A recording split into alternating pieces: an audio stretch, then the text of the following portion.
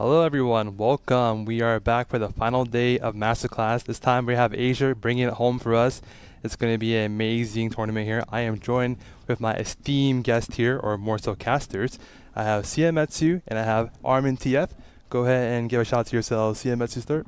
Hello everyone. Yep, my name is Siemetsu. I'm a community manager from PC, and it's just good to be here. GM Ash and Armin and I had the luxury of taking casting for last week's NA and EU console masterclass, and we are running it back for the Asia tournament. It's going to be really exciting. It's time.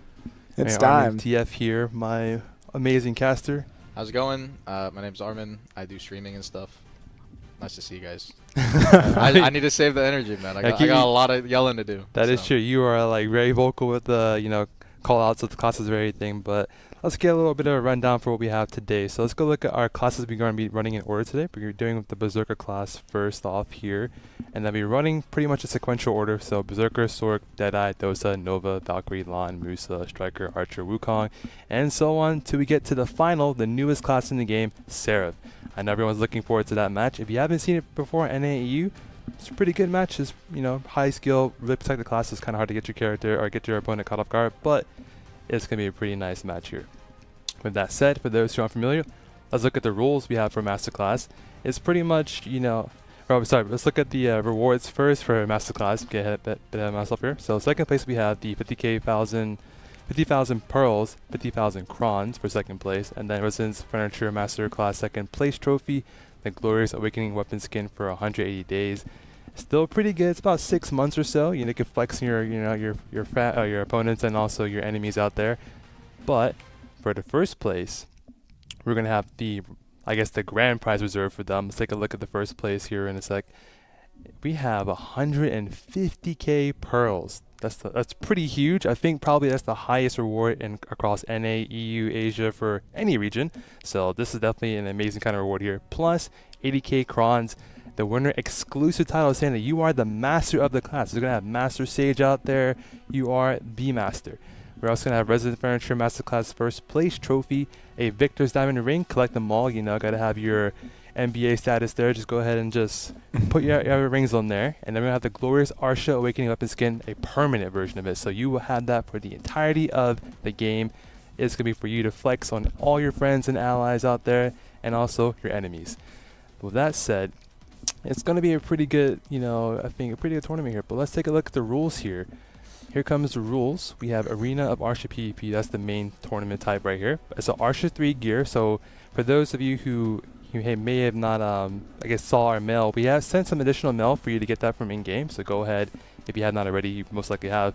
Collect that, equip that on there. You also have a single class tournament. So it's going to be a 1v1 tournament. It's going to be Warrior versus Warrior, Berserker versus Berserker, and so on there. And that's how it's going to flow in that order right there. You have your classes first, Berserker, and then go into the rules of what to expect. It's not going to be 1v2s or 1v3s or 3v3s. It's just a 1v1 fight right there, free to play.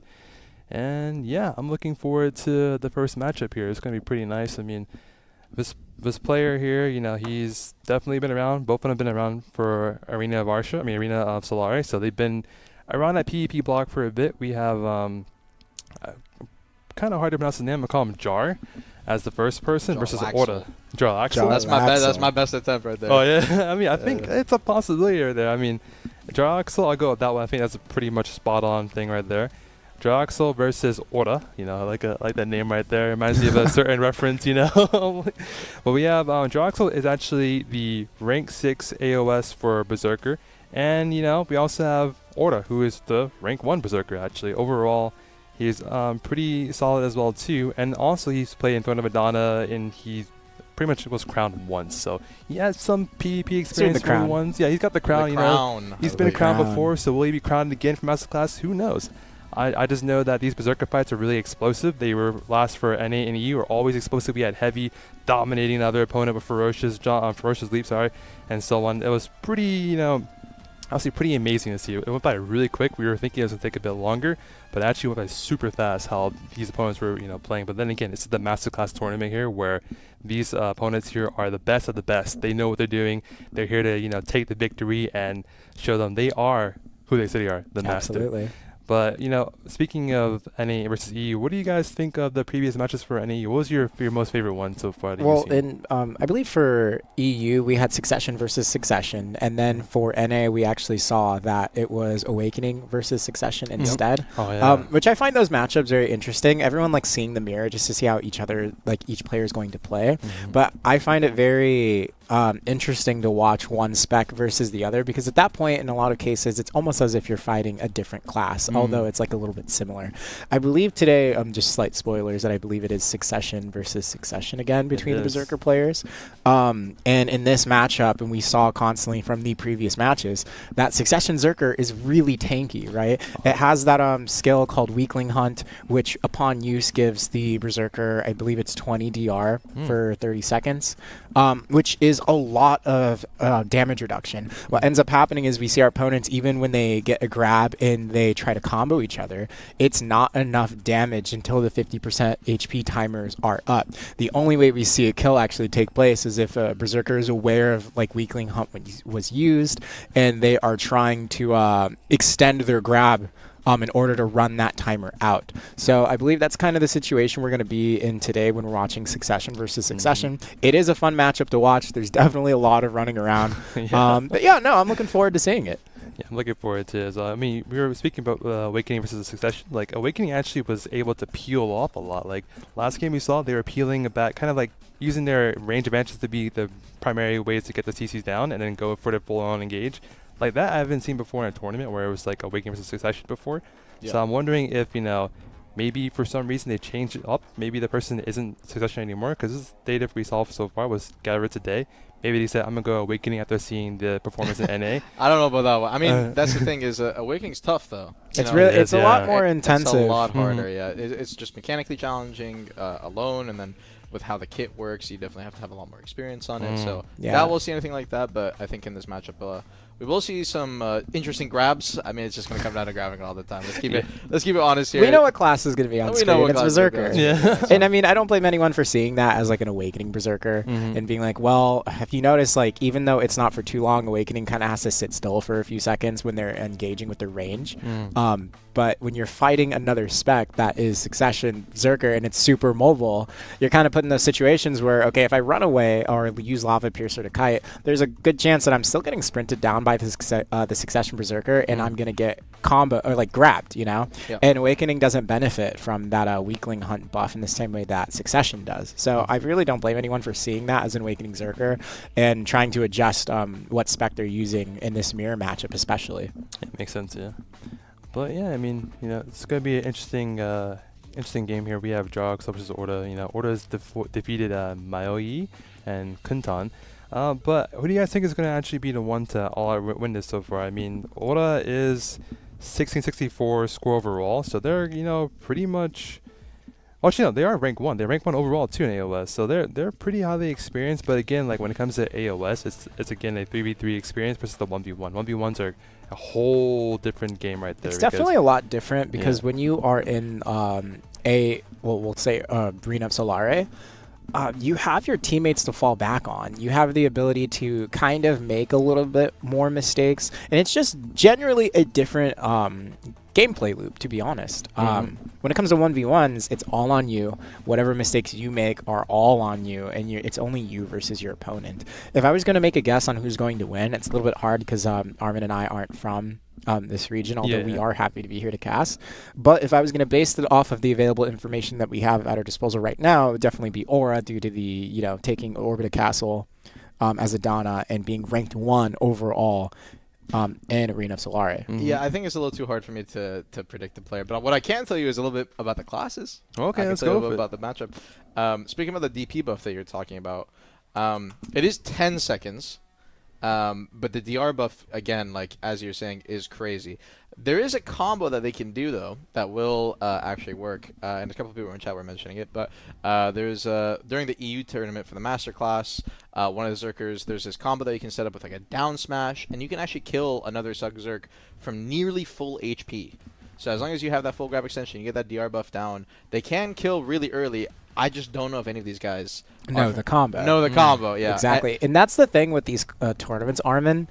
it really highlights who put in the work to know their not just know their combos, but know which combo, what to use, and depending on the situation, right? Anyone can know like their 1 or 2 combos, but do you know the specific one that'll allow you to extend it into letting the weakling hunt buff drop off and still 100-0ing them? So it's all going to depend on, did they practice these things as well? Yeah, and that's going to be a reoccurring thing throughout the tournament. And let me check. Do we have the match ready by chance? Not okay, yet, so it seems like we're waiting. So let's talk a little bit more about the class. Just for some other things that that Zerkers has access to. They also have Ancient Wave, which they're going to be checking out in the neutral for like potentially a raw KD that they can catch. If they do manage to get a raw KD CC off of an Ancient Wave, the combo extension that they can do from there, 100% they can get the full combo kill, just because you can ensure a double KD combo. The damage just ramps up exponentially. If you guys don't know, Zerkers grab is actually a bound. So despite having the really long grab timer, the CC itself that it applies is one of the weaker ones in the game. And depending on how familiar you guys are with BDO grabs and stuff, every class has a different kind of grab CC. Some are KDs, some are floats. Most are bounds, actually. Most are bounds. And I believe we are ready to go ahead and check out the match. So, gentlemen, here we are. Start your Off the engines. gate. Let's get it underway. Jarlaxle up against Aura. Now, we might have to buy a little bit of time here, because once again, we have to see how these two are going to be playing against each other. Early Predatory Hunts, if you guys don't know how Predatory Hunt works, it is a it is a 2-hit CC on that skill that they can connect with. Ooh, early Weakling Hunt. Bit unfortunate here, I'm missing that. But the way Predatory Hunt works, they have these stomps here, as you can see. None of these stomps actually do anything. Originally, when they reworked this class back in 2021, every single one of those hits, they were bounds. It was crazy. It was crazy OP, I won't lie. But they ended up changing it, and oh wait, he actually did the efficient combo. Wait, Jarlaxle might actually know the setup that he has to go for, potentially. But he is going to end up being at full HP off of a grab from Aura, meaning that he is probably afraid of Aura to some extent. Aura comes out of the Lava Piercer, he's going to go for the Beastly Wind Slash, gets grabbed out of the Predatory. Okay, I want to see the combo setup. So he's going to full extend here. This is a full extension. He could have technically extended a little bit longer, which would have given him a better combo setup. Oh, he knows the combo. This is a combo. Oh, okay. That is the one that you want to do. You do 2 hits of FD into a follow-up where you're going to get a Stiffen, a raw KD you can set up with your Ancient Wave, and then you get your Flow FD, which is a larger hit of damage, and into your Predatory Hunt. And the Predatory Hunt, speaking about it, the last hit has a down smash. So you're getting the full explosion damage, and if you get the down smash, you have a guaranteed kill pretty much from full HP, especially because your grab timer is extending so long that you can get a kill. These guys are well practiced. I'm actually very impressed. So we're at 1 minute 20 left in the round right here. Fearsome time. Both players, neither has a V. And based off how Jarlaxle V'd, I'm expecting that he thinks that Aura also knows the combo set he has to go for. Here's the grab. This should be the full combo set, and he's going to end up messing it up. FD falls up with the Beastly Wind Slash. Going for the break. Did not get the down smash, unfortunately. Oh, he grabs him again. Oh, my God. Magnet hands. No, he is hitting some good grab timings. He knows how to grab a Suck Zerk.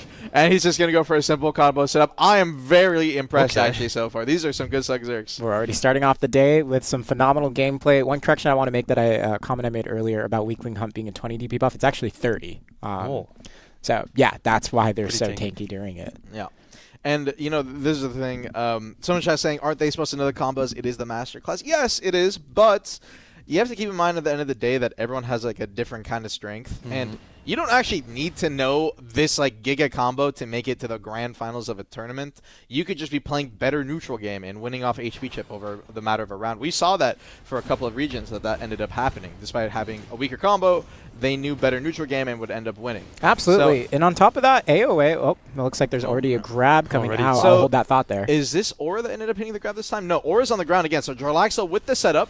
And I don't know if he got the full Weakling Hunt duration reduced at this point, but you can see the combo damage nearly 90%. So he definitely can kill. And at this point, with how low Aura is, Aura wants to kite out, and you can see already he's going to be using his dashes away. Jarlaxle, he's holding S-Block during the Predatory on purpose because there's no reason for him to move. He's going to wait for it to fully end. spacing out, just uses predatory here. It's just he's trying to gap close right now. Is he actually will also get a slow anytime he hits the big explosion. That's why Jarlaxle was S blocking earlier, is because he doesn't want to eat the slow. It'll make his lava piercer slower. It means his grab connection is going to be harder. Goes for the fearsome timer there. Is not going to manage to connect. Lingers his predatory, or it could grab right here. And Jarlaxle on purpose, as a result of that, waited until the fearsome iframe ended and tried to go for the predatory CC. He did hit it, but Aura ends up hitting the grab on him. And you see Jarlaxle, he doesn't even risk the HP. He just Vs because he knows that Aura can hit the setup. Goes for the stop out of the V. Oh my god, if he hit that stiffen, he can definitely kill. It is kind of a greedy sub. It has to be a little hard. Ends up missing the grab. He was actually over him right there. So just the verticality was not there in time. Aura trying to go for a grab. He tried the ancient wave before the grab connected. Oh, but he didn't time it correctly. Jarlaxle manages to hit the grab. He should be able to get the full combo step. He will. And Aura is going to end up Ving. I mean, it is literally going to come down to one connection. Any CC here could be game over as long as these guys are going to hit their combos properly. But I expect them to. They have been consistent so far. Fearsome Titan, so he can't kill. He can't kill off this. Yeah, he will be CC capped. So he's going to intentionally throw him out of the zone. Drop as much damage as he can. Smart decision making from Aura. Very smart decision making. He's going for the lava piercer. He's going to linger. Fearsome Tyrant buff is up. I think he was just trying to buff it. Jarlaxle understands that he early capped him. He tried to go for the grab. It was a bit too early though. Even if he connects with that, he won't manage to CC him due to the CC cap timer from Jarlaxle stand up. And he's yelling for the fearsome. No, he lingered it too long. Aura basically wins slash go to the spin. He created the damage. As Wukong the weekend, he tried to hit the grab. Doesn't hit it. And Aura with the fearsome Tyrant to kill. 1-1. We're tied up. Gentlemen, I guess you could say he's Aura farming. Sorry, we just got it. We just got to get that one out there for the day. It's coming around somewhere. But like, yeah, I'm surprised here. Is it a really closer? I mean, it's a close fight for sure because they're the masters. Gentlemen, here. this is the master class we're talking about. These are the best in class individuals. They are definitely the best. I mean, they're showing their combos out. I mean, Jarlaxle, like you said before, he's got magnet hands. He's just grappling. Yeah, I was going to say, he definitely has a good read on Aura's timing, like with his rotations. He's not late at all. He waits until Aura's like done moving before he goes for that grab attempt. Yeah. And also keep in mind, these guys, there's also things about Zerk with like their beast form, where if they pop their C buff, is what I like to call it, because the input is a C on BC. I don't know the actual name of the skill, I'm not going to lie. But anyways, that buff gives them HP regen, an HP regen attached to their kind of passive bar. So they're going to be a lot tankier as they're waiting, or as they're put on the ground. So you do kind of want to run down that timer. And you do get to naturally have that kind of HP regen in your... Ooh, Jarlaxle is going to get the flow immediately into the KD off the Ancient Wave.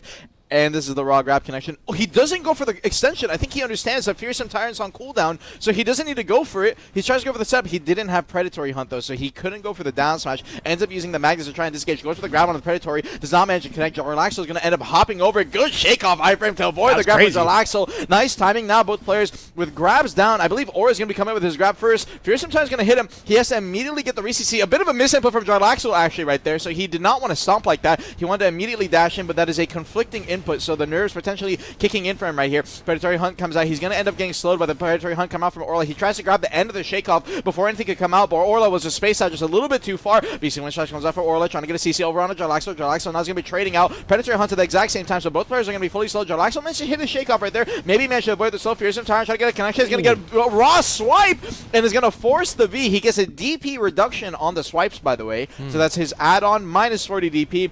Ancient Wave KD forces the V out, tries to go for the grab. He leaps through the pillar. Good evasion coming out from Aura, creating out the Predatory Hunt at the same time. Aura's going to pop his E buff right here. No, his C buff actually. He's going to get a little bit of HP back. Good connection. He won't be able to kill off this, but in Forced V, he got down smash. If Jarlaxle played that a little bit safer, he actually would have been completely fine due to the down smash connection. But wants to save his HP, Aura goes for that swing. I don't know what happened. He just stood after his shake off that is completely unprotected.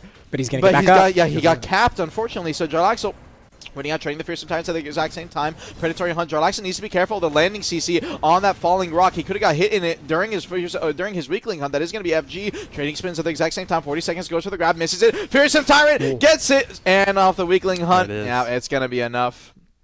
Yeah, I mean, good plays coming out from Jarlax. He is hitting some crazy grabs. You can see the grab attempts, but there was an amazing dodge with shake off there mid-round. I don't know. That's all I could say. It's just really exciting gameplay, and these two are definitely playing really well. But it looks like Jarlax is doing just a better job finding those opportunities, finding those grabs. I do want to highlight, you mentioned it mid-cast, Armin. Aura jumping through the patio. Yeah, It's that's little right. things like that that really like highlight which players like have they're just aware of what their kit can do. They're not limiting themselves to only traveling linear, but you know, they're thinking outside the box, quite literally in this case. Can be more So dynamic. good stuff to see. And with our 4th round now starting up, Already a grab. grab. Oh, an that's, early V. Again, he's Ving so fast. I don't think I would he- at least want to see if my opponent can, you know, Yeah. if they're going to mess up. I'm 100% sure he actually cannot kill from 100. It's like 90 HP, 90%. In this instance, Aura ends up getting capped by Jarlaxle, and Jarlaxle is going to get put on the floor again. And with no Fearsome Tyrant buff, this is the damage I want to see. Oh, So no, he down backs away, smash. though. Yeah, a bit unfortunate. If he got the down smash there, I actually think he could have killed, very close to it. Or Jarlaxle needs to reset, get his Ooh, HP good back, dodge. get his DP buff up, but he's just pressing aggro, and Aura, despite being the winner, by the way, or the leader in terms of MMR points in AOS and experience, he's actually losing right now 2-1. But in this matchup, he currently has a huge advantage. Jarlaxle goes into the weakling hunt, gets caught. Fearsome Tyrant again. We've seen the situation actually in the previous round. Aura's going to get put on the ground. Jarlaxle tries to go for a beastly win set to get a down smash reset at the very end. Does not manage to connect. Goes for the claw swipes. Good dodges. Jarlaxle's playing this so well, and the predatory hunt to get the connection forces the V. A complete turnaround after burning his V so early on. Going for a low side evasion, goes for the grab out of the V. Nice evasion, ends to avoid it. Shakeoff came out from Aura right there, straight into the Lava Piercer. Predatory Hunt goes for the Weakling Hunt and does not get punished. Actually, the Fearsome Time was so close to connecting. Weakling Hunt comes out for Jarlaxle himself. He's going to be trading out, so he's going to get his DP buff up. Predatory Hunt gets a slow over on the Aura. Aura comes in with a beastly win slash. Good call, rock connection off the Ancient Wave. This is the max damage combo that he can go for if he has a down smash here. No, the Fearsome Tyrant, sorry, the Weakling Hunt DP buff is just so strong. You saw the tankiness difference that came in right there. That's why you want the grab connection in some instances. And he creates a Fearsome Tyrant immediately grabbed out by Jarlaxle. This should be the finisher. FD goes, hits a stiffen. There's a claw swipe for the DP down. Goes to the down smash. No, he could have got the down smash. Or he's going to miss it. He's going to go for another grab. Predatory Hunt misses. Ancient Wave tries to get the Fearsome Tyrant. Good claw swipes come out for Jarlaxle. He could have got a punish right there, but just was a little bit too late. Fearsome Tyrant trading into him. Shake off comes up from Aura, trying to space away. Comes in, Weakling Hunt of his own. Predatory Hunt needs to be careful. Aura's on the one and the CC of the Predatory, the falling rock to finish him out, and Jarlaxle with a huge upset. And like we said, gentlemen, going into this, we were talking about how, like, based off of statistics alone, Aura has the advantage on paper. But one thing I want to highlight, and someone made this comment earlier, I believe, Armin, about how, like, if there's an optimal combo, why don't you just use it, you know, in this instance? And it's because AOA is a lot different. It plays out a lot different, as you can see, compared to AOS, even compared to just battling in the battle arena. So this setting really highlights what opponents have practiced what. And Jarlax, you know, with the huge upset, coming in clutch and finding multiple grab opportunities. Phenomenal gameplay, not just from Jarlax, but from Aura as well. Really exciting stuff. But yeah. Already off to a good start today, gentlemen. That's a good one. Yeah, It's a good like one. I said, Berserker's explosive right there. We had two amazing opponents right there fighting it off, and we knew that the Jarlaxle just came out of nowhere and just beat my at least what I thought was going to be. I thought Aura was going to win this one based on paper, like you mentioned before, and next thing you know, Jarlaxle was like, no, I got this. I do think Jarlaxle had just the better grab setup. It seemed like he just knew what opportunities were appropriate to go for grab, what the timings were on everything.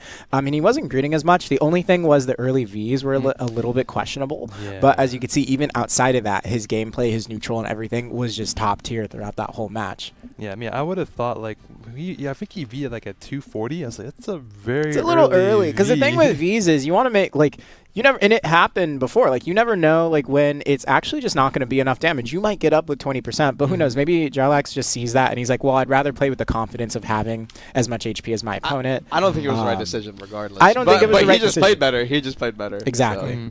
So, I think I think he got a bit lucky, in my opinion, for that. Because if the opponent was able to get his combos like pretty much all squared away, which he was doing it pretty well, but he's getting caught a lot. Aura was. It was just a neutral game, Yeah. like CC difference, like rocket. It was just more on top of it. There was also moments where Aura, I believe, got a catch. There was a point where in round 2 he got a catch with Ancient Wave, and immediately grabbed, so it's CC Yeah, capped right away. Yeah. And it's little Yeah. things like that. You could tell in that moment that that's like a habit response. That's more like of your flow charting, and you're just trying to play neutral. But if you're not careful enough, like we saw there, what ends up happening is you're not thinking, you throw out both, and then who knows if that was the opportunity for Or to turn things around and take that win for the match. So just little things to think about.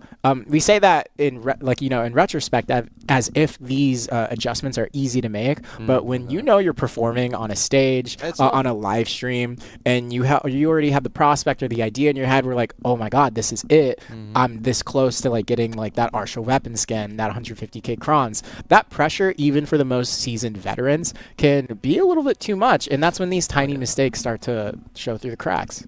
Yeah, definitely. I mean, the nerve sets in, and you're just like kind of worried too much. You're overthinking yourself, and the next you know, you're like. Sometimes I'm losing it I all. get nervous for them on the desk, you know. So it's like if that's how we feel, imagine how they feel right there in person. Yeah. So I just wanted to highlight that because it's very easy to go like, well, why didn't you do this? Why didn't you do that? It's very different when you're on the stage, and it's the fact that they even got this far in the first place and performed so well. Is something not to scoff at. It was a wonderful showing, and congratulations to both of you who took part in this match. Yeah, you did a wonderful job, everyone. To move it on, next up we got Sork. Yeah, we have Sork. One of the class that you have. Sorceress. We have Sork.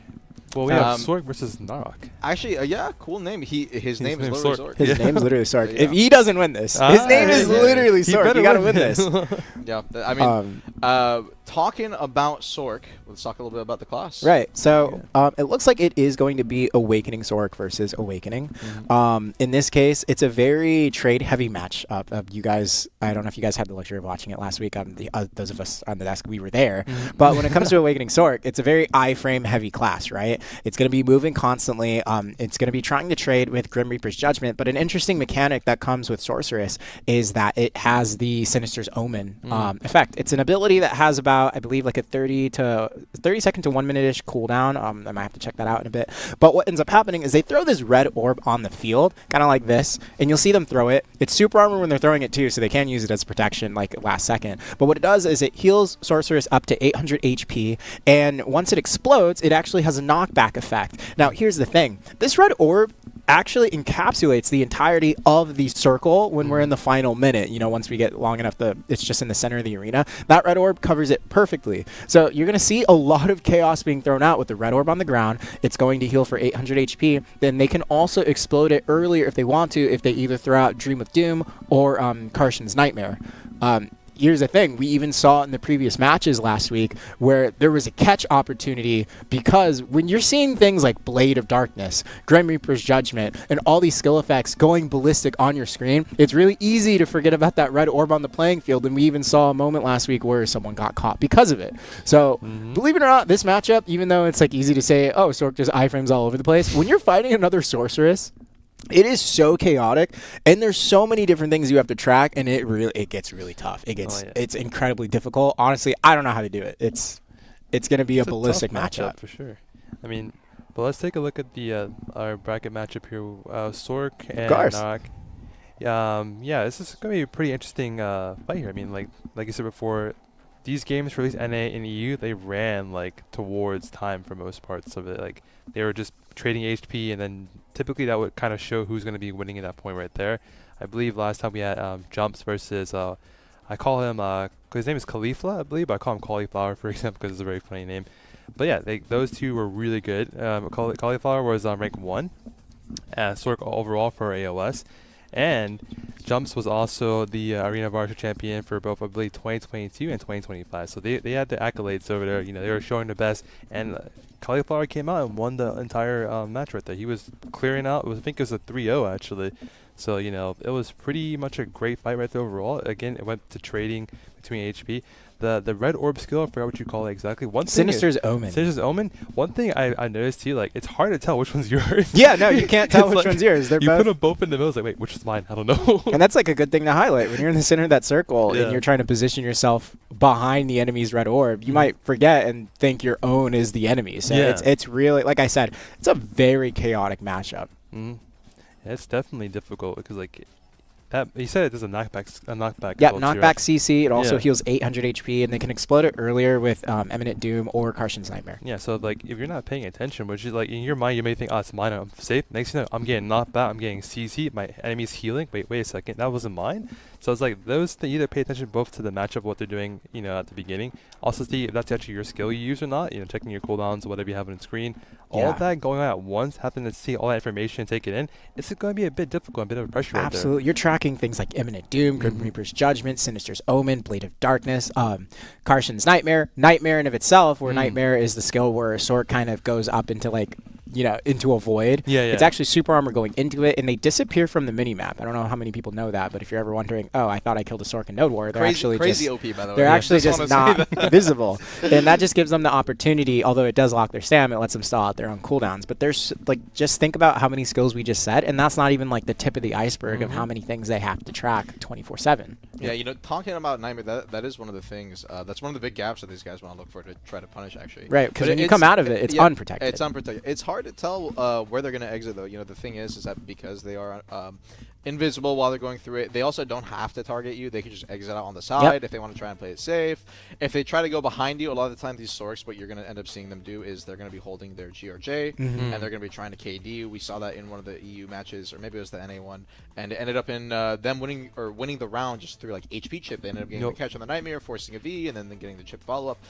It makes a huge difference. So Nightmare is going to be a crucial part of this matchup. We have Sinister's Omen that's going to be a crucial part of this matchup. I think one of the things I noticed, Armin, was like also what matters a lot is the Blade of Darkness usage, because that skill is going to be one of the few that you're going to use to get behind someone's forward guard. And when you're in these HP trades where things are getting dangerously low, guess what you want to do? You want to use some frontal guard so you don't actually tank the damage. Yeah, if you you're can get a punish onto like tendrils, that's another skill. But I do think that it is also a gap, right? So you can get punished. You can get punished when you cast the blades, but we haven't really seen it. We've only really seen them use it from range, is why I think none of them are using it like very close for good reason. The thing is, though, at the end of the day, though, like you can, if you're playing it smart, you're like, hey, I think this guy's gonna pop his blades. You could like go Leap Singer into TBS, correct, and like or Imminent Doom. You could hold on for it. Yeah. So it'll be interesting to see. Do we have the match ready?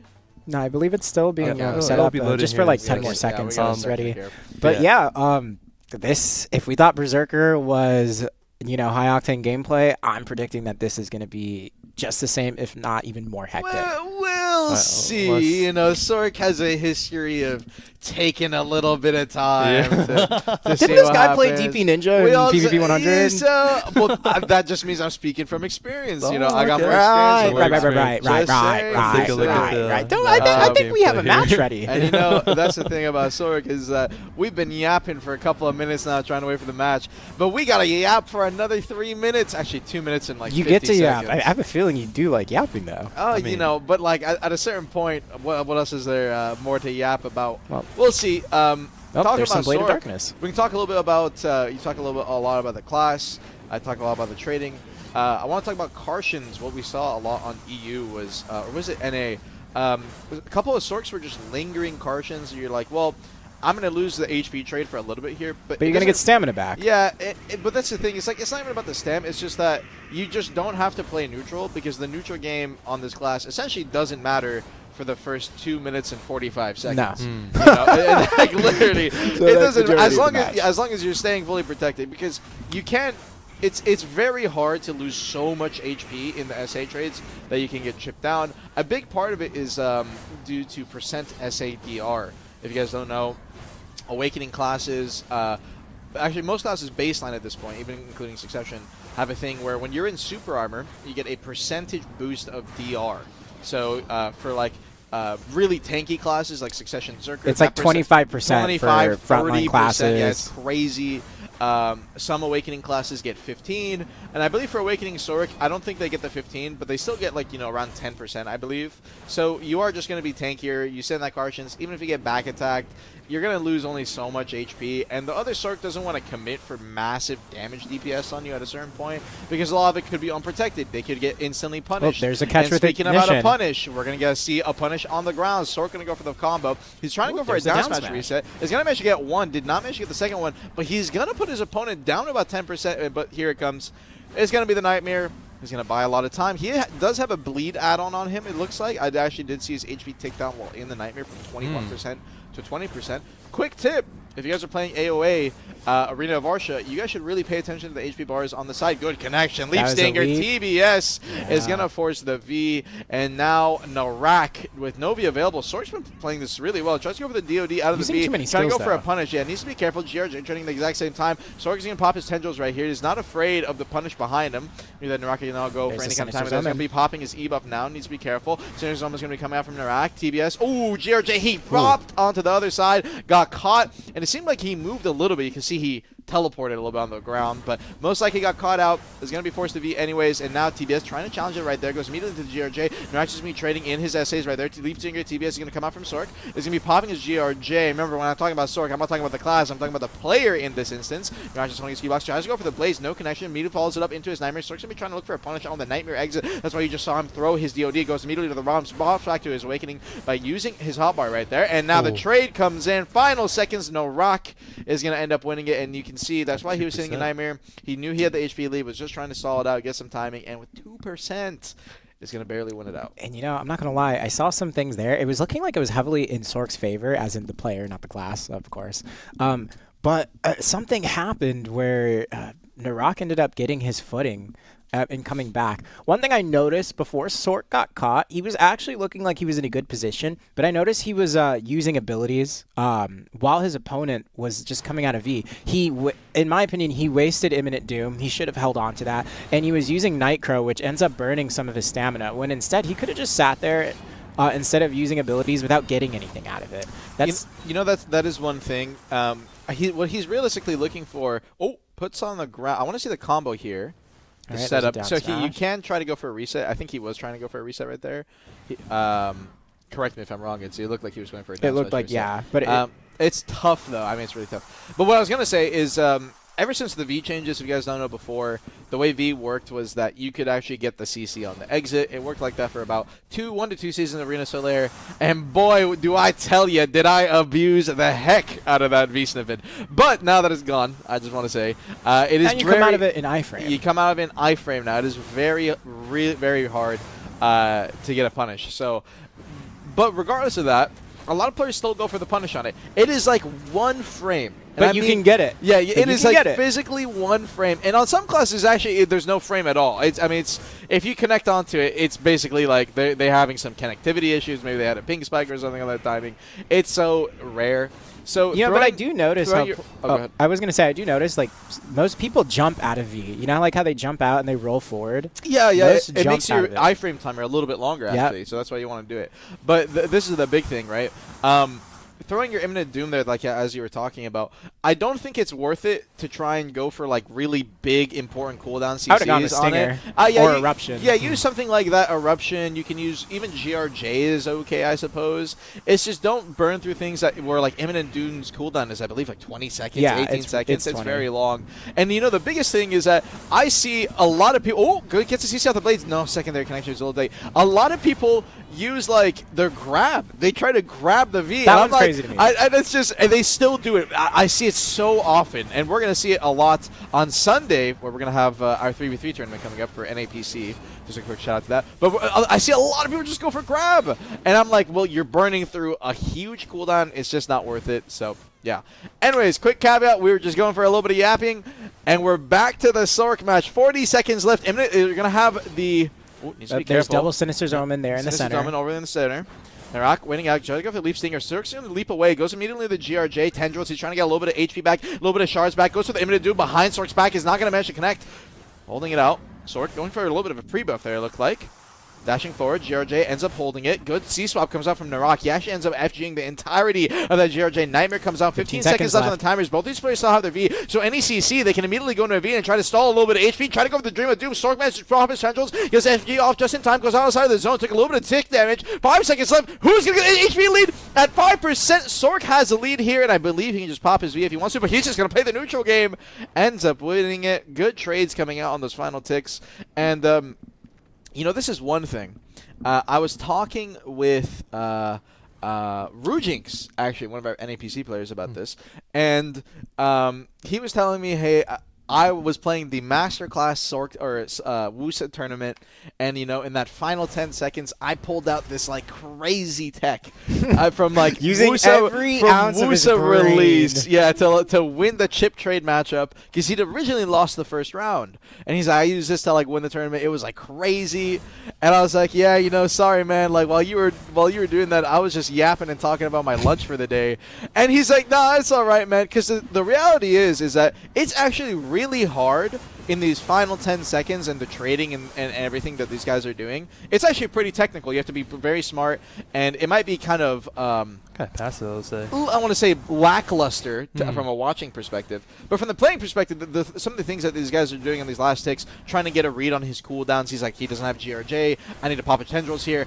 Can he go for a nightmare instantly to punish me? You have to make sure Maybe you don't not. get desperate either. Yeah, like, you have to get desperate. It's a lot on the player side, but from the watching side, it is actually hard to like be able to tell everything that's going on in these final 10 seconds. So just because it is a lot, and especially on classes like Sork, like Wusa, where it's just a lot of micro decisions in their trading patterns. So, I mean, as a class, Sork scares me, man. When we talked about the NA cauliflower, as I call him, I actually fought before Open World, and he's a scary person to run into. Like, it was hard to like find this guy and take him down. You could not get him. So it's definitely a very high skill class in my opinion. It's very strong and very evasive. They call it, the rat class in Node War, because you're able to try to jump in and jump out, get some damage off, and then poke around and do some like flanking. So it's definitely a really good class in my opinion for that regard. But again, I'll get the call right there as well. Like, got another Reese. oh, he's gonna put him on the ground. This is gonna be a V-Force. Oh my God, he stood 10%.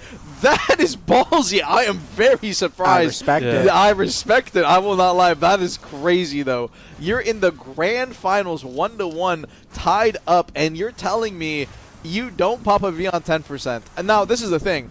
I'm known in the community for not popping my V and perma dying. So I Double respect. Malice, Shadow Stop, I can't be. Okay, well, it's not even like I can't V. It's just like a lot of time I'm gonna stand up and then I die. So, but I swear, that is respectable. Big respect. And final 1 minute now coming around here. 1-1, we're tied up. Both these players are going to have a lot of pressure. Goes for Blaze right there. Robam's going to be coming out from Sork. Sork Robam, if you don't know, pretty cool, low cooldown, full SA. He's going to be singing his Nightmare. Narok is not going to try to challenge it. He says, all right, I'll mutually trade this. Your Nightmare cooldown is pretty long. I'm just going to pop my Carshins. Good Blaze. Good damage trade on the Sork, though. He's down to 30%. Pops his tendril with zone. Is going to get another FG trade on the Sork. He was sitting in his SA right there. Blades are going to be out, so he needs to be careful. Sinister Oma is over, down on the ground. He's going to pop the push, try to go for a CC on Narok. Narok just completely avoids it. Trying to go in the Carshins right there. Narok's going to try to trade it with the GRJ. Tendrils comes out right there. Pushes forward. Goes for the violation. Or not the violation, though. Actually, what's the FGCC?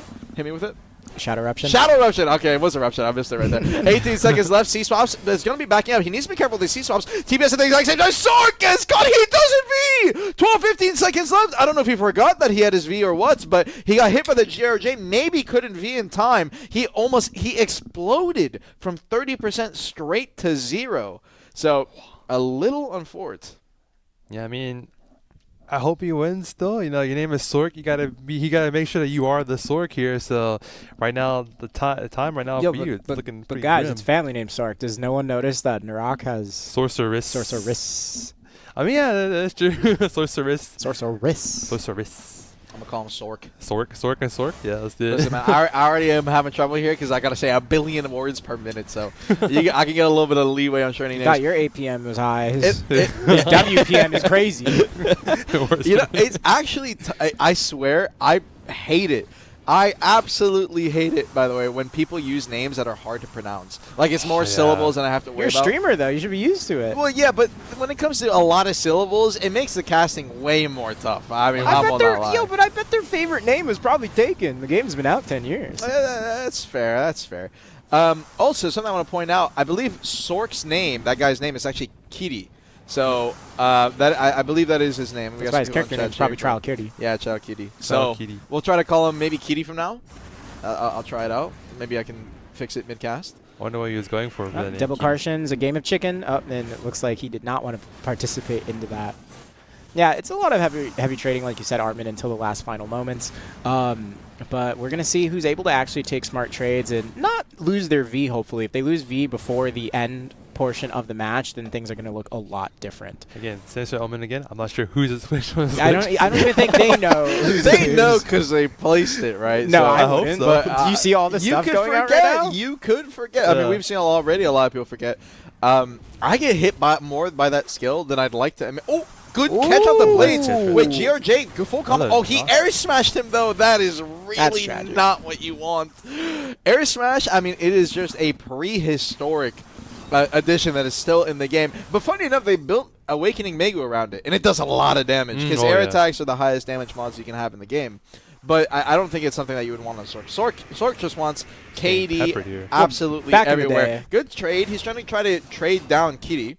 He's just completely sitting in his crows. The thing is, Kitty has been showing that he has really good neutral Nightmare comes throughout up these now. matches, so I don't DOD, think he'll be in a Tendrils, bad he spot. could have punished behind the Tendrils. He was so close. He could have. And with how low Narok is right now, I believe any kind of burst damage that Kitty runs out or throws out right here, he could potentially one-shot him before he even has a chance to be. Good Tendrils going to get a 10% trade over onto the Swirling. Sork's going to get hit. Kitty's going to get hit by it as well. Leaf Singer's trying to get behind him. Cross Blades does not That was manage to connect. smart. GRJ Oh, was training yeah. at the exact same time. He's going to be going into his ROM. He's going to be popping his Sinister Omen right there. Needs to be careful of the Blaze. He does manage to eye from the Blaze just in time. Gets to the opposite side. 30 seconds. Dashes forward. He's going to be the E-buff coming out from Narok right now, so he's going to get a little bit of an advantage until Kitty pops his. Goes to the Tendrils. Managed to avoid the TBS with the GRJ at the exact same time. He's going to pop his iframe just in time for his Sinister Omen. Ended up exploding. No connection over onto Narok's side. Goes for the Bloody Calamity right there. He's going to get a little bit of HP back, following up by the Imminent Doom. Waiting it out. 15 seconds left. Swirling Darkness. GRJ turning into him. Sork is going to be trying to pop off his FG right there. Does not manage to connect. Tendrils, both players trading it on the exact same timing. 10 seconds left. Pops his Bloody Calamity. Gets a little bit of HP back as well. We're going to the final seconds of the trade. Goes to the Nightmare trying to connect on him. GRJ swirling.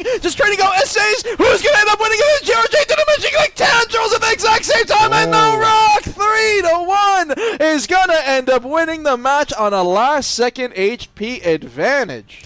And your winner for Sork Masterclass Holy. is going to be Narok. Now, phenomenal gameplay from the two of you, as always, but one thing I did notice throughout that match is it seemed like, especially in round 3 and round 4, Narok just had a better trading pattern. And even though in that final match right there you saw Sork did have the advantage, I was saying it in the middle of your Yap session. I was saying I'm actually not worried about Narok because he's showing a lot of consistency with his trades. Even when he's on the back foot, he's not making any risky plays. And something I also want to highlight that Narok was doing very well was he was constantly throwing out blades on the field. We saw from Sork throwing out blades as well, but it felt like Narok was going for opportunities to kind of throw off his opponent. He would summon blades, but he wouldn't throw it out right away. He would then try to wrap around behind Sork and try to push him away. And guess what? When you're getting pushed off, there's a good chance that Sork might Shadow Leap away and then hold some frontal guard against Narok, and then Narok might throw out Blade of Darkness. We saw that trade not in round 4. We saw that happen early. I think it occurred or happened to both of them throughout the match, but it just felt like Narok just had better consistency throughout his match. Yeah, I mean, like you're saying, they both did really well, but Narok definitely had the clear kind of like neutral game you mentioned before. He knows how to chip their target down enough to actually kind of prevail the win. Each time the match went to HP, so we can see him kind of like playing around that for the most part there. Again, this is Sword class you have to pretty much play against HP because the iframes, you're able to kind of just avoid pretty much all damage until the last minute of the game. So yeah, it's definitely a good fight between both of them. Narok going to be the master for Sork, and Sork going to be second place. With that, Narok's going to get the 150k pearls. Again, that is the grand prize with the 80 Craig Kron. It So sucks for the guy named Sork, man. yeah, That's- you know, I that's mean, rough. hey, on the the streets of Sorceress Asia, got it. I'm going to be That's wondering his what's going to be trial happening. name, though. He can swap Actually, it. actually, it's crazy that's his trial name. Yeah. I think he had to have deleted and then made sure he made the What's the extra trial S in in time. it? Oh, was there an extra S in Yeah, that? 3 S's, okay, yeah, okay. that's probably So why. it's It doesn't count. That's That. still- It doesn't count. What? He's got a little bit of like snake in there or something. Yeah, we had like, you know, much more of a I'll say a more slower gameplay there, even compared to NA. NA was Well, actually a define lot slow. more faster. I would say slow in the sense that the HP bars move Oh, down yeah, slow. HP but bar I would using say slow. they're playing fast the entire time, and I that gets was- exhausting. I'm not feel gonna that. lie. I'm actually very impressed so far by the level of skill in SEA. The Zerk match, I think that they were playing super well with Oh, the yeah, mechanics and their phenomenal. combos. I think it was more well practiced than EU and NA actually. Than Those were EU really on- good Yeah, combos yeah, compared to yeah. what we And saw then the before, Sork one absolutely. even as well. I actually think the Sork so far, from what I've seen from I'm gonna say Asia, but I think one of the players was also Japanese. But they're also playing super mechanically well. I'm very impressed. Oh, absolutely. It's a good showing today, and who knows what else is in store for us as we head further along into these matches. But I do believe the next one is still being set up. So well, the next we can talk about it though. Deadeye though. Deadeye is next. As the Deadeye guru, Etsu, tell me. Why are you calling me a Deadeye guru? I am a Sorceress in DK main. First of all. But no, from my experience from what we watched before, Deadeye is going to be heavy trading as well. Probably fast-paced. The thing with Deadeye is I kind of noticed before how it feels like when they use, I forget the name of that ability, where they jump up into the air and then like they lasso around. Oh, yeah. It kind of seems like whoever uses that first is already in a bad position with their trading. And guess who's going to land first when they use that? The person who used that skill first. And when you land, if you're already low and you land on the ground, guess what? You're just going to get traded to death. At the end of the day. That is one thing. I don't think we actually saw people really using that.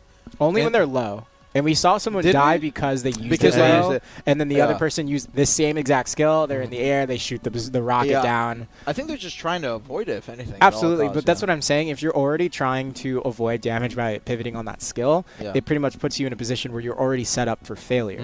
But if you're low like on frontal guard, which by the way, in this matchup, whenever you're using forward guard, you're in a very vulnerable position, especially to skills like Max of Pain. Max of Pain is going to be that ability where you'll see like the Deadeye like barrel roll to the side, and if you get caught by that, it's going to be a stun. I believe it is SA when you do use the ability. But yeah, I would say that's like the biggest skill to watch out for, because especially as the match progresses, as we get low on stam, we'll see that they're going to hide behind their like little. I love that block animation by the way, like where they're sitting behind the wall. But you have to be careful when you do that, because Max of Pain is just a click away, and that could be the start of your downfall. Well, we have Alcohol versus RCA here, so I mean that's a pretty nice family name, Alcohol. I'm guessing they do like alcohol a lot, but I think this. I wonder what all their character names are. It better be like a bunch of different brands. It better be. I mean, Alcohol is rank 7 Deadeye, while we have RCA as the rank 45th overall. So it's not like a higher rank, but still pretty good. But I feel like they both play in a PvP where they have some kind of showing there on the leaderboard, so that's good to see right there. I'm looking forward to see how the match play. Let's take a look. Absolutely. And the thing about this matchup is we're probably not going to see a lot of rocket skills just because of how long it takes for them to load up. We will see it most likely only at the start, where they they come out of the gate. They might just use their rocket skills at the start, but as the match progresses very shortly after, it's just going to be a lot of run and gun and Deadeye's entrance in each other's faces, as well as mayhem. You know what that skill is called? Max Pain, right? Because I'm in maximum pain internally when I'm stunned by it. It's like a little. I was about to say retro is it a reference? game. I know that game. Yeah, it's a reference to Max Pain, because you have a slow time and you would like leap exactly like that, and then you have the slow time where you're going for the skill. So I'm pretty sure it's a reference to that. Cool little reference, but Deadeye match underway, and talking about Max Pain, this guy's already down. Alcohol down to 40% HP. I mean, he might have drunk a little bit before this match, because he is just getting cooked. Oh my god. RCB is going for a huge trade right here. He's going to be using his run and gun. There's a rocket skills. He can trade that, but he doesn't end up going for it, but good front shotgun from the frontal. Trade down 10%. Is he just going to die? Yeah, he's just dead. And Alcohol uses E-buff at the beginning of the match right there, so I believe it's not available at the moment here. For the next round here, so it's going to be quite interesting to see how he deals with that, because RCA is up 1 e-buff right now too. Yeah, I mean, what do you think about the matchup so far, Mr. Etsu? My bad. He's doing some stuff on his computer laptop, so I was no. I saw the match. It's more like it ended really fast. Hey, I'm just saying, when I'm going in between these games, I'm checking my phone real quick. I'm like, hey, what's the skill name real quick? I got to double check it. To be fair, like when NA happened, it ended quickly too. We had Venturelux just kind of dominating the scene for Deadeye, so it's happening here again, looks like it. Yeah.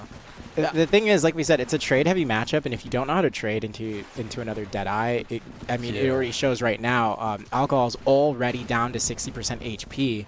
It's really tough. It is tough. It is tough. And the problem is with this matchup, since the class is very super armor heavy, you have to get something out of every ability you use. You can't just toss something out and not HP trade. And we're seeing that right here. Alcohol is not able to find complete anything. Decimation.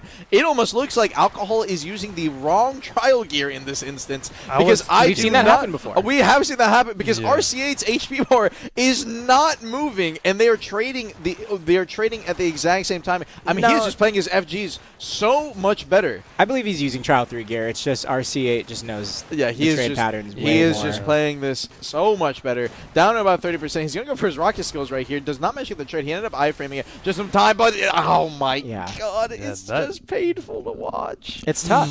That's quite interesting right there. It's reminded me again of NA with Venturelux there. He was doing pretty much the same exact thing, dominating the scene. Hey man, his match is over. You can let him. Listen, man. We can be honest here. You know, you might be able to make it to the finals. You might be able to have a good showing through your bracket, but not always is it going to be evenly matched in the grand finals. We've seen it. We've seen it time and time again for multiple tournaments. Oh yeah. Sometimes you're just going to get stopped because RCA is just popping off. He's just playing it better. Absolutely. I mean, RCA is positioned well. It looks like he definitely knows what skills to use into what and how to trade in this pattern. Well, it looks like Alcohol is kind of just moving frantically and not really getting much out of whatever he's using. Like right there, he tried to use Gunslinger entrance, but RCA retaliated, moved out of the side, and then traded him back. At the exact same timing, yeah. Right, and he knows exactly what's going to come out. So that's the thing. When you're playing like in a flowchart pattern or you're just playing without thinking, that's what happens in these situations where your opponent is able to adjust. They see exactly what you're going to do, and they're just going to play accordingly. And you have to try and change up that strategy if you want to have hopes to win. And, well, you know, one thing when it comes to Deadeye is that a lot of people play it for large scale. And typically in large scale, you can get away with just spamming a lot of your SA damage skills like Gunslinger's entrance. But no, in a 1v1, you do have to be really strategic about it, your FG timings and everything. And I think RCA is just showing that he has had a lot more practice in the match. Akko's going to manage to get a decent trade right here, but he's it's over. It's not even close. No Vs, nothing. 3-0. RC8 complete decimation in this Deadeye matchup. Congratulations, my Absolutely. Yeah, I don't think there's really too much I can really comment on from there. It's just RC8 had the better trade patterns. He knew exactly what he was doing, and like you said, who knows like what kind of background Alcohol might have. Like you said, depending on like what content you're playing, if you're playing you know, Arena of Solari, if you're playing in large scale, that gameplay pattern is going to be a lot different than when you're in a 1v1. In 1v1s, and we mentioned this in the matches earlier, you can't really afford to make mistakes. Any mistake that's made is kind of like pretty much on you, and you don't have your teammates to really pull through and back you up. That is true. I mean, well, just want to say congrats to RCA here. Absolutely. You know, you made it here. You take the victory now. You are the Master Deadeye for Asia. There's going to be a lot of talks in the streets of Asia. I'm quite sure Heido and Calpheon are going to be talking all about you. And we do have the next match coming later on here. The next match is going to be the Dosa match here. Fun. But again, with Deadeye, so I go back and forth here. It was definitely like a match that was just clear dominance. But again, like you said, they made it here for a reason. They went through the bracket. They defeated their enemies there. And they made it to the finals here. So that's nothing to scoff at there. They both showed their talent. Absolutely. But at the end of the day, we have someone that's, you guys try being too nice, man. I'm just going to be... I mean, I'm just saying, like, at the end of the day, they made it there. I will say, like, this matchup is okay. very coin flippy. Unlike with Sork. Sork also is running around and trading damage abilities 24/7. But guess what? You have abilities like Nightcrow and Shadow Leap and Nightmare. It is really punishing. You take, like, one bad trade, I mean... In this matchup, you have to make the most out of your trade. And if you're not getting any damage dump on someone, or you're not getting, like, an ability cooldown burned out of your opponent when you're trading... yeah, it's going to be a lot more punishing on to you compared to if you were playing a class like an iframe class, right? I would say that makes it even more skill-based, though. That's why I was saying, like, going into this, when it's all about trading but in SA damage, it's going to be a lot different on how things play out. It could go to HP, but as we saw there, I mean, it did go to HP, just the HP went to 0, so. Yeah. But next up, we got Dosa. Dosa, our favorite class, I believe, is this good? Well, both Succession. Both Succession, we all of course. know both Succession. We know it's both Succession. Very good durability, really good durability. Oh yeah, actually. very. Really good healing skills, especially on, we like to call it Red Swing, but it's actually called Audible Blitz. I believe that is the name of the skill. But one of the things we noticed that was really cool before is the soldiers that spawn when Dosa is using certain abilities in his kit. And we even saw before, which I've never seen on PC, one of the soldiers, whenever the soldiers spawn from Succession Dosa, you guys, it has a knockback effect. Yes. And we saw at one point in the tournament last week where someone was CC'd on the ground, and then the soldiers spawned, and still... I still never understood how that happened. I still don't know, because I tried looking at I don't know. But it's a very interesting mechanic, because it's one thing when you're fighting another class, right? But when it's two Succession Dosas in the middle of the center circle, it's hard to see. You're going to see it. It's like a bunch of mist. And honestly, when all that mist is coming out from both classes, you can't really see the soldiers anymore. And then you might be in a situation like with Sorceress where we saw like whose Sinister's Omen is it? Whose soldier is it going to be sometimes, you know? So something just to pay attention to. This matchup is very trade heavy, as, you know, just like the last few. Lots of iframes, lots of heals, and a lot of things to look out for, gentlemen. Yep, we got Kaiki versus Lockhart. Let's take a look at this gameplay here. I think it's going to be pretty nice here. 2 Dosa succession. Once again, the meta is here. Oh, someone said in chat, by the way, if you iframe the clone spawns a second time for an attack. Yeah, I did not know that, actually.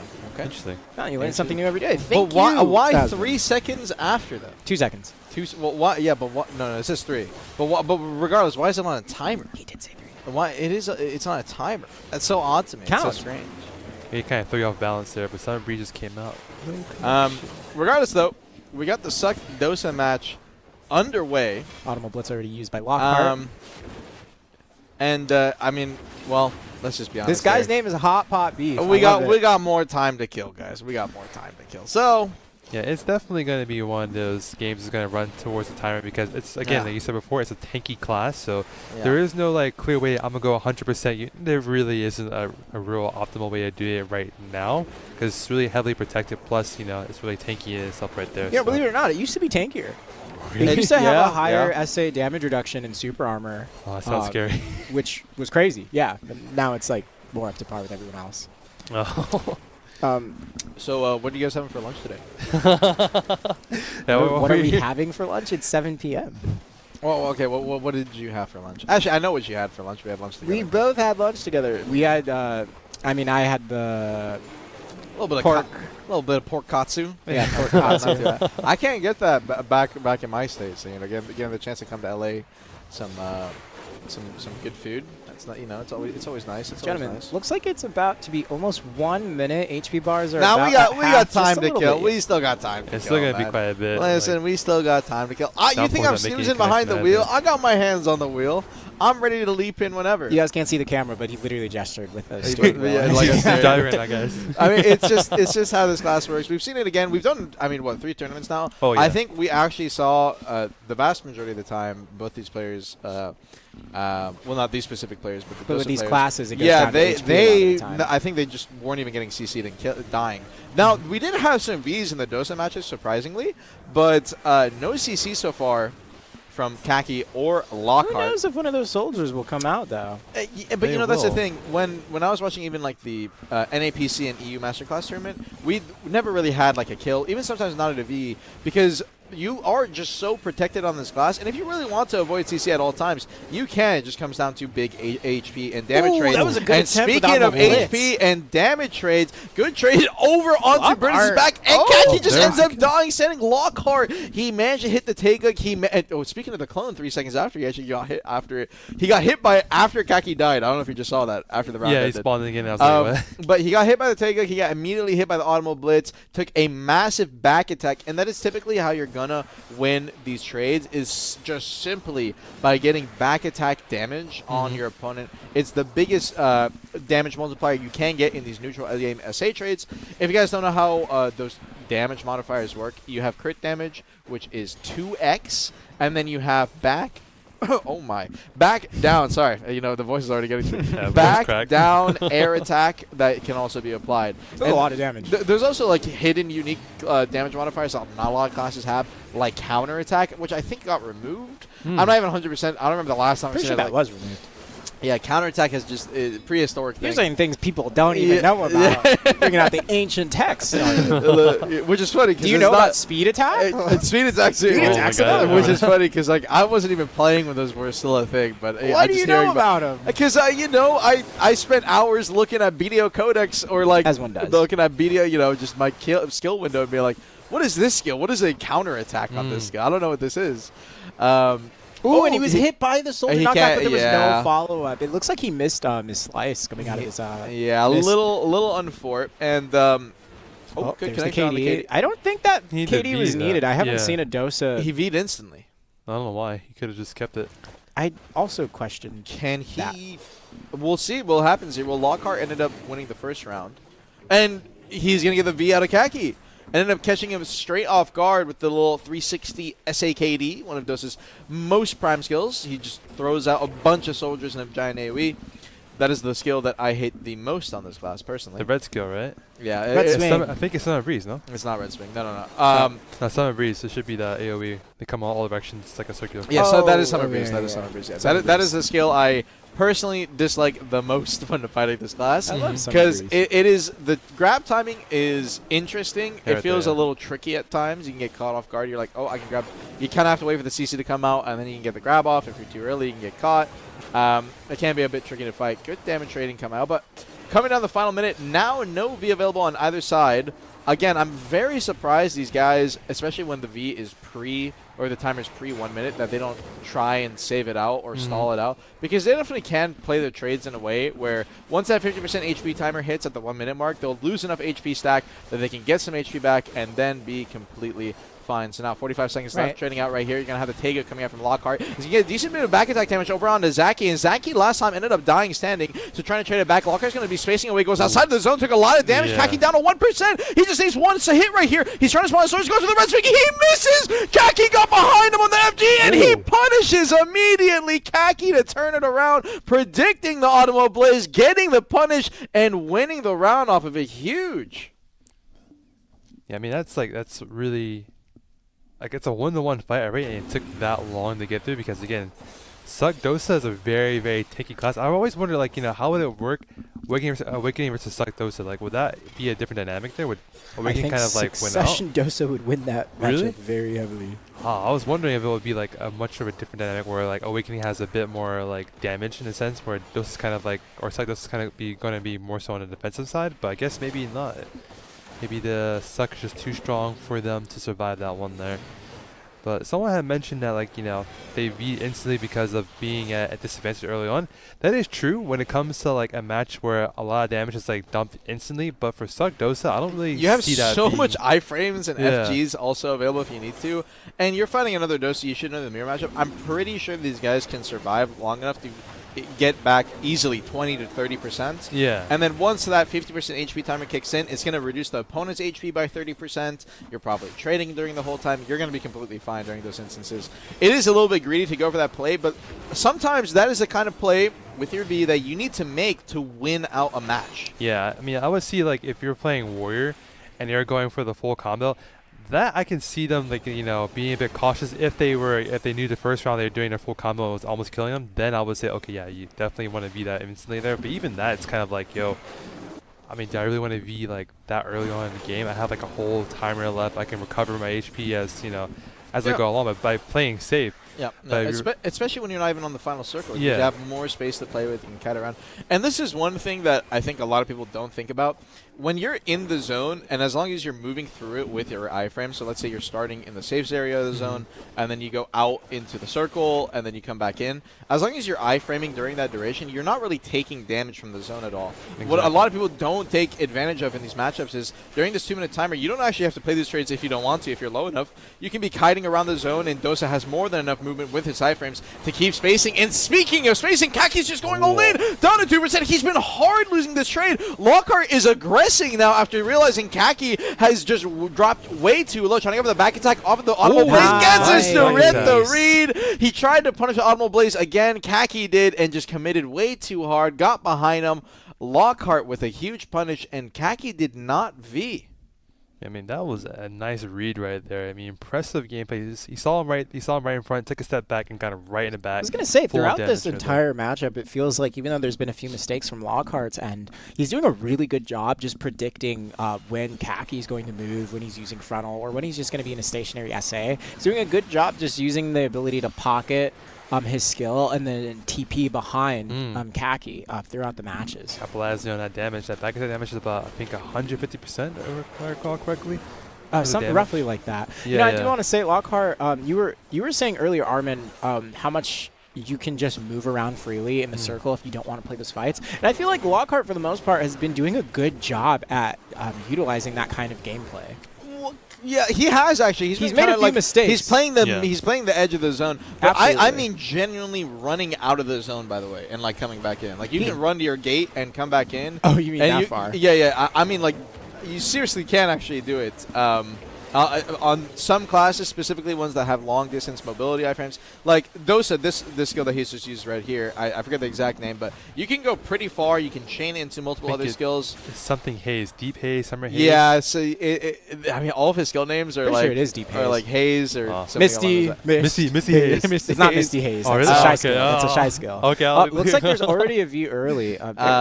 Yeah, early V coming up, but you can abuse mobility outside of the zone to get spacing from your opponents and try to get a little bit of HP back, or just stall out the time. Again, like stalling out the time, waiting for the 50% HP timers to kick in, and letting that just be the thing that chips down your opponent, especially if they're full HP and let's say you're at like 30%. It's okay. You're going to get a decent advantage off it, but in this instance, Kaki has been going for really aggressive trades so far in this matchup, Doesn't and it look has like they're not. paying out. Yeah, it has not been working out for him. He's down. to but 50. he does find He a does catch. get a rock catch, Just and Lockhart with downpour no him. V can he get the Summer full damage breeze? combo set up? I think No, he tried to he go for the doesn't. taking, and I Oh. think the He pillar choked. ended up blocking some of the damage. Well, he Oh, was no. also hesitating there. Yeah, a bit. It looks like he didn't know what skill to use. He Might may have been on His cooldown. cooldown was like- Yeah, a little on the forwards. And Kaki, I mean, he's still in advantage in this, in this spamming setup. block. He is not Yeah, I heard leading the in reflection, HP, though. or he has not been leading in HP so far with a lot of the trades. But he has been getting the CC on the Lockhart, and if he can get one more connection here, especially with now the final minute kicking in, he will have a chance at potentially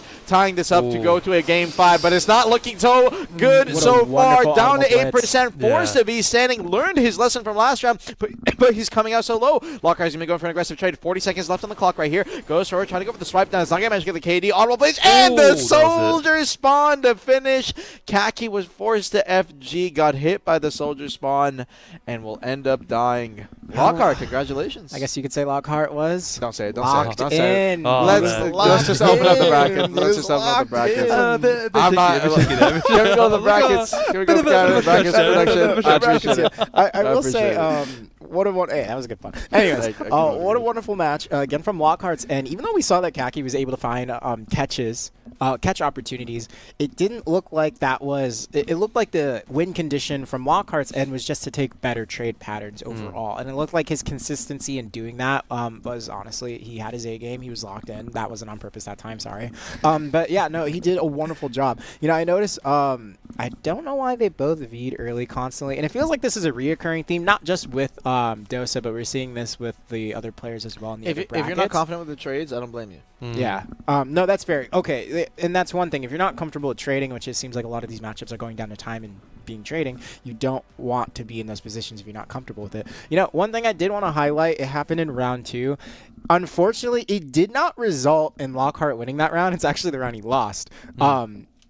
Due to Kaki getting a crazy prediction on his Audible Blitz. But Yeah, before I mean, that, that was it actually was a a crazy crazy prediction. But before that happened, Lockhart went outside the zone slightly, and he used a skill where it's a bunch of soldiers in front of him, it's forward guard, and he shoots out a bunch of arrows going out. And it's called Winter Squall. And he almost won because he decided to go outside the zone. He had HP advantage. He threw out Winter Squall, and that's when Kaki got down to 1% HP. And it's things like that that really show, like, yeah, you can play the outside edge even further if you want to, but it was just a really smart decision. Unfortunately, maybe the pressure got onto him.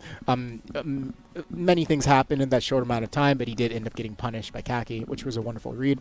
But overall, throughout each and every single round I was taking notes on, it just seemed like Lockhart just had better trade consistency, and this is not the first time I've said this today. We saw this in the Sorceress matchup as well. It seems like the players that have more comfortability not going for catches but instead taking smarter trades over a longer period of time seem to come out on top. And that's the thing that when it comes to AOA, ladies and gentlemen, it's not just about are you good at your class, are you good in Arena of Solare, are you good at AOA? Because you're not playing BDO right now, you are playing AOA, in my opinion. When it comes down to HP, AOA is in BDO. Yeah, you know what I mean though. You're playing a different game right now. Right. You're playing for trades. You're playing for HP timers, HP decreases, and that plays a huge role on what the outcome is going to be as well. But enough yapping. With that being said, You yapped a little too long right there. Let's take a look at hey, the it's bracket. my turn. You get to talk throughout the whole match. You Hey, got to give me my time too. I was giving you guys plenty of time to yap during the match. All right, I'm just saying. I'm I only gotta talking take that my last 30 notes. seconds. Yeah, Lockhart's. Yeah, he's the master Dosa for Asia. We have Kaiki in second. I mean, they both did really well. Lockhart, ranked second. Dosa and AO. So it's got some Someone said that I experience say here. AOA. I'm like, Oh no, it's a good chance I did say that actually. Yeah. AOA. But yeah, I mean, I feel like they both play really well here. Absolutely, that was a wonderful showing. That might have been for me the most exciting Dosa match out of the 3 masterclass tournaments. Because there's actually like a lot of HE moving around. Well, I was gonna say that punish specifically from Kaki on round 2 against Lockhart's Autumnal Blitz was actually that was the craziest read I've ever seen. That was really smart. That was phenomenal. That was Dosa and Chef's exciting. kiss. Dosa and exciting in the same sentence. I don't know if I can, go along with DP those. Ninja. But Bleed speaking build, of and exciting, we got up next Nova, and we already know. Everyone knows. We know what spec it's gonna be. It's gonna be It's gonna be Succession. It's gonna be Succession. And the thing with this matchup is it's actually okay. It's actually okay. I know it's going to be block heavy. This matchup primarily depends on getting that grab, and it primarily depends on if our participants know the combo. And for those of you ladies and gentlemen who don't know, there is a specific combo reset that you can use utilizing the freeze CC ability with Nova, where you can utilize that freeze timer. They start out with a grab, and then they freeze their opponent. And the thing is, they use that opportunity in that moment to apply their own buffs and debuffs onto their opponent, and they can actually extend that combo into a second combo on their opponent. And since they're self-buffed, since they have the debuffs on them, they can 100-0 them in one catch. But you have to know that very specific combo. Now, at this point into the tournament where, this combo has been seen on PC Masterclass, this combo has been seen in 2 other tournaments as well, there's no reason why our participants today, or contestants rather, shouldn't know this combo. But it's very interesting. It's primarily going to rely on the grab, or punishing said grab, or maybe a stray soldier ends up stiffening the other Nova when they're trying to go for that grab attempt, which we actually saw in the NA tournament, a lot of catches without grab, strangely enough. But yeah, you gotta watch out for grab, you gotta try and punish it, you gotta watch out for soldiers, and you gotta watch out for when a Succession Nova gets down to 30% HP, because then that's when their gargoyle or like the bat looking creature comes out and it's in frenzy mode, and it's enraged and just dumping a bunch of CCs and damage on the field. So the thing is that I want to say the combo is very dependent on that freeze, and the cooldown is decently long. So, I mean, there's always a chance that they end up throwing the combo and potentially getting stiffened out of it. You still do have ChatGPT 5.0 defending you on the front lines when you are put on the ground. So there's always the possibility that they can get stiffened during it, and then that'll result in the combo not fully capping, and then you will end up standing up. And guess what? For the next couple of seconds, as long as you don't get caught, you'll be fine.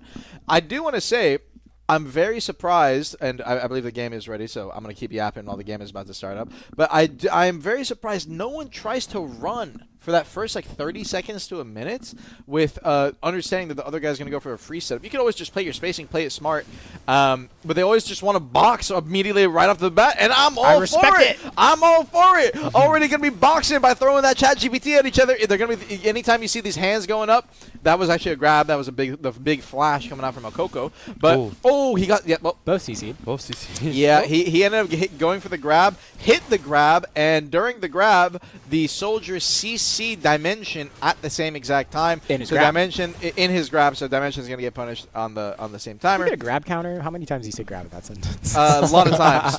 But Okoko with the grab now is going to be available, so he's going to be looking for the grab. Needs to be careful of Dimension's grab. I need to stop saying grab, man. But anytime they bring their hands up, they do this little gesture. Every 2 seconds, you can command your soldier to go for a stiff attempt. And there's the grab. Is he going to go for the refreeze? Will manage to hit it. So he doesn't need to be afraid of Dimension's pawns. His pawns can get the stiffen, so he's going to get his debuff out. This is the initial KD that he's going to go for, and that's the combo setup. Yep. So he is also DP shredding. If you guys don't know how Suck Nova works, Suck Nova is the only class in the game with a DP shred skill. Now, not a DP down, a DP shred, meaning if you have a plus DP, a plus DR buff that you have popped on your buff bar, the Suck Nova can completely remove that, and she can completely remove your state of existence from this game, going for the grab. The soldier ended up CCing Okoko out of it. But he's not going to die. So we're down to 30%, but any CC that Dimension gets here, he doesn't even need an optimal combo. He can just kill. Dimension did pop his E-buff, so he's going to be a little bit tankier. But remember, the DP shred is in play, so it doesn't matter even if you have it, whether you have it up or not. The main thing that you're going to actually be using it for is your AP buff, and something that unique that Suck Nova has that I'm very familiar with, a bleed. Oh no, that is really unfortunate. A Coco, yeah, he got the connection. He could have gone for the setup. His own soldier ended up CCing Dimension too early because Dimension's pawns were hitting him. Sometimes it be and your own. and his pawns were reacting to Dimension's pawns, damaging him. God, this is just such a absolute fiesta of a matchup. He's going to put him on the ground. He doesn't have to go for any optimal setup. He can just go for the SAKD. Normal damage chip. It's going to be enough. A Coco with the V lead takes the first round. A good setup, and he did manage to pull off the combo that we're looking for. Yeah, one of the strongest combos in the game. I fell victim to that combo as well. You know, I was playing open world, and I got stunned. And I was like, why can't I move? Let me free, please. Let me free. You didn't V? And then I died. Then I said, you know what I said? I said, all right. I'm going back, and I died again. I wonder who was the first person to experience getting hit by this combo. Because imagine you're just there, you get grabbed, you get frozen, you're like, oh, I'm probably going to get back up. Yeah. You're like, wait, I just got re-CC'd. Wait, I'm dead. Like, that's my experience. I was like, wait, I'm frozen. I can't move. Wait I'm a minute. CC'd. Wait a minute. You know, I'm dead. going now into our second round. Only round. This match is oh, and here's the connection. Can he get the refreeze? You see, do you know what he's doing, by the way? He's moving out of the way of the pawn's Yeah, he's summoning moving out of the location. pawns before he goes for the freeze because the free and the pawn unfortunately ended up freeze. He's seeing him right on his KD timer. But TPT the reason work he overtime. moves is because also the freeze, by the way, is unprotected. I don't know if you guys know that. Or at least I believe it is. Either 2 out of the 3 freezes or all 3 freezes that Sucknova throws, someone in the chat please correct me, are unprotected. So you do have to be careful that you don't get hit by a pawn at the same exact timing, which can, because that can mess up your follow-up. And here's the grab. Now he burned through his first freeze. He should have a second freeze available that he can fall back on. Here's a full debuff that he goes for. Now he waits for the freeze to break. Then he's going to go for the stun, follows it up with the KD, and at this point the shred is in play, so the damage is enough, and he will force the V. I feel like I would have That was probably significant. V'd earlier if I knew the connection after the freeze was like Yeah. guaranteed. Oh, Because now he's in a that's it. position where he's too low, and look, he's Well, dead. he is low, don't get me wrong, but the thing is that at any point his pawn can technically stiffen or stun Dimension, and it's specifically during he needs to wait for the KD to apply off of the freeze reset. He has to wait until that point. And the thing is that he's trying to V right after the KD hits him, but a lot of the time, even though you guys know that you can't V, you can V out of any CC now. Except knockbacks and down smashes. Yeah. We've talked about this. Yep. But the thing is that actually a lot of the time when you're in the air state of a knockdown, or during the air state of a Sometimes float, you can't V. You can't V until your back hits the ground. Sometimes you know it's weird. You know. BDO things. It's just it is how it is. We've accepted it. But so I believe Dimensions is waiting for that timing to hit his V. Good dodge from But Maehwa. good dodge from Akoko. Akoko is just looking immaculate. Can I say that, by the way? So if we glaze, it's not okay. But if you glaze, it's okay, but it's a different kind of glaze because you guys are glazing like the guy that's losing. Like, oh, he did a great job to get it here and all this. You guys are Hey, trying but to he get still pity did a good points. job. Listen, he did do a good job to get here. Pity points. All right, but I'm all for if someone's playing better and they are smoking the competition, I want to give this man props because he is trying to show Akoko right now that I have put in the practice, I have put in the hours, and I want to show that I am the best. And how do you do that the best? Coming into this match, getting every single grab that you can, 3 owning Dimensions, put him on the ground, getting that freeze reset, and showing that I have put the practice in, and I deserve this more than anybody. He's going to force the V out of Dimensions. He's going to put this to a potential match point. We were in this exact same position last round. He managed to get the CC off of the V. He won't manage to this time, but his grab's going to be coming up in 2 seconds. Looking for it. Dimensions goes to the reverse grab. He ended up trying to punish Dimensions grab, but he missed. He actually just missed the flick on the stick. The flick of the stick, can I say that? I don't know, on the controller. You know, on the mouse. On say PC, you say the flick of the mouse, but either way. Grabs are going to be coming back up here in 1 second. Now, Dimensions did end up missing. He still has his iframe available. He ends up burning it out early there. Akoko tries to go for the grab follow, but Dimensions just dodges with the SA. Good dodge to the side. And playing the neutral, 1 minute, 15 seconds left. Dimensions grab is up right here. Coco still 2 has seconds. Now, Coco's going to be trying to rage too. punish Dimensions grab on the same exact timing. You're going to see him command his pawns. Dimensions goes for the grab. He was very off right there, actually. Oh, he did get a raw connection onto a Coco, though.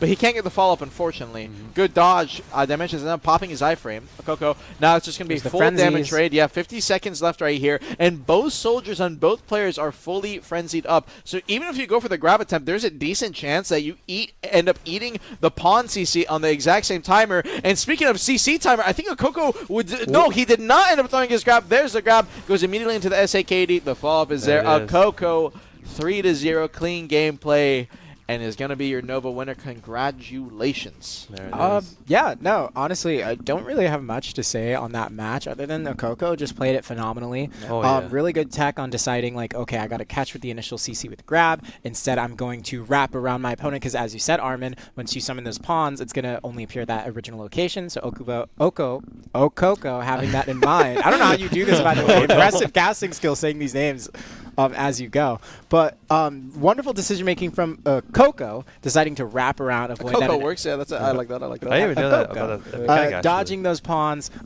continuing that combo, and going forward throughout that match. I still do think in that round 2 that once that free CC was pretty much guaranteed from a Coco, maybe Dimensions should have opted into being earlier. But I will say that I'm noticing throughout this match is a Coco just did a phenomenal job landing those grabs, and it seemed like he landed a hell of a lot more grabs than Dimensions did throughout that. So wonderful gameplay from the two of you, but especially a Coco, who's going to be your Console Asia Master Class Nova winner. Well done, Coco. You are that master. I mean, Good they stuff. are.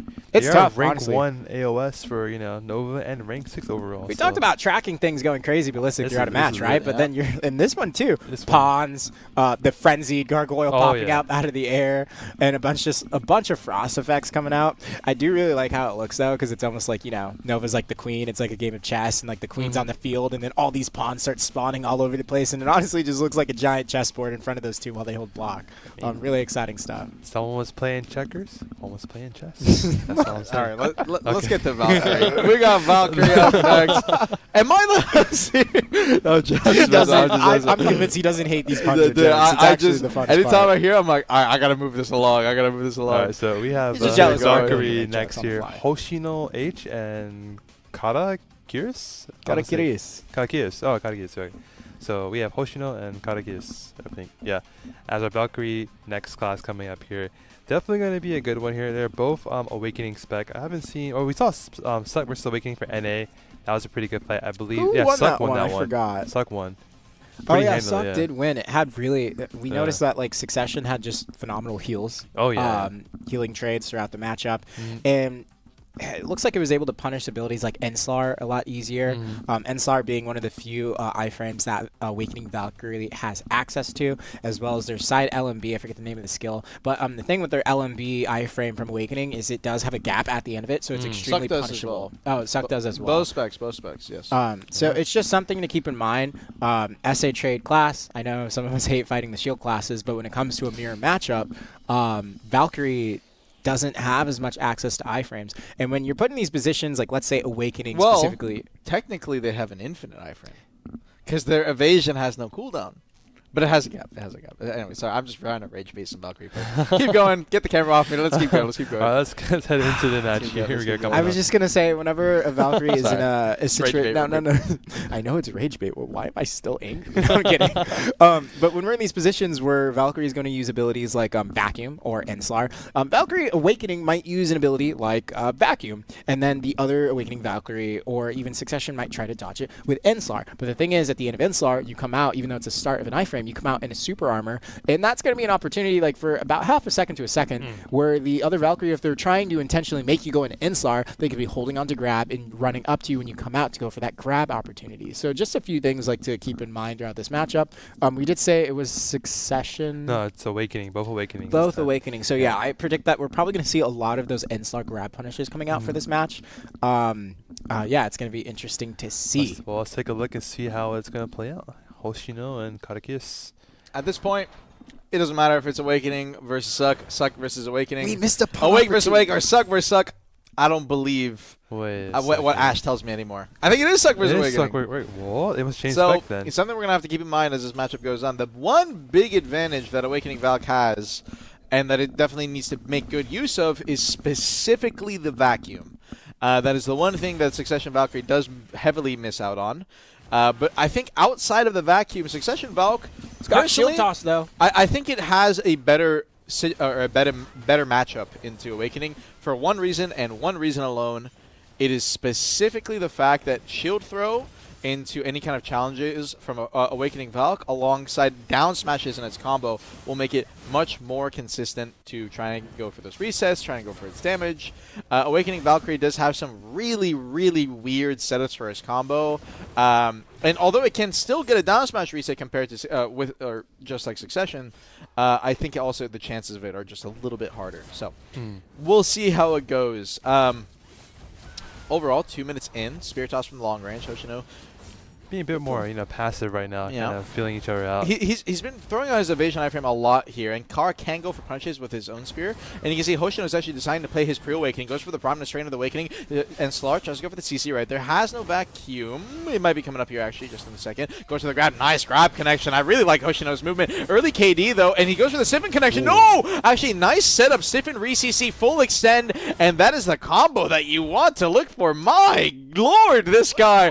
That was optimal. That was very optimal. And he tries to go for the Spirit Toss, tries to go for the one tick. There is a little bit of a gap. And this is one thing when it comes to Valkyrie, by the way. When they come out of their V, you can actually grab the exit of Valkyrie V. And we have not seen it very much in this tournament. And Hoshino with a really good grab again. This should just be it. He should have enough damage, and it will be enough. Pops his Blitz Saps. It is going to pop his final ticks of damage right there. Oh, and this is another thing, by the way.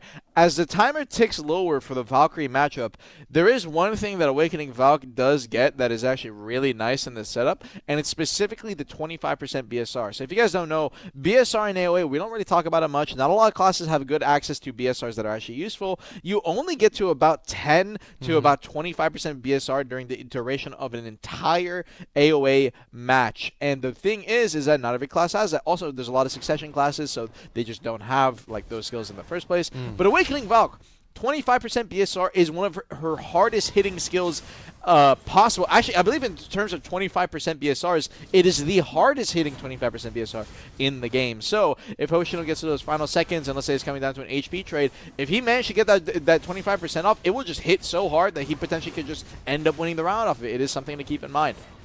If you guys are curious about where you can see the BSR for these players, if you actually look above their names on the left and right side, you can see it says Black Spirit Rage and just how much percentage that they have.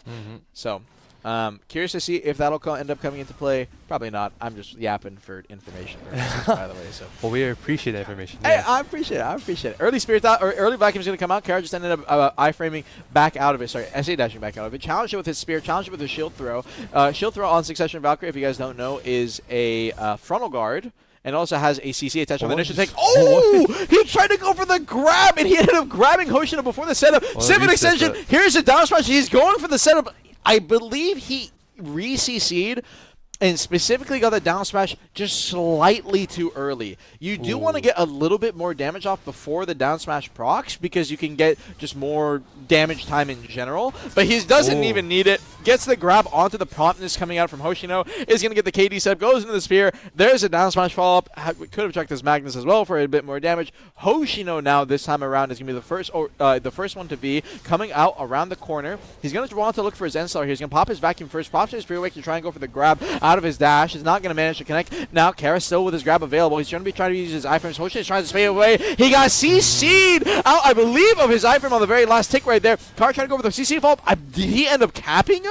He may have ended up capping him a bit too quick. Went for the down smash up, and he's going to get grabbed. He's thrown outside of the zone. The damage stack on extra with the stiffen follow-up. He knows he has to be. Kara's not going to risk it. He doesn't want to V come out and be forced to burn his heal at like 5% because then Hoshino can potentially go for the grab on it. And remember, now Suck Valk after the changes also has SA heal. And Slar! He got the rock connection. No, but the vacuum bounded him. Does he have enough damage? He does! He got the down smash. You could barely see it on the very ending right there. He got the raw KD off the Enslar, and unfortunately, the bound off of the vacuum was applying at the exact same timing, so Kara got instantly capped, was bounded, would have stood up, but Hoshino, a crazy down smash on that tick there to get the damage follow-up and end up winning the round. If he didn't get that down smash, Kara could have just grabbed him. That was very close. Yeah, that was very close. It was a very nice combo, too. Very well done. I was like, unexpected. I was like, wait, he actually caught that. But wow, that was here we go for the next probably possible final match here. I mean, Hoshino's been doing very well. This could be it. And now on to the third round. I think Kara was in a great position to try and win that out.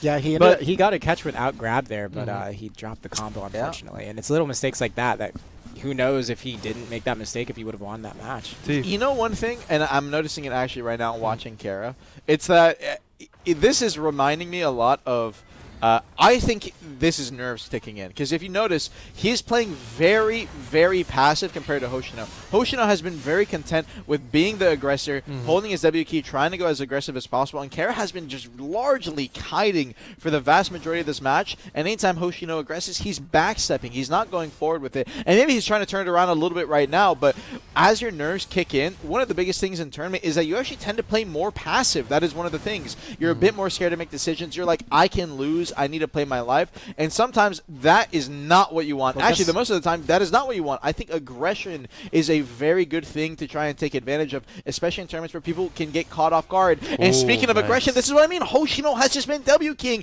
getting the grab timings, getting his combos off. I'm so impressed by the combo. And he is going to force the V coming out from Kara. It's efficiency. He's been getting his grab timings perfectly. And he's even using the zone. This is the type of stuff I mean. Going around the zone. You can just go around that pillar. You don't need to play the opposite side. A lot of people have been afraid. He understands I can go behind, still go for my CC attempt, and still potentially get hit on the floor. Although Kara with an early cap here is going to be forced to go for the down smash, where he said could have got grabbed, but Hoshino was just out of range. That is a bit unfortunate. He definitely could have grabbed him there, just probably popped a promptness into a grab.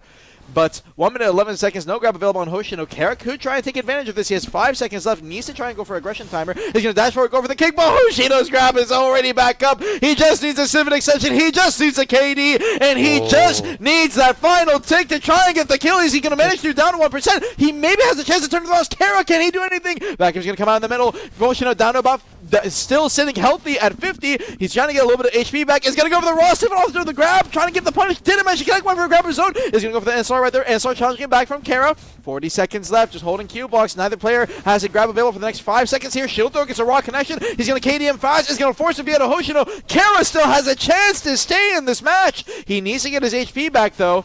Sitting outside the zone, he tried to go for the Spirit Toss to try and punch the B, although he ended up burning both of his CCs on that same exact timing. Vacuum's going to come out. He's just going to hold his Q block in the middle of it. He needs to be careful sitting outside the zone, and he's got grabbed out of that 3 times. Hoshino has him downloaded. 3-0. Hoshino with the win, and congratulations, your Valkyrie winner. Yeah, no, like you said, Armin, I do feel like Kata was playing a little passive. Not just a little, quite a lot. And you had mentioned that you could see that he was automatically just kind of like playing like on the back step. Even his dashes were going backwards. And I noticed like throughout that match, he actually did end up getting a catch in round 2 with Enslar. But he already predetermined in his own head to play defensively, and he dashed away. And he pretty much like missed out on like an optimal combo because of that. He still got a follow-up because, you know, the timer was starting to run out. He wasn't really able to DPS his opponent. But from Hoshino, they played phenomenally. Like, their combo game was on point. Those combos, I don't even think we saw combos like that in the previous tournaments last week. So just something to highlight. When you're in the master class and we're able to see these high-octane fights, it's really nice to see a player of such high caliber just show up, show what they know, show what they've been practicing, and put it for everyone on stage to, you know, see and admire. And that was just a wonderful, wonderful just showing. He also had some crazy grabs on Ensar from Kata's side as well. It was just really good gameplay all around. But yeah, pretty exciting stuff. Hoshino's grab specifically, it reminds me of like when you're fighting warrior versus warrior. You just like you see slashing the dead, you just grab it. Yeah, you're just not even muscle memory. Think about it. No thought. Yeah, you're just trained to press your E button there, and I think Hoshino was doing the same thing to Kara. He knew when the grab timings were, and Kara, it was continuously, it was the same connection. He goes for his little dash kick. I believe it's called Shining Dash, and he follows it up with a little SA, and then he's just grabbing it every single time. It was on repeat. He was saving his promptness, actually, the input spacebar on PC, but I don't know the input on console. But it's just a little awakening dash forward. You can use it from pre-awakening 2 as a movement skill to try and transition to your awakening to try and go for a grab burst at the same time. I don't know. He was saving it every time. He was on lock. I think he played great. So yeah, absolutely. I will say, like, early on in the matchup, it actually looked like even though Kata didn't take any rounds. He was looking like very strong that first round. He was getting some good grabs. He even in round 2, he got a catch without a grab, which was crazy, by the way. It looked like he just sprinted up on the edge of the zone. Awakening Valk actually has a lot of gaps that you can catch. Yeah. I mean, if they decide to get he just walked up and kicked him in the face. And we're like, no way, but then the combo was dropped. So I do feel like Kata is still a really good player. Has the right idea here in it comes, mind. man. Here it comes. Here it comes, man. There's a clear reason on why Hoshino won, but I do think Kata has the right idea in mind. Just needs a lot more practice going into things. Hoshino just had everything on lock. Good neutral game, good grab catches, very consistent too. One thing that I'm saying a lot is the consistency of which how these players play either a neutral game trades or going for grabs really shows the amount of mastery they have on their classes. So phenomenal showing, and congratulations to Hoshino for taking that win today. Hey, on the bright side, if you're a suck winner and you end up losing, you don't have to worry about not seeing your Arsha weapon because you wouldn't have seen it in the first place. That is true. Just saying, just saying. All right, but up next. We have Lon next here. Oh, no. What is this going to be? Another high-octane match here, I'm quite sure, between, well, another Moo character. Saw a name Moo before we had Moo last week. Yeah. Except that one was Moo. Moo underscore. This one's just Moo. So, yeah. Different Moo. Yeah, different Moos here. What's so funny over there, Armin? Versus Spade. So we have Lon next, Moo versus Spade here. It's going to be pretty much I would say. Is this Awakening versus Awakening? It is definitely going to be Awakening versus Awakening, unless they changed up because we did see Succession. Ain't no suck Lon making the grand final. We saw a Succession Lon. Okay, but it was a fluke. It was a fluke, man. That should have never happened. It's just a fluke. It was one side of the bracket just being mega stacked, and Azealia just being the goat, stomping all the week long. There's no pleasing this guy. All right, listen. I got high standards. I've seen a lot of great players playing the game, and again, I have to say, so far, Asia, I've been impressed in terms of the skill level across the board. It's been really good, and now I'm curious to see. We saw the EU match for Lon. It was really for console. It was really good actually. Oh yeah, it was really good. I'm curious to see how is it going to be coming in here for Moo versus Spade. Do we have the brackets? Let's take a quick look. Curiosity is coming up pretty soon here. Well, we can take a look at the gameplay coming up very shortly here. Moo 1 versus E. Moo 1 versus E. Moo versus E. Yeah, I think we're going to see some, another level high-octane gameplay between these two Lons here. It's going to be pretty good. But we will take a look at the gameplay here. Let's see who's going to win this one. Yeah, absolutely. I do think with this kind of matchup, it's a lot of mind games revolving around the ranged grab aspect of Awakening Lon, especially with both of them having access to it. Things that I've noticed from last week was it really depended on, okay, if your grab is down, or even if your grab isn't down, and you know that grab is going to come out from your opponent, you have to be smart about how you approach that fight. You can't necessarily run away forever, so what's the only thing you can do? And that's chucking out CCs like in a quick burst, one after the other, just to try and punish that grab coming out, because it is unprotected as it's coming out first. So it's going to be interesting to see how these players play the matchup, who's going to be more of the aggressor, who's going to be more passive, or if someone just really knows how to play around punishing that ranged grab. That's pretty much like what it revolves around. You have to watch out for like, oh, is he in just neutral game super armor with no CC? Did you talk about the core skills? He might throw out Flow Mangler. Did you talk about the core skills? I did not touch the core skills. Okay, so the yet. core skills is going to be something big to see here. We already know one is taking. They're both taking Deadly Dance. And speaking of Deadly Dance, that definitely did not need to V that. He was already CC. No, he had to V that. No, really? Yeah.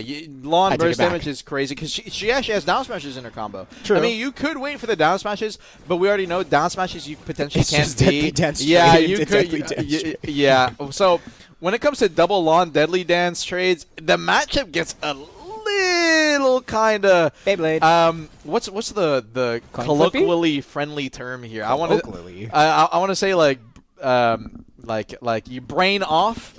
Kind of, you know what I mean? I love how they're just doing it. Yeah, so a lot of it's just going to come down to these guys will dash into each other. You can't grab the Deadly Dance, so you kind of need to bait it out. You can see what's happening. Yep, and that's the thing is that you can't really go for any kind of grab opportunity on. Sheesh. You can see the damage on fast burst until the Deadly Dance is burned, just because it has so many ticks and it starts the CC from frame 1. So it's not like you can grab it before the CC starts going off, and you can also instantly follow it up into a one-hit maximum. Ooh, Oh, wow. Mangler goes Valkyrie catch. Nice timing. Spade tried to go for the grab, and the damage roll. Deadeye does. He didn't manage to get this the final kill. Novi available on either side right here, so he's going to be sitting in his neutral game. Spade is going to get his attack speed up just beforehand. Mu tries to go for the double dash into the grab. It's not going to manage to connect. It's going to be burning through his Primrose. I'm afraid. Needs to be careful right there. There's Bleeding Hearts. Follows it up into the Mangler. Mu is going to be challenging back with the Mangler of his own. Is going to be sitting his Bleeding Hearts of his own as well. Bounce back. He's going to be popping his E buff actually over on Spade's side, so Spade wants to go aggressive. Tries to delay this on the same exact timing. Mu ends up using his Mangler pre-flow to try and space away from the grab from Spade, and ends up working out perfectly. Comes down from his flight, is not going to manage to get the grab connection right there, so Spade is going to be having his grab available first. Dashes forward, goes to the Mangler. Deadly Dance trading at the exact same time. Iframes back. Both players are sitting in SA.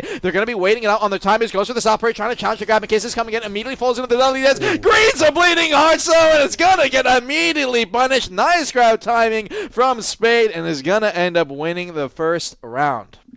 Yo, that South Fury was crazy. That by the way. was That South nuts, Fury actually, was by the like, holy. Yeah, no, I believe that was on the grab attempt from Spade. Unfortunately, Mu did not take that win, but still wonderful catch regardless. At the end there, we did see a double Deadly Dance, kind of like Cowboy Showdown, like Game of Chicken, but it just seemed like Spade was just better at making the 180 turn and instantly going for that range grab attempt, thus giving him the win for the first round.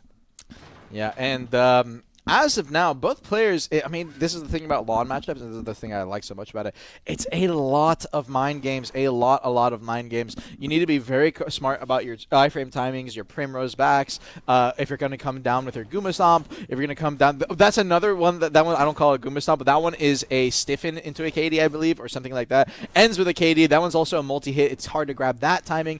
You can, if you position away from the landing, you can try to get a grab on it. There's a lot of technical things in this matchup, so that's why a lot of the time you're going to see these players, they play so passive because it is one mistake and you're on the ground dead, on the ground, forced to pop your V. It is such a close margin of error, and so a lot of the time you end up playing too passive, but if you play way too passive, you can actually get punished way too hard. Mu ends up popping his Maegu just slightly too early. He got the down smash he needed, but he didn't pop his Magnus in time, and this is the combo you want. Eradication finishes off with the Magnus flow. Spade is going to be forcing the V over out of Mu, and Mu now coming out of V. Spade wants to go for an aggressive play, potentially, as he's just going to be using his Deadly Dance, immediately goes into the diaphragm. He knows that if he pops his Bleeding Hearts right there, he can get instantly punished, so he's going to be spacing away. Mu wants to still try and get his timer back up, but he has his grab available, so he needs to play a little aggressive as he can. Spade's going to go for the pre-Mangler throw. He could have got grabbed out of it, but he ended up popping his Mangler later. Mu didn't want to go for a grab on that timing just because he understands if I go for this, he instantly pops Mangler on the same timing. I get baited into it. I can get punished. So deciding to play safe, Mu, it might not end up working out for him. Spade's just going to be holding his S-block. Nice timing to try and avoid the Mangler. The Deadly Dance for the free flow. He's waiting for it. He's trying to look at his cooldowns. He didn't have his KD. He could have thrown his unprotected KD. Ends up choking, potentially losing his opportunity, but at least we still have our V available, so he's not in the worst position right here. It's not like he was on the opposite end where Mu, he needed it to potentially try and even out the round. So Spade, still decent right here. Ooh, Eradication, nice unprotected Eradication at that. He used a sip and gets a connection off of it, and he gets the grab follow-up. Nice timer from Spade. These guys are psychopaths. Really greedy. Yeah, that is some psychopath behavior, by the way. What do you mean? That is crazy. Just unprotected Eradicate to the face. You know what? He might have actually gone to the side of him and went behind like some sort of funnel. But I don't know. That was like, I think it's confidence right there. The confidence is just oozing out of these players right now. That was insane. He's like, this guy, first the Valkyrie catch from Mu, then the Eradicate catch there. Phenomenal gameplay so far. This is exciting. You know, long gameplay is always high octane, man. They're really good with this. Oh yeah, they're really good dodging the range grabs with Primrose too. Mm-hmm. And now, going into our third round. Sorry, I had to take a little sip of water. We got you. That's what we're here for. Going into our going into a sip of water. Going into our third round. How about? Hey, listen, it's starting to get late over here. There's a range grab timing. Yeah, Spade ended up missing the grab, and Mu was on perfect timing there out of his iframe dodge. He just presses E button. He gets his grab off in time to punish Spade's grab. This is the thing about long grab. Although the SA fall. Oh, Goomba! He can go for the Mangler right here. No! He greeted too hard! So that's the pre-Mangler for the little walk forward. At any point in that animation, you're not animation locked for this, by the way. You can just simply press your next button.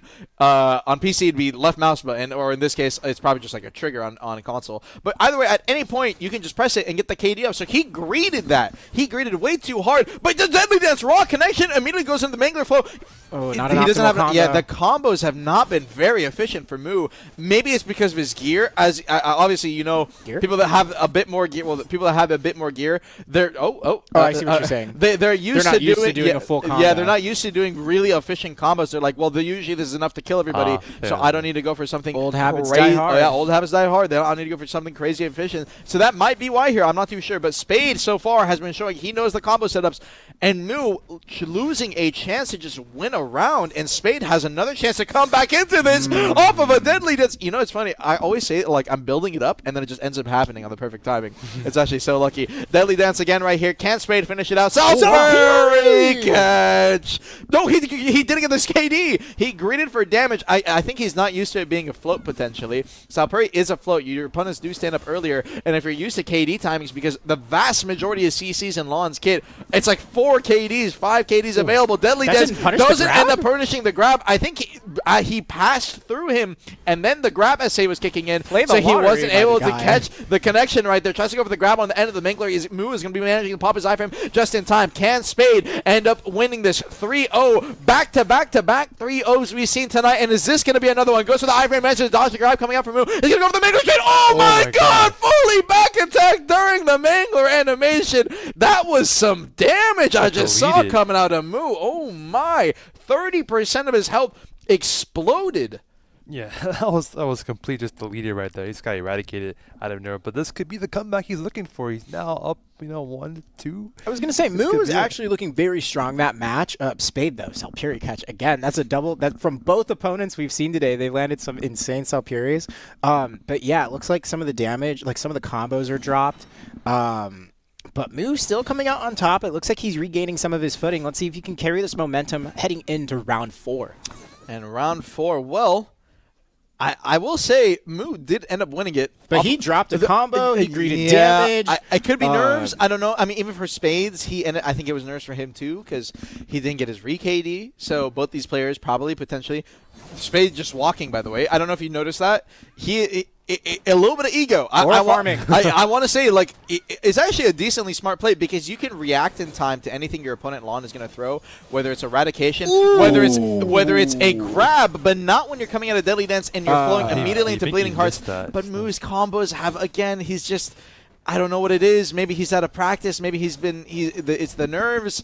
Maybe he hasn't really practiced a full DPS combo. But maybe he's like, well, that's weird. Usually that kills. Yeah, it's not looking solid. He missed a chance to get a V, but he's going to have another connection off of Valkyrie right here. He's going to manage to get his Bridal Despair immediately into the flow off the KD. And again, he can't kill Spade. Spade stands up with 10%. He could have popped his Magnus to go for the burst damage earlier, but Mu greeted for the very end. By that point, Spade was already standing up. So now Spade, 30%, 2 CCs he stood from. He's getting extra chances in this match to try and win it out. Maybe he's trying to teach his opponent humility. No. Okay, let's chill out. Let's chill out. Bleeding Hearts is going to go for the grab on the end of the Mangler. Could have grabbed it, but that's the same grab that Spade ended up missing on the last round. Trying to go for one tick of eradication. Immediately, iframes over the grab, gets punished out of it. I like the eradication one tick stiffens. You can just iframe straight out, but that doesn't mean that you ended up burning your iframe, which means that you can just get grabbed. You have to be careful. It's a very risky play. If you're going to go for it, you pretty much almost always have to burn your Primrose right after, and from there Spade can potentially try to go for a grab setup. It's just risky play setups that they're going for. Spade, 1 minute left on the timers, has survived death multiple times. Mu with Novi available, and Mu already burned through his E-buff. Dashes, goes in for the Deadly Dance, is not going to manage to connect. 50 seconds left. Mu is going to be going in with the Deadly Dance of his own. Spade's going to be burning his iframe straight into his Primrose to back up out of it. Nice iframe right there. Mu ended up burning his. Spade's going to be trying to challenge with the grab of his own. Ended up burning his iframes, and I don't know what happened right there. I think he went for an unprotected connection out of his iframe, and the last tick of Deadly Dance connects on a Spade. Spade, now furious out with that, comes out of his V, immediately Deadly Dance is in. No thoughts whatsoever, just trying to go for some kind of connection. 30 seconds left. Needs to go for some form of a play Mu to try and even this up. Spade's going to be the first one to burn his grab. I think Mu actually ended up burning his just prior. Comes down from the perimeter. Is going to be trying to go for the KD on the last tick. Ends up missing it. Almost got punished by the Deadly Dance coming out from Spade. Spade now with his grab available. Can't grab the end of this Mangler. He's trying to look for it, but he greeted that one too hard. Mu punishes with the Mangler flow. my He could have God. just grabbed the walk up, but he said, I'm going to S-block it all the way. I'm going to grab the end of your Mangler. But if Mangler walks past you, gets behind the frontal guard, as it did in that instance, you're just going to get put on the ground. We're going to a round 5. Yo, Mu kind of coming out as the aggressor here. Even though he's actually making a lot of mistakes with his combos, he's showing that he's down to take the trade fights towards the end of the match. You know, before he got that that catch and kill with Flo Mangler, I saw that he was going for CC attempts, trying to bait out the grab. Like he threw out another Valkyrie up close, flew like behind with a Deadly Dance beforehand. Just doing a good job trying to keep pressure up onto Spade. And you can tell throughout the last match, throughout that entire round, both of them were just playing the edge of the circle. One was on one side, Spade would dash to Mu would go to the other side, and you're like, okay, I'll just wait here. And you could tell by how far away they're trying to catch each other with grab, how scared they are. If they're trying to go for a maximum range where they're not even in range of each other of range grab, you can tell both players are on the edge of their seat right here as we've gone to a game 5. I mean, 2 minutes and 30 seconds. Deadly Dance is the thing that is going to catch Mu. Put on the floor. I mean, it's just they're S-blocking. I don't know what it is, but they're trying to go for specific timings. They're trying to go for a grab potentially, and they're not iframing in time, or maybe they are, but I'm not too sure. Spade ends up dashing forward, trying to go for the grab. Now Mu has a chance to counterplay. Super almost punished! Oh my god, he iframed barely in time. Not only was Spade just slightly too early on his grab to punish for the Valkyrie, for the counter grab on Mu, but Mu was just a little bit too late on his grab timer to try and get the grab onto the Valkyrie ending. Deadly Dance, it catches Spade too! Deadly Dance for the V, Deadly Dance for the V. We're down to no Vs. We're down to around 5. Is Deadly Dance going to be the thing that finishes? No! It's a Goomba Stomp right on Despair Mangler. Does he finally have the combo damage? He doesn't! Mu for the 5th time, but can he finish his standing? He's done it once. He won his first round off of it. Can he chip down Spade? Deadly Dance goes forward, tries to go for the Mangler pre-flow into the damage trade. Spade just faces, and Mu says, I'm content with playing this safe. Is he playing too passive? Spade trying to go aggressive now, tries to go for the Deadly Dance. Mu's going to be holding Valkyrie preemptively, trying to go for some kind of connection. Deadly Dance goes immediately to the brilliant cards. Could have got grabbed out of the Mangler. Went for the damage chip. There's all bunch of grab opportunities for Spade, and he grabs S-block. The Mangler's on the ground, and he knows the combo. Spade 3-2 will take the match, and Mu. Oh no, guys! I'm so sad. I was actually rooting for Mu. You know what? I wanted Mu to win, man. I'm sorry, Spade, by the way. Dude, he got so many opportunities. He got so many underdog plays. The problem is, you could tell right there, it was really that knowledge check on his class, like his combo ability just wasn't quite there. And even though you could tell he was getting in Spade's head. Both of them were playing so afraid of each other, and they were changing up their game, like their play style throughout that entire match across the 5 rounds. Unfortunately, you could see that hesitation there towards the end when Mu finally got that catch. Wasn't able to confirm that kill, and Spade just turned around. You could tell right before Mu was getting caught, he was taking some pretty aggressive sitting in super armor when grab is up from Spade and trying to finish him off with one tick. And that's that greed right there. We talked about this with Sork. We talked about this throughout with every single class. All these things, all of these stressors, and it comes down to the final minute, final 30 seconds, and you can't let it get to you. You can't get desperate, because when you get desperate, you get caught and you die. That being said, this masterclass so far, hey, this has been exciting. Did pretty well. I like it. These have been some of the most exciting matches I've seen out of the 3 tournaments personally, especially with that long one. Hey, can we get a shout out for Valkyrie? The amount of time. They actually got a lot of catches with Valkyrie, and we didn't see that as much before. So yeah, really insane gameplay, very phenomenal, and congratulations to Spade for being the Masterclass EU winner.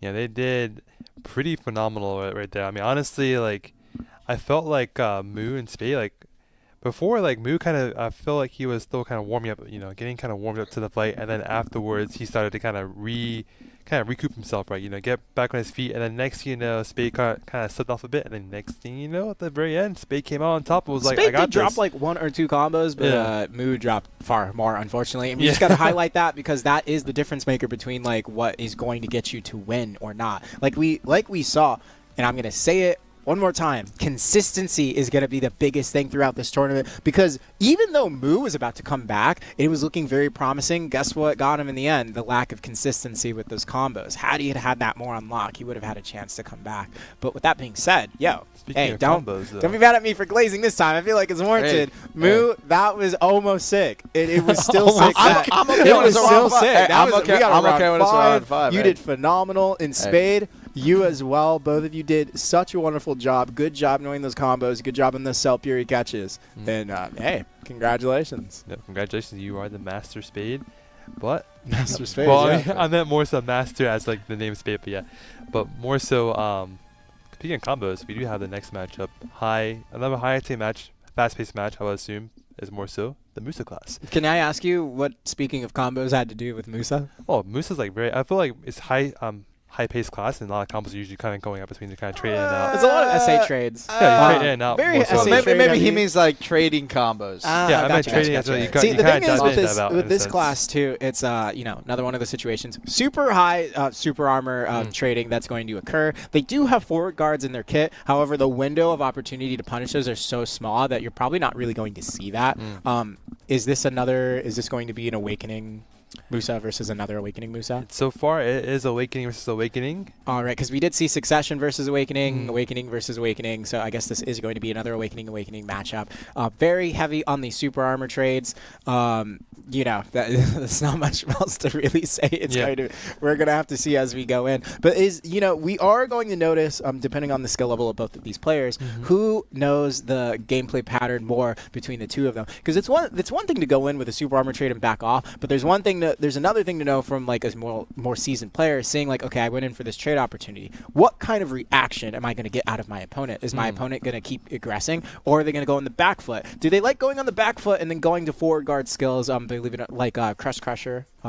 That's one of the forward guard skills as well. Do they like pivoting on those skills a lot when they're in a bind? And when you start to notice those patterns, Nemesis. Nemesis as well. When you start to notice that leaves opportunities for you. Like, oh, okay, I know he's going to back off and use that. Instead of backing off myself, I'm going to preemptively predict that he's going to do that and try to predict where he's going to go and wrap behind and get the catch. It's tough though. If It's you're really trying tough. to play for predicts, a lot of the time you're just going to get traded in chase. Yeah. That's why they don't do it. But we have our brackets. Let's take All a right, look let's at check the that names out. here. This is interesting. I'm going to just call him Dezo versus Kishot. I'm not going to go with the WWW. You could say Suzo. Desuzo? Desuzo. Maybe it's LOL, Desuzo LOL. I guess this could be the name for it. But yeah, they're both Awakening Musa class Desu. here. And I am looking forward to see how they play. I know Awakening kind of is more so like a dive in, dive out kind of class for the most part. Very at least. in, out, push, pull. Yeah. So it may play the same way here. But let's take a look and see how they play out here. I mean, Desuzo is rank 1 Musa These are AOS. some interesting names, character Rank names. 4th overall. He's been around there, And our other guy, Kishot, is rank 8th as AOS. So let's see how this game works out here. Absolutely. All right, ladies and gentlemen, this match is going to start. Let's see how this plays out. Armin, take it away. Deed Awakening versus Wait, nope, Suck. that's You have a Suck Succession. Musa? Let's go. All right, it's So- going to be a lot more Changed interesting. again. Yeah, well, if you have Suck Musa in this matchup, now I don't know how it is on controller because remember, Suck Musa, very It's high very APM class. like Yeah, crazy. it can be very tough on something like a controller compared to keyboard and mouse. But this matchup is pretty Suck Musa favorite if the Suck Musa knows what he's doing. He has a bigger advantage with trades because he can fall back on FGs. His mobility specifically, he is so much better at getting behind the Awakening Musa for back attacks on certain timings. The Awakening Musa can get animation locked really hard in skills like below the belt or his eradication or any of these kind of skills. Even his fiery crevice, as you just saw right there. So all these animations, you're kind of animation locked in it, and you can't turn your camera, so it's like Musa can get behind, he can pop back attacks, get a bunch of burst damage, and we saw it in the NAPC Masterclass. Ooh. You're also just more susceptible to getting stunned and put on the ground. Any kind of FG trade that the Awakening Musa wants to go for, like Infernal Nemesis, like Crust Crusher, is so much riskier when you have forward blind thrust to worry about. The Suck Musa can get behind you so fast. And one goes for the counter, he's going to use his Malice Sim, he's just going for the heavy damage, he's goes for the Gale right there, trying to pop the D-Bite, trying to go for a little bit of a damage trade. 1 minute 30 seconds, goes for it, into the dash kick, counter, pops it with the blue buff, and the Rising Storm! The damage burst is just so fast. This guy one-shots you. It's crazy. And like you said, Armin, like that's a lot of damage being thrown out. And even if Succession Musa might have like more gaps in its protection or like no protection at all during its damage trades, what really highlights a good player is knowing those moments of opportunity where you can just still pump damage even if you're not necessarily protected. And like you said, with Awakening Musa being animation locked, even if it's just for a second, we just saw how much damage you could do in that 1 second if the Succession Musa is allowed to do it. One thing I noticed too is like that slice forward as Succession's moving, they're able to dump damage while movement, like when they're using a skill like that, which for Awakening Musa might be a little annoying if you're trying to be on the back foot, you're running away, and you're giving back attack, and meanwhile you're just getting slashed on the way out. Yeah, and you can see the way Kishot is playing this right now, he is just playing it safe because he understands he cannot go for FG trades against the Suck Musa. Forward bind plus is too much of a threat. Carver, just immediately behind him, is too much of a threat. He's going to get locked in animations like in front of Nemesis. It's just too risky. So any of these damage trades also in melee, he's going to get hard traded out. This really comes down to Mr. WW Desio, www, aka Desizo. .com. Just making mistakes. It just comes down to him making mistakes, and you can already see Kishot down to 70, getting chipped down. There's nothing. It feels like there's nothing you can do. HP. I mean, it's rough. Yo, the blocks. Ronald Jed in chat saying this is sad. Yeah, he's having some flashbacks right now to the NAPC Masterclass, where he essentially experienced this on 2x the speed, getting ran down by Mr. Forrest Gumper himself. Oh my god. So I had to call him out. Listen. Anyways, 1 minute 45 seconds right here. Nobody is safe. And, I mean, it's rough. He gets slowed every single time as well, but Dosa does his little leap back. Desu with the Gale engages. Repositioning. He's trying to go. Kishot's also trying to S-block his Gale engages to try and mitigate a little bit of damage. It's hard, though. Blooming in the Gale right there is going to be holding his Q-Lock, gets his timing back, and there's the Suck Musa E-buff. Oh, this is about to hurt. Desu's going to be trying to challenge by popping an E-buff of his own, but he eats the counter. Full FG damage into the Rising Storm. He tries to trade back with from Nemesis. Desu doesn't try to go for the punish on forward. Bonnie throws, holds it, waiting out, popping his Q-Block. Just backing up with his chase. There's the Gale. Rising Storm again. Good iframe comes out from Kishot. He's going to avoid it with his chase, but it's just too much damage. And this is what I meant. This matchup is actually just so Succession favorite. If the Suck Musa just knows what they're doing, it's so rough. Yeah, and you kind of notice there towards the end that Desu knows he doesn't even have to go for any like forward guard punishes. He doesn't have to do any of that. He knows he can just play the trade, and you can see that Kishot is so uncomfortable with the amount of damage being thrown out at him. You're not seeing the Awakening Musa as the aggressor, but it kind of feels like he's slowly getting picked apart, chipped down, and sliced open as the match progresses. Yeah. I mean, but who can blame him? That's like tough to deal with. You're on controller, turning around, turning forward, turning around, like that's probably got to be tough to deal with. And then meanwhile, you have this guy with a katana moving Mach 10, just taking you out. Whoa, katana, chill out. Listen, it's not ninja. Every single trade he goes for is like extreme damage right. as well too. You play Succession. What are you even mad about? Ron saying in the chat, pause, ran down is too far. That was close. Yeah, Kappa Chunkus, man. Let's get into the third round right here. Desizo up against Kishot. Is Desizo going to be able to finish it out 3-0? Or can Kishot try to turn this back in his favor? Eats the counter. He's going to eat the Gale while trying to run away with his chase. Mountain Slam from the forward. Kishot is going to manage to get his FG off just in time. What do you think? What do you think the kind of music they listen to while they're in this tournament? Oh, I mean, I don't. Do you listen to music while you're in a tourney setting? Yeah. I would not. I know. Yes. I'm no music. Music matters. I am game sounds only at like decent amount of volume where it's all I can hear. Oh no, just have the game sound volume at 100% and then your music like 75%. No, I think I can't do that. You PvP in silence? I PvP in silence. This I just is who only I'm game audio. with on the desk? I mean, because I gotta focus, man. I gotta lock in on the matchup. How do you get in flow state? That's the thing is it's the audio cues that's what gets me there. Yeah, like when I hear my class and my cancel timings, I use audio cues to know how my cancel is, like to specifically sync them up. Yeah, well, I hear the beat drop to know when I should engage. Okay, all right. All right. Listen. One of us has a belt here, and the other one is an employee of a PA. By sitting in stealth and using bleeds and DP builds. I don't know how much you really earned. I had to win that free-for-all, just saying. Anyways, let's get back into the game. You started this fight. For anyone here, by the way, speaking of the belt, I might have a little surprise for Sunday's stream. We'll see. Anyways, 1 minute and 10 seconds left. Deso already in the lead, and Novi is popped just yet in this match, but Kiss Shot eats the Rising Storm, eats the Blooming, eats the Gale. Moment Slam! He got the punish! Kiss Shot. I'm going to be honest, though. He's That's a bit too late. 5%. I think any hit here from Deso, and he just dies. No, I believe in him. No, every single trade you got, yeah. He's dead, man. Every single time you trade, you always lost health, But so he gotta it's catch going to them. be the same back Deso, here. congratulations, my man. Played the matchup well. I mean, I have to give it to him. He had to play it correctly. He still, played regardless it. to win, Yeah. so. I'd say he played Good job it to perfectly. him. But Kishak, congratulations to making the finals. Awakening Musa. This unfavorable matchup in that situation still did his best. Yeah. I still want to say. I'm okay. Hey, listen, this situation I'm okay because like there's nothing he could do with it right there. It's not like suck versus suck or awake versus awake. We're It's just like, changing the rules as Hey, we go. hey, What's hey, okay hey. and what's not okay to say. I'm just saying. I'm just saying. Well, That's my crazy. master is crowned from Musa. This is I mean, which is really yeah. amazing right there. They Absolutely. both did really well too. I mean, you were saying before, like they just Desu just did a really good job of just not letting up any pressure. Like Exactly. he was constantly going in. He was going into Kiss Shot's face 24/7. I noticed every time he'd go for a trade up close, he'd also immediately, probably a habit, just hold up block. So any retaliation whatsoever that the Awakening Musa was going to do was not going to do any damage. And he probably knew it was safe to do block because we didn't really notice Kiss Shot try to go behind him at when Desu was being the aggressor. And that's the thing. Had he tried to go behind and go for a different type of CC, he might have had a chance, albeit Desu does move like really fast on the Succession Musa.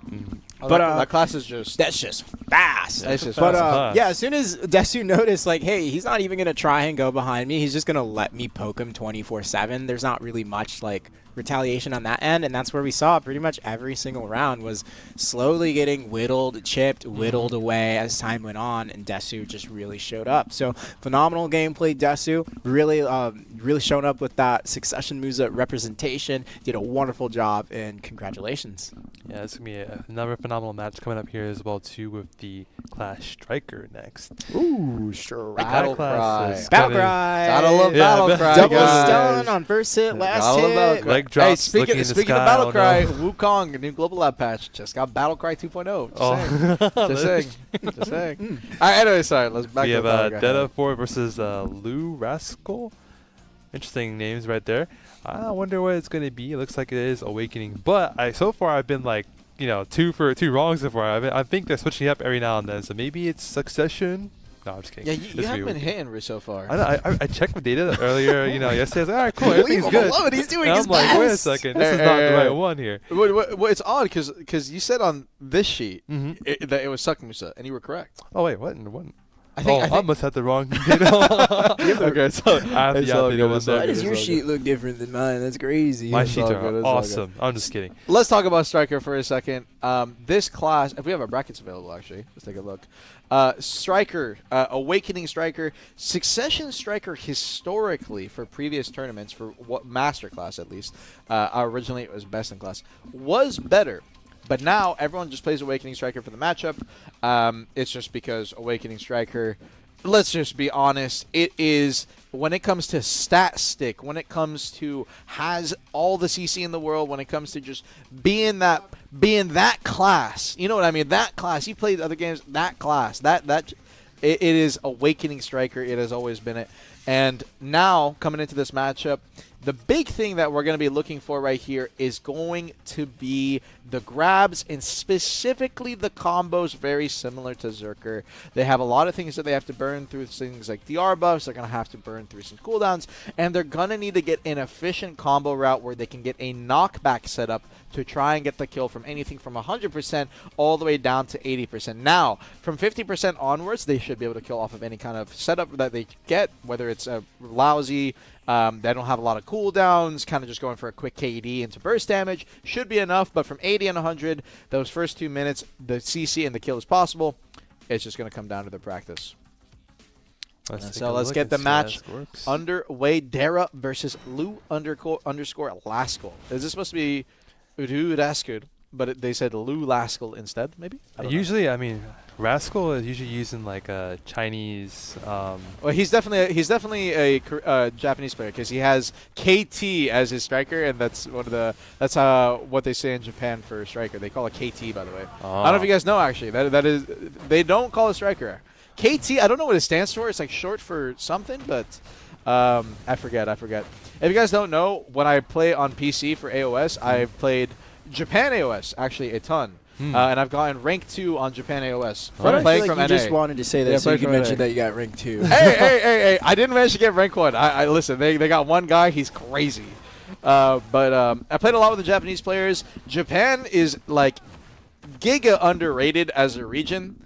I think it's just because, you know, they're kind of isolated, really far from a lot of other like situations, so they can't play on those pings and try to play on some other. Oh my god, did he just grab Spiral Cannon? I have never seen that in my lifetime. He grabbed Spiral. I don't know if it was the direction that he was coming out. He didn't get the kill, but that was still a crazy grab that I just saw. Hello? How did that connect? Anyone that knows Striker knows that's just insane. So Rascal now with an HP lead right here. If he can get some follow-up damage or another CC, he won't even have to go for a full combo setup to try and go for the kill. He could have gone for the optimal routing right there, but he didn't end up going for a mass destruction. He's going to be trying to challenge the grab coming out from Dara. Dara spacing away. Battlecry is going to be coming out from Rascal right here. Dara is going to be over on the opposite side. He tried to get the grab just before the Nimbus is going to come out. He's going to be a little bit too far away, and he's going to manage to get the CC of his own. Down smash, somersault for the follow-up damage. Leg drop, boom, burst damage. No, it looks cool though. It did look cool, but cool is not what wins tournaments.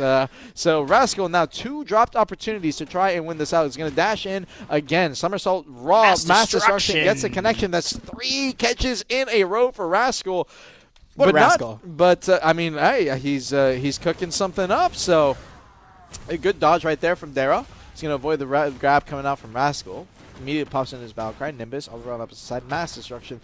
Trading the exact same time. Battlecry trading into it again. He's going to go Spiral Cannon into leg drop. He actually could have grabbed the ending of Rascal's Battlecry right there. Or potentially Rascal could have grabbed him after the Battlecry had finished due to the leg drop being animation locked. A lot of leg drop into Battlecry or into Spiral Cannon into leg drop. Trading into the Battlecry. That is twice or 3 times now. That is again punishable potentially if either of these players want to kind of adjust their playstyles. But it seems like damage trading is going to be the name of the game. Grab comes out from there. It's way too far away for any connection on the Rascal. Potentially a misinput. And again, the uppercut into the somersault. Like, this didn't kill last time. It's not going to kill again this time. What is this combo we're doing? We have better routing than this, but it's not going to be needed. The Battlecry, wait, he catches Rascal, but Rascal has V. Yeah, 10 seconds left. And with that final CC right here, doesn't even need it.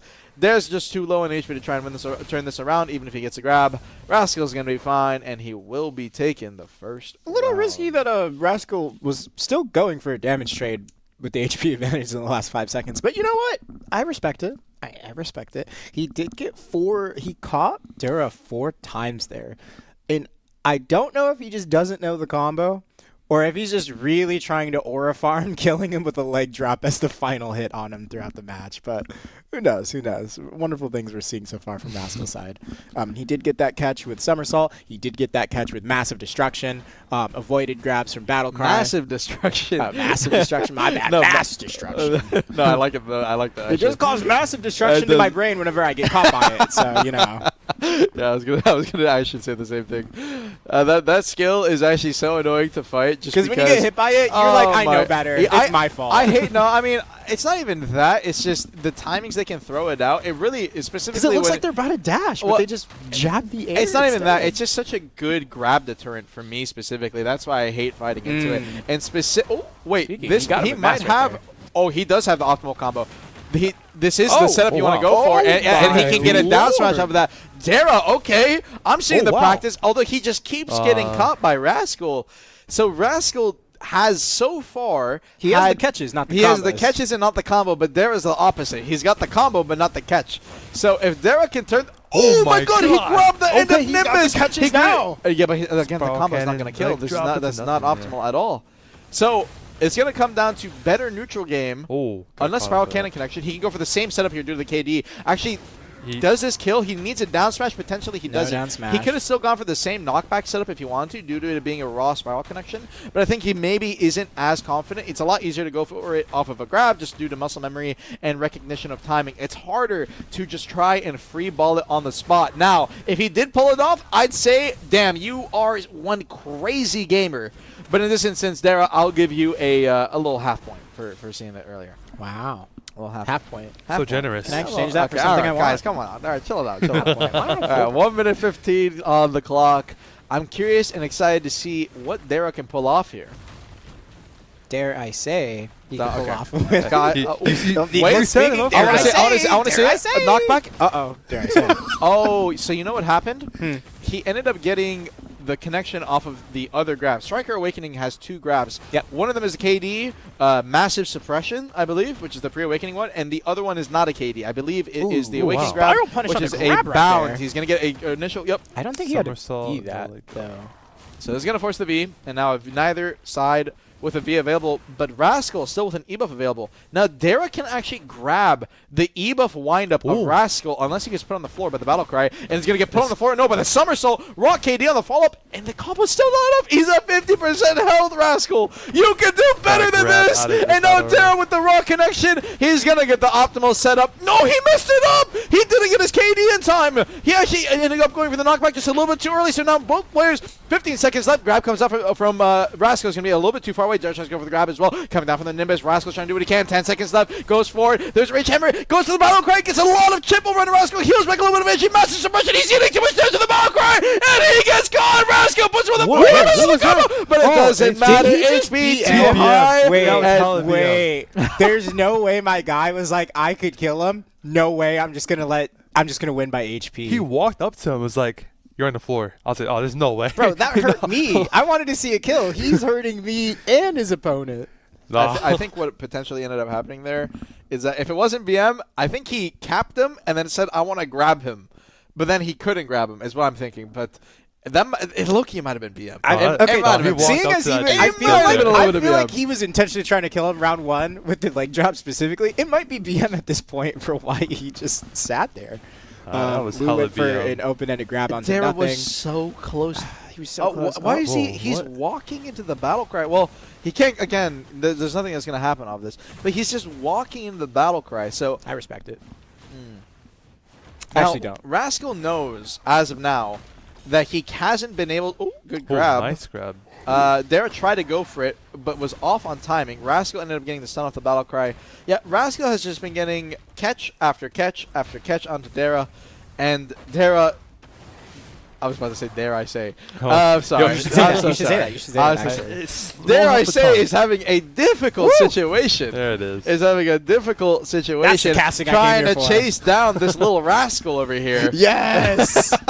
Yes! Another one. Do another one. Do another Oh one. man, is this what happens when we're doing late night casting? Is, Oh, is yeah. this it? Like, man. I'm just, you know what? I'm fully on board. Can he go for the setup? Okay, he actually got the setup this time. That's the knockback. He goes for the spot my the leg drop. damage. Yeah, the damage is a lot more. And then by that point, with the Echo Spirit that he pops right there, it's just so much burst that he will be forced to V.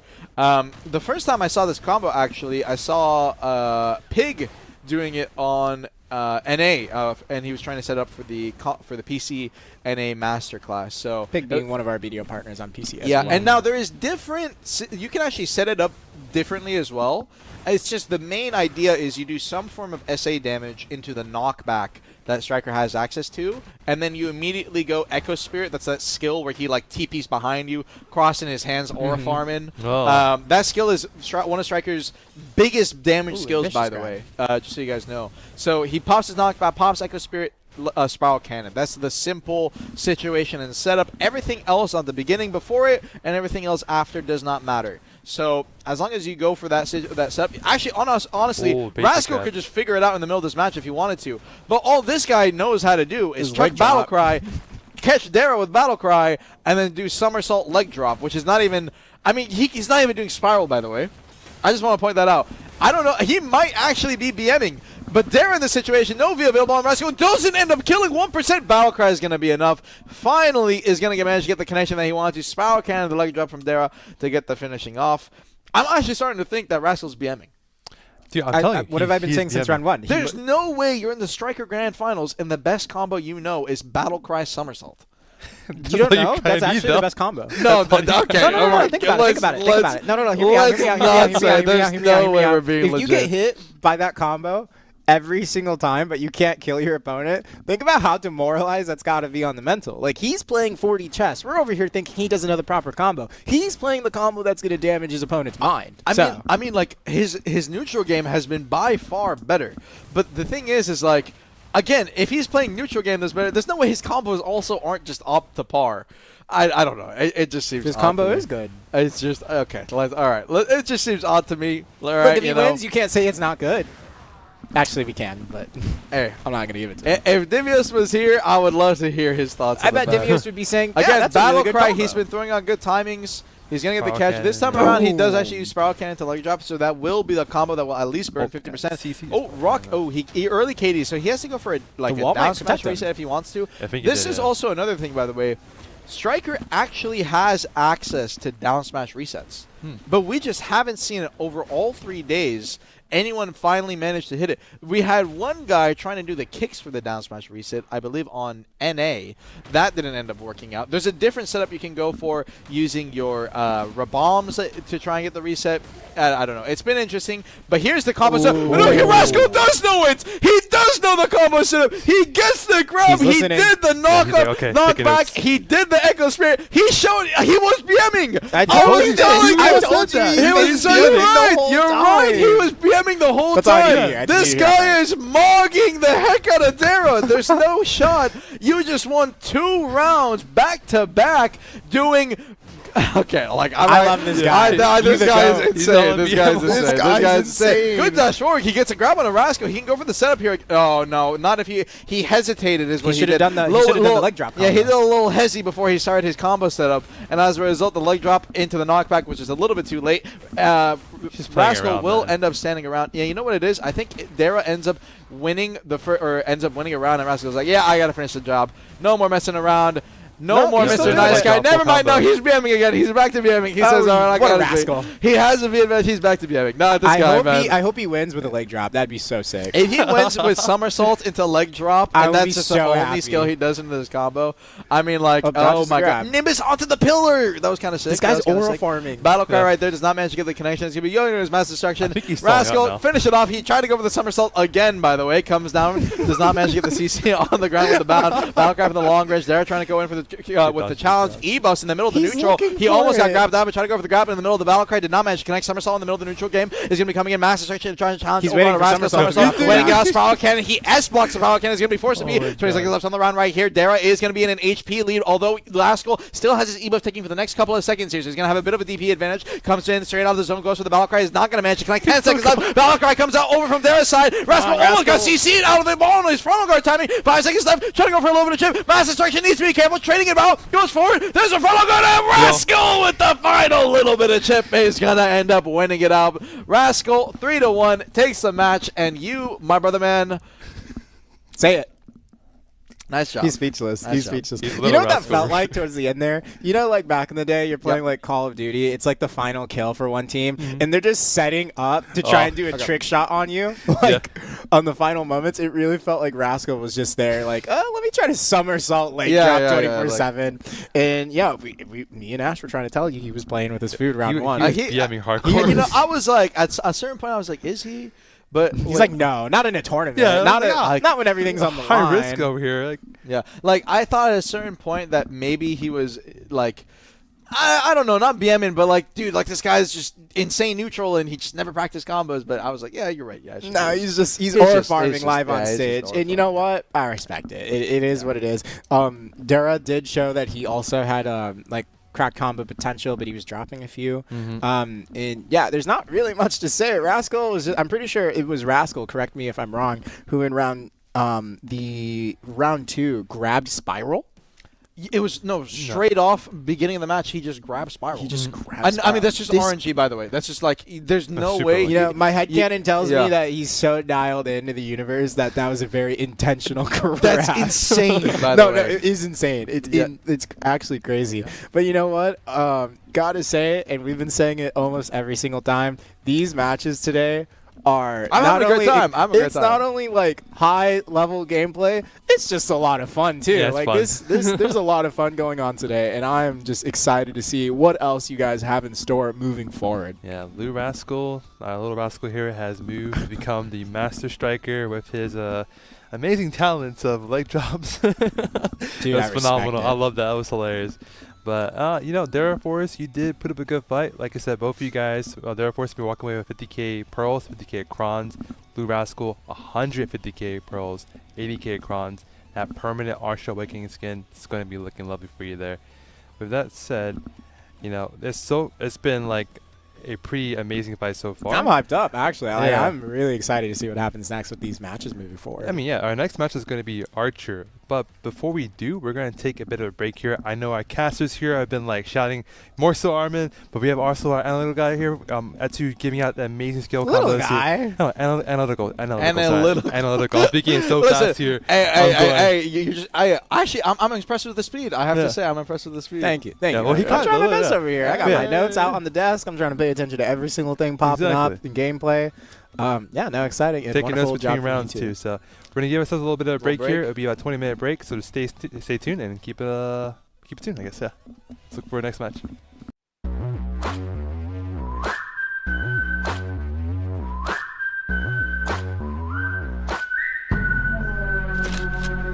Lately, I'm a savage. 누구도 건드릴 수 없는 모래 위는 세계 침략될 불빛을 느꼈어.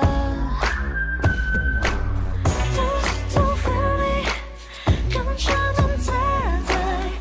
차가운 눈빛으로 꺼내겨줄 불래.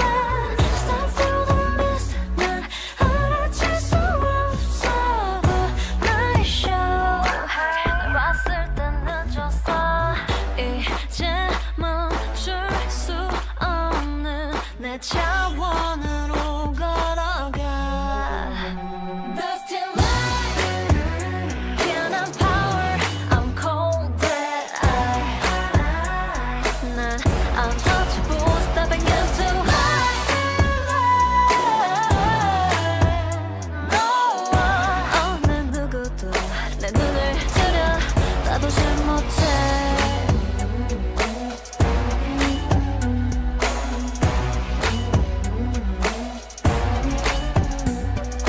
Dusty, drip inside the search in my eyes. 장막을 가로질러 빛을 멀게 하는 revolver shot. 너에게 저게 빠뜨려버리고 해. It's time to go. 3, 2, 1. Just don't tell me. 숨겨진 코드에 채워진 썸들. 여섯 번의 순간. Break through the dust.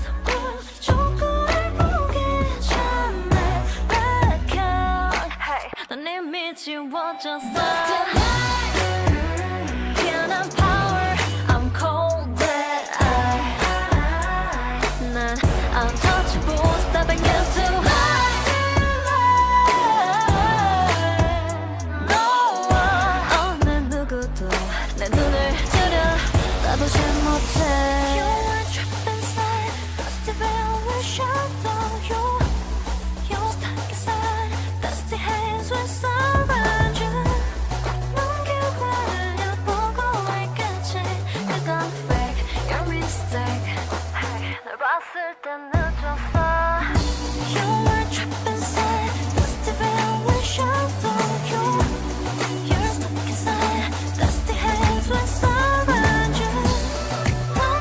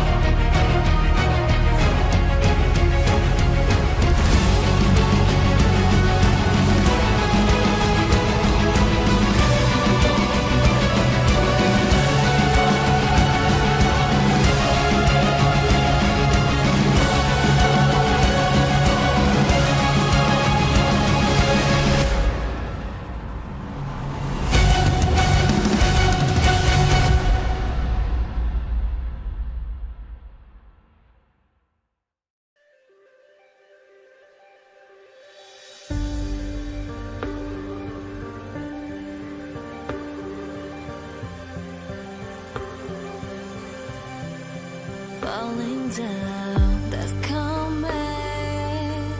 찾은 줄 알았지만 난 파도에 왔어. Spirit of 나의 그녀 서먹서먹해진 공간을 위조해 너에게 다시 throwing your mess up, taking me high, bringing me down. 응접해야 해 이 gravity 잠잠히 끌어오는 시너지 imagine의 분열. Finally I got to the answer, top to the mountain star. 여기에 turn to the other side. 끌려오는 순간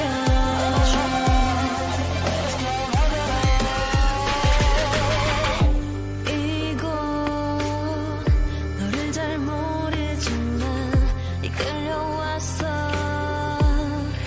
검은 죽음 너의 중년 잠시 당했던 나 새롭게 기원해 to the light. 다시 throwing your mess up, taking me high, bringing me down. 응접해야 해 이 gravity 잠잠히 끌어오는 시너지 imagine의 균형. Finally I got to the answer, top to the mountain star. 여기에 turn to the other side. 끌려오는 순간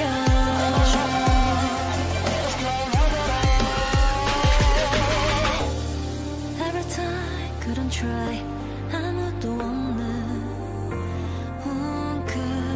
웅크렸던 sometimes 다시 혼자 되어 심장이 멈출 때 every time couldn't try 마주하기 두려워.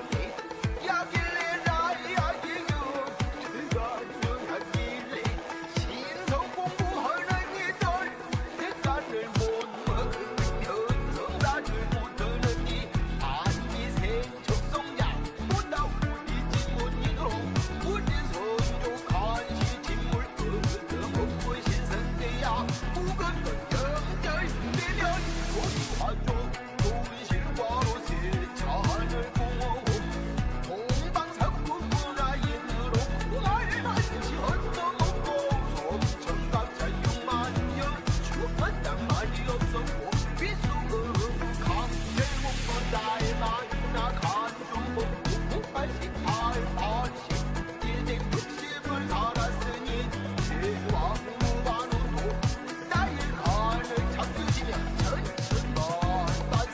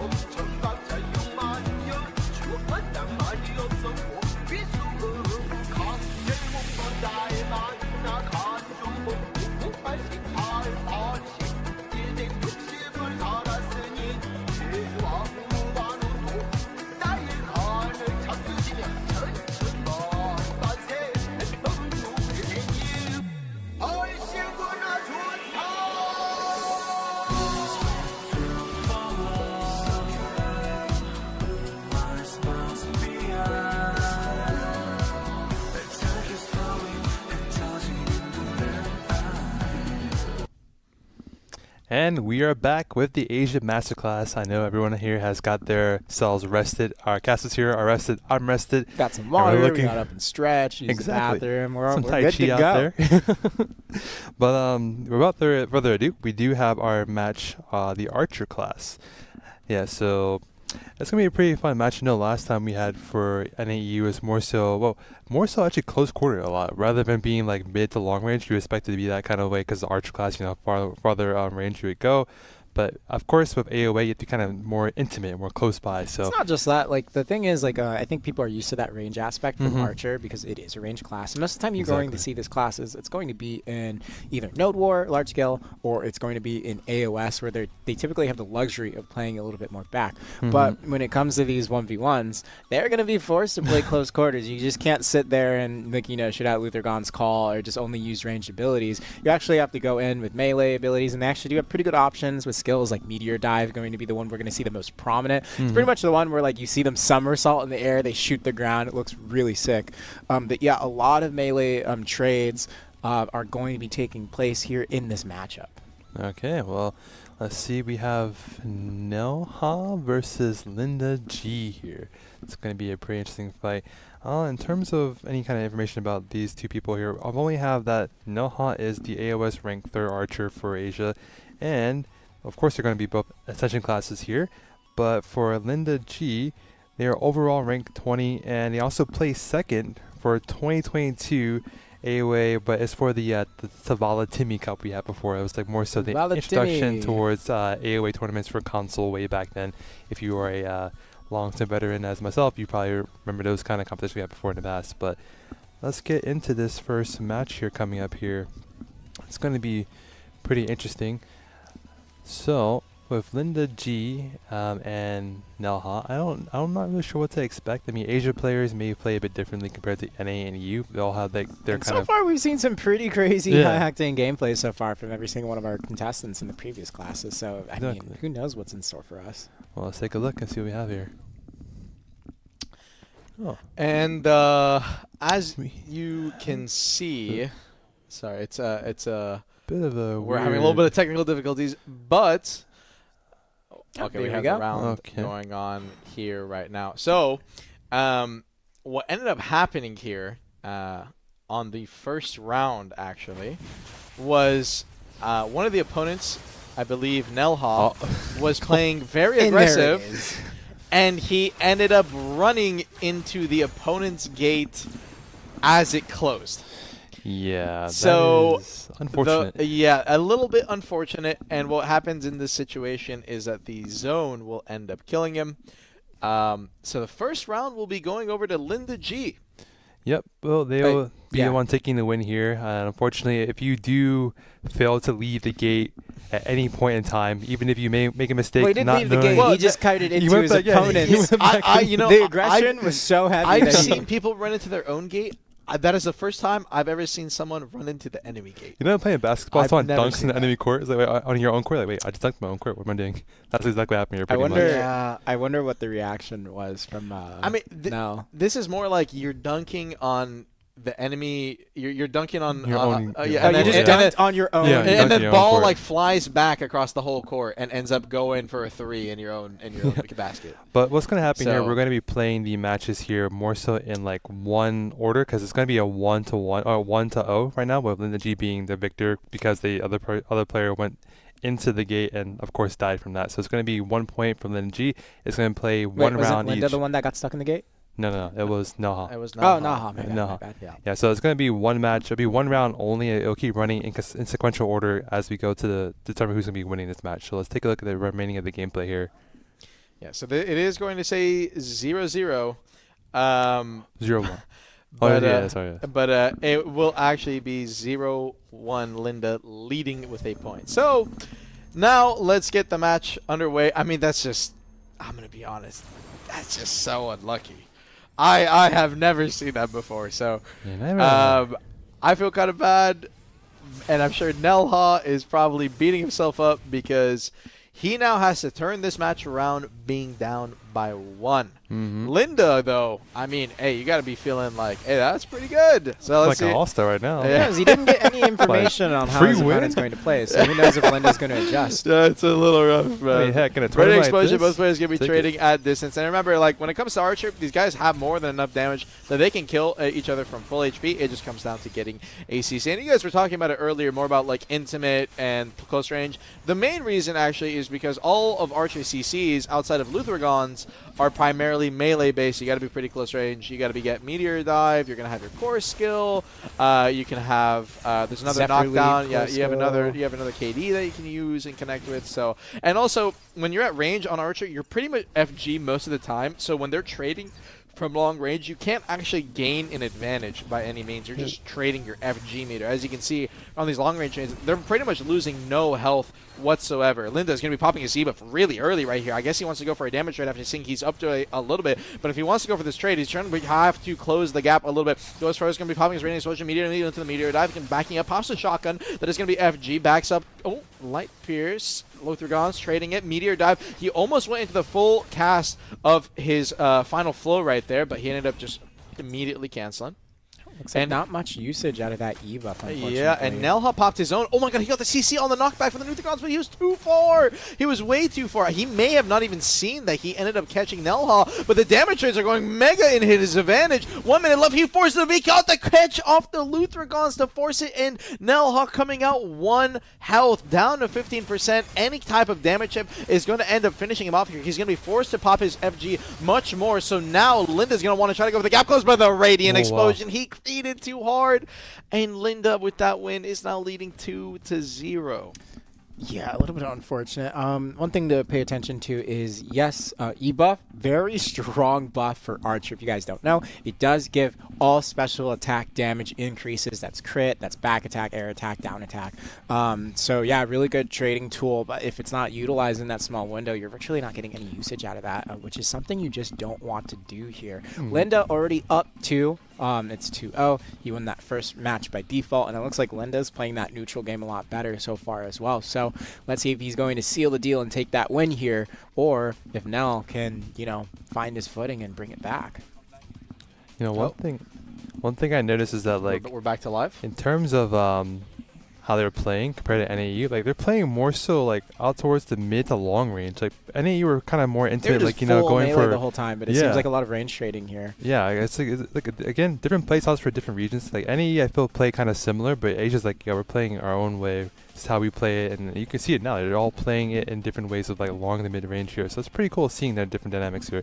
But with that said, like I feel like it's Very gonna be a push pretty ball. rematch. Like to see it. I Yeah. mean, it is a class that has the luxury of playing that hybrid play style, of course, having the melee options as well as range. You're going to start off with range from Linda. Let's see if we can find any opportunity to make something happen. Looks like we're just kind of doing a standstill. Linda on the back foot. Hopefully they don't kite back into their gate. Don't do that. Yeah, we're going not back 2 for towards 2. the center. There's a meteor dive. Too Doesn't soon, find a man. connection. Too soon. Too soon. Did it happen? Too soon. But yeah, not much happening just yet. Looks like Linda is getting chipped down heavily. Not really finding anything. He actually does get stiffened, Yeah, but there but is no follow-up It's still at far all range. from Nell. Not quite yet, and it looks like, yeah, things are just playing a little bit passive. Mm-hmm. Nell losing out on that damage trade, trying to go forward. There's a meteor dive, doesn't find a connection with it just yet. Nell going off on the back foot, throwing out the range damage, and like you said, GM Ash, they are playing this very more like mid-range gameplay style instead of melee. The only melee options they're really going for is that meteor dive. There's the Zephyr's Leap, doesn't find a connection with that just yet.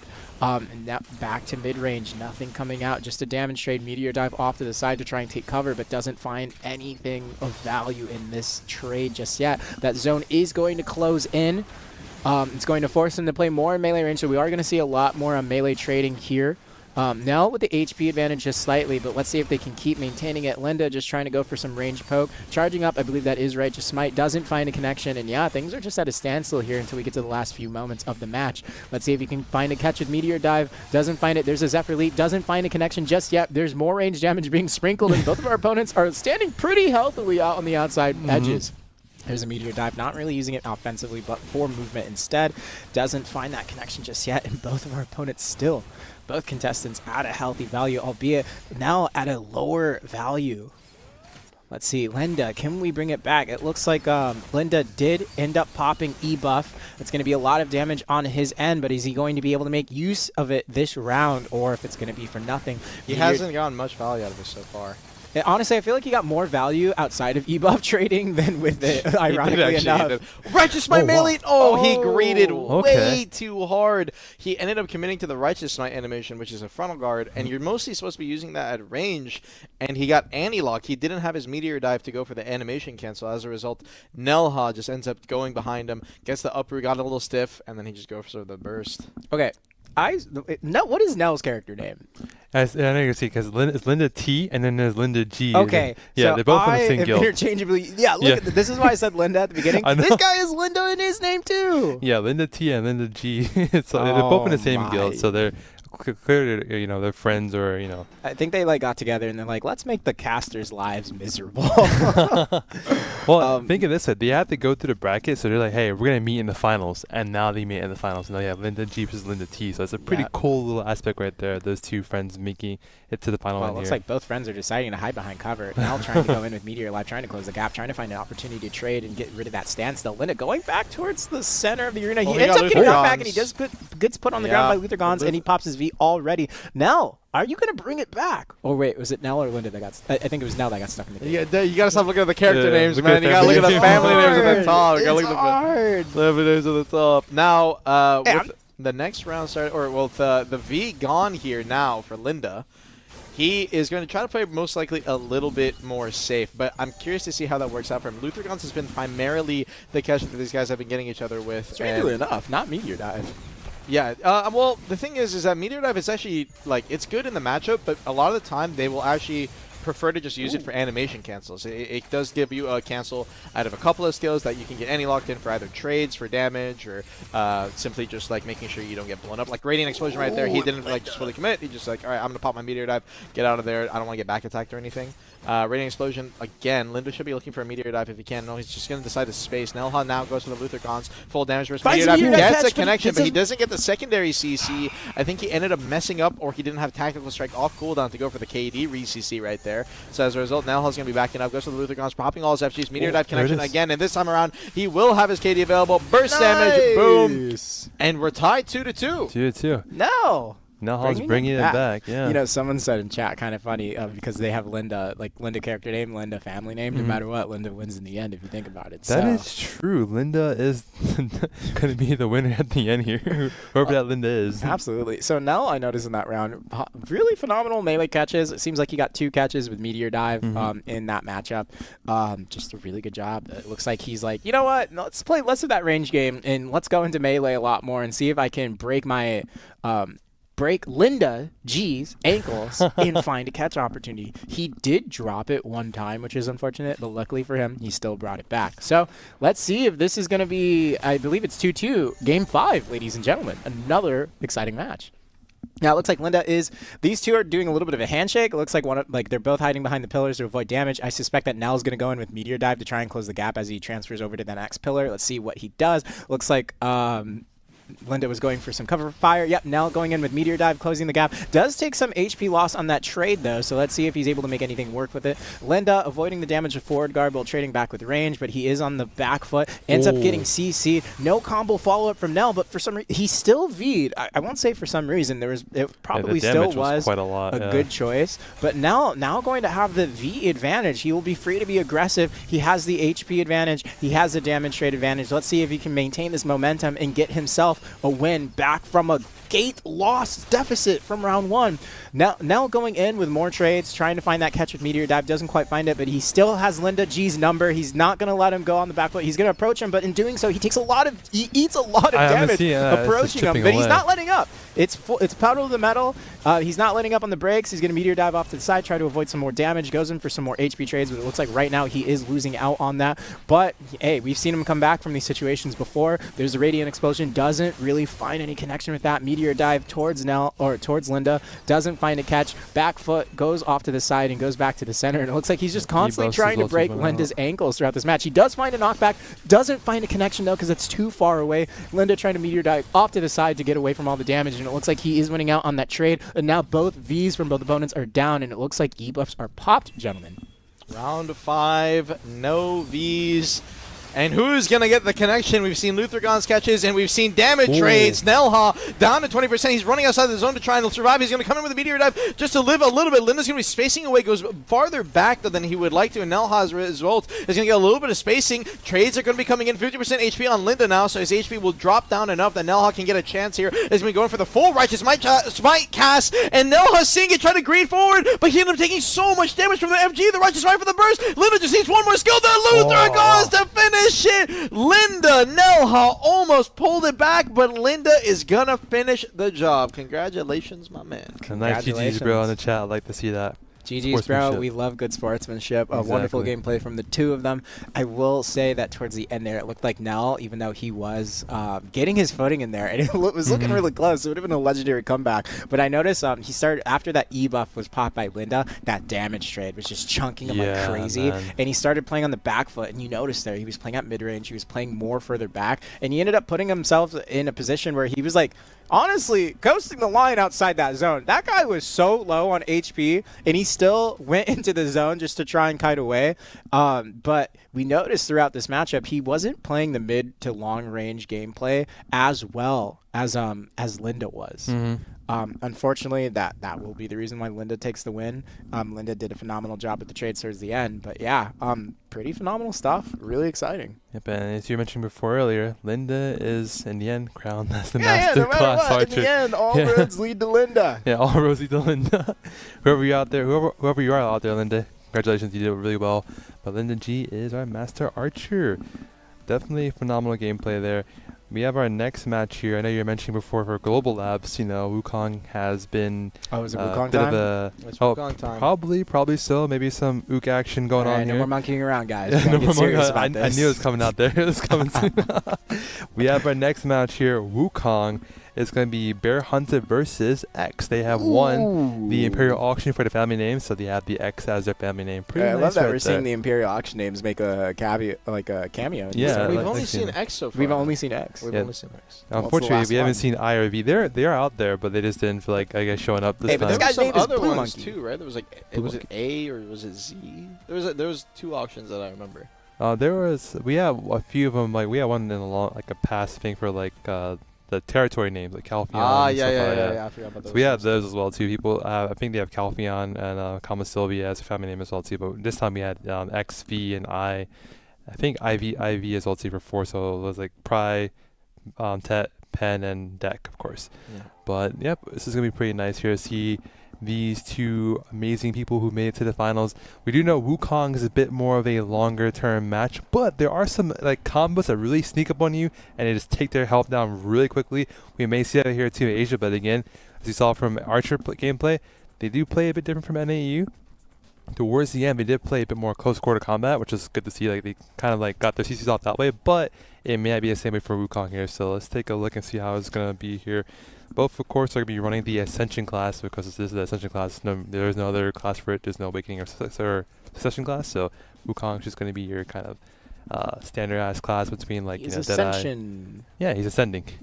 Speaking of ascending, there is the Buddha fighting form, but you know that's probably one of the I would say the main things about Wukong, his core skill. The Wukong, the fighting Buddha stance is like really nice. You get like a huge iframe for that entire duration.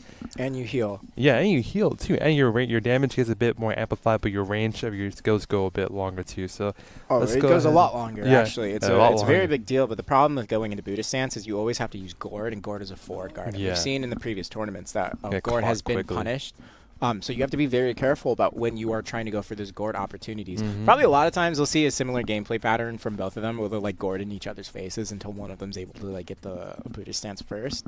But yeah, the class missed me again. They're iframe. They're able to dodge around. I like that one. But they have to be very careful. They also have the Rabam iframe as well that sends them into the air. But coming out of it, and we saw this get punished in the previous tournaments, where when they drop down, it's in super armor, and they can't really dash out of it right away. So as long as our opponents are paying attention to our contestants are paying attention to what's going on and try to go for those opportunities, it's just gonna be an interesting matchup to see how each other plays it. But I do believe that match is ready. Let's ladies take and a gentlemen. look. So Let's take a look. Blue Monkey and Punch-kun. Amazing name. I like it. There's a Nimbus Cloud. All right, X, show us what you got. You already went in with Scorch, I believe. Scorch being that AoE stun ability. Didn't quite find it. There was Gourds popping out. They're going to have to pop that at least 2 or 3 times before they can go into Buddha stance. And yeah. Blue Monkey is right in Buddha stance right now. He actually got it that quickly. I was surprised. Oh, well, that's right. I think he ticked it fully 2 times. But let's see what he can do with it. If he wants to maintain the stance, it's going to be. Ooh, I hope that was like. Oh, nope, he did land it. So he was able to get into Buddha stance, and you can see by the purple and blue, red flames that they are both. Well, we can see the damage he was trying to do during that Buddha stance. Like, there was nothing happening because he's in complete iframe for the entire duration of that skill. It's an ore farming skill. Yeah, literally. Say, hey, man, I'm just going to pop this. You can't damage me. Good luck. You're just, like, wasting your skills right there. So it's a good opinion to use between, like, you know, skill usage or skill gaps when you're trying to, like, recoup some space in between those two. But, again, like, this match is going to be more so who can catch who first. Then again, it's always the same way. But there is some damage chip here because of the ring closing in right now. Nothing really connecting at the moment here still. We're still kind of dancing around to look for connection, but there's still nothing able to fully succeed in terms of CC-wise. I am wondering if they're going to do the same exact thing that NAU did before, too. Yeah, it looks like they're just trying to guide around from each other. We haven't seen any grab attempts come out just yet from these two. Well, there was one from a mile away. Vicious grab attempt right there. Very interesting choice. I think he was thinking he was some other character in a different universe. I think he was using it so he could go into super armor as a form of protection, right? Oh, okay. By the way, I'm kidding. That was. I thought you were joking. He's gonna get the CC. Forces the V instantly. He didn't even wait. I would have waited. Because there's no point. I would have waited because you don't know if they know the combo just yet. Exactly. Scorch doesn't quite connect. Yep, they're both gonna go in with Upheaval. There's a bunch of jumping around. I saw by NAU, like, they didn't have combos at all. Well, at least one person did. Formidable was still kind of learning his combos from the match period, but the other person's name, which I unfortunately forgot, he knew his combos completely. Is that Lockhart that just competed? Did my guy just go straight into doing his Black Shrine after taking the win? Hey, man, he took the win. He's got to now show up and show out now. He's like, hey. Okay, well, for the time being, Bear Hunter down to 20%. This is going to get sketchy. X has been trading so much better. His mobility has been better. And the big thing is that he already has the V advantage. Is going to get the Siphon connection. There's the KD for the follow-up. And the damage is going to be enough. It looks like...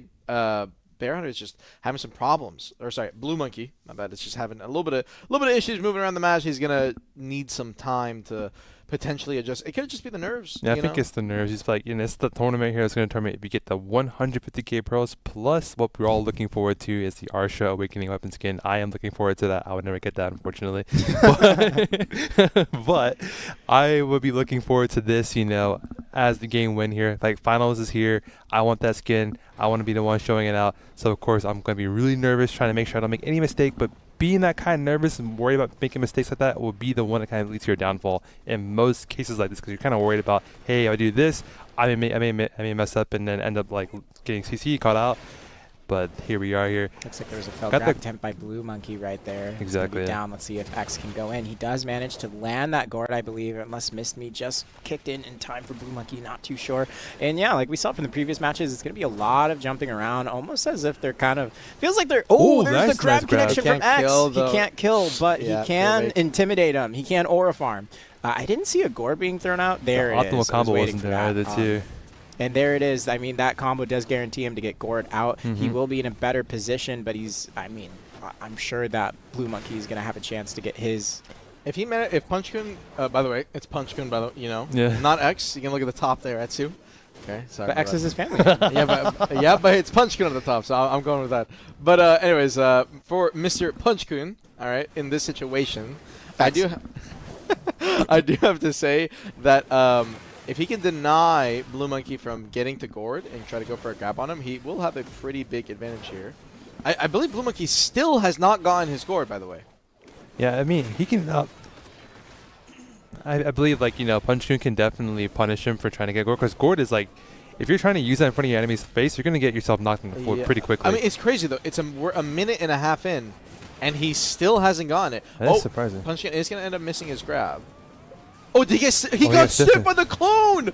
The pets! Wow. He actually got... that's pretty rare. He got stiffed by it. Gets a re-CC. And again, he still hasn't popped his Gourd. We're down 2 minutes. It's the final circle. I was wondering I don't think he's saving it. No, I think he just actually hasn't... Oh, I think he finally hit it there. No, he might have missed.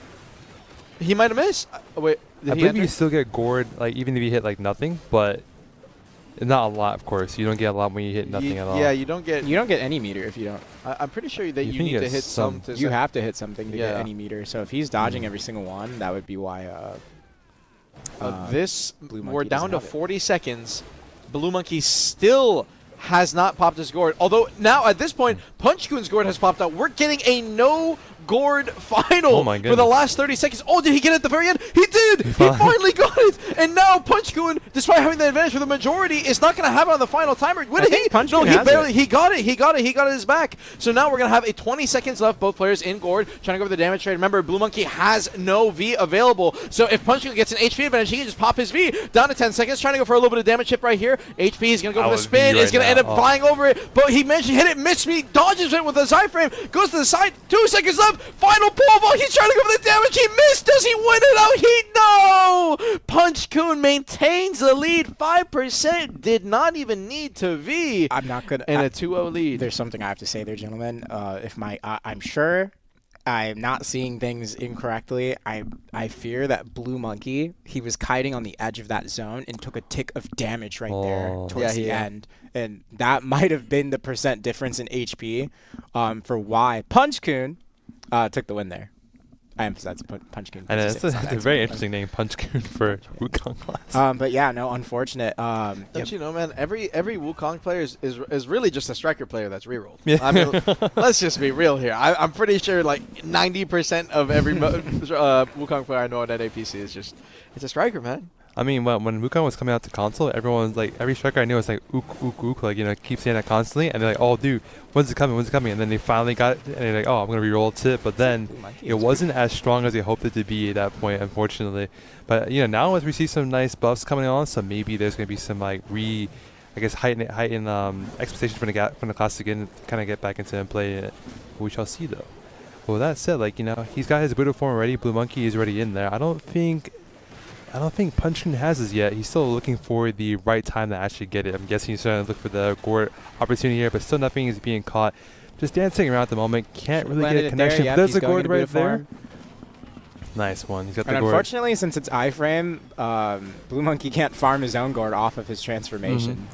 And Lockhart has blessed us once again with the solar or He's such a grinder. Grinds know. out the Master Glass, grinds Yeah. out his Black Shrine. Ooh, Ooh, it whoa, does that look was a like knockback. Punch-kun gets knocked back, but he there was didn't no expect follow-up. that to connect. Yeah. He's just tossing out abilities. That's really common. You'll throw a CC out, but you don't actually expect it to hit. Oh, good stun re-CC off the stiffen. Good Punch-kun's going to follow-up. manage to force the V off that. He did stiff stun, had his KD still available, and honestly, Blue Monkey, yeah, I don't blame him for being.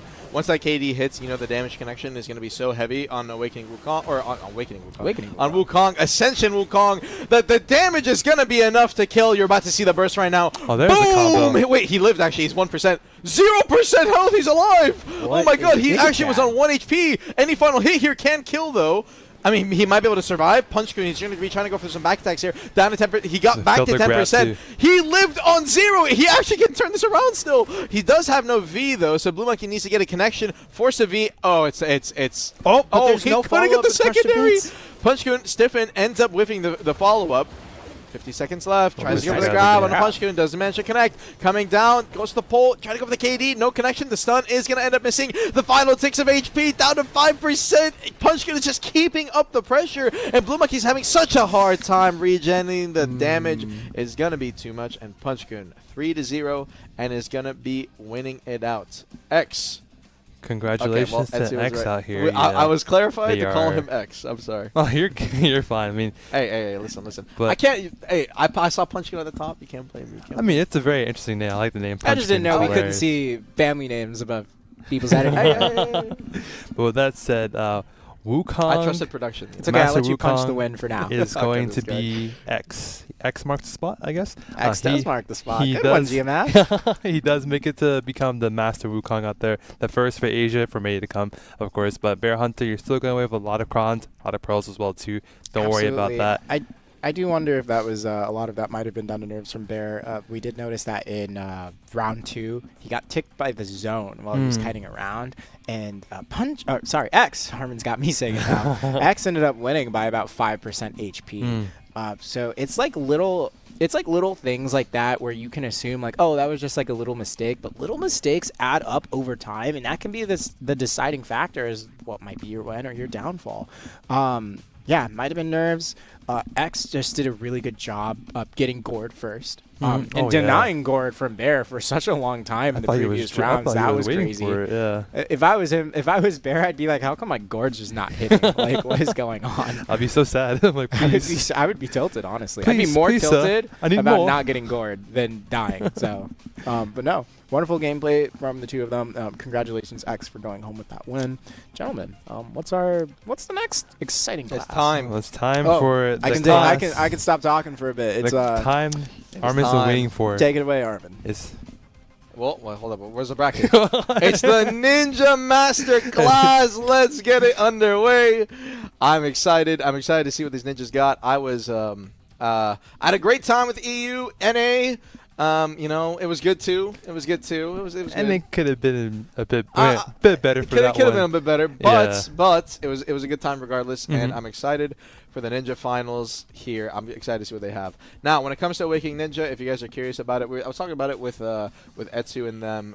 This class is Giga protected. This class has very little gaps that you can punish, but in the 1v1, you have 2 grabs available. You have your core skills, which can be a big part, and you still can CC your opponent, assuming you are able to find those timings, assuming you're able to get behind the frontal guards, which again are not necessary. You don't have to pop a frontal guard, but there are a lot of micro gaps in this kit. Gaps that you are forced to use, things that are just small ticks, and if you're timing your CCs correctly, you can definitely get those punishes. You can get catches onto things like ghost creating. So I'm curious to see how they're playing. There's a lot of small niche tech on this class. This is probably hands down Awakening Ninja. I'm assuming they're both Awakening. They are. Because Succession Ninja is unfortunately in the gutter. But Awakening sorry, I had to say it. But Awakening Ninja, I will say, is hands down one of the most diverse kits, actually probably the most diverse kit in the game currently. They have so many tools available to them. And you know what I like I'm about very that, excited. Armin? When you have such a kit with so much depth, so many different options, it really lets you see a high level of skill expression. And in that skill expression, you're able to see different types of play styles. I've watched I've seen so many Awakening Ninjas play, from you to Mayzap to other players on different servers. And what I love about watching this class is everyone has their own unique way of playing it, where you can tell like, oh, this guy's ninja does not feel like any other ninja I've fought. One might be a lot more defensive. One might be a hybrid between defensive and aggressive. One might be a lot more controlled, a lot more passive. And some just might be uniquely in their own tier altogether. So it's going to be really interesting to see how these players play today, and what kind of show they're going to put on for us. Also, Shadow Slash. Very cool skill. Q slash. Q slash. I'm going to call it Q slash. You know, no stamina. KD. Currently. No collision. Currently. Just shout out to grab really Global fast Labs. out of it. Shout out to G-Lab. Shout out to G-Lab. For now. Okay. Awakening Ninja. We got Felicity Paul 1. What a name. Versus K28. That's more of a ninja name that I'm familiar with. Yeah, K28 does sound like a ninja That's name. a very ninja name if I've ever heard one. And I believe we have the match underway. I'm ready to start yapping. Let's get it going. Take it away. This Felicity versus K28. The battle of the ages. The battle for Asia. As after all, Ninja is we're checking out raw executioners. We're getting the punish. We're gonna get caught immediately. He can't kill off of this. CSD is going to go for the follow-up. K28 is going to be spacing out now. I'm not too sure what ended up happening for Felicity right there. Both players are going to be trading out. Q slash into the Katana Shark. He ended up being unprotected. And the Serpent to kill K28 is going to be taken. That is 2 times in a row. The first round in 20 seconds. Both of them got hit at the end of Katana Shower out of it. I mean, I'm almost surprised that it actually had ended so quickly. That was actually interesting how that... I mean, I was looking forward to a longer match, but I guess we'll see what happens here next. I mean, clearly these are really high-level players, so obviously we're going to see much more. Well, don't you know? Like, they're moving at such high speeds that you can't even see half of the match transpiring in the few seconds. Oh, yeah, they were just going in the shadow realm. Yeah, I forgot about that. And so let's get it underway. Maybe a little bit of nerves kicking in here for Felicity. Early Q slash. She ends up going for the raw executioners. You do not want to be going for raw executioners like that. K28 gets his CC. It seemed like he was almost surprised he got that connection there. Like, how did this guy get put on the ground? And I'm not sure myself either. Block jump, Katana Shot over on the other side. He's going to go for the grab. Ooh. Ends up grabbing him out of the ghost step, or did he go into severing? And Novi again. This is No V again? This is a 20-second match or so. Well, no, it makes sense, right? Because like you have to go down two. And I'm then a little sussed out. I gotta say, This 2 is rounds, no V. You know it's gonna kill. K28 playing it well, 2-0, but Felicity. Katana shower, this is raw interesting. execution. We'll see. Yeah. A bit interesting, but K28 2-0. Third round, can Felicity turn it around? Well, you know what? His name is Master Ninja. You know what it is? Master We had Ninja. two. This is what happens, man. We We had had too many good fights. We had two. Wait, what's going on here? Oh, it looks like Felicity is chilling in the gate. He may. Oh, What's up with what? he what? did not end up leaving the gate in time. Oh, K28 or a walk-in, and well, Yep. it looks like it's gonna be a little handshake. I guess he Interesting. gave up. You know what it is, man? We had 2 round 5s in a row for NA versus EU. We reached the limit. And we reached the limit, man. It was such a hype match for both regions. We go to Asia. It is what it is, man. It is what it is. It's understandable. And at this point, K28 could do a really cool thing by grabbing him out of the gate. he could, and then could do it. the match could be played on. Actually, if you guys don't know, you can grab people out of the gate, put them on the side, and keep playing the match out. If you got a little bit of honor in you. But the zone is going to be closing in at this point, and as the zone closes in, what will happen here is that Felicity will end up dying. So I'm assuming that this ends up being a 3-0. And K28 will end up winning. It looks like Felicity's trying to trade him back at the same timing. So, yeah. That is Anyways, interesting. Unfortunately, you couldn't see the ninja gameplay that you're looking forward to here. It's all right, man. We got 2 round 5s. We got I'm cool. Kuno I'm still. cool with it. Oh, yeah, Hey, we got Kuno still. Kuno. True. I mean, hey, Kuno Masterclass for PC, that ending was hype. You remember that? It was super hype, Yeah. actually. And Kuno so far for both NA and EU on console have also been giga hype. So I'm excited. Well, we ladies have and our gentlemen, winner that- here. that is the 28. I think that was like collectively less than 2 minutes. So Yeah. that was interesting there. But our Master Ninja K28, you have ascended to the Master of Asia server for Ninja class. Congratulations there. I guess moving on to the next match we got is the We got Wizard. Wizard. And both, quite sure they should both be awakening. They Oh, better both be. awakening. Double awake. Yeah, they both We've be only awakening. seen Suck awake and Suck versus Suck. awakening. Well, yeah, we saw one. Yeah, Suck awakening versus awakening. Yeah, we haven't had an Before. awakening mirror yet, though. This will be No, I'm interesting. not awakening mirror yet. So Yeah, this is gonna be so- the Did first the one awakening here. win last week? Oh, I think he. Suck came out on top. No. No, I think the awakening won because it came to last circle, and then he won off of Chip in the final circle. Although gonna be- it is Suck favored. Like again, this matchup is very Suck favored. So Yep. I'm very surprised to see an awakening mirror in the finals. It's gonna be pretty It's good. going to be really interesting. Both are going to have grab. Both are going to they're not going to have split TP between the two of them. So Yeah, and the damage trading is going to be a lot simpler, actually, straightforward, just because of the mobility and it's how going to be it a lot works. of Harry Potter stance in front of each Yeah. other. Like, just, Yeah. charging in front of each other. Let's take a look at the brackets. Let's see what we got. Got Herugito and Hito Demon. I'm like Hito Demon. I'm like, Demon. oh, Hito Demon. Yeah, Hito Demon. So I guess maybe he's trying to go for like demon or a demon guy or whatever. Yeah, demon don't know. person. I'm not really entirely sure. I'm just spitballing here, but that could be the case here. We do have those two coming in to be our finalists to fight in the Masterclass for Wizard here. Awakening versus Awakening. We haven't had it so far. It's always been Suck Awakening or Suck. I think Suck and Suck for EU. I'm kind of having a bit of a haze memory here, but it's going to be an exciting match nonetheless. Let's take a look at the gameplay here. I'm looking forward to see how this is going to work out here between Hito and Hito Demon, which I'm guessing is the correct way of saying it. here. Hero and Hito. There we go. Okay. Interesting. Heru Geto is his name, I'm pretty sure. I'm going to call him Hiru, though, because I am a... Well, never mind. Let me just move on. Hito Deman versus Heru. Round starting off. Wait, he already Did he got already caught. catch? Let's get that. Can he No kill off this? re-CC. Now, I don't think haven't he could s- see that he This is CC'd the him. thing. I haven't seen an Awakening Mirror, and I'm very curious. After the Mana Shield drops, which should be right now, if you guys don't know Mana Shield on Wizard and Witch, the way it works is that both Succession and Awakening have access to it. It gives you a shield that reduces damage taken and instead takes your mana in return. So you get a lot tankier, but it's only a 30-second duration and a 60-second cooldown. So you get it in kind of pauses and stuff.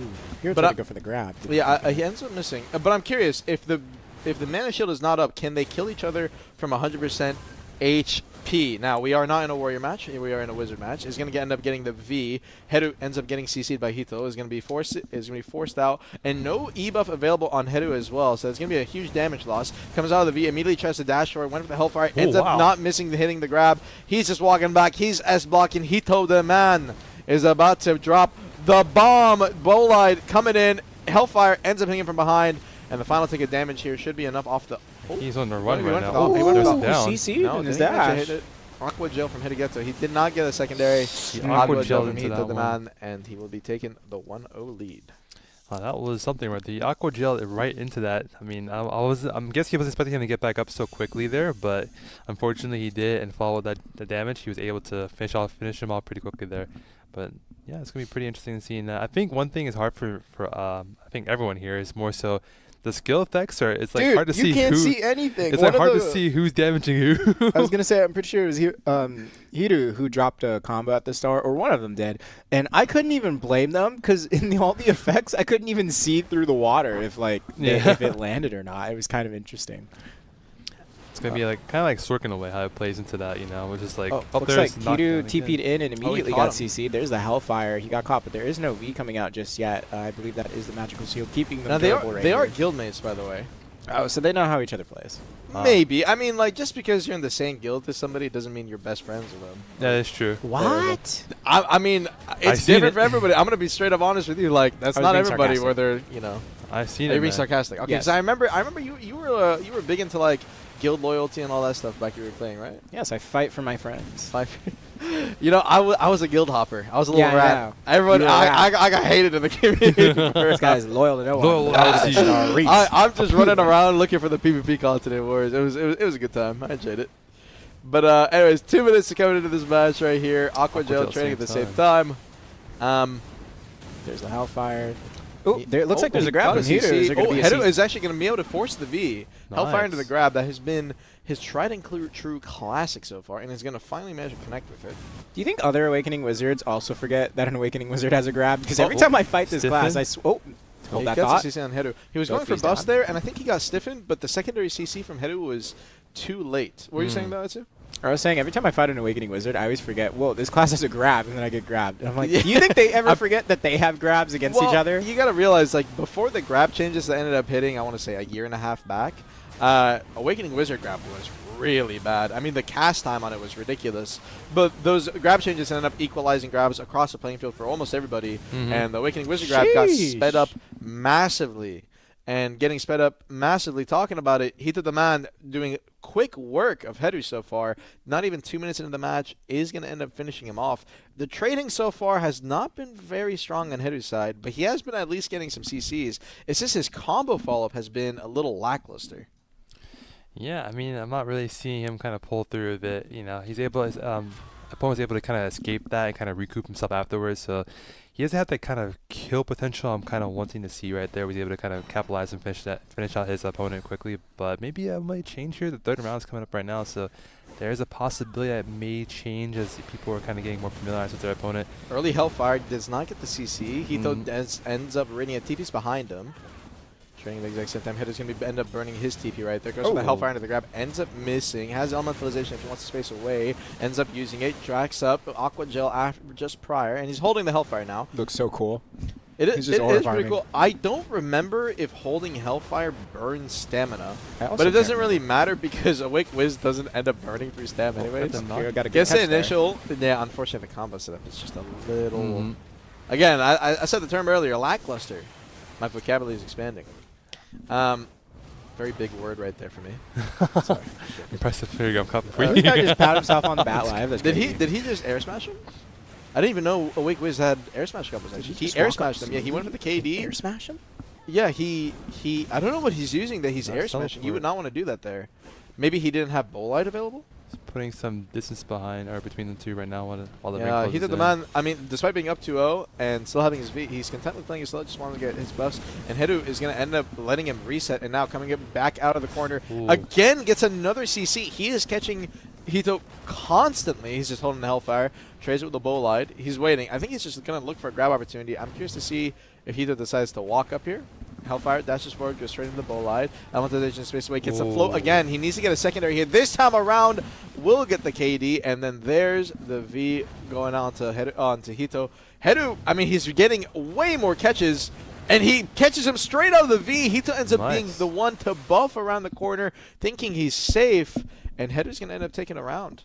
I wonder if Hito's starting to get a bit nervous now. He sees the victory in his eyes, like, okay, victory's right here. I got this. He's feeling too confident and also a bit nervous because he's about to win the match here. At least he's about to get the final match to be Master Wizard. But maybe that nervousness is kind of making him play a bit more, Passive? I want to say, passive is definitely one of the words I'm looking for here. But, he's making a lot of bad choices, bad in decisions. my opinion. Yeah, going around the pillar trying to buff yourself is a really reckless move. You can't assume that your opponent's just going to let you do whatever you want. Yeah. So it may change here. I'm looking forward to see what he does here because it definitely could be the final round for him if he's able to capitalize on what's going on here. Oh, wonderful nice grab from Hito. Okay, maybe that loss kind of woke him back up again. Now he's kind of getting back in the sync here, but let's see how he plays the remaining of the match out here. No, I feel like Heru V'd way too quick again. I mean, well, I say again because we've been seeing it a lot today. The common theme throughout all our matches are early Vs instead of waiting to see if your opponent has the correct damage. Especially if you have Magical Shield up, you maybe didn't have to do that. Oh, dash for. I almost thought there was a grab attempt right there off of TP. He actually was perfect spacing. He could have gone straight into Hellfire, but potentially afraid that Heru could have gone for a grab immediately out of the bow line, which is a bit of a risk. He's going to put Hellfire on the ground. He's going to go for the combo, but he does not have enough damage. So Hito backs up on Monetization, goes for the CC, managed to catch Heru, falls to stiffen the secondary CC. Heru ends up holding the Hellfire, that damage was insane. And Hito is there to finish it off. 3-1. Hito's going to take it, and congratulations, my Master Wizard. Master Wizard, Hito Daemon. Well done. Well yeah, done. no, absolutely. I'm not gonna lie, Hiru dropped a lot of combos throughout that matchup, and like you said, Armin, Veed, I feel like a little bit too early, and we're seeing this as a reoccurring trend across all these class matchups where people are just being extremely early. In some cases, it's warranted. In others, it feels like maybe you should see if your opponent messes up first before you burn the V. I understand wanting the HP advantage, but especially when you're in a position where it's like I know the nerves are high, you can tell, and sometimes you just want to play it safe, but sometimes playing it safe can be a little bit counterproductive or counterintuitive and end up losing you the match. I will say, Hito did have some cracked grabs. He had a cracked grab in round 4, that last one, versus Hito had a cracked grab against Hiru. But yeah, he did buff recklessly that previous round behind the pillar. You do have to be careful about that. It's really easy to think like, whoa, everything's so chaotic, everything's so messy. I'm just going to TP behind the pillar and I'm going to heal myself. There's no way he does anything about it. 9 times out of 10, they don't do anything about it. But we're in Masterclass, right? Yeah, everyone's really good. Everyone's trying to find what little opportunity they can, and right there, that's when you get punished. But either way, wonderful gameplay, and congratulations to Hito for taking that win. Hito Daemon, and you're becoming the Master Wizard. Congratulations. That 150k pearl is going to look super sweet, I guarantee. And Hero Geto, you're going to be looking good with that 50k pearls as well, too. We do have our next match coming here. What do we have next? Corsair. Ooh. And if what I'm seeing favorite. here is going to... Oh, sorry. No, it's Corsair. It is. And the thing that I found He was saying interesting my when I was Oh, okay. Say some Tamers. It's like, the thing I found interesting while looking at this is that this is a Suck vs. Awakening matchup. Yeah. Once all again. weekend we've different. seen Awake vs. Awake. Yeah. It has been Awakening Mirror for both NA and EU. This is our first you're right. Suck versus Awakening that we have seen. So I'm interested to see how this matchup plays out, because I assumed that Succession was the better spec for the 1v1, even despite Awakening having the grab. At least that's how it worked out for the NAEU Masterclass, but I don't know. Who knows how this one's going to be? I mean, yeah, Asia plays their own game. They have their own kind of meta. So each region has their own meta. I think NAU are kind of closely aligned, whereas Asia's kind of like, we have our own meta that we invent. So they said, nah, I'm gonna do my own thing. Yeah, like we got this here. So we have MMKK versus Uni Stanio. Okay. Yeah, I'm gonna go with that. I'm gonna call it Uni. Uni is going to be the Awakening, and MMKK should be Succession Corsair. So it's going to be a pretty good fight here. But like we said before, we have never seen a Suck versus Awakening in the console masterclass. So it's going to be pretty cool to see how these two interact with each other here. let's go ahead and see how this match begins here in a moment. Here, Definitely going to be really yeah. interesting. Awakening Corsair has a really cool tool called Sea Mist, Oh, see. where they dash through you and they can CC you through your funnel. But here's the problem. In the Awakening versus Awakening matchup, that skill has a lot of versatility, a lot of strengths because they're both forward guard based. But if you're fighting Succession, which I believe you said Succession is in this matchup, that class is super protected in super armor. So skills like Sea Mist are not going to see as much value. We might see a lot more trading happening from Awakening, but we're going to have to see if Awakening's able to kite and trade damage at the same time against Succession, or if Succession might be too durable and have the ability to trade back. The thing is, I think in the start of these rounds, it shouldn't be too suffocating for Awakening. They'll have the range advantage. They'll be able to play in the open field and dump out damage onto Succession. But here's what happens. The ring closes over time. Yep. And those mermaid skills are pretty big and pretty much encapsulates the entirety of that circle. So if we get to a position where Succession Corsair is able to trade damage freely towards the end, they can also just go under, I'll say underwater, but under the map and stay in iframe. And they might win to HP advantage if it's allowed to get that far. The thing is, if they sit in super armor too much and it's too predictable, like you said, Armin, Awakening still has that grab. So we're going to have to see how this match transpires. What do you guys predict? Awakening Corsair win or Succession? My heart wants to say Awakening because they have the grab and it's cool. And, Archer Weapon on that would be really sick. But I'm not sure, to be honest. We haven't seen this. I'm going to say Awakening just because I've seen Awakening for Copycat. both regions so far. But who knows? Maybe the Succession wins it out. I'm assuming the main reason the Succession wins it out is just due to stall time and then winning off of chip. And that's what I'm thinking too. But my heart wants Awakening to win this. I don't know. I think it really depends on can they land a grab.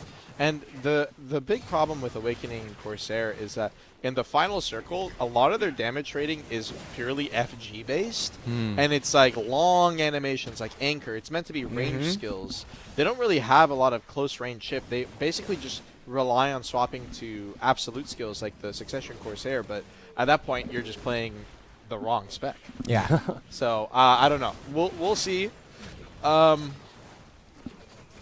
Yeah, it's just going to be a lot of trade opportunities from range. Like we said, key skills like Sea Mist aren't going to see a lot of value here in this matchup because Succession is a super armor-based class. And I was almost going to say there was a huge HP chip, but turns out that was just a 2-minute marker kicking in to bump them down to 80%. I think the most HP we've seen lost so far is I was like, whoa, 3%, by the way. That was a lot of HP. Damage take. I actually think this is a less damage rating than any class we've seen so far today. I think so too, actually. Even Sork, you're not seeing anything coming from here. Yeah. But again, Stuck is actually in the lead so far at the moment, but not by a lot. Well, it's kind of going between. Oh, he dodged the grab. So yeah, this is the thing. Like after the grab is gone, MM, I believe, just there's really nothing else he has to worry about. He can keep trading.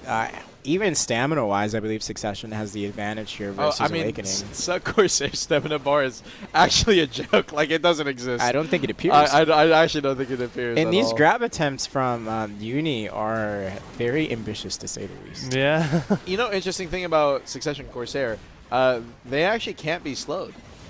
All their whale skills have an effect where they cannot be affected by speed up nor slow down. Well, it's on specific ones, but it's a big part of why this class is actually pretty good at large scale historically, is because during its release as well with slows and everything being a factor, like they just weren't affected. Although I don't remember if that was added post removal of the block break mechanic.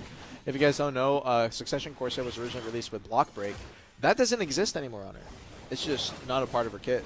I used to be a pain when fighting as a warrior. Oh, yeah, as a warrior or a Valkyrie. I'm like, please. Oh, my lord. I did not feel bad for you guys at all. I didn't feel bad at all. Hey, But still, Warrior lives. And we're coming down the final 15 seconds. One thing to note Succession here. Corsair is losing down to 10, and Uni was still with V available. Oh, no, he took a really bad trade right there. And in this one, MM can just pop his V.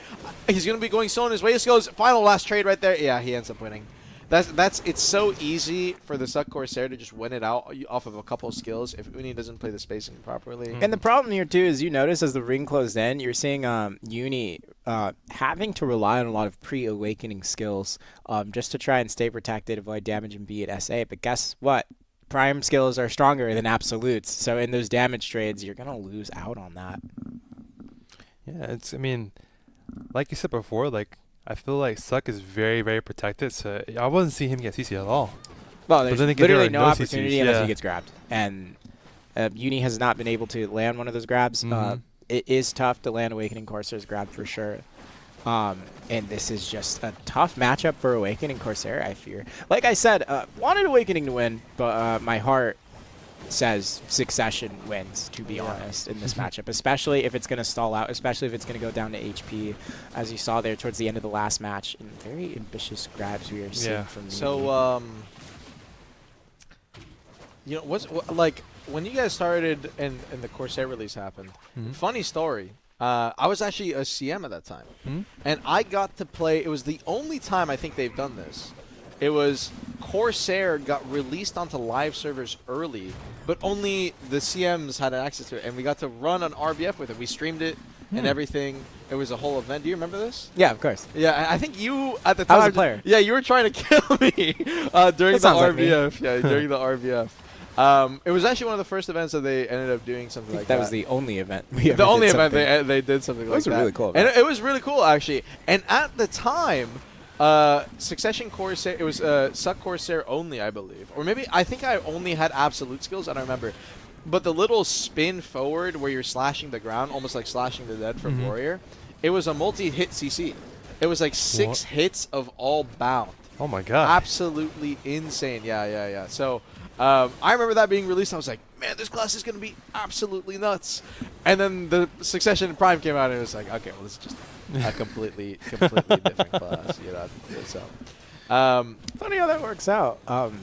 Yeah, looks like Funny Uni little not stuff. able to land any of these grabs. It's getting punished hella hard here. yeah, I mean, And the whale skills Let's- from Prime. Yeah, let's be real. We got a lot more time to kill.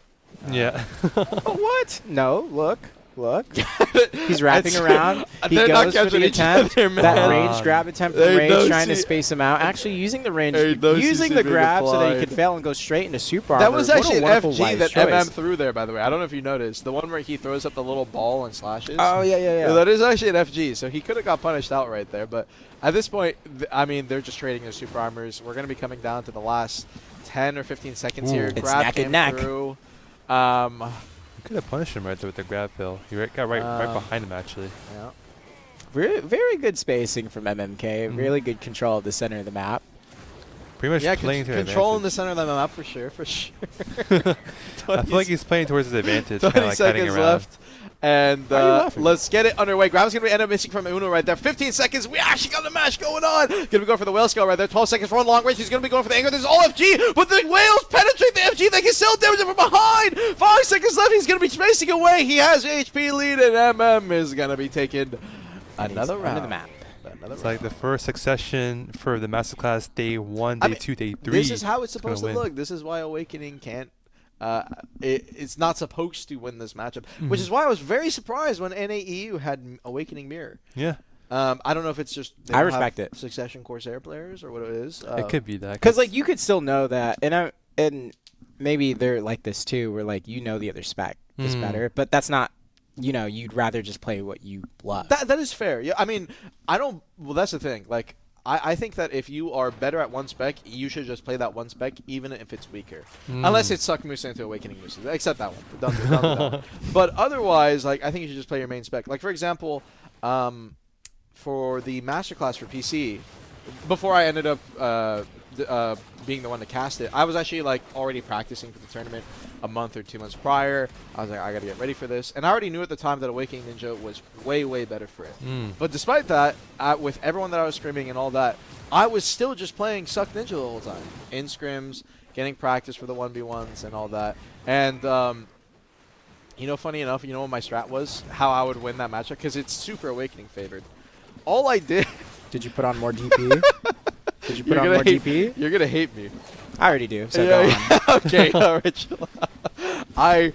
Kidding. I would just play perma run for 2 minutes playing behind pillar, I would play outside the zone. Oh my I'm not goodness. surprised. And then I would wait for the last minute and then just play for damage trading into my ebuff to win.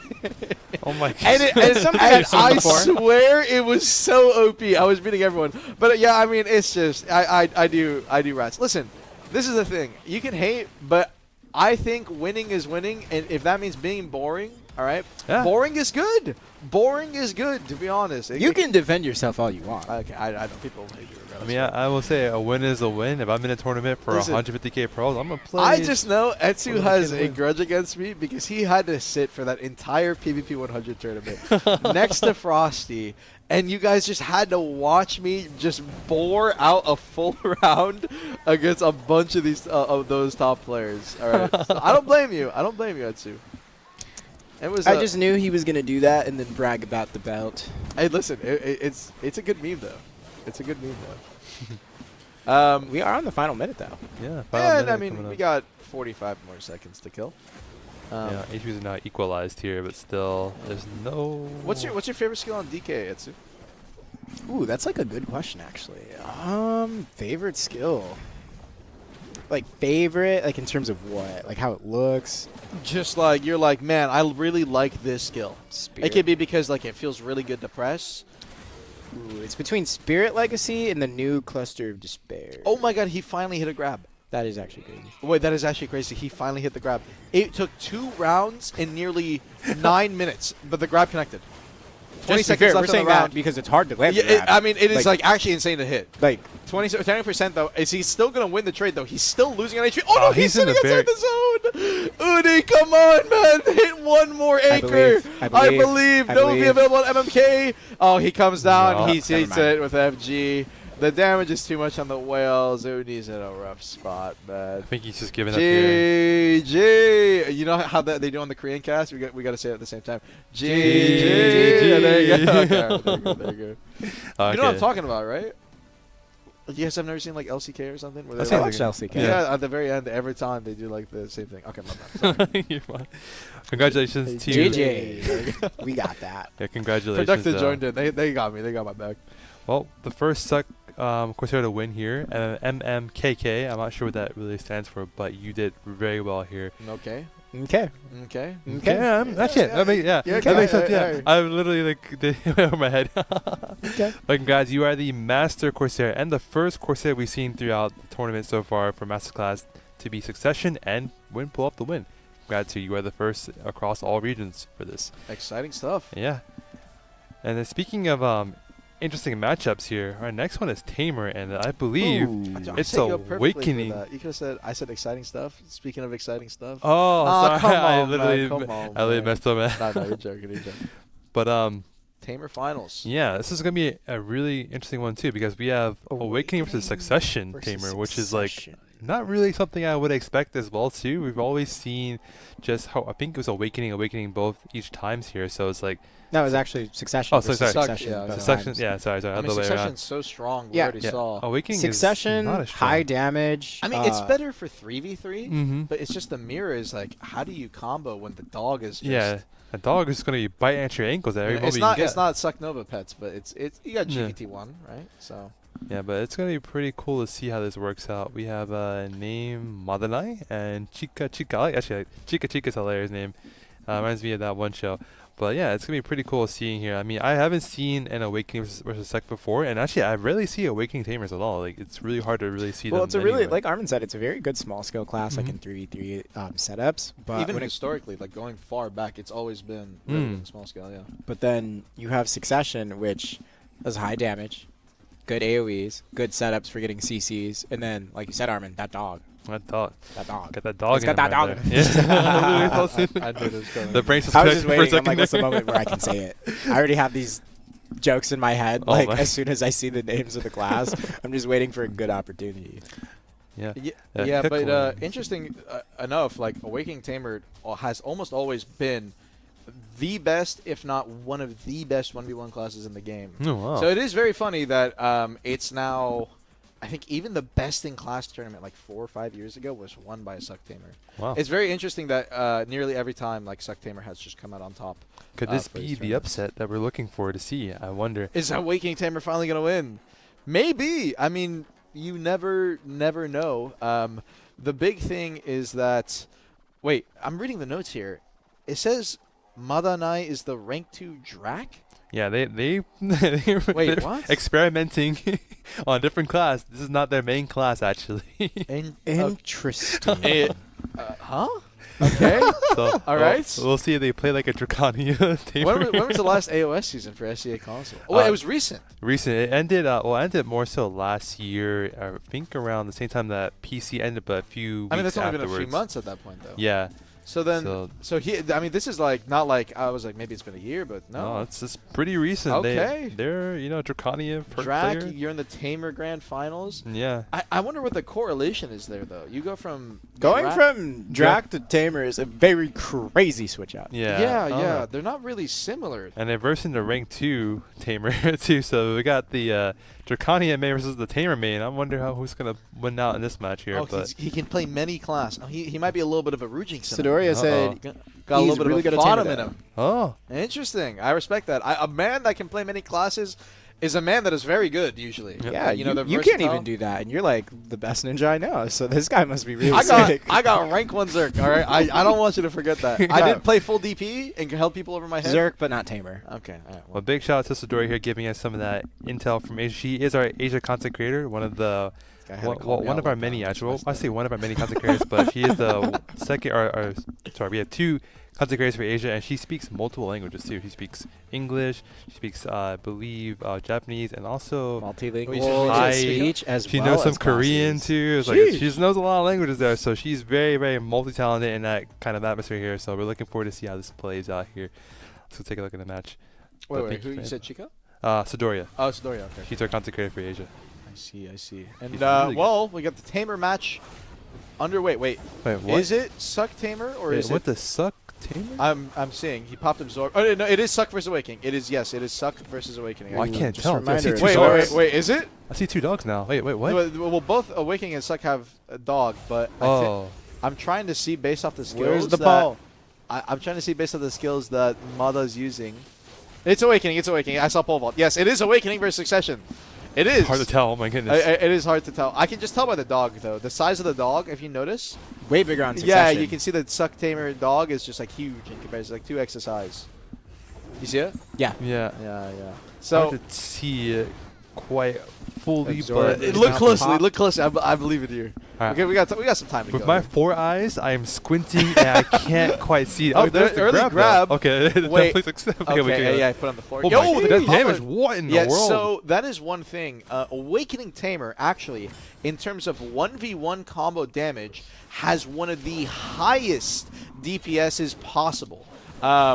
It's just because of how their kit works. A lot of their pre-awakening skills are really, really fast if they want to burn into them. Their awakening skills themselves are also really, really like high burst damagey. But the main thing is that it's a lot of FGs, a lot of like kind of micro gaps in their combo. They don't really have a lot of SA damage to fall on. And also a lot of their AoEs are very small. So in compensation, obviously, the damage is going to be high for those kind of drawbacks that they have. So this is no joke. Any CC that Madanai gets, he can kill off of. But the problem is that there's a lot of gaps, and the dog can peel it. And that is the main reason that Succession historically has won this matchup and made it to Grand Finals almost every single time. But speaking of the current situation, Chica with no V did not manage to force the V out from Madanai. Got up and stood with 10%. Backed up, gaming back in with the pole button. We're back to a normal neutral game. It's going to be popping the Void Lightning right there. No connection. It's going to be in the middle of the max. He tried to grab the ending frontal guard on the Tamer Magnus. Got a Sivir off the Moonlight. Did not re-CC. I think he didn't end up seeing it. He immediately ended up going into his flow. 40 seconds trading. Madanai, can he end up pulling this back? Chica, despite no V, has a massive HP lead. And it is... Oh my god, the Void Lightning caught him! No, the dog sniffing from range. I think he ended up going for a Q block. This is the one thing about Awakening Tamer is to try to get a little bit of stamina regen. You also do want a Q block at times in the middle of the neutral game, and you have to be careful of things like Void Lightning, like Roaring, like the dog just stiffing you from range. Bringing that Magnus again, trying to go for the grab on the grab. Good timing! Got re-CC'd by the dog by the Sivir, but he can full commit for the damage. There was no bound! And he gets the combo off. We're starting off on a good note for the Awakening Tamer. Wow, I mean that was an impressive match right there. It's like I said before, it's really hard to tell which one is going on. I saw the grab go through, and then the huge dog just towered over both, and I'm like, oh, okay. Yeah. The combo's going through. I can see. I'm gonna be honest. I think that the only reason I can tell what's going on is because I know so much about the class. But for your average person, or even not even just your average person, just your standard BDO player that probably has put in a lot of hours, if you haven't spent a lot of time, like, fighting Tamer or anything like that, it's really hard to tell what they're doing. Oh yeah. It's very hard to tell what's going on. A lot of the skills are smaller animations. It's not as what's the word for, like, Obvious? well, obvious is yeah, I guess it's just more obvious, but I feel like there's a specific word for it. You wanted a smarter word to use. Yeah, smarter. I'm trying to bring out the caster vocabulary, man. Their animations just aren't as projected. You know what I mean? Oh, Pronounced. Yeah, pronounced. Yeah, I would say. Because a lot of these new classes, like, we'll say Dosa, despite him being very elusive and everything, a lot of his animations are very big, and they might not have a lot of wind-up. They are pretty fast, but you can kind of tell, oh, this is this skill, this is this skill. But a lot of these, like, kind of older generation classes, especially Tamer, their animations are so small. Oh, another good example is Ranger as well, that it is very hard to tell what's going on just based off hand movements. Especially, well, we don't have it in this case, but if you're playing with effects turned off, which is very common on I PC. play with effects turned off. Yeah, and if you're playing with effects turned off, do you know how you tell what other people are doing? I read you look body at, language. You read, like, the body language, which is incredibly hard unless you have a lot of game time. So. I saw him breathe. He's going to be doing the skill right now. Not literally. Oh my god, really? That's amazing. Well, my Yes, thing is, like, actually. if I'm already seeing the skill effect, it's too late for me. But Oh, yeah, okay. I mean, certain classes you need skill effects on for sure. Anyways, we're at 1 minute 30. We already have a V. Although this time around, it's going to be Chicken getting the V first over onto Madanai. Ooh, So nice Grab's dodge going to be of the coming out. Chicken's going to end up iframing it and avoiding it with the evasion right there. Roaring is going to be coming out, so he needs to be careful. Chicken's going to be trying to go a little bit more aggressive. Oh, actually, Madanai is using Surge Lightning from his pre-awake, which is an FG, although I'm surprised he wouldn't just Q-block on that instance, because I don't believe when you Surge Lightning on Awakening Tamer that you still get the range stiffen that comes with the dog.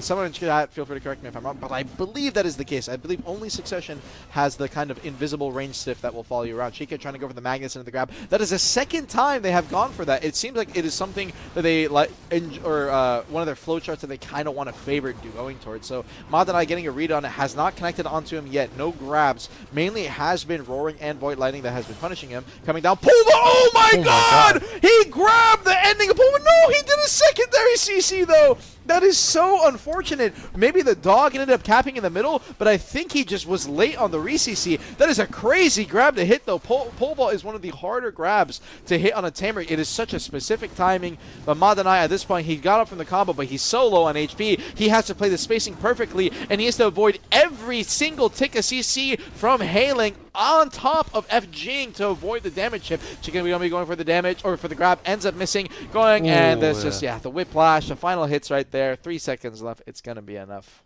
Wow, I mean, that was actually some insane moves right there. But as you said before, like, that chip damage for the dog, it's hard to really avoid it. It's just everywhere, man. I feel like, kind of like Nova's, I guess you call it GPTs, right? It's just kind of hitting you constantly. You're like, what in the world? I need some breathing room. GPTs. I said that. I feel like I've conditioned him to start calling it GPTs. I mean, Bonds. They're called bonds. No, but like GPTs is the correct term. It It's sounds AI, like, man. It's it AI. sounds more It's fun to AI. say that way. Because you see, there's a difference between hailing and Madanai. Well, no, not hailing and Madanai. What did I say? Between hailing and pawns. Okay. There is a clear difference. One's a dog, one's a tamer. Well, okay. Listen. No, the difference is that the pawns at a certain point just start reacting and auto like CC. Oh, Madanai with a good connection. It's gonna force you. They start auto CCing just based off whatever is hitting you and aggroing you. Based off of the vibes. pet, you Nice actually have to command the pet and use skills to force him for hailing to go for CCs and cast skills. So it's like GPT beta. You know what I mean? Oh, that's it. Madanai, that's going to be a 2-1. Yeah, Ended up forced getting the an early V. got the grab, and 40 seconds ends up winning the round. It looks like Madanai is not playing. I mean, Madanai. Or Yeah. I guess it doesn't work in this scenario. no, no. Technically, it's Yeah, it's not over. It's Yeah, not yet. yeah, The name yeah. Madanai literally means it's not yet. So, yeah, interesting. Yeah, yep. Job not finished. Job not Yeah, finished. they know. It's not yet. A little bit of their Mamba turn to lose. mentality. Huh? Sorry, I'm We're looking. really queuing you up at me. All right. Match is going to be started up right here. Pole vault. And can Mod and I finish it out quick here? He's going to be using his bomb, a little bit of SA Linger. Dashes forward with his Moonlight. Pole vault goes forward. Although the problem is with pole vault, you actually want terrain on verticality. There's no falling animation on pole vault, so the higher your terrain is, the farther you can go. But if you're on low ground and you try to pole vault to high ground, you can get stuck a little bit as you did there. So, going for it. Still looking for opening here, but not. Boy, Lightning could have got grab. That was a really good grab timing. I know. That is SA. I think he just missed. He was a little too far. Yeah, it looked like he was very spaced out. Yeah, if that was Warrior grab, it would have connected, right? Oh, 100%. Yeah, I would have. Or Ninja, Like, or yeah, you're Ninja just Awakening grab. Dude, you're 100%. supposed to deny. You're supposed to. When someone calls out your class, you gotta be like, "Yeah, my class is weak. It would have never hit." That Ninja would have got Awakening you. It was in range. That would have got you right there. It would have pulled you a bit closer. Respect, Hey, what's respect. up? How's it going? They definitely would have connected on Warrior for sure. Tamer grab, historically. Oh, nice good connection right there. Oh. He got the scratch stiffened, by the way. So that was an FG used by Chica, and Madanai coming in with the scratch, gets the stiffen, is going to get the re-CC follow, forces the V, goes for the grab out of the V. Again, remember I told you people like trying to grab the V? I don't know. I don't get it why. I don't get it why. Because if you There's a miss, you're timer. protected. I mean, I don't But know. it's I like, don't know if we that's- It's know- only we if kn- people SA out of the V, which Yeah. really you shouldn't. But you never know. Regardless, though, now 2-1. Madanai, huge lead. No V available. He just needs one more connection like that. Goes in for the pole bot, trying to get the knockback onto it. Did not manage to connect. He actually ended up using his Beast Rampage, I believe, to try and go for the follow-up. Gets his CC, though. It's not going to peel. He has the damage follow-up. No, the dog is hitting the damage. Looks like it's he still was hitting the Madanai. dog. It couldn't register onto Chica. And as a result, is going to end up standing up. That is so unfortunate. 1 minute left on the timers right here. Pole vault. I mean, well, it's fine. He still has his V available. It's just very unfortunate. Yeah, And I he's can got tell severe Madanai right is here. playing full for the win here. Yeah, he's trying to get that. I win mean, for he's sure. one away. I would hope so. Yeah. Oh, roaring. I thought he ended up getting some there on the end of pole, but he ended up SA Linger anyways. Ooh. Goes for the Magnus, ended up trying to go for the grab right after, but he took a lot of chip Yeah, damage here. yeah. And Chica's just going to force his V. No. He actually is fine. Backs up, pole vaults back in, Void Lightning in the middle. I think Mata was trying to grab close to go for a grab on the Void Lightning, was just a little bit too late though. He Ends up chipped eating so the Surge heavily. Lightning. He took a lot of chip off that. Neutral game. He's trying to It's survive. hard. Chica's Oh, closing he's- the gap. oh, Goes for the no. grab. Instantly Magnuses and goes for the follow-up grab off Mata. Mata ends up missing.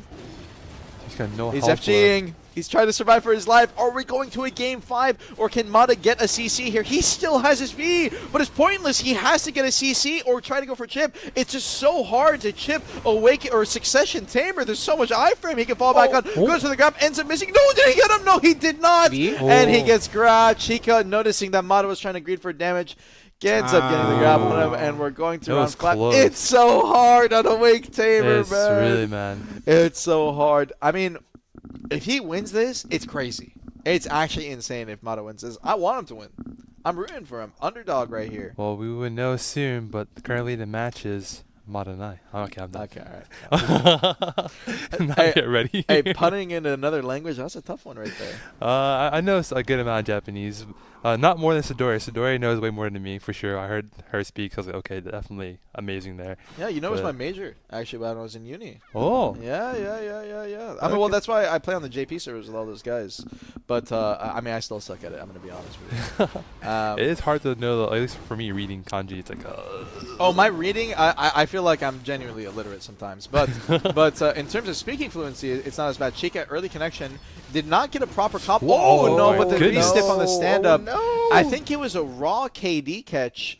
oh And no. there was no re-CC on the Madanai, and he stood up and got stiffened. Or maybe his weapons got put away. There's a chance.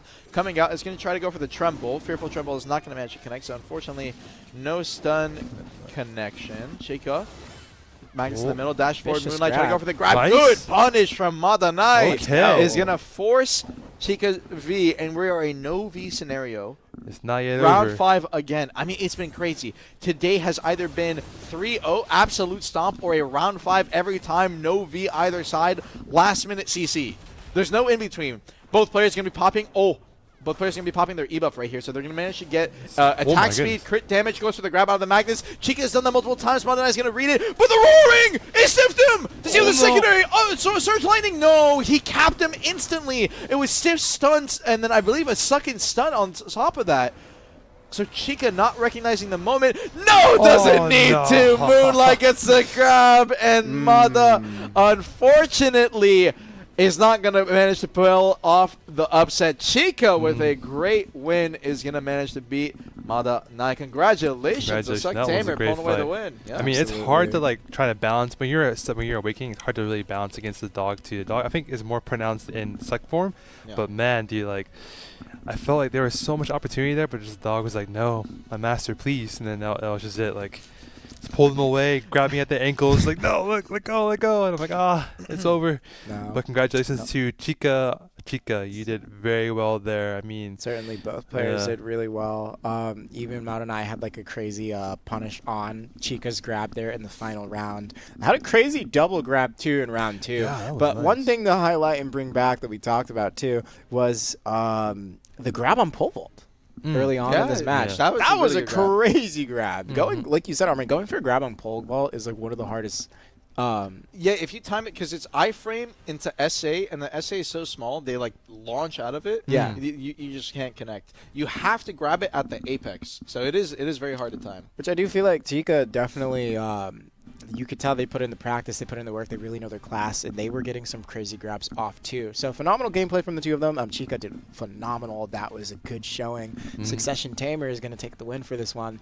I was really hoping for Awakening. I need to an be Awakening honest. win, man. I need an Awakening win. yeah, we were Well, hoping Awakening for it. Ninja.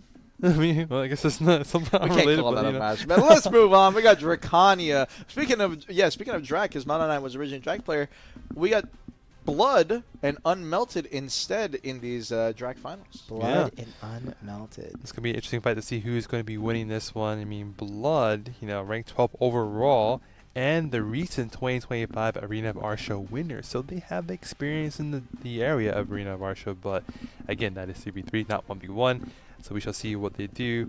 We have our also for Unmelted. They are the rank 1 Draconia, 2 for AOS, but again, it is 3v3, not 1v1. It's a whole different ballpark. Well, I'm there. confused. So Unmelted was the rank 1 Drac and 57th overall, but Blood's the rank 12th overall. Yep. But on what class?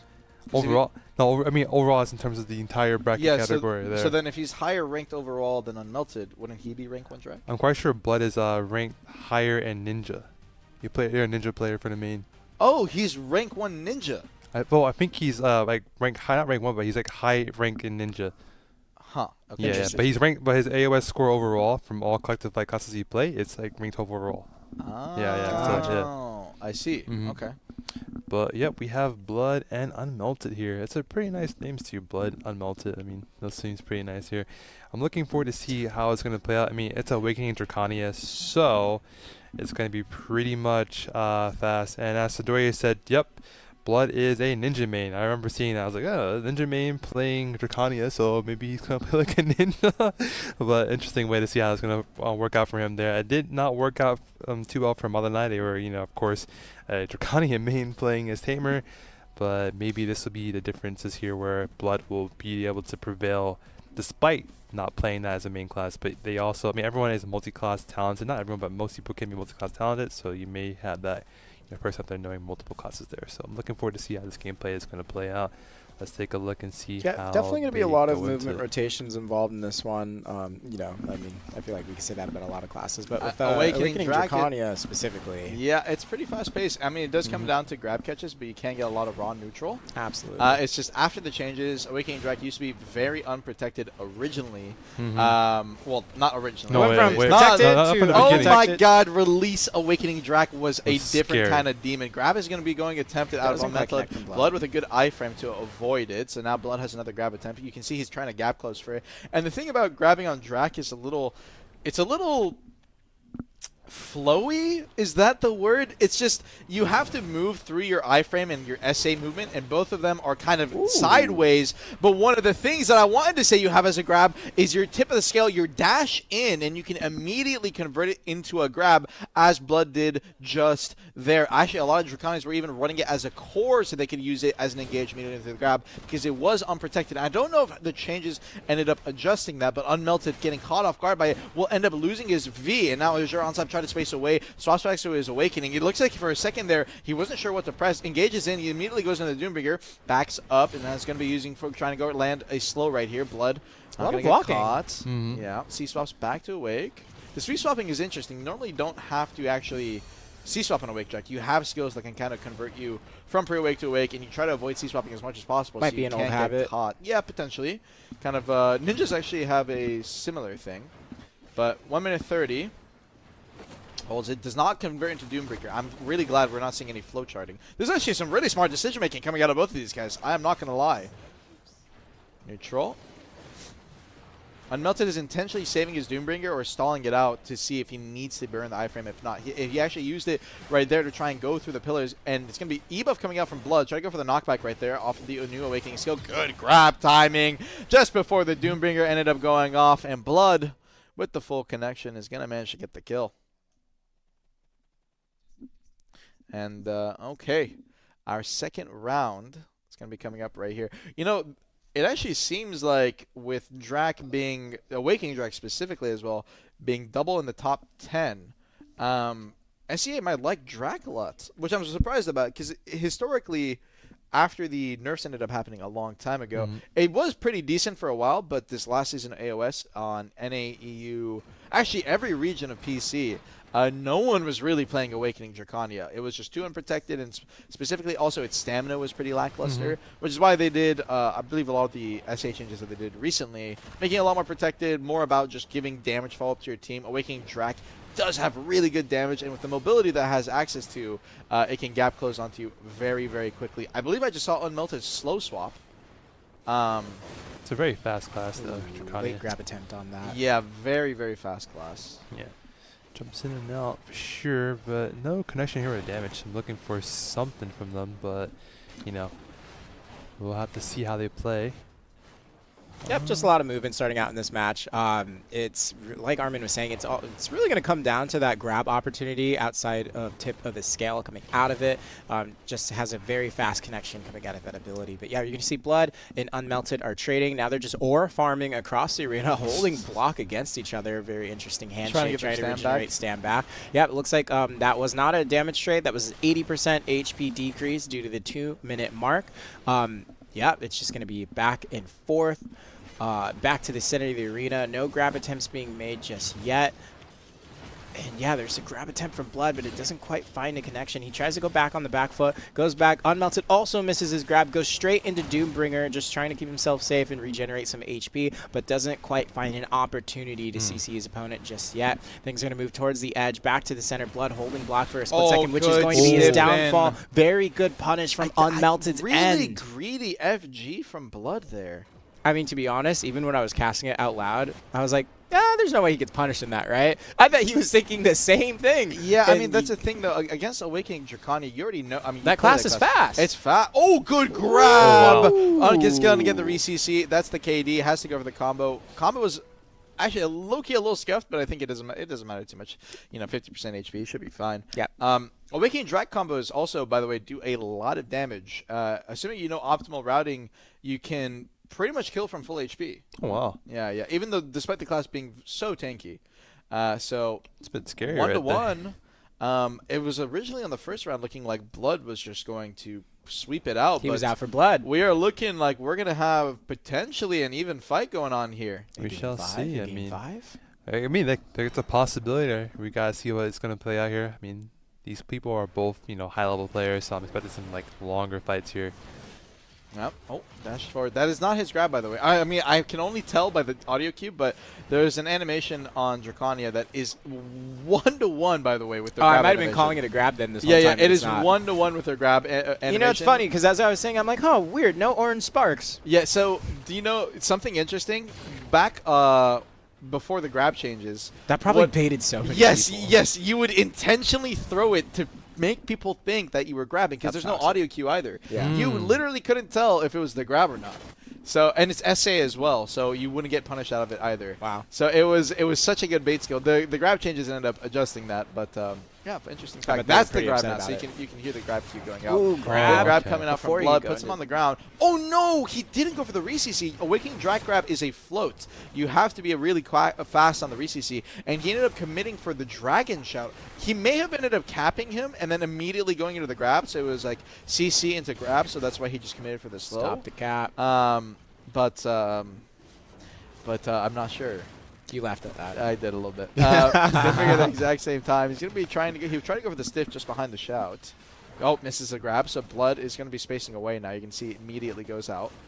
Unmelted try to go behind the Q block, but ends up missing. And Unmelted is going to end up missing his grab as well. Blood first one to get his grab. It's going to be a couple of seconds. Unmelted understanding that he has a little bit of time to buy. He ended up using his Azure Onslaught, playing his pre-awaken, just flowing full SA Linger, trying to get as much stand back as possible. Smart decision making by him. Yeah, I'm wondering what their move is going to be here, honestly. I don't really play the class Draconia, but it does look like a really nice class. It just looks a bit more difficult to kind of get that, actual combo going on here. Yeah, it's definitely a very interesting class. You see that skill that he just used right there? That used to be a KD, actually. Oh, wow. Unprotected, and you would just fly in and hit someone It had behind a their pretty FG. decent Drop down. AoE Oh my range. god, and the AoE is crazy, yeah. But now it's just a full SA, it's just a chip skill. You use it for engaging. Okay. So it's not as much of a threat. That's why these guys are Same not time. afraid to throw their Simultaneous frontal guards back, abilities. or their frontal guards back here and there.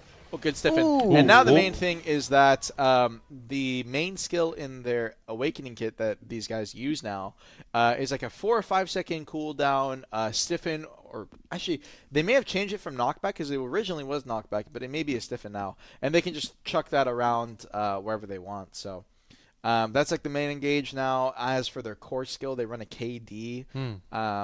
If they want to. Actually, that is one thing interesting about Awakening Draconia. You have like 3 different core skills that are all super viable, and just swap your playstyle completely. Oh, wow. And they're all viable. I believe in the Draconia tournament for NA for Masterclass, we had like the finalists were both running a different one, and then in semifinals, all 4 of them were running a different core or something. So it was interesting to watch. And on to round 4. Early grab attempt coming out from Blood. He tried to grab the roar. Unmelted managed to space away, and he iframed out just in time. Is it about to be a game 5? Yeah, I don't know. I feel like Misses the grab. Blood may come out here. This is me just kind of maybe being a bit biased because You they saying are he's the out here for harsher. Blood? I mean, well, yeah, that too. But they also, play a lot of PvP as well too, from what I understand from our people in the chat as well. So I'm wondering, maybe he'll be the one that kind of like closes out for us. But at the same time, Unmelted is just unrelenting as well too. He's playing it nicely, kind of spacing around, trying to get those hits in when he can, and just kind of pace backwards. But so far, Ooh, it nice Blood grab. Unmelted finds that Needs to go for the grab. damage swap. Yeah, I mean, you can just see the damage. That was only Yeah. like 4 skills, and he already confirmed 40% of his HP. Yeah, but more catch, and that's going to be the end for Blood.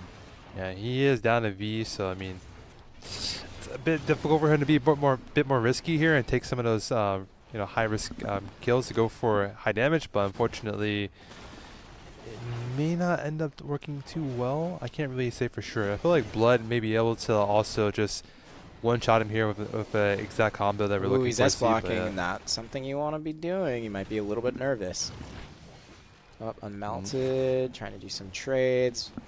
The match. Oh, but he does get a catch with it. Blood into the zone. He needs Very- re-CC. Oh, he does find he the did re-CC at manage the to last get it, second. and it's outside the is. zone. What'd The I say? damage is gonna be coming enough.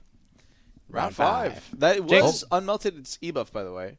So he won't have it for a decent portion of this round if he wanted to pop it early. Which, in this matchup, this isn't like a damage trade one on the last second. You probably would want to pop it early at some point. Well, round 5. So we've had a lot of round 5s tonight. I feel like the most round 5s you've ever seen. Yeah, compared to NA versus EU, Well, this is more round 5s. At least so far, at We least. also did have a lot of 3-0s. But it's just odd. The round 5s we've had have been on classes where we actually didn't have round 5s on before, and the round 3s have been like the ones where we didn't have round 3s. Because Ninja, I mean, that one was just Oh my goodness. really quick. Early connection from Blood. Wait, if he gets the sniff here, it's over. 2 minutes 40. Is it going to be that fast? No. Unmelted's facing away. He tried to go for the heal right there. I don't know if that's SA it now. Oh my god, the grab was so close. He barely Doombreaker iframes. Blood's going to pop his E-buff, though. I'm surprised he didn't wait for his grab to come back up before popping the E-buff.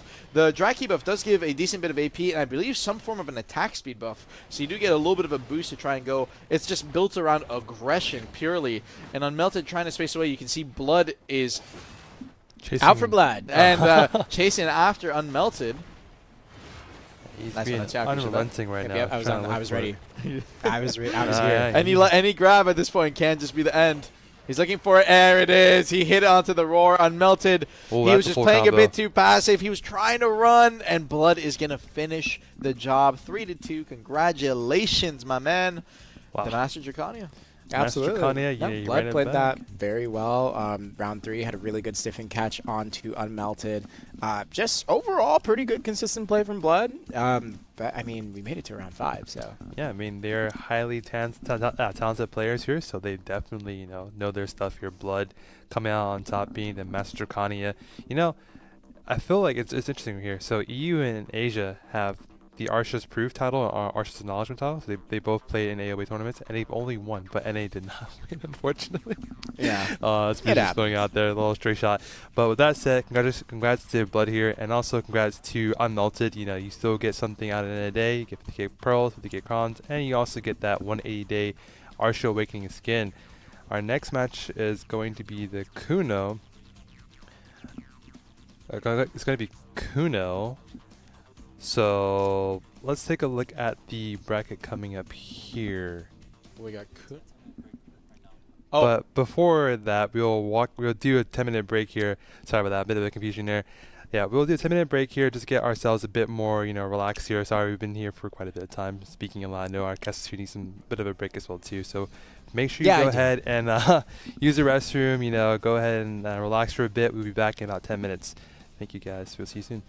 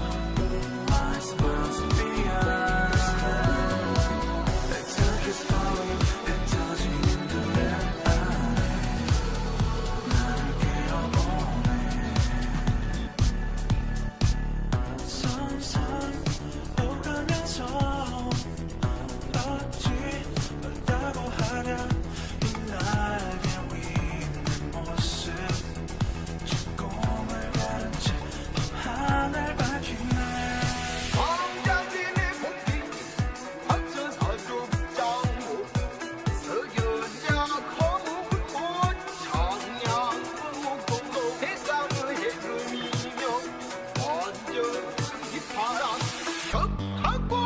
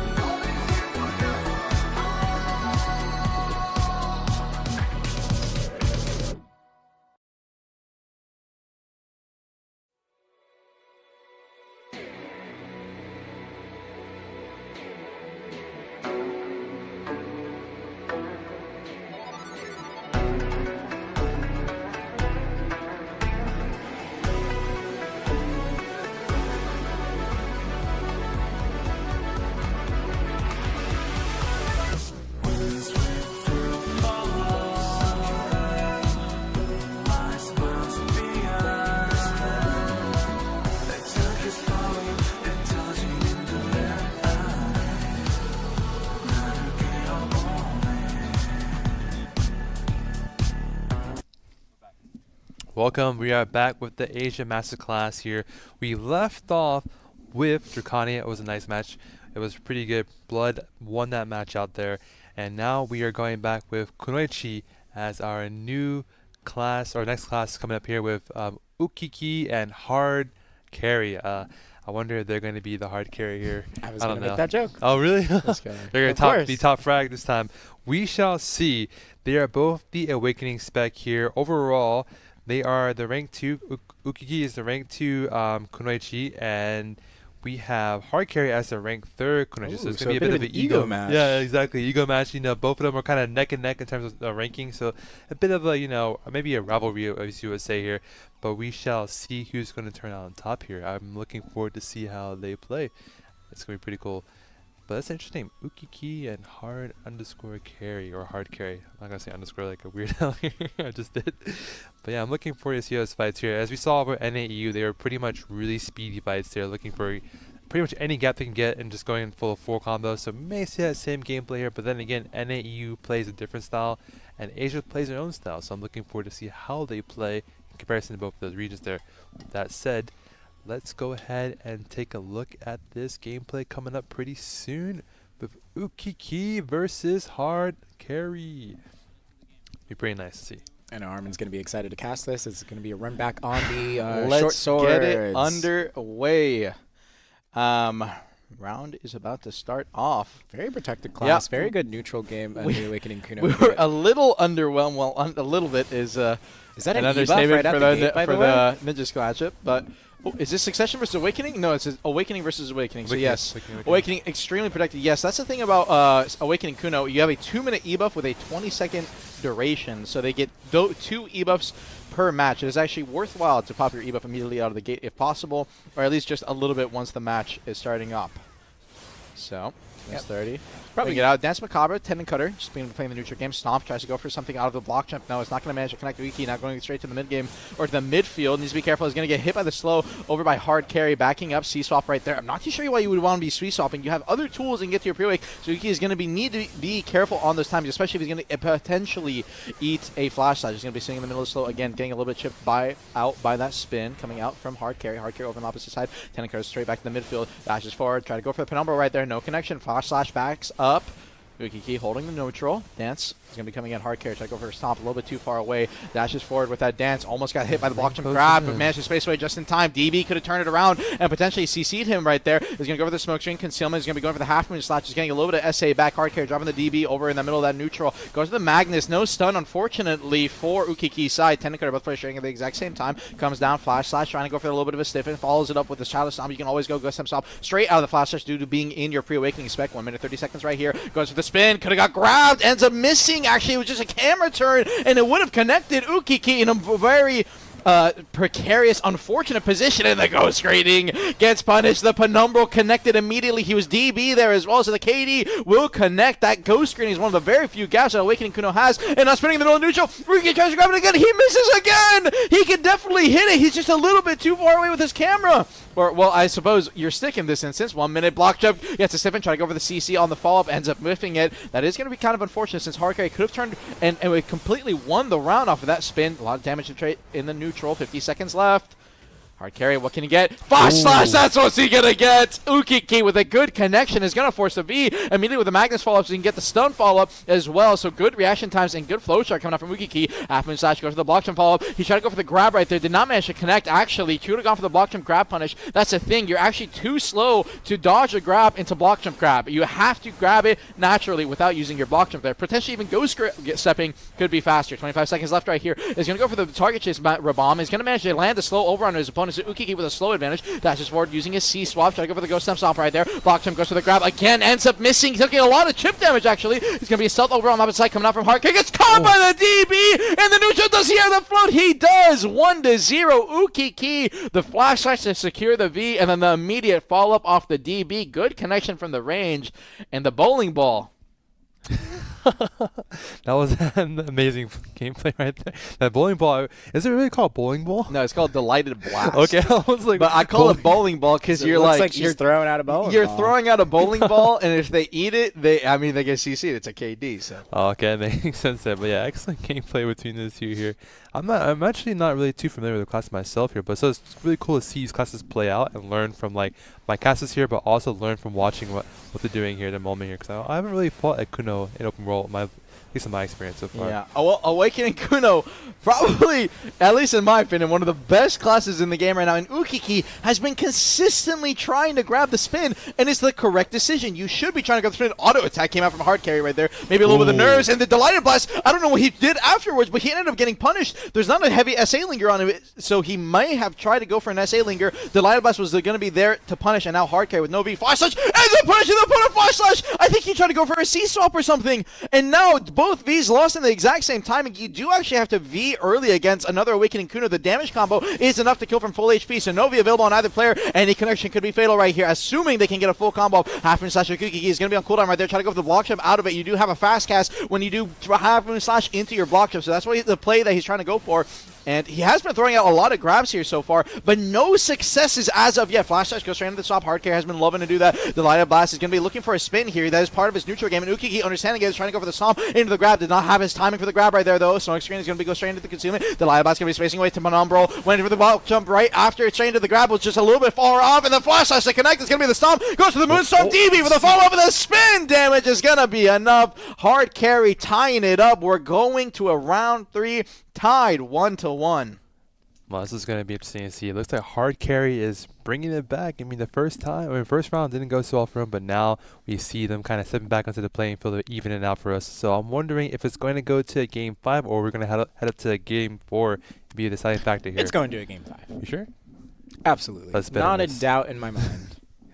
Well, we shall see then. We shall see if it does go to Game 5 here. I mean, both of them are really skilled, so I wouldn't be surprised, but maybe Hard Carry is just too much of a hard carry here. I mean, this is some solid away Kuno gameplay from what I'm seeing. Both players, they're connected. They're staying with what's safe, and they're playing it correct. But I will say a couple of things. Ukiki, he has really good grab timings that he's looking for, but I'm just not a fan of the C-swap so far. And you can see, again, he's looking for that grab. He can hit it. He's just a little bit off. If he turns his camera correctly, if he manages to spin just in time, he will be able to connect, especially out of the spins coming out from Hard Carry. Hard Carry block jump into the grab. He tried to go for the flash dash punish because he knew that Hard Carry has been loving to do that block jump grab, but Ukiki was unfortunately just a little bit too late. DB is going to be going for a CC right there off the bowling ball. Ukiki ends up eating it, but he's going to be in half moon slash. There's going to be full SA, no CC to punish right there. Tennecker just to disengage. He will get some add-on procs off of that, assuming he also has some add-ons. So he's going to be attack speed buff right here. Going to be trying to land it slow. You can see he's loving to throw out that slow straight into the spin. That is part of Awakening Kuno's main flow chain. So Ukiki has been looking for it. Anytime he sees the slow, he tries to go for the grab, and he tried to go for a grab right there, but the dance Macabre is going to be just enough to space away and avoid it. Pops Sunuka over in the middle, so if Ukiki runs up running into that, he can get CC'd.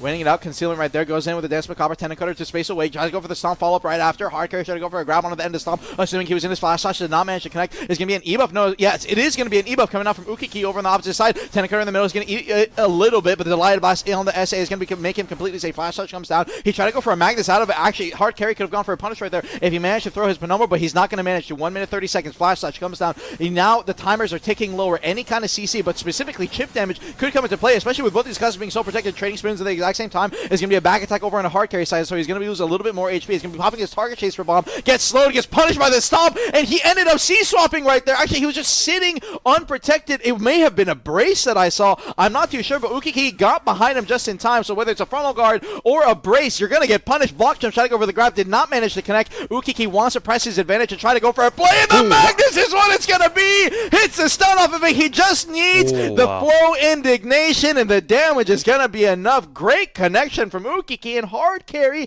getting caught off guard. Maybe he was the Hard Carry all along. I'm kidding. Maybe the carry was the friends we made along the way. It could be it. I feel like, Ukiki is kind of learning the habit of Hard Carry and kind of playing around with it right there. I've been seeing him kind of dance around and try to go for his grab combos during the, I guess called the bowling ball spin or whichever one to call it exactly. Delighted Blast. Blow Blast? Delighted Blast. Delighted Blast. Yeah, so I think he's having much more of a learning experience with Hard Carry, whereas Hard Carry is just kind of playing his own habit play, so we'll see how it plays out now, actually, with the Game 4 coming up. And 10 in from both of them to start off. You definitely want to use that as a gap closer if you can. Block jump came out. Ukiki understood that time, though. He couldn't go for a grab attempt, especially with the bowling ball sitting in the middle. If you end up eating that, especially coming out of block jump where you are unprotected regardless of A, D, W input. Well, actually, in console, it would be just whichever direction you're going to be going. So you have to definitely be careful. So he wanted to wait, and he came out protected in that instance. Tenencutter, he's going to be using his stationary since he saw the block jump, did not want to get grab potentially going to the opposite exit. And when you come out of Tenencutter, you actually do have a minor gap that you can't get caught out of. Hard Carry, instead of going for a grab opportunity onto the spin, decides to just go for a damage trade, but it's not really going to amount to much. He's just going to result in an even HP playing field. Tenencutter just to avoid the block jump grab right there. Good timing came out from Ukiki. Tenencutter immediately. Hard Carry, I'm surprised he wanted to go for the grab. It can connect potentially, but with with Kuno grab, her pre-awakening grab specifically, that's the only grab that she has, the AoE is not very big, so when Tenencutter is coming out and you're spacing away, the chances of you hitting that grab are very, very low. 2-minute timers now, 80% HP is in play, and the zone is closing. Once again, spin trade is going going to be at the exact same time. A little bit of damage trade, but these guys are going to be able to manage to get their HP back decently. They also still can go for a little bit more chip if they want to. Trying to go for a Penumbra right there to connect with the stiffen over on Ukikiki. Will not manage to connect. Flash Slash comes out. Ukiki using his frontal guard. He actually Q-blocked a full spin. Really good reaction time. Goes to the block jump, and it's going to be a ground on the slow stop. Unfortunate. And then he's going to tap swap a little bit of BM potentially. I'm not too sure, but just showing I have the potential. He's going to try to tie it up. Can take it to a round 5. Flash Slash and the stop to connect. I think it was a ghost greeting that Ukiki greeted for, and that is going to get you punished. You cannot be using ghost greeting in these close quarters, and that is why you opt into Raboms like Sinew Cut. If you guys don't know how Awakening Kuno works, when you use specific Raboms, specifically Sinew Cut, you get access to stealth, but it's only for the duration of exiting. Whereas if you use a Rabom like Oni Shadow, that's the stealth Rabom you guys see, where you're like, where's the ninja, where's the Kuno? You actually can't Ghost Step Stomp out of it, so you lose a protected cancel, an iframe into super armor engage. Instead, you have to use something like Ghost Greeting, which is going to result in you having a small micro gap. That is what hard carry punished there. That is how he got that round, and we're now going to a round 5 where everything, all the playing cards are on the field. Flash Shot, trading at the exact same time, trying to go for the Magus on the long range. He's going to use Dance to disengage right there. Goes for the grab, is immediately out of the half moon slash block jump, did not manage to connect. He's going to eat the slow a little bit in the middle. That's Macabre half moon slash. He's going to get his SA up. Bowling ball. He throws it behind him. I think maybe potentially to space away from him, but he wants to try and ideally throw it towards his opponent. So potentially there's a little bit of a camera turn, miss camera turn right there coming up from Ukiki. Comes out, Ghost Screening Stomp. That's what got him caught last time, but this time around, hard carry on the block jump was just a little bit too late. He's going to be using his moves, his Penumbral to try and get a little bit of space. DB came out from hard carry right there. Ukiki has not been throwing out his DB as much as I would like. I think he can pop it out as much as it's only a 5-second cooldown. He can just throw it out constantly, but has been playing a lot of pre-awakening so far. Block jump, and he gets the grab timing just in time. He knew Ukiki was going to go for it. Ukiki committed instantly the second that he saw hard carry, but hard carry was already inputting preemptively his block jump. Hard carry us blocking while the flash slash is going up. Didn't get punished, surprisingly. And they stopped to catch once again. 2 rounds in a row. Is it gonna be enough? It is. Hard carry reversing it. 2 rounds to win off the same engage. Ukiki, unfortunate fall. Hey, if it ain't broke, don't fix it. If it ain't broke, don't fix it. Exactly. Wonderful gameplay from both of them. Notice round 1, Ukiki not popping E-buff right away. As you said, Armin, it is a 2-minute cooldown. And yeah, that basically means you could get it twice in one match, and you might as well just pop it early on to try and go for some, heavy-hitting trades at the start of the match. I will say Ukiki was at the start or kind of midway through the game making some some risky C-swap He attempts. actually ended up stopped doing He did stop doing but he was that. ghost greeting too much. Yeah, and that he did get punished with ghost greetings in the round following that, right? He did have a few good frontal guard punishes onto hard carry in round 3, but unfortunately, hard carry, I mean, he grabbed the slow swap stop. That was like a really good decision on, well, I'll say decision, but more so it was kind of an error on Yukiki's end. Definitely don't want that to happen. But hard carry also had some good connections with, I believe it's called, I had it in my head, the Flash slash? Yes, thank you so much. Thank you. So I was like, is he going to know exactly what skill I'm talking about? No. Yeah, Flash Slash, good connections, and a wonderful reverse sweep. In that last round, I wonder if nerves came down to it for Ukiki, because like There's you a said, chance. he wasn't using Delighted Blast as much as he should have been and how much as he was in the earlier parts of that match. So those are like little things from both ends. Like we say, they're like little mistakes, but it's those little mistakes that really add up over time that can be the deciding factor of how a match ends up concluding. And with that said, it concluded with hard carry taking that final win. Yeah, our Master Kuno has now been crowned hard carry here. Excellent fights for both of them there. They did really well. Phenomenal gameplay all around here. Speaking about our next matches here, we do have the Witch final coming up here. Which class? Which I did it last time. We already used that one last time. Come on, you got me with But that they again. you guys didn't hear it last I time. ran Not into- everyone was here last week. I ran into that again. I knew it was coming up, but that was a good one. You got me. We have the Thank Witch you, thank you. class I'll be coming here all up here. We have Physic versus Deadeye 0728. Both of them definitely, of course, highly skilled players.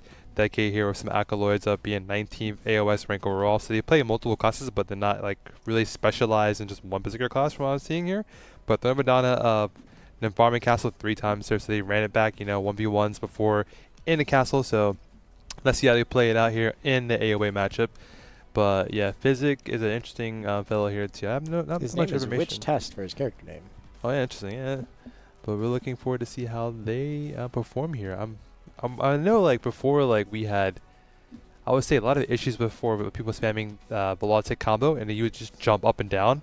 Hopefully we don't see that here. I know in the Asia prelims I was seeing it when we had Sidoria here casting, or not casting, but more so streaming and actually casting for the Witch tournament.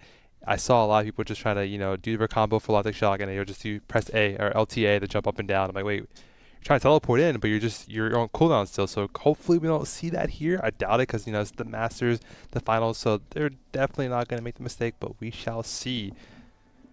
Here we go. I will say, Basic ranked and 19th overall in AOS on Awakening Witch. Mm-hmm. I mean, unless that's not the class he played for. He plays multiple classes here, multiple so classes, yeah. okay. So he has like multiple ranks overall, but they're not within a top 10 ranking there in their individual classes. But overall, their collective score equals to rank 19th overall with the Asia AOS scene right there. So they've been around for quite a bit of time here.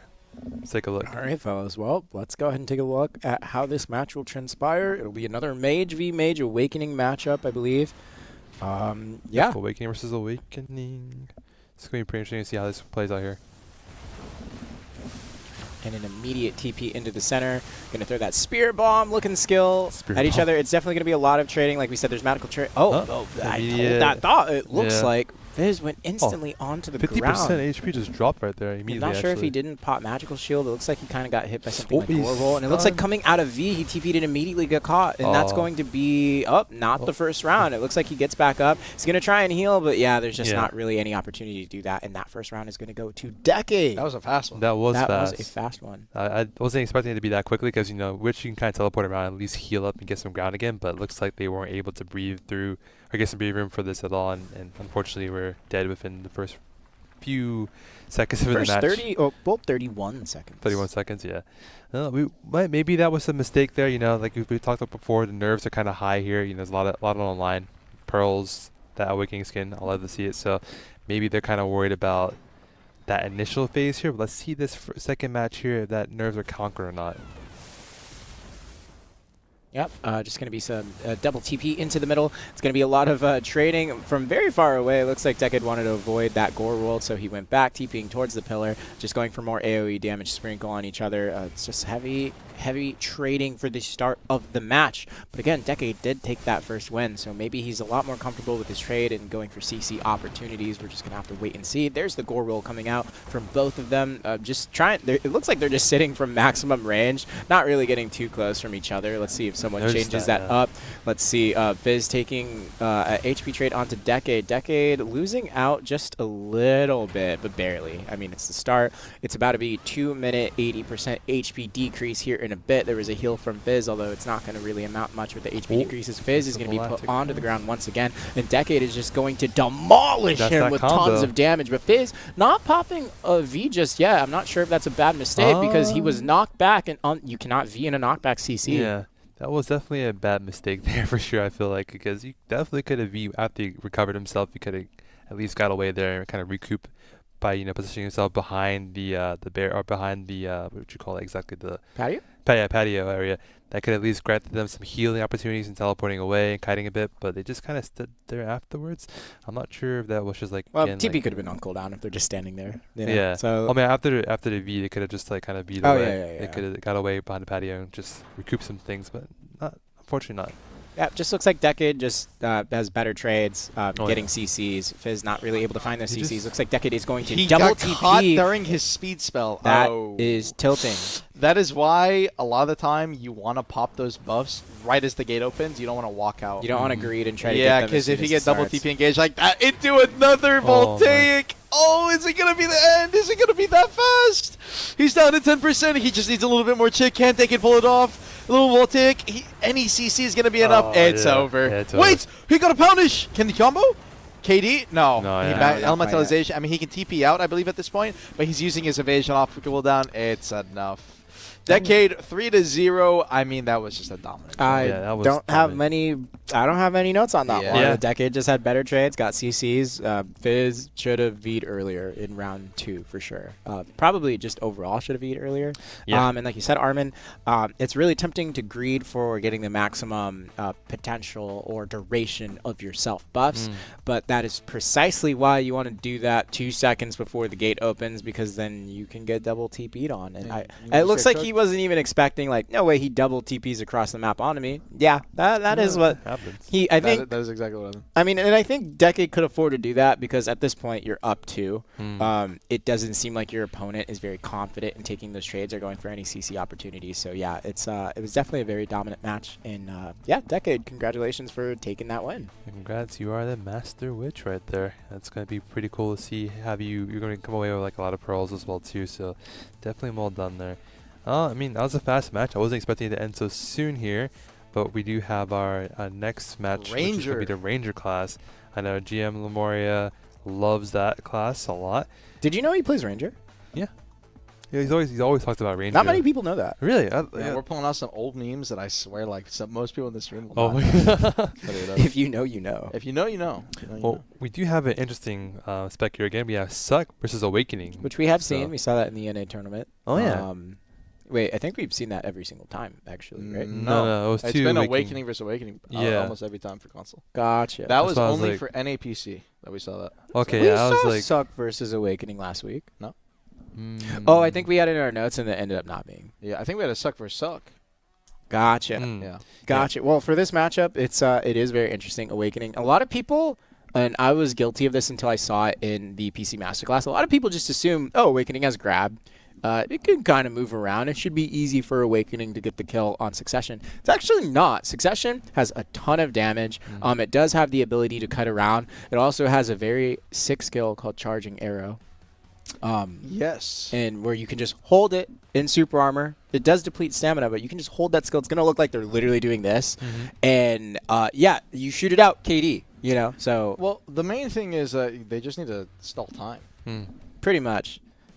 Stall time, get to the end circle, but the thing is, it can actually be really tough for Awakening to deal with the amount of damage that Succession pushes out. If the player knows how to position it, like I'm saying, it's not easy for Succession to do it, but we've seen it. It is possible. You can dance around with ES, kite out your opponent, and if you know the specific damage opportunities to go on the Awakening spec, you can end up victorious in this matchup. It's just not going to be easy.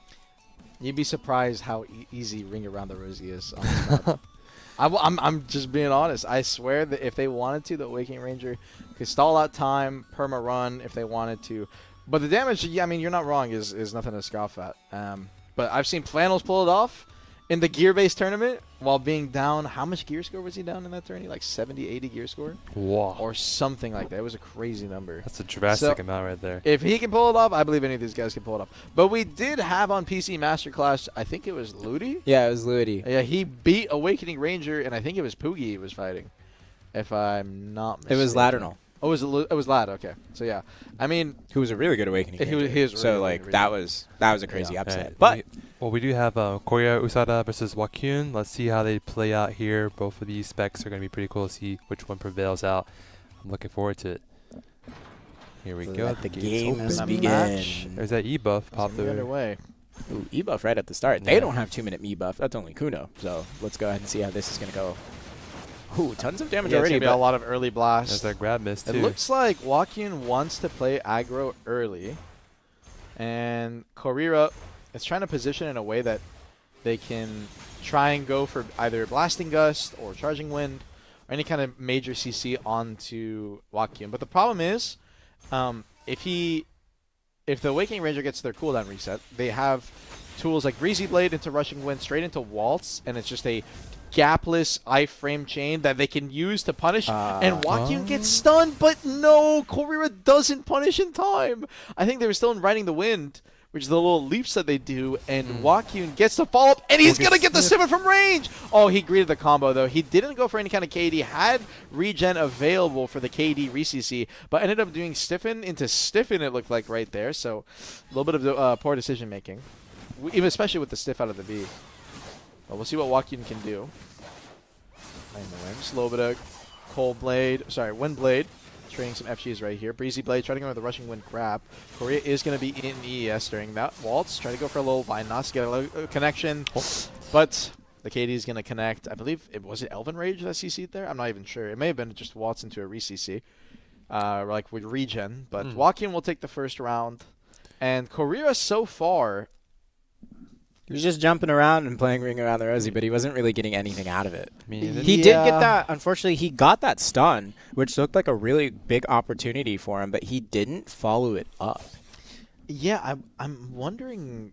I think he just didn't expect it to connect, and by the time he did see it, I think it took him a while to see it. I think he went for Blasting Gust re-KD, which is a unprotected KD that both Awakening and Succession Ranger have access to, and Wukong was already standing up by that point, dashed in, and the Vine Knots to punish. I think it was out of Charging Wind, and that's the thing. That's the thing. Waltz is going to be the main skill that he catches them with there. That's their core skill on Awakening Ranger. It is a knockback skill, and it penetrates frontal guard. Korea caught again by Waltz. It's looking like a rough one. Yeah, I guess, they normally say that bringing a knife to a gunfight, you're going to lose that fight. But looks like the knife is winning here, actually. We shall see. We still have one more match that's potential. Maybe Korea could turn it around, but it's not looking so hot right now. I mean, it's been pretty much decisive so far all around, at least based off of HP values at the end of the match. So hopefully they can turn it around here. This is the final match, unless they can gather themselves and turn it back to a 1 or 3-0 reset. So yeah, let's see what is going to happen here. Korea going towards the center of the map. Yep, there's Descending Current. Going for some sprinkle damage. FG needs to be careful of the waltz. It's actually playing a lot closer than... Yeah, you see what Wukong's doing is he just wants to play for specific cooldowns. If he overcommits, that's where he can potentially get punished or burn through his stamina bar chasing too hard. But he's content with just playing it slow. And the thing is that when we saw this matchup with Ludi in the NAPC Masterclass, Wukong is going to get Korea on the ground. Is he going to V? Wow. He doesn't even V. Full combo. Korea just accepting death at that point. And Wukong 3-0 takes the match. Honestly, it just felt like Wukong did not know how to play against Awakening. It really felt like I don't know. It kind of felt like he was trying to fight like as if he was a Succession Ranger. I could be just assuming things, of course, but it just felt like he wasn't very comfortable with the matchup. He was getting a lot closer than what I would expect him to in the matchup. Honestly, if it were me, I think he should have probably tried to play the pillars a lot more and like go behind them. And that jump, I think we've seen it before. You can jump into the patio and go out on the other side with Succession Ranger, which we didn't really see any of that here. Just something to note, something to keep in mind. It's like things like that can really change the dynamic of a matchup. But right here, it kind of felt like we saw that Wack was just taking control of the center, pushing Korea off. And then if he needed to, he could hide behind the pillar to avoid damage. But, yeah, I mean, pretty one-sided. Congratulations to Wukong for taking that win. That is going to be the Ranger Masterclass for Age of Console. I wonder, is Awakening or Suck kind of the meta here? From your experiences, guys.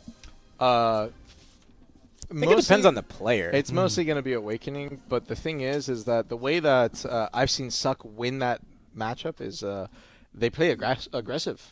They try to get behind the Awakening Ranger's frontal guard because they eventually do have to pop a frontal. Yeah. So, well, avoiding grab at the ES. Yeah. Next matchup. It's gonna be Maegu. What is Maegu? Yeah, Maegu is the next matchup, and it's going to be interesting. It's going to be Awakening versus Suck. So this is another dynamic here. I believe we only saw Awakening versus Awakening so far. Yeah, did we see this though? I thought we did see this actually, and the Awakening player won. I think we saw it on PC in Succession 1. No, well, yes, but then I believe it was for EU we saw Suck versus Awakening, and we predicted the Suck to win, and Awakening won. Is what happened. Interesting. I could be wrong, but I swear I remember that. ranked 3rd overall. That is a high elo. They are there. On Awakening too. Yeah. Out of the 2 specs, that one probably has like the advantage in damage trading when Succession goes into range and uses like their forward guard abilities. It can be punished by Fox Player Ambush over on Awakening side. Awakening, we've also seen when they're able to buff up and get those crit and the air attack buffs. When they do the, I believe it's called Twirling Rhapsody. Yes. That skill, that twirl. When they're allowed to get back attack damage with that, nonetheless, when they're able to, if they're taking the core, if they're able to get a float and get air attack, that skill does damage. Oh yeah. So it's all burst. It's all burst. Whereas Succession, they do have melee super armor skills, so they can try to survive those trades and stall things out. But yeah, it's just gonna. I'm gonna have to say Awakening probably has the advantage in this matchup, especially if it's going to be a ranked 3rd overall player in AOS. They've got to know ranked what they're 1 doing. too, Maegu as well. So versus the ranked 12 Maegu. But we shall see. Yeah. We have That's a pretty large gap. That's a pretty large gap that for is- the AOS that is ladder. Quite, That is a quite a big stretch gap. right there. But you know they still have some potential. Like I said before, AOS is like a 3v3 thing, but it also does mean that they have played Maegu for quite a lot of times in that kind of PvP like small scale mindset. So they may have the upper advantage overall. We have Kituen versus Gapong. I'm probably saying that wrong. Forgive me if I am. But I'm looking forward to this gameplay here. I'm wondering if that Rhapsody damage is going to be doing incredible amounts like last time. We've seen it in NA and EU. They just snuck up out of nowhere. They went from like 100 to like 50%. I was like, whoa, what just happened there? My eyes just blinked and it's already almost over. But let's take a look at the gameplay here. Absolutely. Well, let's see how this plays out. Ladies and gentlemen, we are going to run out of the gate. This is going to be the Awakening Maegu's POV.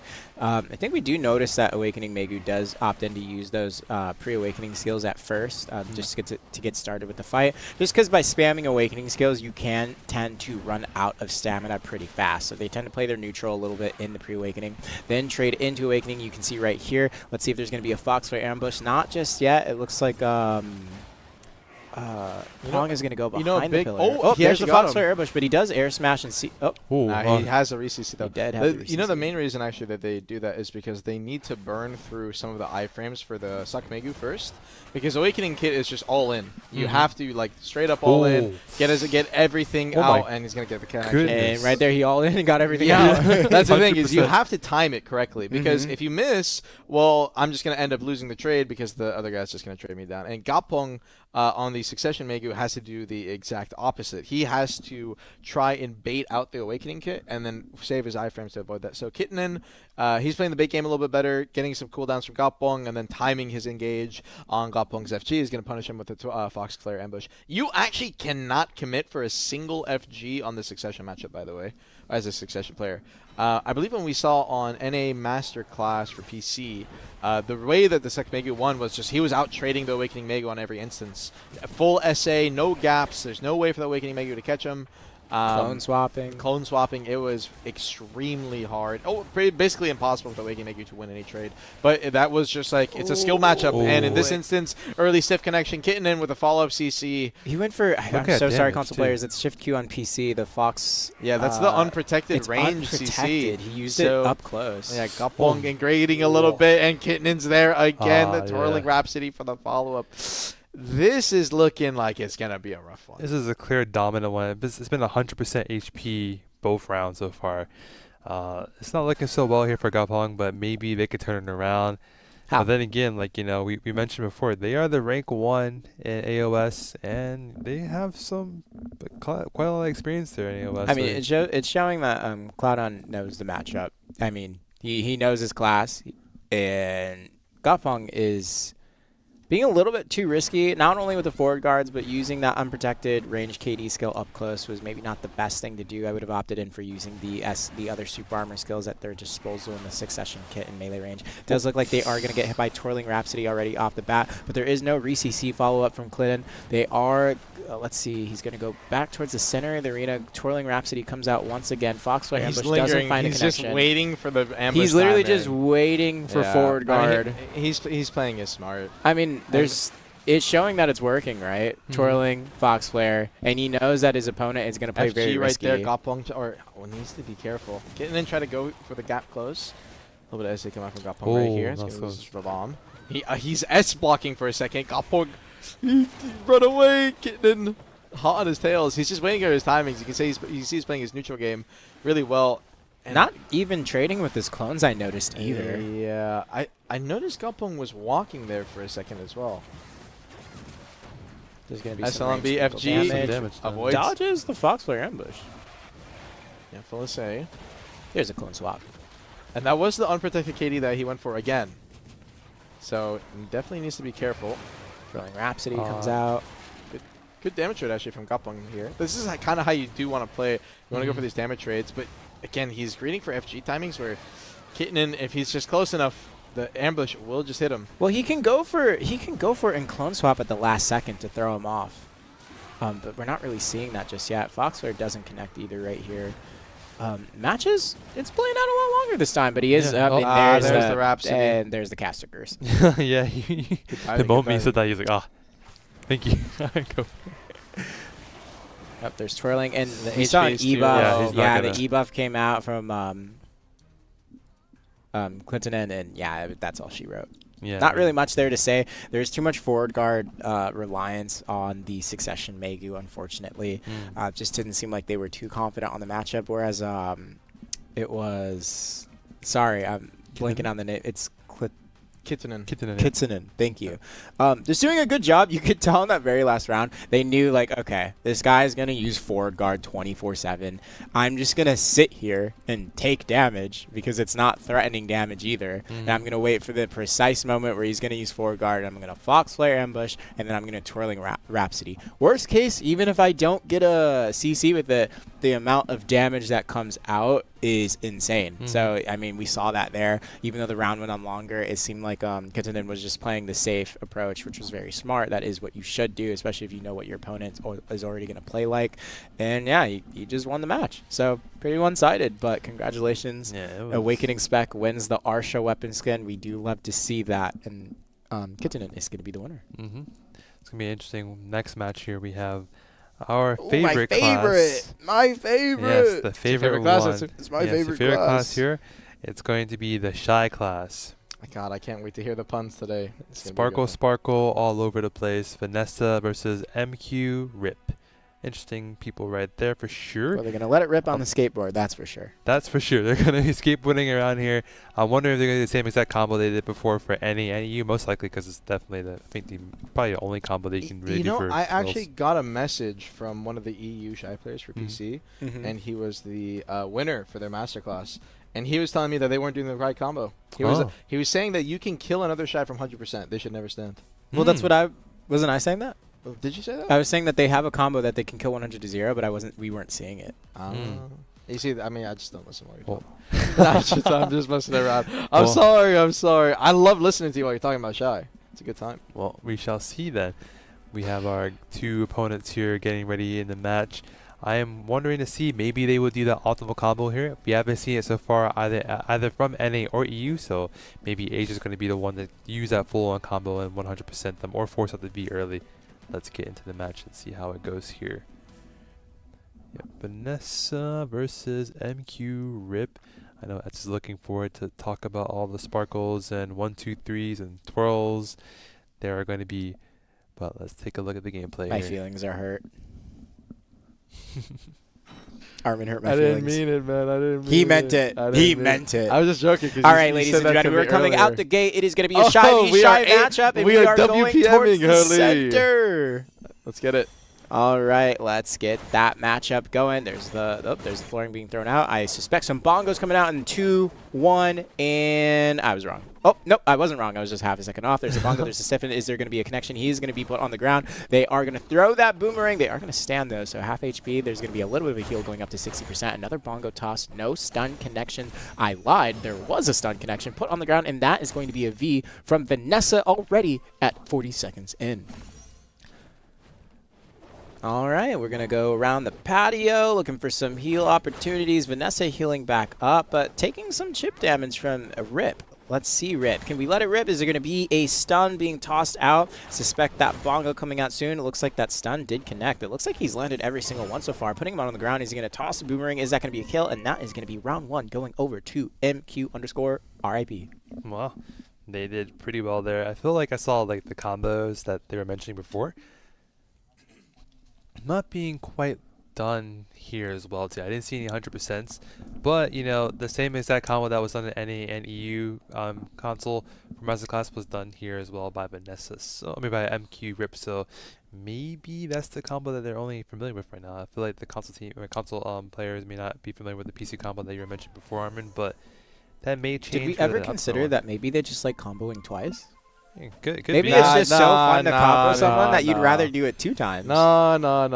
Hey, I thought you were taking a break. Let me handle this. We're Okay, back at the alright, center my of bad. the arena. That bongo lands once again from RQ Rip. It doesn't seem like Vanessa has been able to dodge that or stay a hold. Are they going to use bongos anytime soon? I'm not sure. They are going to toss down. That is going to be another stun connected from MQ_Rip. Zero gravity. Interesting. This is usually the Shai matchups are actually not very one-sided, but it seems like MQ Rip is just landing every single stun possible, except that one. Vanessa trying to go for the attempt on their own end, but doesn't quite find the connection. Bongo's coming out from MQ Rip. Isn't quite close enough. We do know he knows how to continue that CC chain, but only if that lands. Looks like they are going to bongo. There should be a follow-up CC coming out soon right there. That is the knockdown. They're going to spin the bongos over their head, toss out that damage, and again, V is already down from Vanessa, so the next connecting skill from MQ Rip is going to be the winner, or the winning, well, yeah, they're going to win. That's all I can say. I didn't know how to continue it looks that. like they're going to win. There's going to be that stun catch. They're going to go behind, land the back attack damage, and that is going to be all she wrote. There's potentially one more match or one more round going on, ladies and gentlemen. Seems pretty one-sided so far. I mean, You're doing great, Etsu. I just want to say that. Thank you, Armin. And you know, not a lot of people acknowledge, you know, how wonderful my improv casting can be. You know, You're doing it's not I mean, easy. It's not Hey, easy. it's better than Endlives. I can say Whoa, that. okay, I'm not here to start a battle with Enlay. What are we doing? Hey, whoa. Listen, we got NA versus EU soon, all right? We got to start the beef now. My guy We just gotta wakes up start and chooses the beef. violence. This is crazy. No. Go get another Red Bull. No, I'm just messing around. All right, here we are at the start of the match. MQ, are you going to land another stun? I give it about 3, 2, 1. Holy cow, I was You're actually actually correct right. on that. I'm sick. And so is MQ. He's going to put him on the ground. He's going to spin the boomerang over on top of them. No V coming out from Vanessa just yet, and they are going to be bongoed onto the forehead and put into that V. And the next one is going to be up to MQ. It's going to be a really close match. This is a really, oh, there's the stun. Yeah, that's- there's the flooring put gonna on the be ground, MSA. and that is all she wrote. yeah, that was pretty fast actually. Surprisingly, I mean, I felt like That was a good EU time. took a long time. Yeah, but my prediction longer. on that stun coming out 3, 2, 1 was It kind of was- sick. it That was- was kind of that was- sick. that was I was pretty like, spot on there. whoa. But congrats to MQ_Rip being the master Shai. I mean, that was a pretty fast match right there. I Pretty wasn't fast expecting it. matchup. I didn't really see any. I only saw bongos come out like 2 times from Mhm. MQ Rip, mainly because he didn't really have to. I wasn't seeing enough of the bongos from Vanessa, unfortunately. But yeah, that is going to be the Shai match. MQ Rip is going to be the winner masterclass of the Asia tournament for Shai. Definitely a pretty nice fight here. I mean, I think this is probably the first Shai for Asia to actually have the Arsha Waking skin. So, yeah. Awesome. So, well, yeah, it's gonna be something they can kind of walk or bring home to you. I believe I've That been means seeing they're a lot going to be of like the only one with the. Arsha Waking skin, yeah. Wow. No, that's a flex. Arsha main. Actually, I call it Waking, but yeah. Shai's the Arsha only one main. with the main hand one. But I it need does my look short sword. it does look pretty cool though. I've seen it. I mean, we had our ambassador before from EU have it first time. Oh, I actually think it looks really it sick. looks really nice. But that's a real flex. They could be like the only one walking around with that Arsha weapon skin on their Shai. That's Yeah, awesome. So that's congratulations.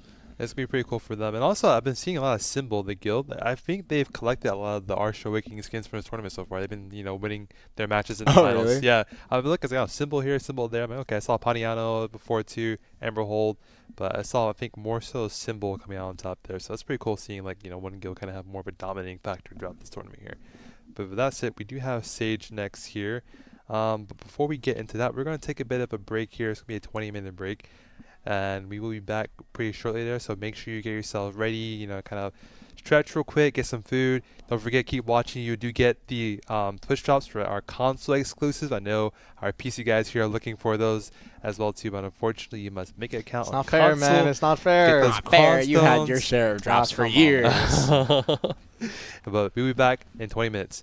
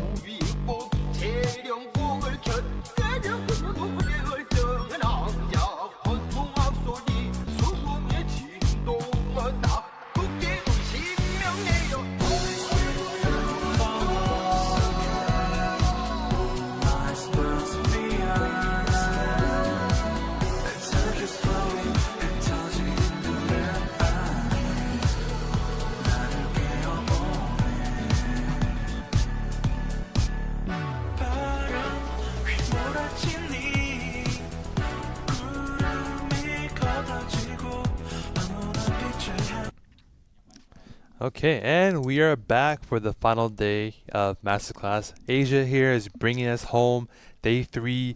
You know, with these Masterclass tournaments, we do have the console exclusive Twitch drop. So if you're watching along, we have all those Cron stones that you could be obtaining simply by watching for a couple hours too. So, you know, maybe you want to throw on the stream for a bit, go to sleep, you know, catch some Z's here. I know it's quite late for a lot of our folks here, especially for the UK time and also for our East Coast time. I think what East Coast is about, like, I think nearing 3 a.m. in the morning so far. So We're trying to get to the point where some are waking up. yeah, you people go clocking for that night shift real quick. But Clocking you know, in and clocking out, tagging. exactly. I think UK is around like probably it's about like 5 a.m. or so. So they're definitely waking up in the morning, get ready to go for work or Yep, it's whichever about they got going 11:30 here on there. on the west coast of the United States. But gentlemen, Yeah. we're still holding up. Yeah, We doing are fine. still here, regardless of the time. We're here at 6 a.m., 5 a.m., 3 a.m. If it's for you guys, we're here whenever the action calls for it. Yeah, and I know people have been, you know, coming into the chat recently talking about, hey, I want to play in this tournament, can I sign up?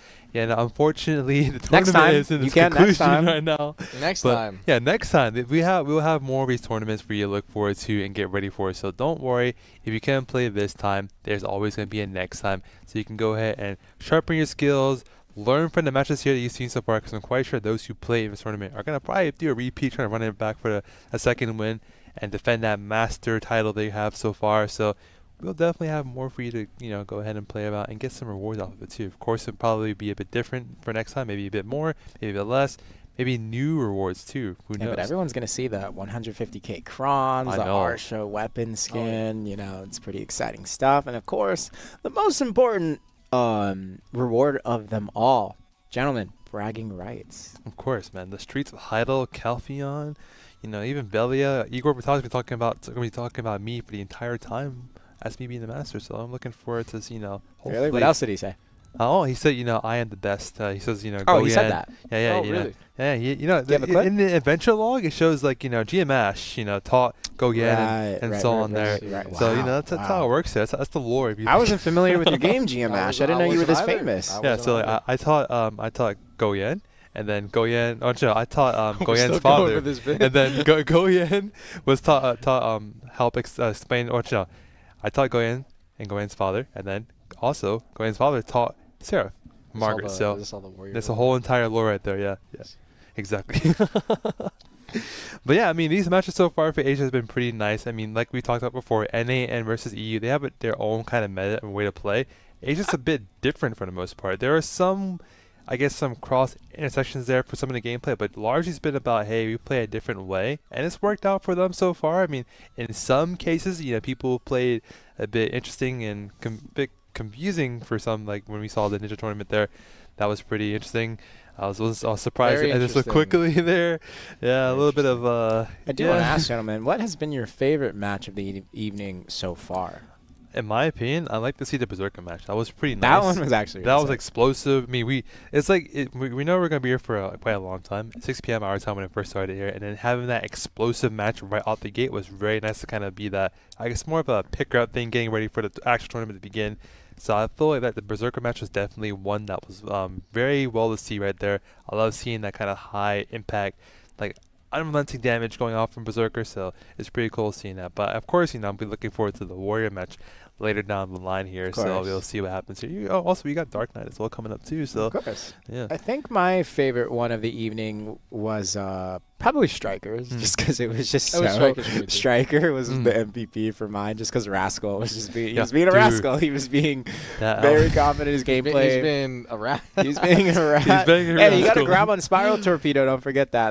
That was actually crazy. That was crazy. That was crazy. That Waka was insane. He walked up and I was like, dude, there's no way you're BMing right now. Well, me and Got you, Armin, so- it's Striker. You said it was Berserker. I believe our Mhm. next match is ready to view already. So, Well, ladies Sage. and gentlemen, it's going to be Sage. We got an interesting name here. Terror versus Anye. Terror. Let's leave. Onion. Onion? You know what I'm talking. You've seen that. Oh my god. Okay. What? Never mind. It's Oh, dang it, I missed it. I'll pick the meme. little meme. Oh, I guess that Oh. meme. I don't know. I guess the timing on your joke was terrible. Okay. Let's Let's let's check the match out. We got Terror versus Anye coming up here. Both these guys have fought through the bracket, and it's going to be on Sage. So now it is a double Awakening Sage, as we expected, Succession Sage. Definitely not going to be working out in this Succession. Imagine. Definitely not going to be working out in this kind of format in a 1v1 where Awakening Sage exists. And keep in mind, both of these guys are pretty high rated in AOS, ranked 2nd overall and ranked 5th overall. So they definitely have a lot of PvP experience for both these guys. So high elo for sure. And on top of that is going to be the rank 1 versus rank 2 Sage. So these guys are kind of battling out for a little bit of bragging rights, a little bit of ego, some might say. Wait, Armin, did you say it was Succession? No, I said it's Awakening. Oh, okay. Yeah. I was like, Succession? I was saying Succession does not work here. So Oh, okay. I was sorry. Imagine I guess if it was the Succession, I'll be late like, night oh. going out. I was Yeah. like, if it's Succession, that's not gonna go. Yeah, so both these guys coming in here, it is definitely going to be Awakening versus Awakening. And that's the thing, is just this matchup is very, FG based. It's a lot of high mobility. You want to make sure you land your slows. But the biggest thing of all is, can they land the grab and try to punish flow interrogation, or are they going to end up whiffing and getting caught by something like Impelling Flash or Shock Relay, but they manage to get behind them in time? So We have seen opportunities, too, where they can be punished in skills like Divine Judgment, I believe is the name of the ability, where they jump up into the air. we haven't seen a single Divine Judgment grab, actually. Not yet. Not yet. Yeah, it's risky. It's just... And it is going to be yeah, we'll riskier in the future if some of those global lab changes. Oh go through. yeah, Well, let's for see. sure. We I'm can excited check to it see out here. those. Can't wait. Man, I'm gonna get some Sage hate for that one. I'm not gonna lie. And the match is gonna be underway. Ooh, We cool got outfit. Anye versus Terra. Oh, yeah, he's just not wearing the Arsha outfit. Actually, my goat. Wait, Yep. actually, Giga Chad. Yeah, He's it like, doesn't I need actually make that. any difference for stats. Yeah, it's ever since aura. Carl Gear 3, but I prefer it without. I prefer it without the outfit, to be honest. Early start off right here, coming down, flow interrogation, Big go straight into damage. Divine's Judgment. He actually could have got grabbed out right there, as we were talking about, but a lot of sages do not Oh, want to go for wow. Impelling Flash because he's going to get the connection. It's going to be on the wall, though. Did he have to V? He may have stood with really 1 HP, but it's not worth it against another Waking Sage with the chip damage involved. Try to go for the grab immediately out of the V. We've seen that a lot today, but no one has connected, considering that grab is so hard to land. Divine Judgment is trying to land the slow over onto Anye. He's not going to manage to connect. Terror is going to go mega aggressive. Radiant Annihilation unprotected in the middle of the neutral game is going to go straight into that Shock Relay as well, into the upsurge. Canceled out of it. Anye had a punish timing right there, but Terra is just full W key, no care given. Holds the Lightning Prison right there, no punish. Comes down, full interrogation, straight into the Judgment. He's going to go for the Impelling Flash. Oh, Tried to yeah. grab the SA, ends up missing. Anye tried to go for the punish, and he gets a follow-up with the Shock Relay. Man, that is unfortunate for Anye. He was so close to landing that grab, he just ended up missing.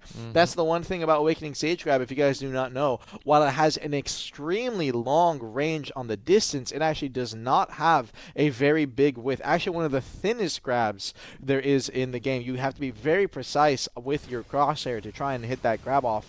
And Anye, I mean, he's got to be kicking himself for that one. You were so close to getting the punish. You have the correct timing. You just missed. Mechanical difference. Sometimes that just happens. Hopefully that pressure doesn't get to him, because it's really easy to have those situations happen and you kind of tilt. But let's see if he can maintain his composure going into this Terror with the 1-0 lead thus far into the match. Yep, and he's going to use his Divine Judgment. Spaces away. Tries to land his Chain Lightning right there. Get a little bit of a DP down over onto Terror. He may have actually connected with it. Lightning Prison is going to be holding it down. Needs to be careful of the engage coming out from Terror. Comes down, flow interrogation. Gets grabbed out of it. You cannot be chucking that out with Divine Judgment still available. Immediately grab is going to be forced to V at 10%. And we've seen what Terror does in this scenario. He's going to sniff for the V. He's going to probably try to go for a Shock Relay, considering he doesn't have a grab available. And meanwhile, Anye is going to manage to get out just in time. He's going to go for a reset to try and get his grab back and his E-buff back. Is most likely already E-buffed right here. So he popped E-buff and then popped his reset. Terror going for the aggressive pressure. Flow interrogation goes straight into the Divine Judgment. Needs to be careful. Chain Lightning holding it down. He's going to be going for a... Sorry. Ooh, good nice grab rip chain attempt. dodge. Is going to manage to dodge just in time. And I understand at that point he just go for SA lingers. Terror's going to be spacing out. Goes for the grab over to the end of the Giant Judgment, which is a little bit too far away. Chain Lightning after the Lightning Prison. No punish coming out from Terror. Is going to try to go for the full interrogation right there. Comes down. Oh my god, he could have got grabbed out of the Divine Judgment. That is slow cast. SA on wind up. Instead, it was Shock Relay coming out of Terror. Lightning Prison on the back end. Terror. He is unrelenting. That is true terror being applied over on the Unye's side. And the upsurge right there immediately cancels it out. And once again, Divine Judgment, he's just going to be spacing away with it, trying to get as much stamina back as possible. And Terror full pressuring S-Block goes in. There's Impaling Flash opposite side. He saw the Impaling Flash coming out from Terror, and he spaced away, and he gets a CC out the Shock Relay. Aggression from Terror ends up getting punished. I think he went for a raw Irradiant Annihilation right there, trying to go for a little bit of damage. Onion trying to grab the V. That is not worthwhile. Terror comes out, and now Terror with a massive grab advantage. Onion's going to use his Divine Judgment space away. Terror's just going to be chasing, mirroring skills. So has Impaling Flash available. He's going to be holding the Lightning Prison right here. He's waiting for the timing if he wants to go for it. Impaling Flash still up. Chain Link is going to manage to get the minus DP down, but at this point, Onion still has grab available. He's trying to go for the grab on the end of the SA. No connection, and he's going to get the Impaling. Nice. Too much of a greed from Onion. It looks like he went for the FG using his core, and he got punished out immediately. Shock Relay for the follow-up from Terror, and the damage was just there for the combo. Well, yeah, it looks like that aggression was almost brutally punished by Terror, but he managed to regain his footing and made Unway pretty uncomfortable at that last second, forcing him to rely on that FG core towards the end, allowing Terror to get that Impaling Flash punish. So really good job from him. Let's see if Terror remains to play as aggressive as he has been. Seeing as he has the 2-0 lead, he kind of has the luxury to make some mistakes here, but hopefully, that doesn't happen. He keeps his A game up. Yeah. Tries to go for the Impaling Flash across the arena, a little bit too far away. Terror, good usage of his mobility there to try and go for a grab connection. That is usually the skill. I don't know the input over on controller, but you hit spacebar. Oh no! The Shock Relay again. He got behind him. The FGs on Sage are so frequent, and another Sage fighting you that just makes the fight so I want to say volatile. Awakening Sage, obviously so good at punishing FG, so much mobility, skills like Impaling Flash make this class so unbearable to fight when you have frontal guards. And what's more of a frontal guard class than another Sage? The Shock Relay, the Radiant Annihilation for the damage, the follow-up KD, it's all over. Terror 3-0, absolute domination from this man. Absolutely. Yeah, like we said, he was going out the gate from the start from round one, and you could tell he was just really comfortable at laying down pressure. And the thing is, when you're playing in these matchups where a class has frequent frontal guard, right, when you have a lot of pressure on you, what are you going to try and rely on? Your protection. And if majority of your protections are forward guards, if you don't have Impaling Flash, if you don't have Divine Judgment left on the playing field, you're going to be in those positions where you're forced to rely on your forward guard. And Terra knew this, and he knew how to play that aggressive game perfectly, putting Unway in that unfavorable position and found a lot of opportunities to punish him behind his forward guard. So wonderful showing from Terror. Very quick 3-0 match. Not much more to say off of that. Yeah, I mean, Terror was clearly a Terror establishing dominance right there in the match. We saw the gameplay there. His combos were phenomenal. I mean, nothing really to say, but had good catches with Shock Relay. Yeah, those are really good Shock Relay catches. His V-step was amazing. That first one was like, whoa, he was right on top of them, fall through the knockback into the full down smash combo. I was like, whoa, that was not a lot of catches with a skill we usually see, which Impaling Flash. We usually see that get a lot more catch attempts. But actually, not really. That's because the thing is that that's all you look for in the matchup. Right. You just try to avoid Impaling Flash. You avoid Impaling Flash, you're fine. So I understand why he didn't get caught as off guard by it. So Shock Relay, I mean, that's the big difference maker. That's what you want to, definitely get some CCs with. Absolutely. Well, big congrats to Terra there. You are the Master Sage for the Asia region. You are taking home that 150,000 pearls, 80k crons, that Awakening Archer skin that I wish I had too, but also that amazing trophy for being first place. But don't worry, Anya, you also get, some good amount of crons and pearls, 50k pearls, 50k crons, and the 180-day Archer Awakening skin plus second place trophy. So don't worry about the rewards there. And up next, Guardian, Meldor's favorite class. It's going to be the Awakening versus the Succession Guardian class. Remind me, we did see this matchup before last week, correct? It was Awakening, or was it Awakening? It was Awake versus Awakening Mirror. This is the first time we've had Awake versus we had Suck Mirror, Awakening Mirror, and now we are going to finally see. That's been a frequent trend, by the way, for Asia, actually. Really? Yeah, it's been usually opposing I guess schools of specs, yeah. But Mulder here, he plays Succession Guardian. I've been telling him, man, just go. We had NA Instigation. He was like probably one of the best Guardians. Actually, I think he's like the rank 1 Guardian overall in NA, and he has like a huge amount of AOS players as well too. So he's ranked 1 overall, I believe, for that one there. So he's definitely really good. but he's awakening. I'm like, hey man, it's time for you to drop Succession, go to Awakening. But he's like, nah, my favorite class spec. I want to play Succession. I I'm respect like, it. Just go to Awakening. That's where it's at. You get the cool big halberd thing, you can stab people I with hope, it. it. I hope he Yeah. wins this to prove you wrong. I mean, we'll see. I feel like Awakening Guardian has like a really good, I'll say a really good grab because it really kind of sneaks up on you the way the distance is. It's very deceiving. It's really, yeah. It looks like it doesn't look like it'll hit that far, but it's Mhm. actually a very long-ranged grab. Yeah, it's very, very, unexpected. You wouldn't think you would be out of range, but then you're like, wait a second, it actually caught me and grabbed. What just happened there? But it's also, I think in terms of just being in PvP, it's a pretty nice, safe class in my opinion. Like the way it's just, I think it's like heavily SA protected because it's really slow. So I feel like they're gonna have much better time on Awakening. But Succession is also very good too. I mean, it does have its ups and downs as well too. But I think it's gonna be hard to determine like which one's gonna be the best one overall there. But we do have AM 189 versus Ubulus. That's an interesting name, Ubulus. I've never heard that before. Do we have the brackets? Let's take a quick look. Let's take a look at these guys here. So, while the brackets are up, we can talk a little bit about the specs and the differences. You guys were talking about the grab, and funny enough, the thing is that Succession Guardian's grab is also actually ranged. She also does a little dash up when she wants to go and hit her grab. However, Awakening Guardians almost feels faster to me. I don't know what it is. It really does feel like It does that. feel faster. It feels must be like a Scholar, visual thing. Yeah, potentially. But it is a very hard grab to punish for sure. But the big thing that I'm curious about in this matchup, it's not so much the neutral game because regardless, both of these classes, it's going to be a game of hitting a grab. That is just how it's going to be. They have to hit the grab. That is the main way they're going to get that combo. I would be very surprised if we get a raw neutral catch. If we do, it's more of a fluke on you messing up and your opponent capitalizing rather than your opponent seeking like a weakness in your spec. These classes are both perma SA practically the entire time. However, what I'm curious about is the damage difference. Which class actually has more damage in combo? Because I can make a big believe it's difference. Succession. I'm actually be not wrong. sure because I think that it's Awakening, but I haven't seen Succession in a very long time, and it has been getting a lot of buffs over the past, I want to say, year and a half, almost 2 years. It has just been straight patch notes of Succession Guardian buff of this class trying to become relevant again in the meta, since it hasn't been relevant in the meta for a very long time now. So has those buffs pushed Succession Guardian to be a stronger class in terms of combo damage, especially in 1v1, or is Awakening still on top with that kit, with how much KD it has, how much burst damage it has, and especially the range potential?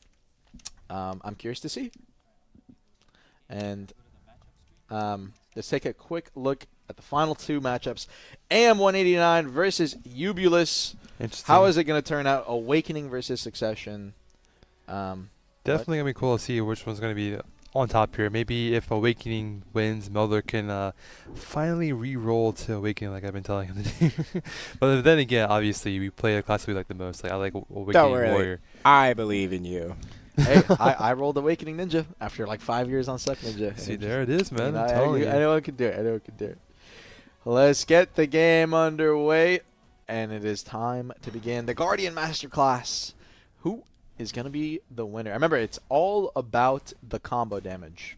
And if you see Awakening Guardian, by the way, that little kind of swing up they did, if you guys are watching, that is a pre-buff. It is unprotected. It is their, I believe, main attack speed buff or only attack speed buff in their kits. I don't know if they have received that skill being added. Ooh, that's the grab. There's the grab. That's the range. Let's see the combo damage. She's full pre-buffing right here. That's the KD coming in. Awakening Guardian's grab by default is actually a KD, so you have a double KD combo whenever you land your grab. And that is the big thing about Awakening Guardian is that you have such long animations. Good iframe dodge from the pre-Awakening. He expected the grab timing right there. You have so much long animations that you actually need the KD on the grab to be able to get a full combo off. Ubulus is going to be popping his heal right there. And Ubulus actually did E-buff about 15 seconds ago after standing up from that KD combo. He spaced away, popped his E-buff. And it's interesting that he did that because that does mean he won't be able to use it for a potential combo right here. Here's the combo. Put him on the ground. 2-minute timers did kick in. And the damage. Oh, my God, Etsu, you are right. That is crazy. I know.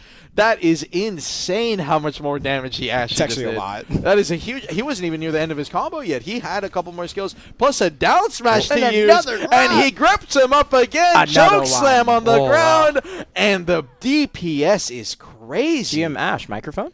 I'm surprised there. I mean, like in terms of SA reduction or DR reduction there, like for Succession, it's 15% versus 20%. So 20% for Awakening, it means you get 20% damage reduction when you have SA currently enabled, but looks like it's not actually working out too well for our Awakening guy over here. It doesn't matter as much because at the end of the day, right, that SA only applies when they're standing. It's only on the damage rates. And once they're on that ground, that SA is not applying. Oh yeah, no. All that goes out the window. So even if I believe Awakening has that DR percentage boost, it probably helps them a lot for large scale and stuff. That's what makes them probably the favorable pick for a lot of the scenarios. But in these 1v1s, all that matters is how much damage can I do once I put you on the ground. And AM is gonna say, I'm gonna pop my E-buff and show you just how much damage I can do when I put you on the ground. Ubulus is so terrified of the E-buff, he instantly Vs. You And say I terrified? would I say too. respect. No, I mean, I would say terrified. I am not going to lie. Awakening Guardian E-buff does... Wait, he caught him raw. Oh, he couldn't get the second, or even he wasn't expecting it.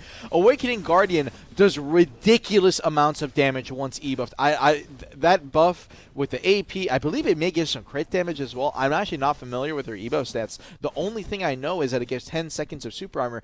It does such a damage boost, but it's all gone. At this point, he popped it, and he managed to force the V, but he needs to run out the clock. He needs to at least get to 80% HP timers and potentially get a down smash at the end of his combo to be able to force the kill onto Ubulus now. And with the chip trade, he's going to be going for the KD right here. A little bit of slows. He did notice that Ubulus ended up missing his grab, so AM is trying to set up for it, and Ubulus is trying to space away. And this is the one thing about Awakening Guardian. AM will end up missing his grab right here.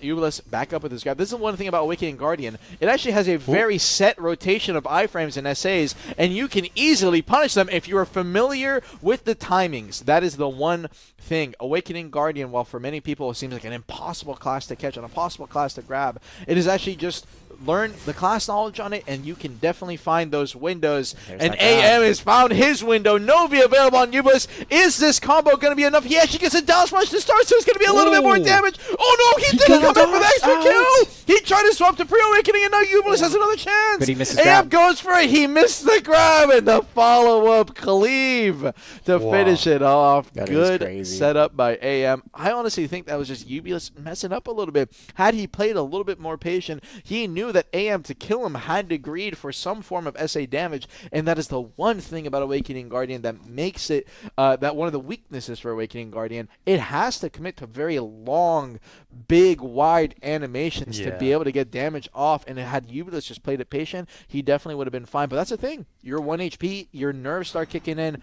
You're so afraid, you're just like, I need to throw my grab right now. Absolutely. One thing I do want to add, Armin, in case you're curious, that E-buff from both of them is all AP plus 20, crit rate plus 50%, all accuracy plus 60, movement speed plus 30, and crit hit damage plus 20% in super armor for 10 seconds. It's that crit hit damage that does so much. damage. I mean, that is essentially the same as wearing 2 corrupted crystals worth of crit damage. That is ridiculous. And this is going to be... raw connection. He won't be able to kill off this, though. He ended up floating, actually, for that setup. I think he understood that his KD would not be fast enough due to the windup, so he had to commit to that. And as a result, Ubulus has another chance here. Who is going to connect on the grab first? Slow is going to end up applying onto Ubulus. He doesn't expect the grab coming in. AM is going to get the grip, and Ubulus Vs. Looks like AM is really getting his footing in this matchup and just finding those grab opportunities. Ubulus missing he another tried grab. to grab the second hit of the swing, but AM didn't commit to it. He I-framed out of it instead. It is optional. You don't have to commit to that second swing, and now AM has a chance. Ubulus, he's that I know I need to get away. He's going to go for the grab opportunity. He couldn't I-frame in time. He's on the ground. This is a full combo setup. This will kill. AM up 2-1. I can hear Meldor quicking his boots like, oh no, I may have to reroll Awakening now. I'm just kidding there, but again, phenomenal. And it's just grab after grab with AM. Yeah. He's just finding those grab opportunities, reading Ubulus like a book on when he's going to engage and when he's trying to evade. And it seems like Ubulus is going for those little, I would say a little bit desperate grab attempts. He's not getting anything out of it, and it feels like he's using them anxiously. Like a panic grab. Like a panic grab, absolutely. I've been seeing it throughout the tournament actually. When they're like, I guess we would say like full combo and they get out of V, they would just go for the grab immediately because they're like trying to get the grab to kind of reset the battlefield. But then they get like, punished. Yeah, and like, oh shoot, I messed up here. I'm like, oh. Wake up grabs are fine. Oh, he finally avoided. That was SA, by the way. So he just ended up missing. Nice. And AM overcommits to the damage right here. Let's see the DPS setup. Is it enough to kill from 100% though? It doesn't look like it is. So despite having more damage than the Awakening, it's still not enough to kill from 100 without the E-buff. And AM, now with another grab available, he hits the slow first onto Ubulus, and he's going to walk up here. He's creeping for the range grab. He also E-buff. Ubulus, don't play too aggressive. He's already hit you with it multiple times. You're going to miss your grab first, and here comes AM's opportunity. He's going to be waiting. He sees the rock dash. He tries to grab the middle of it, and he's just a little bit too short. Ubulus's grab comes up in about 5 seconds here. 3, 2, 1. He's going to want to look for his opportunity. Infernal Nemesis on the same timing as the grab activation, so AM understands he needs to avoid. And AM now has his grab available. You're going to notice him try to close the gap here onto Ubulus. Ubulus is going to use his rock movements in a second right here, and AM is going to go for the attempt in the middle of it. No, he goes for it preemptively, ends up missing. Ubulus with the grab now available. If AM commits to damage too hard here, like the God Incinerator, he can get grabbed, but he managed Infernal Nemesis just in time out of it. Ubulus whiffs, and now AM is looking for his opportunity. And there it is. Committed to the rock dash. That's what AM has been looking for every single time. And Ubulus, despite losing his V, he still has a solid chance here with the timer ticking lower and his damage combo still being high. As long as he does not get grabbed by AM in the next 3 seconds, it is all still possible. God Incinerator, he's going to use his rock mobility. Is AM going to close the grab? 2, 1. He dodges it just barely. Ubulus with another chance. AM is going to avoid. He's using Infernal Nemesis into his iframe chain every single time now. He can still flow into his pre-awakening. AM coming up with his grab suit. He kicks it. He gets a punish. It's going to be a flow. He can't kill off this, though. He's going to be so low, though. And the final damage tick. Just a little bit enough. And AM with a good read to punish the grab. Gets the CC and will win the round 3-1. Congratulations on the Master Guardian. Does seem like AM just had that unlock. He was starting to... It started off really strong for Ubulus, I'm not going to lie, and I was really hoping that he was going to take that win there. But as the rounds played on longer and longer, it seemed like AM was able to read, like you were saying, Armin, this guy's just using Rock Dash way too often. I'm going to hold my grab for that. I'm going to try and look for that. And he does successfully find that punish there in round 3. And unfortunately, Ubulus also misses a pretty key grab in that round as well, leading to his downfall potentially. But yeah, wonderful stuff from the Awakening Guardian. I guess in this case, GMAsh, you were correct. My bad. I was. I mean, again, it's all about the player skill right there. Like I felt like they were both pretty neck and neck, and I felt the only reason why the Awakening Guardian actually prevailed, and this was because of the simple fact that they had a long range grab right there, and then also the Zerkers Guardian was kind of being a bit more panicky with their grabs. They were just kind of like, okay, I'm reactionary. I must grab now to reset the playing field. So just take it slow. Kind of walk up there. Once that grab is missed from the Awakening Guardian, you're free. You can just walk up to him and just grab them. You don't have to say though, in round 1, Ubulus was getting some crack. I even have it in my notes, like round 1, cracked grabs from Ubulus. But then it starts. That's the thing with Masterclass, and that's the thing with playing these matchups where you can have it's a best of 5. Guess what can happen? You could start off really good, but your opponent can start to read you a lot more. And that's part of what really determines like how skillful a player is. Are you able to read that situation? Are you able to adapt to your opponent? And it seems like AM, even though it was a little bit dicey just for a little bit, he was able to read the game plan patterns from Ubulus, see how he uses Rock Dash, he sees how he tries to use his grab, and see how he plays when he's on the back foot. And I feel like it's things like that that really add up, and was the reason for why AM took that match. Yeah. Congratulations to AM189, the Master Guardian. You're now the one reason why Melder is going to be on Awakening Guardian starting Monday. I'm just kidding. Okay, with that, we have a match that I am definitely looking forward to. I've seen them in the battle arena before, actually. I was looking around for some stats, and I happened to see them practice in the battle arena for Asia. It's going to be the Warrior bracket coming up here. It is. It is going to be Pure Love versus Lancaster, both Awakening Warrior, of course. I did see in the prelims there was a Suck Warrior. I'm not sure what happened. They won and it should have been in the finals, but something happened and now they were Awakening at the end. So it was kind of confusing for me there, but maybe they thought Awakening was just a better safe set to go through, which it's fair because the buffs that hit Global Labs was not applied yet for console yet. Gotcha. There's some pretty good buffs for Sucka Warrior, in my opinion, that happened just recently. So a lot of good SA changes there. Interesting change for the bound movement, but we'll see how that plays here. But yeah, I am looking forward to Warrior. I've been seeing them, like I said, playing in Battle Arena. They were just practicing with their, I guess, more so guildmates. But interestingly enough, it was a lot of the people that were playing during Masterclass were all there, and they were fighting each other. So it's like, Warrior versus Hash, or you had like Berserker there. I was like, this is kind of interesting. You kind of want to play your mirror matchup so you can understand like how they're going to play against you when you're playing your same class. But they were just kind of like going out there just to kind of learn how, I guess, kind of more so relearn their own combos and apply it to just a general class overall, so you're kind of more familiar with just the general spec of how things go out. I am curious to see what they do. I know for Warrior, like typically to guarantee your grab, you would go into Frenzy Dash and then grab immediately afterwards to kind of cancel the effect out and make it kind of immediate. I'm hoping they do it here. I've seen some people do it. I think in NA I didn't really see it for some reason, but EU it was kind of constant right there. So I am hoping to see how they play out there. Actually, no, NA did really well. Corruption was the one he did the Frenzy Dash grab combo, so that may be able to help guarantee his grabs. I believe you can't camera turn in Frenzy Dash anymore, correct? On console, you can turn your camera around, but like you can't turn your player. You can't turn your player during Frenzy Dash. You can anymore. turn, but you can't go like you can't like turn super I think that was a change they did with the patch where they made it SA, right? They reduced the turn radius or something like that. I believe so. Yeah. And there is a patch that made an adjustment to Frenzy Dash that hit Global Labs as well too. So it did make some changes. I think it's now SA, as you said before, and they reduced it so you have no stamina, or no stamina regen. So it's going to be a change right there. I know like a lot of warriors here are dying for stamina. At least I am, in terms of like when I'm playing a node where I'm like, oh dude, I got no more stamina now. But we'll see how that plays out here. It's going to be a good amount of play here. We have Pure Love versus Lancaster. I feel like the name Lancaster is from some kind of book. I forget the exact one. I want to say Romeo and Juliet, but I could be wrong here. This guy just wanted to say he reads. Oh no. No, but we have. Let's take a look at the brackets. I think we got them up.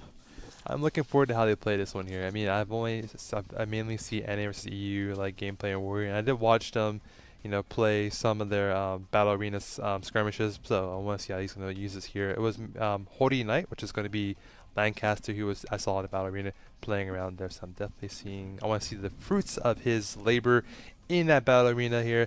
Let's go ahead and jump into gameplay in a moment here. Right. But now, this is going to be Warrior, and this is a pretty tanky class. So until the HPs drop, unless they get multiple down smashes in their first they combo. can kill from full. Oh, they can kill from they can kill from full. But they can only kill from full if they get down smashes. Or they're e-buffed. Or they're e-buffed, yes. Yeah. The thing is that you can just grab an e-buff for the kill. So you can guarantee force the V if you want to, which I think is pretty worth it, to be honest. I mean, the attack speed boost you can get later is nice, but and the reckless insta KD, but outside of that, I mean, if you queue up armor break, you probably want to you're gonna be really low, like probably 10%, 20% HP coming out of that V. Yeah. So I would just, it's you gotta be careful there. Just avoid like grabs if you can. It's going to be hard overall. But we shall see. The gameplay is ready to begin here. Let's take a look and see who's going to win this one here. Pure Love versus Lancaster. I'm excited to see this. Warrior, one of the more technical matchups in the game. It boils down to the grab, but it's a lot more than just that. Already going to go for the head chase into the overwhelm, slashing in the middle of the neutral. Tries to go for the grab. Pure Love tries to counter and go for the counter grab. Was just a little bit too far away. Spirit check from the long range. Can get punished if he wants to go for it. Lancaster's just going to challenge with the Spirit check of his own. We're facing off. We both know we don't have grab, and we understand that we can just play Q block if they want to and basically not get caught. The main thing when it comes to the Warrior matchup is once the grabs are available, people start throwing into something more unprotected. You're trying to challenge the grab if possible. Slashing on the very end. He actually ended up missing his grab, or maybe the head chase was just in time. Lancaster's going to manage to avoid it. He has his grab available. Shield charge gets the KD. Is going to go for the heaven chase with the heaven's cleave. A little bit of damage follow up. Gets 2 down smashes. Actually, a little bit of an inefficient combo. You definitely have a better setup that you can go for instead of that one, but Lancaster potentially just the nerves kicking in ends up going for that kind of setup. 80% HP is going to be kicking in here soon, and once we're at 80% HP, Tamer's down smash is no longer needed. Grab is going to come in. Here comes the combo. Goes for the straight armor break setup. You can definitely definitely go for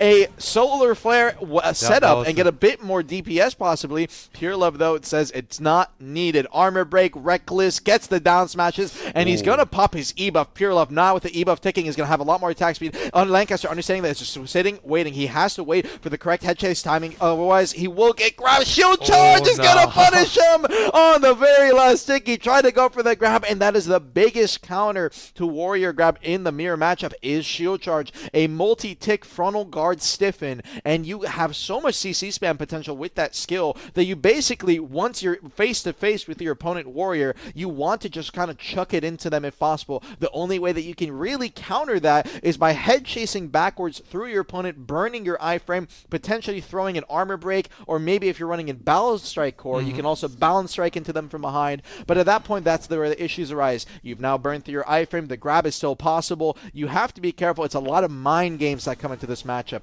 So how is it going to work out? We've already gotten hit by shield charge. We've already gotten hit by the shimmy. But instead, Lancaster just says, I'm going to dash into you with my dash, pop my head chase back, bait the grab, solar flare, and overwhelm catch you! Armor break goes for the Reckless. Down smash is potentially a little bit too early and not enough damage. Tries to go for the ground smash, go for the extension over onto the down smashes, but it was just a little bit too late. Couldn't get the full reset. Spirit Strike from the long range. Lancaster could have gone for the punish. Sorry for straight into the overall Q block. Swaps to his Spirit Awakening. Out of the slashing, goes for the grab. Gets hit with a shield charge. He actually stood up, but he got the grab anyways. Lancaster didn't head chase out in time. Is going to manage to get the down stretches here. Grave Digging could go for full damage. He actually does not have to be there. He will guaranteed stand, but he respects it too much. Lancaster with the potential mistake of a V. Pure Love is going to take massive advantage. Lancaster coming around over behind the pillar is just going to be singing his pre-awakening. He's going to swap to his awakening first. This way he can use his solar flare if he wants to space, but he has to burn his head chase regardless if he wants to use it for more distance. Pops his E-buff early. Already burned his head chase right there. Charging thrust. Dashes forward. Went for the shield charge. A little bit too far away. No punish comes out from Pure Love. Over on that frontal guard. Backs away. Straight solar flare over into his face. That is unprotected. Could have gone for the punish. Went for the grab. Trying to go for the armor break punish over on the back end. Slashing straight at the exact same time. Has grab available over on one of them if you want to try to go for a play. This is where the mind games are. Head chase burned before the solar flare. He ended up getting caught in the neutral. Lancaster with a shield charge punish forces the V, uses the Reckless for the KD, and the V coming out on the side. Lancaster still the grab available. Pure Love has his on a few second cooldown. Goes for the solar flare into the overall. Pure Love just trying to kite. Head chase is burned. He's using it off cooldown. He needs to be careful of the shield charge. That's how he lost his V. 1 minute 20. Dashes forward. Went for the solar flare. Not going to manage to connect, holding off Q-Block, walking towards him. There's going to be your frenzy dash. Goes for the follow-up. Heaven's Cleave. Reckless roll in the neutral. He caught him with it. No. Has another KD if he wants to go for it. No, he didn't end up going for it. You have a hotbar KD that you can rely on. It's one of your most important PvE skills, but it's an unprotected KD you can use for combo extensions. Opting not into it. Just burns his head chase over and over. Trying to go for a grab on a slashing. He gets grabbed in a slashing of his own. You can't go for a grab on a skill you know is punishable and then throw it in your opponent's face. The muscle memory kicking in too hard for Pure Love. Lancaster with the punish.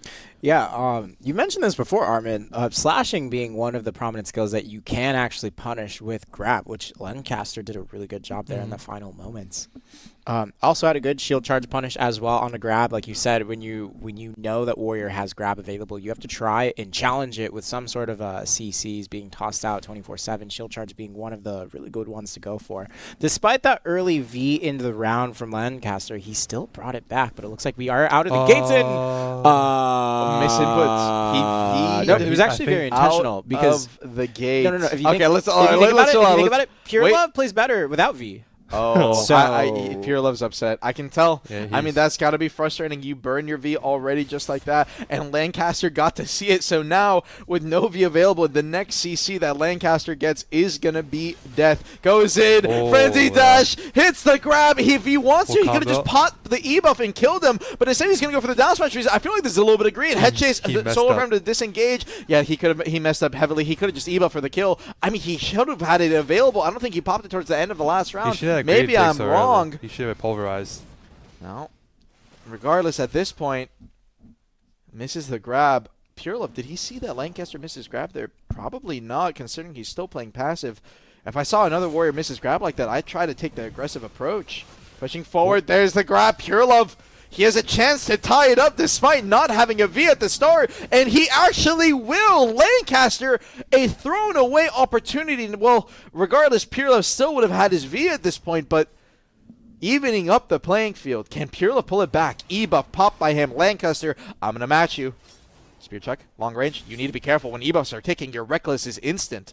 1 minute 35. Dashes in. Already burned his head chase. Using another bam. You have no head chase iframe. No. I know you don't, so I'm gonna grip you. That's what Pure Love says. Immediately engages, chucks the grab, and Lancaster, a fatal mistake. Once you burn your head chase iframe like that, you have to disengage. You have to space away. You have to know that the opposing warrior is going to throw every bit of pressure at you. Either that, or you gotta at least throw a shield charge to try and challenge the grab. Armin, I want an apology because I did say Pure Love plays better without V and in a deficit, and he did exactly that. So I just need you to apologize.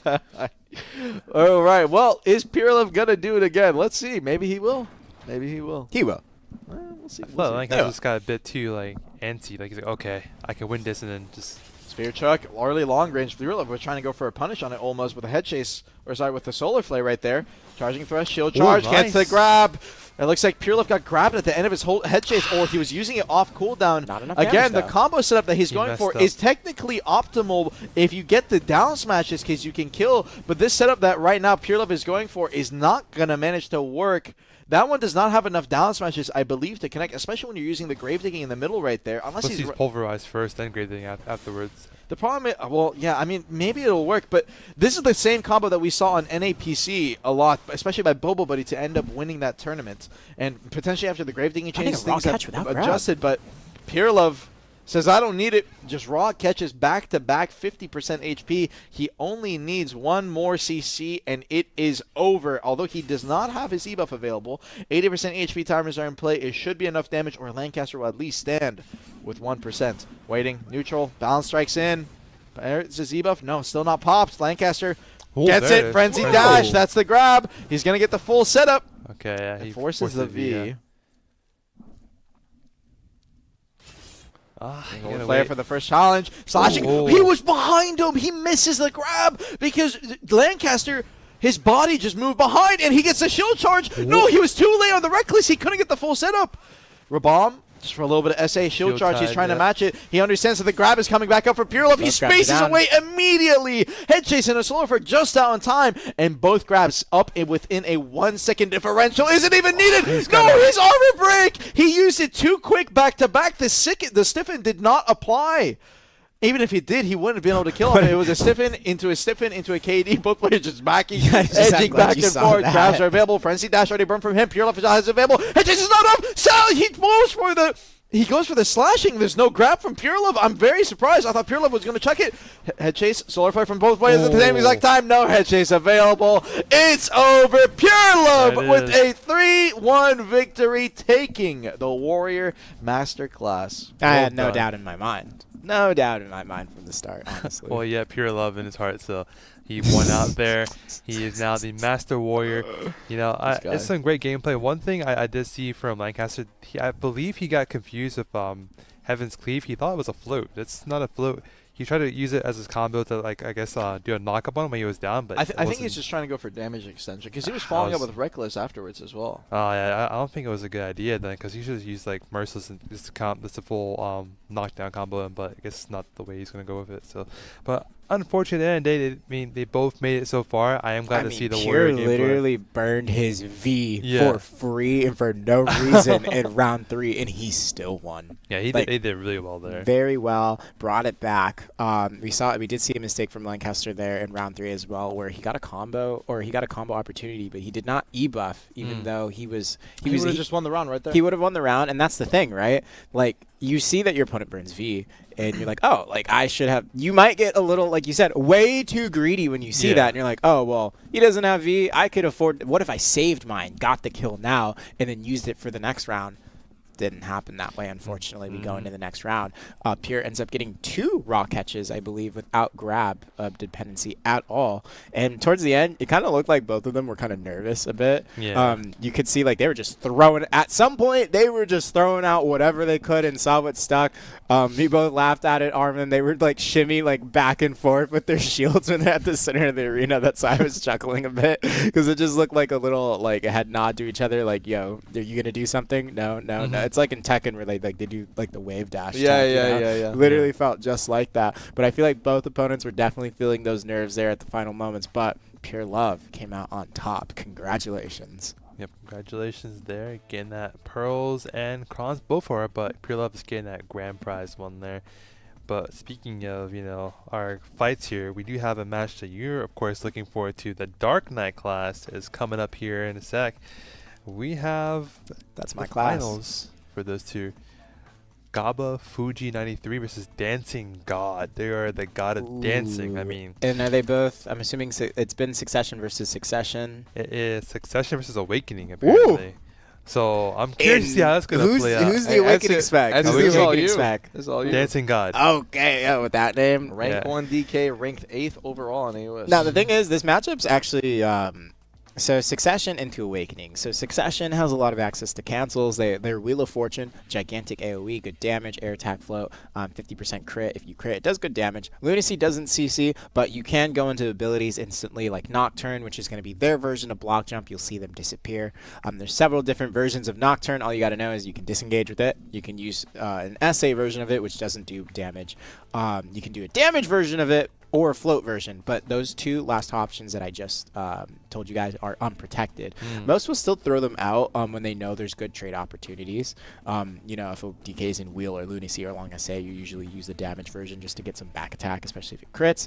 Now, the thing is, Succession has access to all those skirmishing tools and a lot of maneuverability, while Awakening, on the other hand, has mid-range, and still has mobility, but the problem is Awakening is a lot more forward guard based, and it can be really susceptible to getting punished by things like Twilight Comma.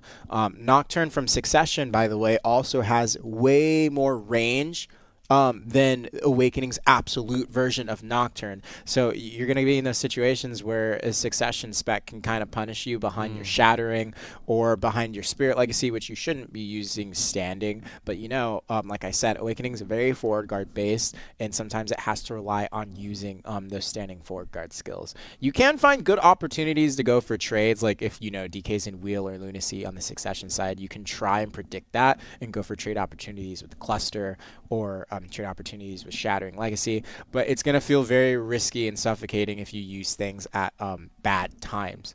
And also, I have to remember, they're playing on controller, and some of those cancels that you use on PC, like quick C swapping cancels with Airstrike, I'm not sure how possible those are on controller. It's all possible except hotbars. Except Hotbars hotbars. is the main thing for controller that is different. Right. It's just in my experience with Awakening DK, to play, at least the way I play it, requires a lot of 180-degree camera turns and then turning back at your opponent. Hey, I remember playing COD and my sense was on 10, man. Yeah, so we're going to have to see if this guy's sense is on 10. They can do the same thing. I do really want to see how this matchup is going to end up. Awakening DK is personally it's my favorite class in the game, and I really want to see a strong showing from both of these players here today. Take a look at them then. We do have our brackets available. Let's go ahead and see how this is going to play out. If you wanted my opinion on who probably does win this, though, most likely Succession, just because of the tools it has available to deal with small skirmishes,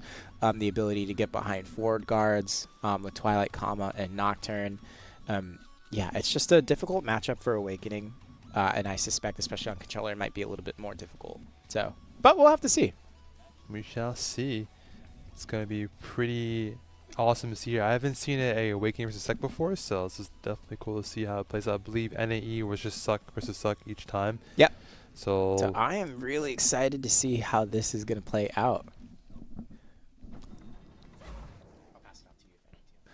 All right, here we are at the gate. Immediately, we're going to use the E-buff from Succession. It is going to give him more crit rate, so it is going to help out his trading power. There's a Nocturne coming out, slanted balance, range CC, doesn't quite connect. He does kite back with Phantasmal Snare, doesn't find the connection, decides to disengage. There's the Twilight Comma going out, Shattering Darkness into Cluster, coming out from Awakening DK, doesn't find that connection just yet. He's going to skirmish around the field. He uses Balance Strike. It's a 35-second cooldown, so he is going to have to be careful with that. The Awakening DK kiting back. There's the Cluster Spear coming out, Spear Hunt to the face. He does find a CC with Lunacy. He's using a pre-Awakening combo. Definitely not optimal, to be honest, but maybe some of his Awakening skills were on cooldown. He is going to go into Nocturne. And Deep DK is going to try and find those CC catches with Seed of Catastrophe. Doesn't quite find it. Chooses to disengage with Shattering, which is forward guard when you go behind it. He finds a punish onto Twilight Comma with Lunacy of Vidir. A really, really, really good timing. The thing with Twilight Comma is it doesn't automatically TP you behind. Hold that thought. He does find a catch with Seed of Catastrophe and finds the follow-up with Shattering. Now, as I was saying, with Twilight Comma, it's going to be that skill where you see them dash forward, comma slash, they turn around at a fixed distance. So the problem is if you use it too early, it doesn't have an auto lock on like a skill like block jump or nocturne or tendon cutter. Instead, it has a fixed distance that it turns you around. When you it moves you forward, turns you around, right? It used to lock onto your opponent, and then you could go behind them instantly, like a block jump skill. But then we changed that, so it's like, oh, you have to time it and have the correct spacing. But Awakening DK up tremendous for that first round. We are going to come outside the gate. We know Succession used their E buff previously. Not sure if we saw Awakening right there use it. There's going to be the Lunacy Nocturne coming out. The Slanted Balance does find a connection onto the Awakening DK, but he drops the Enforcement combo for some reason, which should have been just fine to connect, but maybe he was a little bit too scared that he'd get up right there. There's going to be the wheel. There's Seeds of Catastrophe, Shattering forward, which is Darkness Outpouring, unprotected, but is a KD on the Awakening spec. Doesn't find a connection, but the Awakening DK is going to out-trade the Succession spec a little bit too much right now. Doing a really good job just predicting when Gabe is using SAs and just punishing them with Shattering Legacy, which is what I was talking about as we were going into this match. There's the Wheel of Fortune just for a little bit of protection on Deep DK. Doesn't find any connection. There's the Cluster of Despair, which, by the way, does have a movement speed debuff for about 20%. So a really good tool to use against another DK if you can land it, and it is super armor and on a 7-second cooldown. So a really good tool on your kit.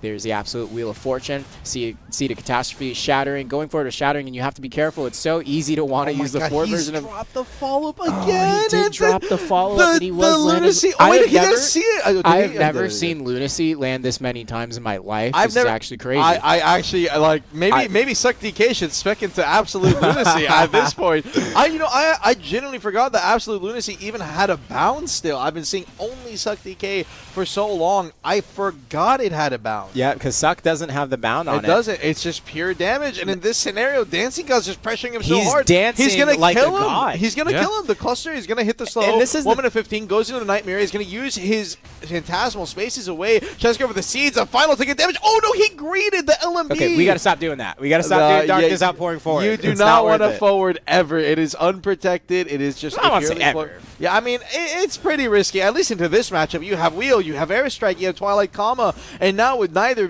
player having a V available, 1 minute left, final zone closing in. The Suck is only going to get more and more deadly in this situation, unless you can get caught by Wheel. No, I thought I was trying to set up for him getting caught by Lunacy or something, and then the Wheel pick kicked in. So, and like I said, it's unlucky, man. This is a classic case of Darkness Outpouring fever. Stop using it. This happened to me a lot when that skill came out. A lot of DKs, you'll notice they like to use it forward aggressively. You can do that if you know stuff like Wheel of Fortune and Slanted Balance are not on the playing field, but when they are, you can't risk going for, or else you get CC'd, which we did see from Dancing God.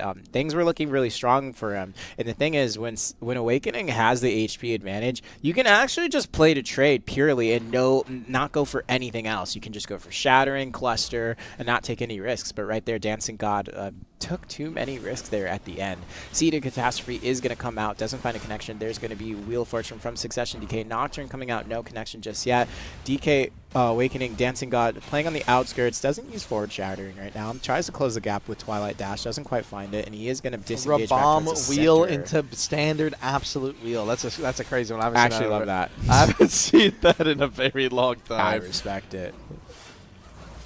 All right, and the Awakening DK lands the seed. There's going to be the KD follow-up. coming out. That's where you would want to use the flow, but the damage is so lackluster. It actually hurts to watch. I'm not going to lie. You cannot use that. You can only use absolute skills to set up CCs. You cannot use them for DPS. And the thing is, I would even go as far to say that you're better off. Ooh, there's a good catch with Seeds. You're probably better off just using like the other Awakening skills if you could, like Spirit Blaze, maybe even like Grip of Grudge. I'm not saying Grip of Grudge is worth using, but it would be better than using Lunacy Lunacy for damage, that's for sure. For sure. And the wheel, he came out Nocturne. He was going to be the SA variant that he exited with, so he's not going to get punished by the wheel right there. And Gabu at this point has been getting caught by Seeds so often. His Twilight, he loves to do Twilight comma straight into the airstrike, and Dancing God has just been reading it every single time. He doesn't get hit, he goes Lunacy, and then he goes straight into his Nocturne if possible. The thing is that Lunacy has also been getting catches on it, but not this time. The Twilight comma finally connects the Enforcement to follow it up, the correct connection that he needed,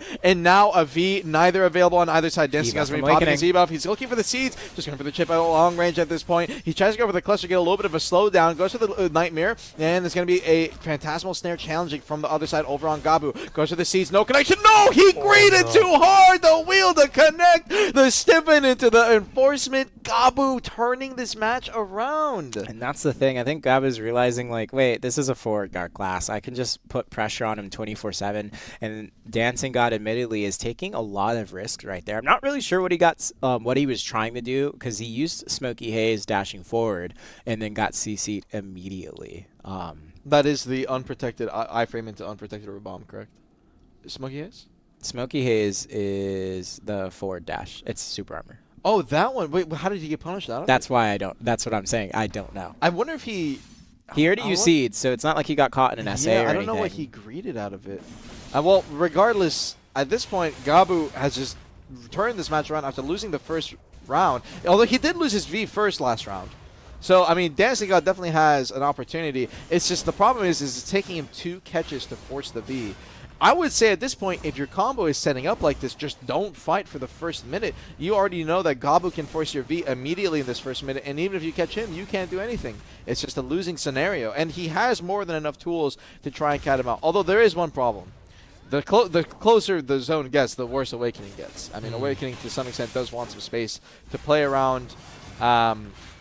So I don't know. We'll see. Slanted from the long range, no connection. C is going to be training at the exact same time. I can tell Etsu's locked in. He's like, I need this Awakening player to win. You guys got to see his face at this point. Wheel's training it. There's going to be a little bit of chip. He's not blinking. A little bit of chip getting applied at the exact same time. He gets a CC, although it's airstrike for the re-CC, so it's going to be a float. You can see that's why he ended up going immediately to the down smash attempt to potentially try and connect a little bit more damage, although it was unsuccessful. C's in the long range. It was just way too far off. Phantasmal Snare to try and space away. Cluster trading at the exact same time right there. Goes into the Lunacy. Absolute will not manage to get any kind of CC. Comes out of Nocturne. It's going to be a trade of airstrike from Gabu onto the end of Nocturne, trying to connect onto Dancing God in case he had dropped the flow. Oh, the Phantasmal! No, but he slammed immediately. It's a meat account. Why'd we V? There's no way you have to be there. He would have stood up. He also got caught because he used Unveiled Fate, the Rabomb that's unprotected wheel. That was way too risky to use in that moment. Yeah, a little bit risky, and I mean, not only the risk. He just put away his weapon. Oh, wait, no, my God, slanted! He just slow swapped. Is he dead? Enforcement, final 6 of damage. No, he will barely stand. Gabu can still kill him with chip, though. So now Dancing God is going to be playing dancing on the line. He's going to be dancing. I hope he's going to be dancing on the line. He has to FG avoid a lot of chip damage. Although, actually, he's reaching enough at this point. And now with the 50% timers kicking in, he's actually fine. Gabu threw away a very valuable chance in this final minute. Final circle kicking in. Who is going to win? Goes for the C's, goes for the full chip, goes for the cluster. Airstrike out of the Twilight comma from Gabu. The classic this man has been looking for every single time. Trading the Seeds over to the end of the Nocturne. Trying to avoid and goes for the iframes. Lunacy, Absolute, almost got behind his Troll Guard, but he's not going to get hit. But he's getting so much chip, and he's going to kill him standing. Never mind. The Suck DK wins a close ring. No, it is Dancing God on the Awake DK, chipping Gabu out. Oh my God, it's a game 5 on my favorite class. This is crazy. Do we see an Awakening Dark Knight take home the Arsha Awakening skin? Let's see. Let's see. Definitely interesting things. Yeah, there's a lot going on, honestly. That Unveiled Fate, way too risky. Don't do that again, please. It's you can use it to try and go around someone's forward guard, but in the Succession matchup, it just has way too many CCs. Follow-up CCs, like Slanted Balance could be like you can punish it with Slanted Balance, you can punish it with Airstrike, it being protected. Looks like Seeds is going to pop out, Cluster to spare, Lunacy trade between the both of them. Awakening taking a little bit more damage than Succession, but he does manage to find that catch. He does find a re-CC, but it's not going to kill. It's not enough. This is the problem. He needs to just stall. Dancing God should know I should play no gap, straight pure SA kite mobility DK, because he already won one round off of Chip, and Gabu should know this as well. He has to aggress early and try to CC Dancing God within this first minute to even 2 minutes. Yep. The lower this time gets, Dancing God's chances go up, so the clock is ticking. But Dancing God, it's just crazy to me, he's still playing aggressive. Even despite all that, he says... I respect it. I respect it too, but I would not... I mean, I would just think also respect my opponent. I just don't think it's a smart decision. Cluster. He's gonna hit the slow. Chains. Oh my god! Oh no, we're doing lunacy into wheel. I mean, it'll force the V regardless. You can use Spirit Blaze flow from pre-awakening to get a KD into awakening and get an optimal combo. Early E-buff coming out from Gobble. He's not gonna save it. He says, I have to win this now or it is fried. Slanted, trades it, try to go for the CC on with the unprotected stiffen onto the end of the Nocturne. Goes to the Toronto. Oh my god, he couldn't hit the FG. He barely missed. He barely misses. Slanted. He's unbuilt. Oh, he got hit by the Absolute. Hey, Oh, did he use his Rabomb? He used Rabomb iframe. It was unprotected on the very end, so he got clipped. And he's down to 1%. You're against an Awakening DK. You've already died. What's the chip? The seeds of final tickets. A no Dancing God Awakening DK to win the Master Class. My heart. You got to be happy, right? I'm happy, but also we I gotta mean, stop using lunacy It was for damage. painful to watch. It was painful to watch. It was Not that painful to painful, watch. but we could have Beautiful, used. man. There's definitely moments where we could have used Spirit Blaze for KD follow-ups, or even in that last moment, he did the first tick of the Spirit Blaze, which by the way, if you hold down on Spirit Blaze, it goes into Spirit Blaze flow. It can down attack. It has a down smash. It does have down attack. Is a KD re-follow-up. Maybe should have used that instead. However, in the end, an Awakening DK won the Masterclass Finals, and I am definitely. I'm like, wow, this is what it feels like. Yeah, you finally got I'm some really wins happy, here. actually. This is awesome. I mean, Dancing God, you dance like a god. Congratulations for that win. That was a phenomenal match. Yeah, that was great. I mean, But I was also- hyped too. I was like, "Whoa, my god!" I'm not. No, I'm not really- I had anxiety. He was throwing out things. Even I am like, I throw out some crazy things, but doing Unveiled Fate to a Succession DK's face, not even behind his forward guard, the not up fact to he did Absolute Lunacy into Absolute Wheel. We need a counter Oh on how my many times God. Absolute Lunacy landed, though, on the Succession DK. Not only was he just It was- throwing it out, I'm like, it's Holy- landing. I can't believe he got so many catches with it. He got, like, majority of his catches was with that ability. But, yeah, no, phenomenal stuff. Definitely could be improvements from both ends with the combo ability. But, hey, Awakening DK, thank you for that. That just made my whole week. Dub's a dub. That was a Go dub. home with That that was a Awakening dub. Archer skin. Let's see that, man. But man, great fights, from Dark Knight. Looking forward to our next match here as well too. Dancing God, great job, man. Phenomenal. First DK that has an Archer weapon they're actually going to see. True. Yeah, Because most of them are Succession. Yeah, they all suck, man. All right, Maehwa coming up here with Let's get it. Succession? KTQ and SU. Both for Succession Maehwa's here. And our SU is ranked second Maehwa as well too. So ranked 2. His name's Esu. Yeah, SU. Oh, that's crazy. I guess you SU. I was like SU. I was like SU. Do we looking have the for brackets available? I'm gonna stay here and take a look at them. KTQ versus SU here. I mean, we've always see the Maehwa. I was hoping. I mean, obviously we're not probably gonna see a Awakening Maehwa, but we've always seen Succession Maehwa. It's always the same exact kind of gameplay there. So I was hoping to see like a different meta change here for Asia, but it seems between NA, EU, of course, Asia's gonna follow that same pattern, follow that meta too. But I mean, there must be a good reason between that right there. I'm quite sure maybe Awakening has a lot of shortcomings in this matchup here. That's why they're going with Succession. But I don't know. Like, what do you guys think? Is it Awakening kind of just too far gone compared to Suck, or? You know what, So, man? Tiger Blade. We just pretend it doesn't exist. Oh, We just pretend it doesn't that's the way to look at it. as Let's well. talk about Succession Maehwa. Tiger Blade. Tiger Blade, you're gonna get access to essentially 2 e-buffs. I mean, that is the craziest part about Maehwa. I don't think it's intended, by the way. But regardless, actually crazy. Double e-buff essentially, so your damage output goes through the roof, massively helping Succession.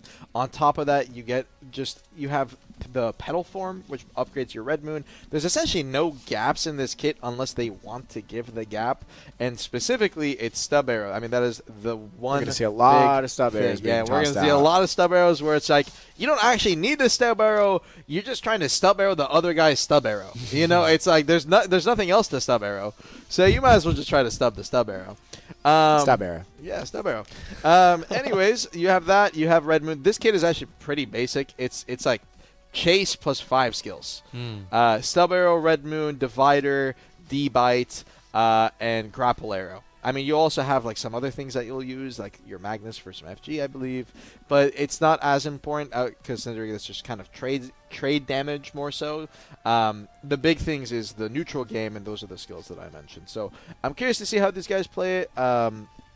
Overall, Maehwa Succession in the mirror is pretty like.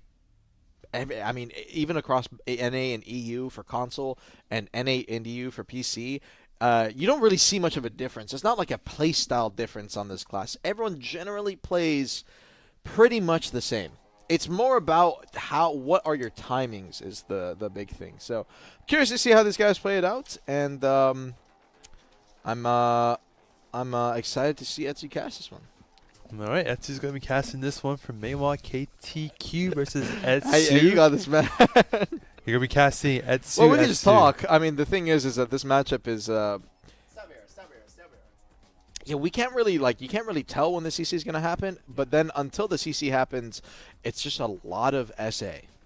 Also, Tiger Blade grants evasion, attack speed, and movement speed. Yeah, I mean, On top of them having debuff as well. yeah, it's basically double debuff. Yeah, usually when we see Target Blade, like in other stacks like Awakening, it forces them into pre-Awakening stance.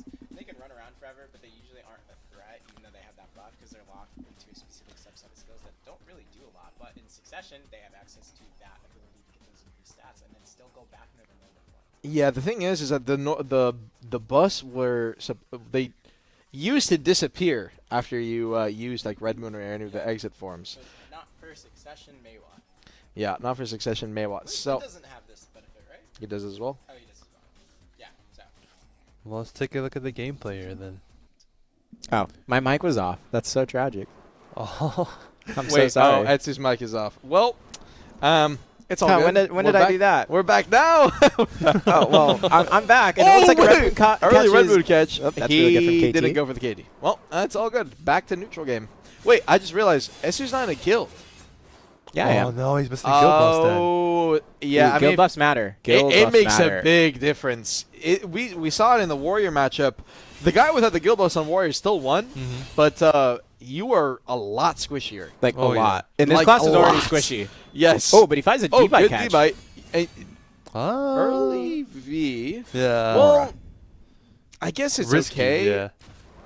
Yeah, I mean, Maehwa has a lot of trading, and it's not like you have iframes, so you definitely would want to maintain the HP. But I'm just very surprised. Stab arrow. All right, here we are. Dash. There we go. Oh, there's the Red Moon. Red Moon on Succession looks so sick, by the way. There's the HP decrease. That was not an ability damaging each other. That's just the map damaging them. There's going to be another D-bite catch by KT. Is he going to find a catch on Etsu? He is going to have to V. Like we said, without guild buffs, he is going to be significantly squishier and deal a little bit less damage as well. Comes out of that V, jumping V, tries to find a punish, doesn't get caught by the Red Moon, retaliates with a Red Moon of his own, doesn't quite find that just yet, and it's just going to be dash towards the side. It's 10 p.m. Careful to all the adventurers grinding on Asia servers right now. Monsters are now stronger. Going back to the match, we are going to dance in the center of the map. KTQ trying to find some sort of opportunity to retaliate onto Etsu. He tries to use it. Stub arrow, but doesn't quite find a connection. Red Moon comes out. He finds a punish onto KT, puts him on the ground, finds a re-CC opportunity. His combo is looking a little bit sketchy. Actually going to be the reason why he doesn't finish the kill. That's going to be very detrimental. He He's going to get reverse punished by D-bite. He's going to be put on the ground. He's and then gonna KT is going to lose. find the damage opportunity, gets the down smash, and kills him. You know, there's a couple of things there. One, he could have KD'd with a kick, and it would have gave him the damage to kill. But you know what the biggest one is? That combo would have killed if he had guild buffs. That combo unironically would have killed if he had guild buffs. So, unfortunate. But KTQ, I mean, a good turnaround. Really good turnaround. Honestly, being low HP and still like, you know, it's not over until you're literally dead, and that's just how you have to play. And even if you're 1 HP, if you see an opportunity, you go for it. Wonderful deep bite catches though from Esu throughout this match. Let's see if he can continue up the momentum and try and regain his footing. He did have a very strong showing in that previous round. There's the Red Moon trade, not quite finding anything quite yet. Block, dash, dash. There's this simultaneous stub arrow. Doesn't find a connection on anyone. Looks like KT is losing out on the damage trade on this thus far. He's doing the stab set forward just to try and regain his stamina before he reapproaches the fight. Red Moon's going to be traded across both opponents. You know something interesting? I've seen you can actually stub at the same time and get double stiffed. It's possible. We've seen it. We saw that last week. Yeah. I mean, that is probably one of the craziest things because I don't think... Usually when one CC lands, it cancels out the other. Yeah. I don't think there's a lot of classes that can do that. That is very rare. Makes me wonder how that arrow is coded, actually. That's kind of interesting. Because, like, once the CC applies, the arrow, I'm assuming... Well, it's like a hit scan. So it's as if you're like shooting on the same exact time. So, I mean... There's stub arrow again. Deadeye doesn't find the connection. Another stub arrow. Red Moon actually lands onto KT, forcing him to V. If I was KT, I would actually try to hold on to that V and see if the combo damage is enough for Esu. There's the E buff. He should have the damage here out. There's the Red Moon. Doesn't find the connection. By the way. Honorable. I think they just don't know it exists. Honorable. No, I'm serious. I think they just don't know potentially. Honorable. 1 minute 30. There's a stab trying to regain stamina. There's the Red Moon coming out from KT. Doesn't find a connection. There is going to be some damage trade. Esu retaliates with a Red Moon on his own. He's going off to the side, going towards the center of the map. Let's see. We are going to try and find the catch with deep... Oh, sorry, not deep bite. Red Moon and stub arrow doesn't find the connection. Esu and KT going in melee range. Esu coming out on top of that trade against KT. He tries to get a follow-up on that just to try and retaliate, but doesn't find it. Looks like they are going to regenerate. Things are just happening a little bit slow. There's the Red Moon. Doesn't find the connection from Esu's side or either of the two. There's going to be the Red Moon from KT's as well. And it looks like Esu... It feels like I'm saying my own name, by the way, which is a little it's messing with my own brain. And but the final 45. Etsu, well, sorry, my bad. Etsu. Now you're messing me up. The trades are going to become important here, and but there is no V available on KTQ. Red Moon does catch. It's cooked. And Red Moon for the connection. I mean, I think what ended up happening there is he debited into the Red Moon, and if you go too far, the Red Moon will CC behind you. You do have to be careful. Yeah, you know, this is the thing. Typically in the Maehwa matchup, it really is just a game of RNG, because you can just play full SA, and we saw it in the other Maehwa matchups on PC, on NAEU console. Like, a lot of the matchups can just go straight to time with no Vs, and it's just a damage trade because you just sit in Divider. You're just trading with Divider the whole time. You get your stamina regen back as well. Yep. But these guys are opting for just a lot more CC spam than I was expecting, and it's resulting in a lot more catches than I was expecting. That was the first final circle we have we have seen this entire time. Yeah. No ebuff available for these guys for the first minute here, I believe, but they will have it slightly soon after, except for KTQ. His is up a decent bit sooner. Double, triple stub goes in, instantly pops a Red Moon, and Esu has his stub still up here, so if he knows KTQ is going to go for another stub row, he can potentially try to challenge, and that's exactly what he did there, and he gets the connection on the KTQ. He caught him, I believe. Did he try to go for forward blind thrust? There is a unprotected CC they can go for, but I thought the success Red Moon maximum range just connect onto No, KT. he doesn't go for the kick again. He doesn't go for the KD. He keeps going for the float re-CC, and it's so early off the Red Moon. There's just no way you can kill off of that. Maybe this is like Reckless, where, you know, he just BM combo. Or Rascal, sorry. Maybe it's like Rascal. I don't know if it's like Rascal, man. He also doesn't have guild buffs. Yeah, you said the same thing about Rascal. Yeah, but Rascal was like... You said the same thing. He was like giga winning. Red Moon catch is so legendary. Okay, is this like Rascal? Maybe it is like Rascal. See, now you believe me. Now you believe me. Someone said that. Hey, Esu, I want to see... Hey, I like when we see these situations where it's like, whoa, this guy's at a huge deficit. Why are you not in a guild? And then they win anyways. Pure aura farming. Is KTQ just walking? Because I don't know how else he got CC'd there at a chase. Maybe he might just not. Maybe he's underestimating his own range of Red Moon. I don't know. I don't know. Maybe he's trying to Q block and then he's misinputting. I'm unsure. But that initial catch off the stub, I just don't know how he got caught off of it. But it happened, and Esu now leading 2-1. I am. Is the no guild buff thing like a? Is it? It's aura farming. I swear your aura goes up the and your opponent gets guild scared. buff. The no guild Think of buff. it. Think of it. Your name is smaller, so there's less ability to track the name on the screen as it's moving because you don't have a title or guild over your head. No. We're not pulling this right now. Chat, you believe me, I right? could see this I'm in onto like something. 3v3, but in this scenario, you Then how have a come we've seen two gigantic guildless box win? above their name in purple saying in the AOA saying their name here, man. There's no shot. I mean, someone said How else that, do you explain it? maybe that they signed for a node war. Deadeye catch from KT actually from the putting guild us from on the that. ground. Yeah, I mean, you could. This is actually one thing. If you were happening to do something like that, like you're murking out, but instead of murking, you're like joining the other guild, you could get giga grief by them kicking you, and then now you just can't join for guild buffs for 24 hours. It's possible. Maybe he just wanted the weighted clothes on, you know? Possibly. I guess Dragon Ball not. reference. We're going to dash towards the center. There's a deep bet. Doesn't find the follow-up. Oh, KT does Red find a Moon. punish with Red Moon, putting Esu on the ground. Is he going to V? It doesn't look like the combo is optimal. He's going to be able to stand up, retaliates with the Oh deep my bite, God, but the doesn't quite. divider. Esu, you need a V. You are low. There's the He's Tiger gonna Blade. pop the There's Tiger Blade. He can still get chipped though. This isn't gonna make him survive. You can see what he's doing is he's standing still trying to. Oh, now he's gonna have Tiger Blade buff. This is the first time this entire match. I wonder if he'll even notice the increase in attack speed. Goes to the stubs, trading exact same time. KTQ is just looking for it hard. He was trying to go for a Red Moon there in case Esu ended up walking for a stub arrow. He's going to pop his Z-buff now, and now it's going to be a damage stack with the attack speed buff for the next 15 seconds here until then. And then Red Moon is or the E-buff is still going to be ticking after, but if he doesn't get a playoff this soon, KTQ is going to have a massive advantage going into this final circle in terms of damage, in terms of DPS. Yep. There's a D-bite. Doesn't find the connection. Stub arrow comes out from Esu. Doesn't find that either. We're going to go stab, shoot, going back. Finds the... Oh, Red Moon actually ends up catching Esu. V is down on his end while KTQ still has his available to him. Esu's going to dash out. He's going to have to try and find a catch. Stub! Goes to the Red Moon. Oh my god, he checked the stub again. No, the Red Moon chip! Dash into the Esu, zone. he's on his last legs, and the E-buff is still available for KTQ. He Q-blocks. He tried to go for the D-buff behind it. KTQ, Red Moon, he Q-blocks just in time. Going for the chip on the end of his Red Moon. Esu's down to 1 HP. He's on a final tick. KTQ is going for any kind of chip he can. The next Red Moon could be fatal. He has to iframe chase it or Q-block it. It's not in time. 2-2. We're going to a round 5. Woo! I'm going to a round 5. Yes, you are. Congratulations if you do win. Thank you. I tried my best. Yeah, no, it looks like KTQ is bringing it back and finding those good trade opportunities, finding those catches on Esu. Yeah, like we said, with these Maehwa matchups, it becomes very coin flippy if they're constantly engaging into each other. We did see that Tiger Blade finally come out from Esu. We're not really sure if he's aware of that buff at hand, that it still persists after using Red Moon.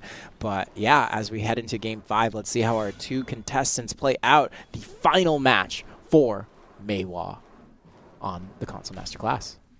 There's a sub arrow from Matsu, doesn't find a connection. He's going to play a little bit safe. Stub arrow does find the connection, but he wasn't aware of it. He does follow it up with another one, puts him on the ground with Red Moon, but now he's going to be CC capped and isn't able to continue the combo, but he will be at an HP advantage, so let's see if he can keep the momentum up. Red Moon comes up, Stub arrow follows suit, doesn't find a connection. He's going to play neutral just a little bit off to the side of the arena, while KTQ is trying to find his own opportunity as well. There's the Red Moon from Esu. There's Divider from KTQ while he regenerates stamina. Deep Bite does manage to connect. Red Moon does follow up on Esu. Does he find another CC? Nope, he is CC capped. I don't think he was capped. Oh, he just missed? I think he just missed. Yeah, Oh, you no. get the smell, yeah. I mean, Oh, yeah, you're right, 'cause it's we're diff into round float. 5. You're playing for your tournament life. I wouldn't blame him for the nerves at that point. It can happen for sure. On a fast-paced class like this, too, you know, it's, Oh yeah. the No, nerves 100%. start racking up like crazy. 100%. 80% HP cap is going to follow up right now. Esu-chan going for an SA. Why did I say Esu-chan? His name's just Esu. 1 minute 50. We're coming down to the last 2 minutes. We're on the Who final is going to stretch. force the V? Or are we even going to go to a V? There's a chance this just goes to health. Right. KTQ just D-bite. trying to follow it slowly. No connection. Red Moon. He goes forward. That was grapple arrow right there. Trying to go for a little bit of a gap close. As you already had spaced out. A little bit of chip. Red Moon was gone, but it was way too far away. KTQ trying to get a little bit of stamina back right there. Both players just content with holding the Q blocks. Any dash up can be a little too aggressive. We're popping our E-buff now, and he gets caught immediately. Esu straight up just punishes him. I think it was Did he a just Carver. walk up slowly? I think he caught him with Carver there. I don't even know, but KTQ burns the E-buff, gets CC'd, and now the E-buff is only on 15 seconds left. He's going to get a CC on SU. We're even trade. We're even Steven. Final minute. SU popped his E-buff as well. It's the curse of the E-buff. E-buff and gets CC'd. E-buff and force your V. E-buff, and is it going to pay off? For the tourney. 45 seconds. Divider, he's just going to be going for a Q-box. It's going to be coming out from Etsu. Etsu tries to go for it again, tries to go for the D-buy. Is not going to manage to connect. Stub by Archilling over on the exact same time. He goes behind the pillar, but he's going to be outside the zone. He lost a little bit of HP right there. Goes to the sub again. He tried to tell him with the D-buy. Redmond trying to get to. He pops his target into iframe. The damage out of it. Now he has his own Red Moon available if he wants to pop it at any time. Goes to the Redmond right there. He took the back attack damage. Down to 5%. The final takes a chip. Can Etsu survive Divider? He's chasing 1% versus 40. I don't think it's possible. The Red Moon is there. KTQ on the last tick of chip. He only needs the Divider. KTQ 3-2 is gonna be your Maehwa winner. Wow, that was a close one. Who knows if those guild buffs would have allowed Esu to survive with just a little bit more HP. Like we said, they do make a world of a difference. But KT regaining his footing, playing the trade really well. When the matches were going a lot faster, it seemed like it wasn't Esu's favor. But then it seemed like KT realized, wait, if we can just survive the time, I know how to play those trade matchups a lot better. I won't get caught by Red Moon, which to be honest was probably the main reasons why KT was losing out on those earlier rounds. But yeah, KT, congratulations, you are the winner for Maehwa. Masterclass winner, Red. Congratulations, both of you guys did really well. Yeah, I mean, people are, you know, it looks like in a chat, KTQ was the favorite to win. People are rooted from that person a lot, but, you know, there are some people who are a bit sad that Etsu didn't have his guild buffs. Didn't get his guild buffs in time to actually do this. But oh, wait. Yeah, before that. But yeah, before we begin, we do have our next class here. It's the Mystic. It's going to be Popo 7 versus White class. But before we start this match, we're going to take a bit of a 15-minute break Wait, here. I do want to say something before we go on a 15-minute break. Go for it. What do you want to say? How do I word this? My headcanon. Actually, our headcanon that Rascal was BMing, he actually came into chat and he said, I was just messing up combos because of nervous. No, you got to say you were aura farming. In our hearts, we truly believe you got so you many were him. CCs, bro. You got so many CCs. We thought it was intentional. I wish you would have just lied to us and said, yeah, that was intentional. Nah, he but Rascal, a phenomenal gameplay in your earlier matchup as well. And to anyone who's watching from the console community from NAEU or even Asia from today, just thanks for giving us a wonderful, wonderful turn it all over. gameplay. Yeah, hold it for now. We got a little bit to I go. just gotta say that before we go on a break. It's been a lot of fun, and I'm having a good time. But there's still more good times to come. Like GM Ash and Armin said, we are going to go on a 15-minute break, so don't touch that browser. We'll be right back. Yep.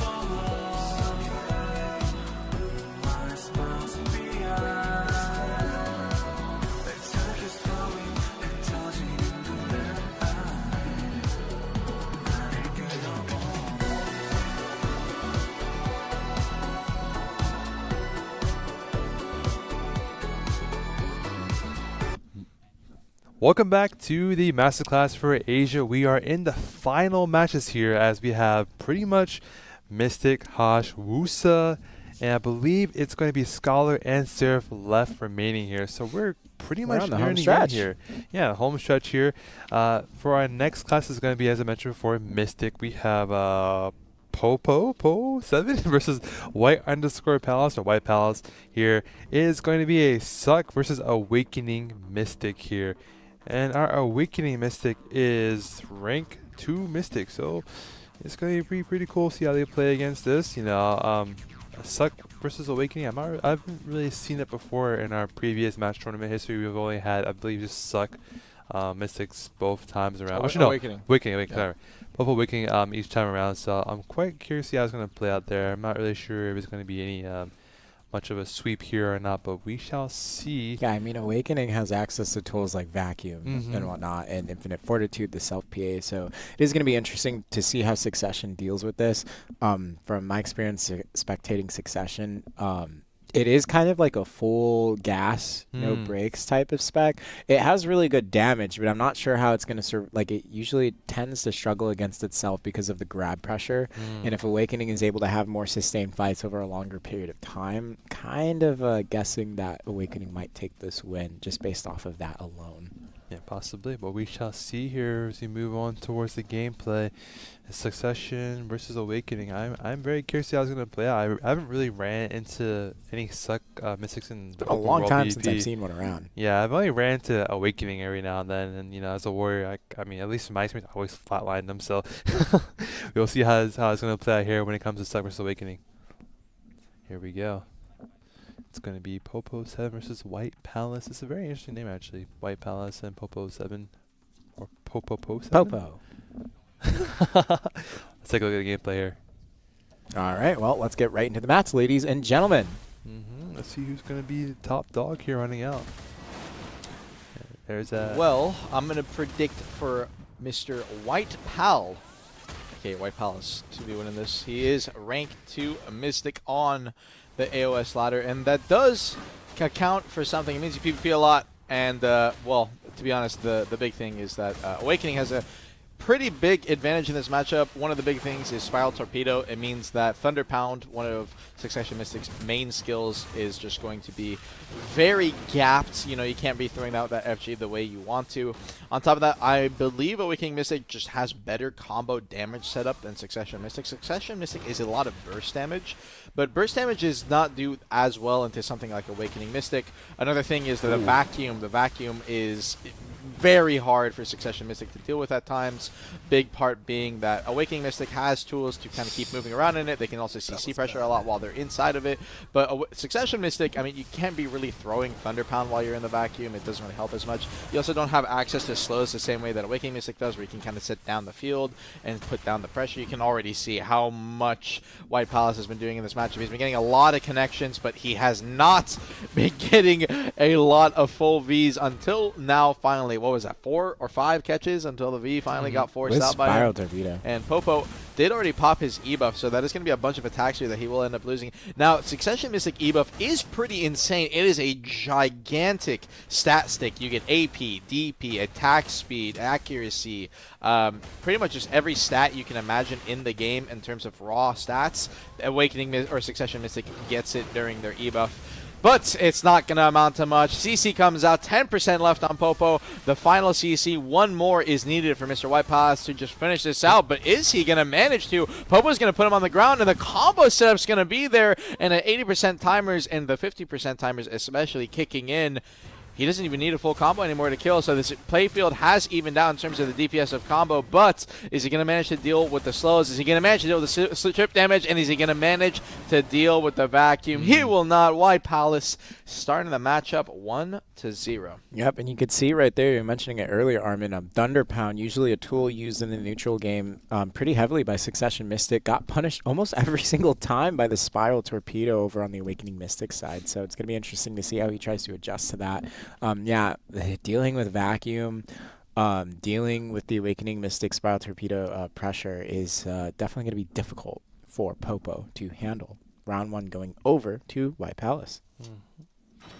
Definitely the Awakening taking the advantage here, as you mentioned before. It's not seeing too well so far for Succession. He's always on the very much the back burner here, trying to survive. Yeah. I mean, there is a reason that we have seen Awakening Mystic now for almost every single Grand Finals, Awakening versus Awakening. It's just the better spec. It's just the better class. And to win this on Succession, you have to be Dialed a in. much better player. I mean, just in terms of skill level, you just have to be playing it better. It is how it is. He didn't make it it is what it so is. far. Thunder Pound in the middle right there. He tried to go for the grab. He actually, I'm very surprised he didn't get caught by the Thunder Pound stiffen while he was going for that grab. He is going to hit the grab though, but the combo Ooh. setup is not quite there. So let's see what kind of combo Popo has set up. Grab immediately into Thunder Pound. Now remember, Mystic Grab in general, actually both for Awakening and Succession, it is a KD start. So you have a lot of damage setup that you can go for. You don't have to immediately go for the re-CC. So Popo definitely not really using the most efficient combo that he could. Thunder Pound right there. No stiffen connection, unfortunately. Slow's going to come out. Popo's going to get caught in the middle of the vacuum. Tries to go for the Sea Barrel just for a little bit of movement. White Palace is not going to be going for the challenge. Thunder Pounds himself from the space just so he can get a little bit of stamina back is my assumption. Is going to get caught by the stiffen right here. Secondary KD, and he Vs. I don't believe he had a V there. He did get instantly capped off that KD. Definitely would have set up with a significant amount of health, actually, about 30%. Caught in the middle of the vacuum. Popo's just going to go for a little bit of an SA linger. Uses flash steps, just getting a little bit of space. Pops his Sea Barrel up in the middle of the neutral. He definitely does also need that for combo. So, not too sure if that's the best decision, but we're playing with the cards where Delt goes up. Didn't come down with the LMB. Could have definitely gone for a little bit of a bound right there. Gets caught in the vacuum, going for the Thunder Pound. White Palace just gets the grab, and this is going to be a efficient combo with the down smash. 2 kill, no 1%. Battle Torpedo, it's enough. The chip is there, and White Palace 2-0. It might just end up being another 3-0 potentially. Or reverse sweep game 5.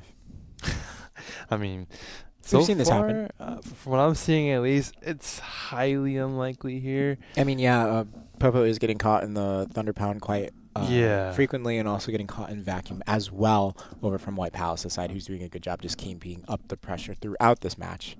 Yeah, but I mean, to be fair, Popo did make it here so far. They've beaten their matches, so Absolutely. they know something.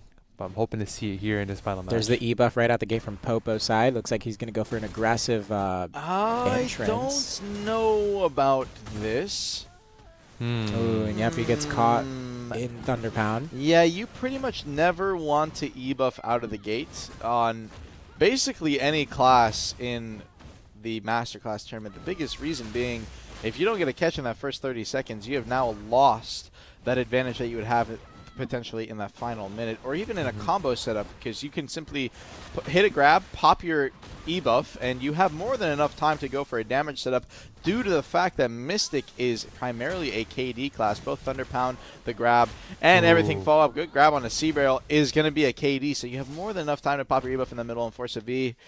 So Popo, I'm not too sure, down 0-2, potentially desperation, and it seems to not be working out. Holds the Thunder Pound grab. It's coming out right here. It's, oh my god, he didn't commit to the Thunder Pound. He got the stiffen off of it. If he got the KD off of that, he definitely could have gone for a very optimal combo setup, but unfortunately will not connect. But he is going to have another chance right here. Is going to force the V. He down smashed him, actually. Could have had to wait for the second KD for White Palace, but he's just going to play it safe and be early. Don't blame him. You already have such a big lead. It's not the biggest deal. Sea Bear on the middle of the neutral. He's going to go for the vacuum right there. Here's the TP. It's coming out from White Palace. He's going to go for the grab on the ending of it. Is not going to manage to connect as Popo was still in the middle of the air right there. Going for the kicks now. Popo understanding that he can go for some SA lingers. Is going to be playing it safe, but is playing a little more mobility than I expected right here. Thunder Pound tries to go for the massive section. Gets grabbed out of the vacuum, although this is a problem. Even if you grab the vacuum and when you're inside of it, due to the changes where now you get slowed in the vacuum by up to like 50%, not only does the grab throw him away, but your follow-up skill right afterwards is going to be slowed, so you can't connect. Thunder Pound right there. White Palace, I'm very surprised the Mystic Grab is not connecting, but it doesn't matter. Spiral Torpedo, the final damage. White Palace 3-0, taking the Mystic match very convincingly. Yep. Not really much more to say there. White Palace just played that really well. And like we said, Awakening Mystic just does very well in this matchup. Succession is just really hard to make work here just because you don't have as many tools to deal with. And unless you really are dialed in on the 1v1 matchup against the Awakening spec, it's definitely at a more disadvantageous position. There definitely was some mistakes, like being too early in round 2 from Popo. I mean, he did drop a combo, although he did get another opportunity to bring it back later on in that match, but it just wasn't quite enough. He did go for that risky grab, and unfortunately, Spiral Torpedo came out in his face and CC'd him. And it's hard to deal with. It's a multi-tick CC, goes through forward guard, and as a class spec who wants to rely a little bit more on some of their FG skills available to them, like Thunder Pound, it's very, very risky to play around that skill until it's out of the picture. Even then, we saw with Vacuum, right? He ended up getting a CC, but because of how it works and the slows involved in it pulling him back, he couldn't follow it up with the re-CC afterwards. So a little bit unfortunate, but still a good match from the two of you. Congratulations, White Palace, for taking that win. Congratulations. I guess we can go ahead and segue into our next match here. It's going to be Hosh with Homie, Homie versus Score. And we have a Succession Hosh versus an Awakening Hosh. I think the same exact match we saw with NA and EU as well too. So we're running it back. It's been that way for the third every time. single for NA, EU, and yeah, all three of them. Yeah, exactly. Yeah. Did and Suck won both. Suck did win both, which Suck doesn't have the grab, but it has damage, and that's the thing. Has damage, has the tornado teleportation. It's actually a very basic kit, Succession Hash. We can take a look at the backends while we're talking about the class for a little bit. Succession Hash, it really just boils down to, I mean, can you avoid that range grab? 3 skills. It literally is Purge, and then you obviously have other neutral skills that you'll follow it with, but it is Purge, Piercing Tornado, and the Tornado spawns, where you can hide inside of them. That is the essential basic tools of the kit that you're going to be rotating almost constantly.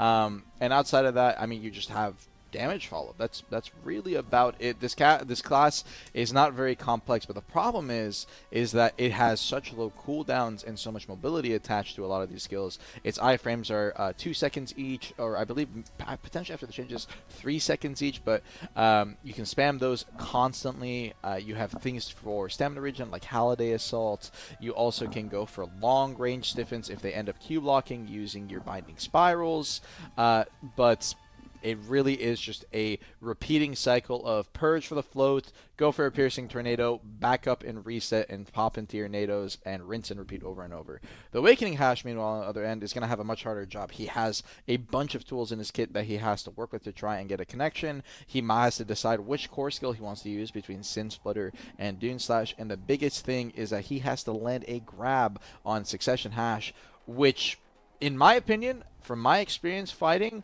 is one of the harder classes in the game to grab, because you have to burn through his cooldown, space him, and there's only one window where you realistically have a timing, and even then you have to be careful for him to not have his Purge or his Piercing Tornado up, or you will be at punish. That's what we saw happen in the I believe NA tournament, or maybe it was the EU one, because both of them were mirror matchups. The Hash would keep going for the grab on the Awakening, and the Succession Hash would consistently punish using either Piercing Tornado or Purge. So wonderfully said. Pretty much everything that goes into detail about that matchup, it is going to be dependent on can Awakening land that grab, and like you said, that's going to be very difficult. So let's see how this plays out. I believe that match is still getting set up for us in a bit. It should be here in a few seconds. But yeah, let's see how this plays out, ladies and gentlemen. I mean, Homie is the rank 1 Hosh right now, so I mean, definitely knows what he's doing there. Let's just go ahead and get ready for this match.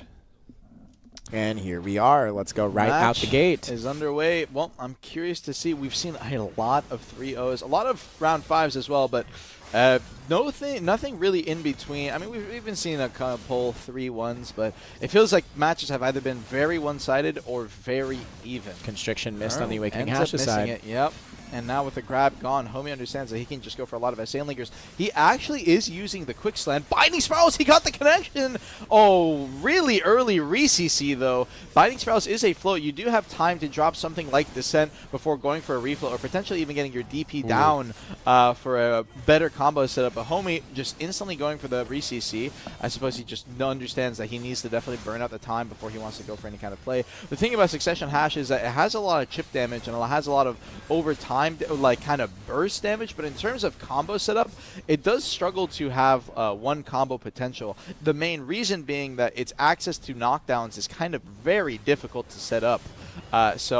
But it doesn't really matter in this situation, though. Purge is going to get a connection again. I'm not too sure what score ended up using there. It was a bit hard to see through the NATOs. However, a gap like that on Awakening Hash is a bit rare to see. He's going to come in, goes straight Purge into the Magnus, backs up, goes for the recall right there, which is a bit too far away. Try to go for the dash into the grab. That was a gap on the ending of his grab right there. He didn't have his recall to TP back to, but Homie with no punish is going to be holding the quicksand in the middle. Score is going to be backing up and holding that descent. I'm saying that Buying Spirals already ended up catching him once. Is going to be going for the quicksand. It's not going to be getting any kind of slow right there, though. It's going to be a bit too far away. Pops his Eve up, goes into the bridge or into the Sin Splitter, gets a lot of damage during that timing. And Homie at this point, he just needs to spawn the NATOs. He just needs to go for a chip, and he's going to get countered. He got hit by the counter, greeting for the Purge, and Score with an immaculate timing on that. That was pinpoint precision. If he didn't hit that, he was dead. And now he has another chance, although he is still low enough that the chip damage is going to be very fatal. He needs to hit either one more counter or a similar kind of play to try and get this win. Purge, that is one thing. Into the Awakening Hash matchup, if you do time your counter well, you can instantly punish it. It's just really hard to get that timing down. And now just going for a little bit of SA Linger in his pre-awakening, try to go for the counter right there. He's going to end up missing the TP on the counter, holding the S-block now. He's trying to block the descent. The chip damage is stacking up. The NATO are stacking up down to 35 seconds. He goes to the grab. He ends up missing it. Homie just has to chuck one more Purge and Score understanding. He goes. Space is just barely enough. He's down to 1%. And the zone with the bleeds is going to kill him. Too much damage. Yeah, I think he was just trying to space out of the range of the NATOs, but it is tough. Yeah, I mean, it looks like it's going to be the same thing as at AEU, where we just saw like Suck just kind of dominating, you know. Well, the mobility, the ability to dodge that grab, it doesn't look like any constrictions landed over from the Awakening Hash's side. He telegraphed, like he kind of saw like, he's going to go for the grab and just. It's very obvious when Awakening Hash is going to go for the grab, but sometimes you can use that to kind of exploit your opponent who's trying to predict for it. Yeah, for asking if they can tab swap on Awakening Hash on controller, yes, it is actually possible to tab swap on controller. The main problem that comes with controller compared to PC is actually it's purely just hotbars. Due to how the menus work with you trying to hotbar skills, they have a bit of struggle on certain skills trying to do that. Rabombs, for example, is another thing. And speaking of Rabombs, we're going to hit a counter right here, but is not going to manage to get the kill. No, he's not going to manage to. I believe that was not counter bomb. It was just standard counter that he was using there. You can spec in a counter bomb if you want to. Going for the counter is going to be pretty low. This is one thing. He actually 100% Score, I am certain, can one combo the Suck Hash. That is one of the biggest strengths about Awakening Hash is you have so much damage in your combo setup that it is very, very doable. It was just a little unfortunate that I think he wasn't able to. Maybe ended up missing his down smash. But Homie is going to end up missing or getting the V anyways. So no V available on Homie.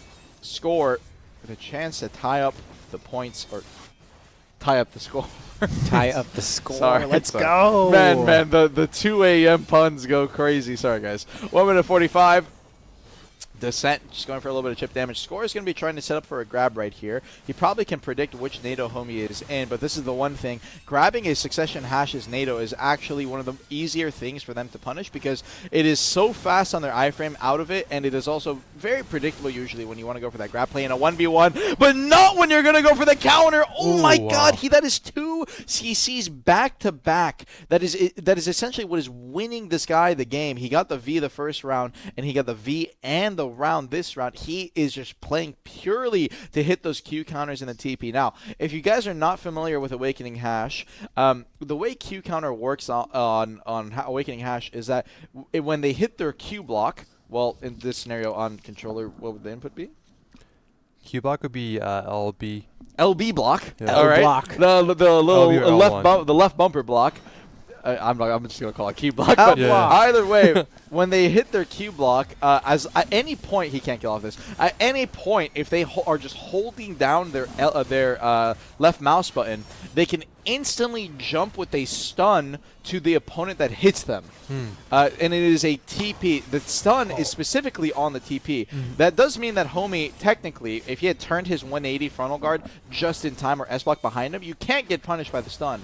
However, it's so hard to do that. I mean, it's basically impossible. Good grab attempt. Oh my god. He actually just didn't hit that because he missed. He was too much to the side. So a little bit unfortunate for him. Homie's going to be taking his TP back to middle. And this is one thing about the matchup. Both Succession and Awakening Hash have access to the Hourglass TP back. However, Succession Hash just simply has access to more overall stamina typically. So they don't mind taking it as often. Mirage is always going to be using his bomb. Good back attack damage. Score running really low on health at this point. He'd already been cut low in terms of HP during the initial trade and after the CC, but he hasn't been able to reach him. That is because Succession Hash, similar to Scholar, has an anti-heal mechanic built into his kit. When he hits certain skills, you get reduced HP healing. However, his did get massively nerfed, so it is only about, 5 or 10%. Not a very big margin, but it does help to reduce these heals and stopping Score from getting his health back. That is a big reason and the big thing that these guys have to play around on Succession Hash to try and win these matchups, especially as time is running lower and the nados are stacking. That is that tornado spawn that Succession Hash has access to. They combine and they grow, causing a bunch of tick damage in the middle of the arena.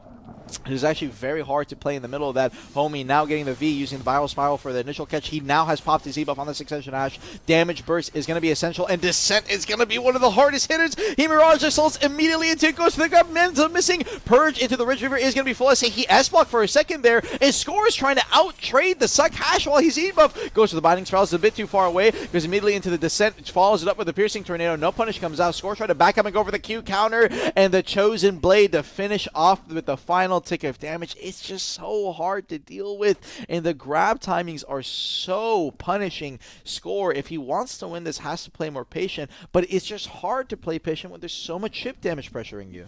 I mean, this could be it. It could be that Home is going to bring it home for him right now and take the win here with the round 4 here starting out.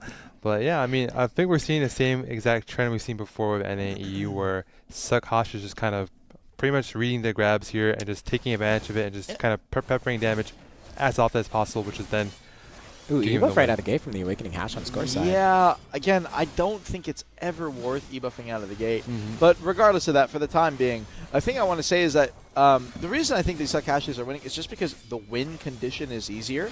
But the thing is that Awakening Hash actually has the advantage in this matchup. It's similar to the Succession Hash or Succession Musa versus Awakening Musa scenario. Succession Musa, much harder to play, but assuming you can play it at the correct level, you can beat the opposing class because simply you have access to more tools. He is actually running Spin Core, by the way, so good connection off the Sin. It is now a V on on both sides, popped and burned, but Score now with no E-buff available is still at a disadvantage in this situation. So regardless, though, back to what I was talking about, Score, he has the tools to beat the Succession Hash just because he has much more things available to his kit, the core skill specifically, Sin's player being so good, but he has to play his conditions right. He has a harder job overall. All Homie has to do is keep chucking nados where he can, chuck out Purge, and chuck out Piercing Tornado, and it's pretty rinse and repeat. So as long as he can keep his job up and keep running down the time, going for this chip damage on this spacing,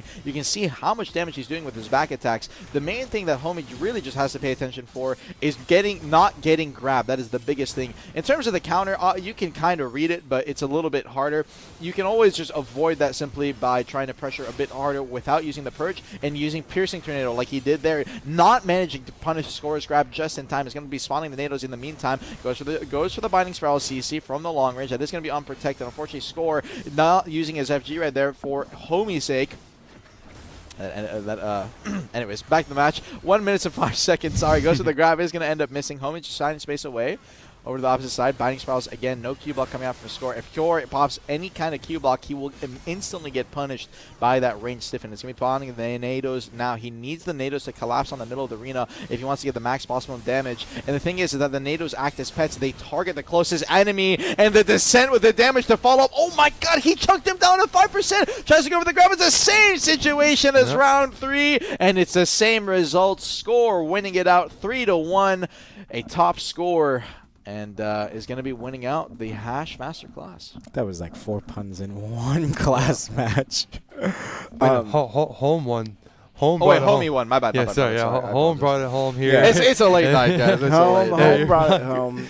Yes, He home did drop brought some it home. combos early on, but overall he just had stronger damage trades throughout the rest of the match. Like you said, Armin, even though Score had he was greeting Purge in the early rounds. He did have some good counter catches, but he just wasn't able to land that grab. And even though, like you said, technically on paper, Awakening Hash does have technically advantage over Succession, the issue is it's a lot more difficult to get that off. So yeah, we saw that there. Home brought it home. Yep, he brought We'll it let that home. one get out of our system for the last time. And congratulations for taking that win and being the Master Class Hash winner. Yep, our Master Hash for Asia home. But yes, with these exciting matches here, we're going to be rolling it in here with the final matches coming up here. We have Musa as our next match. It's going to be Happy More versus Kolo. I'm not really sure. I'm pronouncing these names really wrong here. I'm very sorry. Huh? Coelho? Coelho? Yeah, Let's go with that. So we have, I think for the first time, Suck Wusa kind of match up right here. Before we had like, Suck versus Awakening, and Awakening versus Awakening as well too. So it's definitely a newer type here that haven't seen before for between NA and Succession. Yeah, Succession versus Interesting. Succession here. I'm wondering to see how it's going to play. I know when it came to the previous matches for NAU, Awakening had like a very dominating, I would say, factor because of the fact that the skills cause like a huge long range skill that hits you behind frontal guard. So you're just like, oh, I can frontal guard here. And you're like, boy, I'm getting CC. What's going on? That skill is just like traveling across the map, hitting you. Like, whoa, I'm getting killed there. So definitely gonna be cool seeing how this one plays here. I think it's more gonna be kind of like It'll be very skirmish heavy, very melee focused, just because Succession doesn't have access to that range. Exactly. Yeah, it's just going to be interesting to see how this is going to play out between the two of them, given that they're both going to be close quarters classes. Very heavy in protections as well. And Kola is actually the rank 1 Musa in AOS too. So Oh wow! They have those battleground mindsets going on for them. But again, like I always mentioned before, AOS is 3v3. Even though you have more of a I guess more so a understanding of your class based on like a PvP kind of like small scale scenario, 1v1's a lot more different. There's not too many forgiving options you have right there. Whereas 3v3 is like where you kind of have your friends that can help you out there throughout the match there. So Absolutely. let's take a look at our match up here. We have Happy More again versus Coelho, or dude, I'm gonna get killed. They're like, yo, you said my name wrong. I'm like, dude, I'm sorry. You tried your best. I'm trying. This You name could say is Ko. interesting, huh? You could say Ko. Actually, yeah, Ko is a better way to say it. I would say Ko versus Happy More. It's gonna be pretty cool seeing who's gonna win this one here. I like the name Happy More too. It reminds me of a certain movie as well too. Happy Feet. Happy Gilmore. Exactly, there it is. That's what I meant. Goated movie. Goated movie, by the way. A very good one. But yeah, let's go ahead and move towards the gameplay coming up here in a second here. Happy More with the name Win More, so maybe they're going to bring in more wins and win more. I don't know. That was kind of bad there. Let's go ahead and look at the gameplay. Well, the last time we saw Succession Musa versus Succession Musa, it was a pretty long matchup. Yeah, no, they play out for a really long time. They're Yeah, very I mean, it protected. went They to have heals. Oh, full Ebuff right out time. the gate, though, by Winmore. Oh, Ebuff right at the gate. I don't know about That's this a one. good one, yeah. Yeah, but it ended up going to time every single situation. It's just because the class is so protected, you actually don't need to show any gaps. Although Happy More is just throwing a ton. He is throwing every potential unprotected CC in the book. He's got to get him out of his system. Yeah, You know? I'm unsure about it. You don't really need to go for a lot of these. Like the kick, it's kind of the down bounce. That is also a range one. It's unprotected CC attempts. But regardless, these players so far, they want to go for a little more of an aggressive approach. Well, content with just playing the long range. Cloud Burst And, going on. Succession Wusa actually just in general is a pretty underplayed class. I think, globally. It's not very popular. On release, a lot of people were playing it. Oh, yeah. But yeah, nowadays, kind of has fallen off in terms of popularity. Although Awakening Wusa, a little bit of a resurgence is kind of coming back. But Succession Musa specifically, a lot more of a large-scale class. I remember it actually was insanely strong in this first season of AOS it came out. A lot of people were top elo, specifically just because the 100% on Sakuusa was so good. I mean, it still is so good. The AoE is massive. It has a stun into a KD, so your KD last hit, you can definitely get a good damage follow-up. It's really good for setting up your team in general. Happy more found a But catch. yeah, he did get a CC, but again, Wasn't follow-up. yeah, at the time when it was released, the 100 was just so good, and just because it had so many hits. But after the hit stand or the hit excel changes, where they reduce a lot of hits on skills, even hundreds, and just kind of damage changes that they did with the BSR patch, where a lot of hundreds ended up getting nerfed, ended up falling off a little bit. And nowadays, in terms of the neutral game, she is kind of underutilized, not really played as much. So I'm very surprised to see 2 Sakuusas here. However, in the matchup, I do believe Sakuusa is just better into Awakening Wusa, although this may be different since Awakening Wusa has changed the spec a lot nowadays. Coelho forcing the V out of win more early. It did pop his debuff. So now in these last 15 seconds or so here, neither player with an E-buff available. We'll have to see how, if they decide to come to regret that or not. And dashing forward is going to catch a stun. Secondary CC, the damage is going to be here. Good connection from Coelho. That is going to be the main CC that they use. I believe it's like called Thundercloud or Thunderstorms or something. It is a 360 AoE stun. And interesting fact about Sakuusa, a lot of their skills spawn these like thunderclouds above them. And whenever you use specific prime skills within range of those thunderclouds will also instantly pop thunder and stun on below them. So in a way, you have like multiple area CCs as Succession Wusa, assuming your thunderclouds are spread out enough. So a little cool interaction, cool little, every class has a, I want to say a gimmick. This is her tech, her little gimmick that she has attached to her. So Coelho taking the round, taking the first round, as to be expected. I mean, he is the favorite, but Happy More with initial CC air smashes. Now these guys cannot actually kill each other from 100% HP. I believe it is impossible even with their most optimal setup. And with no down smashes really available, it is going to be tough. But they can get an initial into a follow-up connection. So assuming that Coelho can potentially get another punish here before Happy More ends up healing to about 80, which, well, we're getting past that point. He can force a V in the first minute. I feel like it's going to kind of go back down to just the 1 minute mark here, because once it's closer and they really can't like space apart a lot, so they kind of like, confront each other more often. And that kind of actually like causes more of I think CC prone between them, because they're just trying to trade for damages for openings from back attacks or whatever. But then that kind of leads them to get caught in that CC. Even here right now, It's like Happy More got caught. Yeah, unfortunately, again, cannot kill. I retract that statement. Sakuusa does have down smashes. It's just like I think it's only 1 or 2. And yeah. So they can't, and they also don't really drop it on the end of their combo. Continuing on though. Yeah. Oh, nice Air smash. right He there. is going to end in the cap. And Happy More is going to stand up and get the connection. That's going to be a KD. Trying to go for the follow-up. No V available on Coelho, so Happy More with a good connection right there. If he gets one more CC here onto Coelho, can actually kill him. Looking for it. Just a little bit of FG trade. Oh, gets behind his FG. Happy More greening a bit too hard. There's a KD. Happy More will end up Ving. And 1 minute left on the timers here. Their bomb heal, I believe, gives you like what? I think 300, 400 HP like for X amount of seconds. I forget exactly what it does. Yeah, it's kind of like an overtime HP regen. Yeah. Definitely good for this tournament here, though. It is. They ideally will try to pop it at some point around, I think, the 15-second mark or 10-second mark. It's 300 HP for 40 seconds when using the skill. I guess that... Oh, they can actually use it earlier then in that scenario. I thought it was only like a 20-second buff, but 40 seconds, that is kind of crazy. It does help them a lot with their counter, which they do use a lot in large scale, though.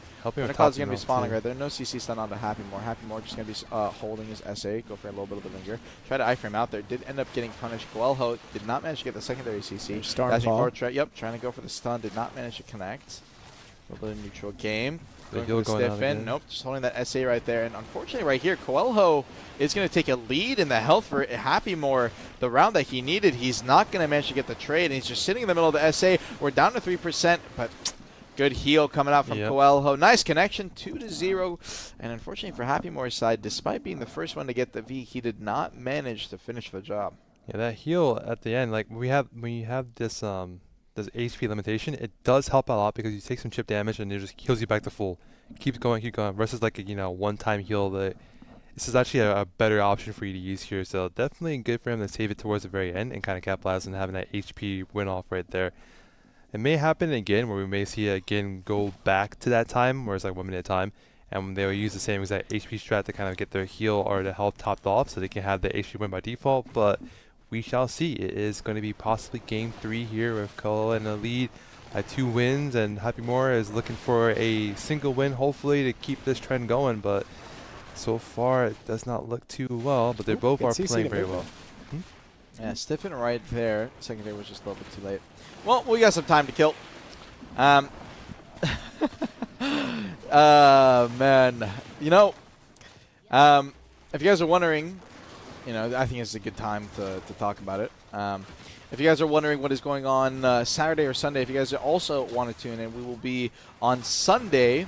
Saturday, a bunch of the PC streamers are going to be doing it, but it is going to be the NA tournament and the EU tournament for the 3v3 upcoming. During the Heidel Ball, there's going to be a NA versus EU tournament. Should be some pretty good fun. And NA is going to have their prelims tomorrow, and I believe EU as well.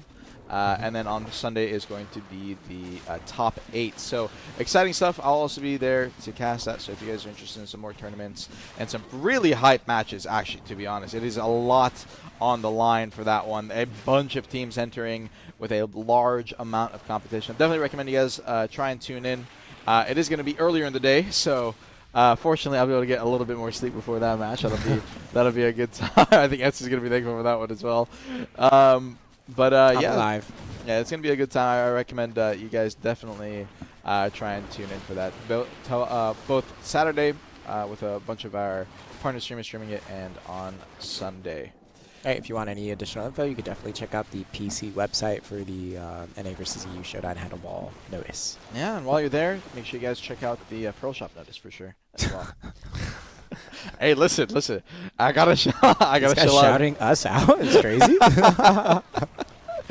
I gotta chill where I can. Well, looks like we're at the last minute of the 50 match. seconds left. We are into potentially the third and final round. Let's see what happens. 45 seconds left. Coelho so far with a huge lead here, although he did already burn through and pop his E buff. Stormfall does find a hit the connection. stun. It's going to be the KD. Yep, it's there going to it be it. Coelho with a nice CC behind Happy Moore's FG gets the final tick, 3-0. The Wusa Master class. Yeah. Quell is the master now for the Asia region. I mean, it was pretty decisive, I want to say. I mean, there was some... Not much really Yeah. that I could add on from the analytical perspective. I mean, the first 2 matches, like, it went to time, and then Quell used their HP or bomb skill to get their health topped up. So that literally won them 2 matches there. And of course, they were trading combos or CCs back and forth to see if they can, get the full kill. As such, Musa is very difficult to get the full kill anyway, so they always went time for that reason there. But at the end, it still, I think, played out very nicely there. So well done to both of our contestants here. We had Happy Moore and Coelho here. They did very well. So yeah, I'm looking forward to see our next matches as well too, because we have we are on the final 2 matches 2. of the night. Yeah, Or man. morning, or evening, or afternoon, depending on where you are. 2 a.m. in the morning here for us in the us in the West Coast here. East Coast is 5 a.m. East sorry. Coast waking up, man. Yeah. There's early morning They're going to risers work right now. Yeah, they're going to work right now. Yeah, and we have our good old friends in the UK period, probably, nearing noon period for some people out there. Gonna be looking fun to have a nice morning view of our PvP scene here. But let's get into the Scholar match. We have Hennessy EXO versus Waz. Hennessy versus Yeah. Waz. Interesting name right there in the Asia. Love Asian that. tournament. Britney Spears is his character name. Yeah. Yeah, this guy is on point. Let's go. It's a very interesting one. Let's right take there. a look at the brackets here for the Scholar Grand Final. Absolutely. Here we go. Yeah, we got Waz. I mean, they are the ranked 10th overall, and they've been through Throne of Adana, Nymphari Castle twice. They'll be running it back 1v1s through the weekends every now and then. So they do have that 1v1 potential understanding of how it works, but that's typically going to be more so about you versus another class, not your mirror matchup. So we have to see how they're going to do it here now. Let's bring up the gameplay here in a moment. Hennessy, EXO, and Waz. I mean, Scholar, we know it's very iframe heavy as well too, in a sense. So more, I Very would say mobile more so class. protected, Does have yeah. 100 to 0 combo, but it has to be done perfectly. Yeah, and we did see some hammer spin cores last week. I'm expecting both these guys to have hammer spin core at this point. Really? Yeah, I You mean, sound so disappointed when you say that. I am, because I don't think it's the better core for the 1v1. Then why is it winning? For reasons I would rather not say, but Hey, know. sometimes it's the tech that isn't supposed to work. No one practices against it, so then it ends up working. Well, let's see what they That's have. not even copium. Sometimes that Just actually lock is in true. here. True, see that who is has it. actually sometimes true. But in this scenario, Hennessy up against Waz. We got the Scholar Grand Finals. Grabs are going to be the name of the game. Honestly, these matches can go to time. It just Already a depends grab. on how grab safe, business. how protected these guys are going to play. Taking the TP, getting knocked back, or potentially CC'd out of the TP can be a big thing. Trying to grab the Magnus is going to be another one. Trying to grab Flow Golden Thunder, that little slam down landing. The primary skill that they use as animation cancels. This one, boom, right there. Tries to go out of it. A spin is going to manage to get the CC on the ground, and it looks like he's going to go for the knockback setup combo. No, did not go for the secondary CC. So Hennessy just going to be spacing away. Waz try to go for a little bit of a grab right there. Hennessy going for the gap close. Could have gone for a grab attempt. I'm surprised he didn't. Comes down. It's going to be the Magnus. Immediately is going to use Flow Golden Thunder, potentially trying to catch the Magnus or the TP coming out. Gravity Excel. No. Unfortunately, just a little bit of a reset. Looks like he's going to be going back in for a gauge. Ooh, good TP. The knockback's going to hit. And Waz did have an optimal combo setup right there, actually, for the beginning. So, potentially, I think it was a good V for Hennessy. Yeah, especially if you know your opponent's using an optimal combo that can 100 to 0 you. You'd rather keep the HP advantage going into the later parts of this match. Yeah, but it's unsure to say, because if they do down smash you early, the combo can mess up a little bit. It's tough to say for sure. But coming down, Flow Golden Thunder, good back attacks on the Hennessy, but it won't matter for much. Grab. Try to go for the grab Oh. is gonna end up whiffing. No, that is the thing. When it comes to Scholar, as they're taking the TP, you'll think that the grab hits, but Yeah, I literally thought it hit. yeah, it's the iframe starts earlier than their character actually disappearing, like in that instance. So you think that the grab is connecting. Nah, it's not. Nah, he's avoiding it. And Waz is going to come up with a grab here soon. Hennessy is going to be locked in his spin animation. Does not get the secondary CC off the back of the KD. Greeting for damage off the spin. The thing is that currently on live servers, this is going to change after the Global Lab patch. Currently on live servers, spin is not actually a good DPS skill. And as you can see it here, Waz not using it in his combo after connecting onto Hennessy. Good KD, got the Flow Golden Thunder, was there for the follow-up, and is going to take the first round. Yeah, you don't really want to spin in combo, actually. It's one of the last things that you do realistically want to use. It's just inefficient for damage. You have better tools that you can fall back on. So I'm surprised Hennessy's going to be greeting it for it here, potentially just the nerves or just used to using spin core. So Waz, though, his combos have been pretty solid so far. He hasn't managed to get a full clean connection off of something like his grab, but he's going from Golden Thunder immediately into his DP down and then following it up by going for his kick KD. So he is going for nice setups. So I'm expecting to see, though, a grab at some point. Both these players have not connected whatsoever as of yet. And Hennessy with his grab available. Waz gets the read off Flow Golden Thunder to avoid it. No punish, though. The Flow Golden Thunder wasn't there in time to try to get the punish on the grab. It is actually really hard for Scholar to punish another Scholar's grab outside of grabbing the grab. You have to grab the grab, and that's it. If you don't, well, spin, I guess, works to punish it, though. But you can spin the grab. Spin to win. Yeah. I wanted to see who gets the first grab here, though. I'm looking forward to see. I'm hoping to see like you know when he teleports to their I guess I'll call it artifact or hammer. Oh, good knockback. No, he didn't expect the knockback to hit, so he wasn't ready for the secondary CC. No. Well, hopefully we see a nice grab here. I'm hoping to see that nice teleport sniff, the grab. Yeah, I Be mean, awesome clip. the thing is that one of the best skills to actually go for the grab off of. I don't know the controller input. It is their WF. Kind of the little leap they do forward with two small hammers.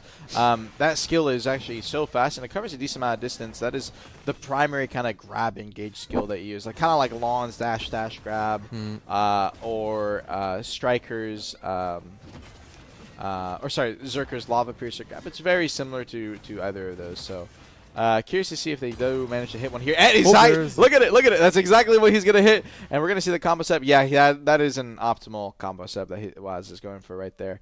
So, but yeah, that's exactly the side that you want to go for. You want to go for... Was he just standing still? Yeah, he was. Was he typing something? I don't know what that was. He was like 1-0, or farming. I don't know. He was just standing still as he came out of V. Yeah, that's the grab set you want to go for. So good grab off of Vaz. Hennessy still to yet hit a grab. Waz has managed to hit one. He's got a decent amount of neutral catches as well. There's two. And there's two. And he just needs a little KD right here. There's the kick. Oh, he whiffed! That is one problem that can happen. The thing is that Scholar's re-KD, the unprotected one, the little leap forward kick, he does manage to finish regardless with the Magnus. But the little leap forward kick, with it moving you forward on the same instance, if your opponent rolls into you and you kick too late, your KD will just miss. So the way that you have to avoid that is either by re-stiffening them and going for like a 2.7 value combo, you know, a KD into a stiffen into a KD. Or you have to simply just chuck the KD out earlier and sacrifice potentially more combo damage to ensure that you don't miss. So a little unlucky there. Probably just a little bit of tournament nerves for Raz. Unfortunately, it didn't end up affecting him too much. Well, here we are. We are going to be for game 3 here. Can Waz bring it home here and clear it out 3-0, or will Hennessy, you know... Oh, it looks like Hennessy burned his V already early on in the match for some reason. Yeah. That is definitely not something you want to be doing, especially when you're at an 0-2 deficit here. Let's see. A little repeat of the Warrior match, and, well... Waz is going to get the catch. I believe that if this combo is fully... Oh, it's not optimal. Oh, but he gets the down smash, so it doesn't matter. Oh my god, it's very close. It's enough. It's enough. There's a slightly more optimal setup, but that is a really good one if you can get the down smash. So, congratulations to Waz. Unfortunate for Hennessy for burning the V. Yeah, I wonder what happened there. We've seen it happen. Was it only one time today? One other time? Well, we saw Warrior doing it. He won with it, though. He lost the V, and he still won. Okay, well, you didn't got to say that. My God. You don't have to say that. But, yeah, congratulations to Waz. Little 3-0, little domination. Good Absolutely. showing. And, yeah. He landed grabs. Master Scholar. He knew his combo. Played the neutral game well. Nothing more to add. Congratulations to Waz. He established dominance there. Well done. And now we have the final match, the newest class that is brought to console and PC region as well. And also, console is the first region or first platform to have this class as a tournament. It's going to be Seraph. We'll be rocking out that new Arsha Awakening skin. Unfortunately, it is tied through to BSR, but it looks really cool. Dango. It's a gothic It skin does look look. sick. It does look It's sick. massive, like a massive greatsword. As a warrior, I love to see those kind of greatswords there. It's really cool to see how like, you know, the new designs for the greatswords are coming out. I wish it was for our class too, but, you know, of course it's going to be for our good old okay, Warrior already has like one of the best ones. Chill out, man. To be fair, Arsha Awakening on Warrior looks just peak. Wow, amazing. But let's get to it here. We have Post B, which is that bank? Post B is like a bank in Asia. I'm quite sure it is. Versus Oldang O. And of course they're rocking the same exact spec, Ascension, Sacratum. But we also have Post B with being the rank 26 overall, so they have some match, you know, experience in that AOS scene. But again, 3v3, different from 1v1. Let's go ahead and get into the gameplay here and see how they are going to actually play out. I mean, from my experience with Seraph, it's usually like, who gets the first grab is kind of going to determine if they get the full combo situated. And if they do get that, I think it's a crush combo, then it's just like pretty much over at that point. But it is a very SA protected class, so really hard to get you out of there unless you have your grab ready. So it's going to come down to the grab or the spin. That's just all it is, really. Now, they can get connections with other skills like Solar Flare, like their, I call it Airstrike because it's essentially the same skill, but it's not actually Airstrike. It's called Impelling Thrust? Strike, I believe, Oh. is her solar flare, and then impelling something else is called her airstrike. I just call them those because it is very similar animations. I believe it's inspired by those. It's actually a bang. It's actually a big. Post He looked B it up is on a his bang. phone. It's actually big. Interesting enough. It seems like we're ready to hop into the game. So let's get underway. The final match. Ladies and gentlemen, we Asia work towards console, 3 days, 2 weekends, and the final game, the final Seraph Archer weapon. Who is going to be the winner? Post B up against Mr. Odango. Holding Q block, already going to be going for the solar flare right there. No connections. He's running away, trying to space, goes in for the solar flare. He got the Nice knockback. knockback. Oh, but it's a double knockback combo. He could have gone so much more nice. optimal in the bone crusher to down smash. That is the worst case scenario in terms of setup that you could have gone for. Goes to the spin, immediately out of the spin, grabs. Odango missed his grab punish, and Posby is right there to follow, Oh and no my. grab or no V. Odango just, Well done. I don't know. I Seen a lot of no Vs today. Yeah. A lot of no I Vs. honestly, I would say that we saw a lot more on NA and EU actually. Yeah. Yeah, I think we saw a lot more on NA. And and NA was, I think, egoing out. yeah, we saw a lot of no Vs on NA and EU. We actually on Asia, the only time we've seen like no Vs was it? I think it was Ninja? the Ninja and was it Witch? Maybe. Oh, no, Yeah. Deadeye was standing damage though. That one's a little bit different. Mm-hmm. All right, well, we're right out the gate. And Oh. Um, Kind of stand off here. well, What was that? I think he's giving it up. He's cheering. He's saying, "Oh, wait, no, no." All right, we're starting to back up. All right, post B, 1-0, leading the match so far. Not sure what that was. Goes to the spin. Is going to be Grave Center coming out. He's trying to grab at the end of the spin. Did not manage to connect. So now Odango with a grab advantage, trying to chase after.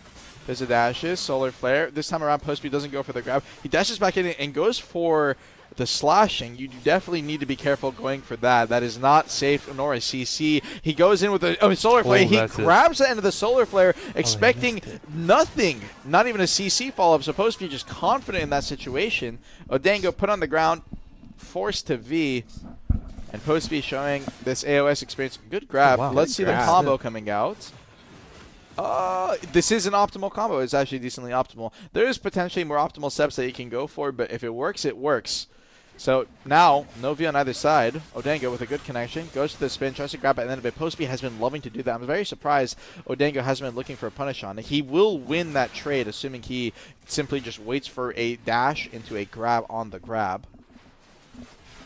Dashing away, understanding that Post B has been playing aggro the vast majority of this time. Try to dash in and grab the end of the Gravestone, hoping that Post B will be sticking around, going for the spin. Post B still with his grab available. He'll be looking for it. And remember, no V available anymore on either side. He just needs one connection. Ends up missing off the end of the airstrike. There's the spin. He gets the re-CC. No, he missed the He didn't go for KD. He was just too late. He didn't think he was going to connect.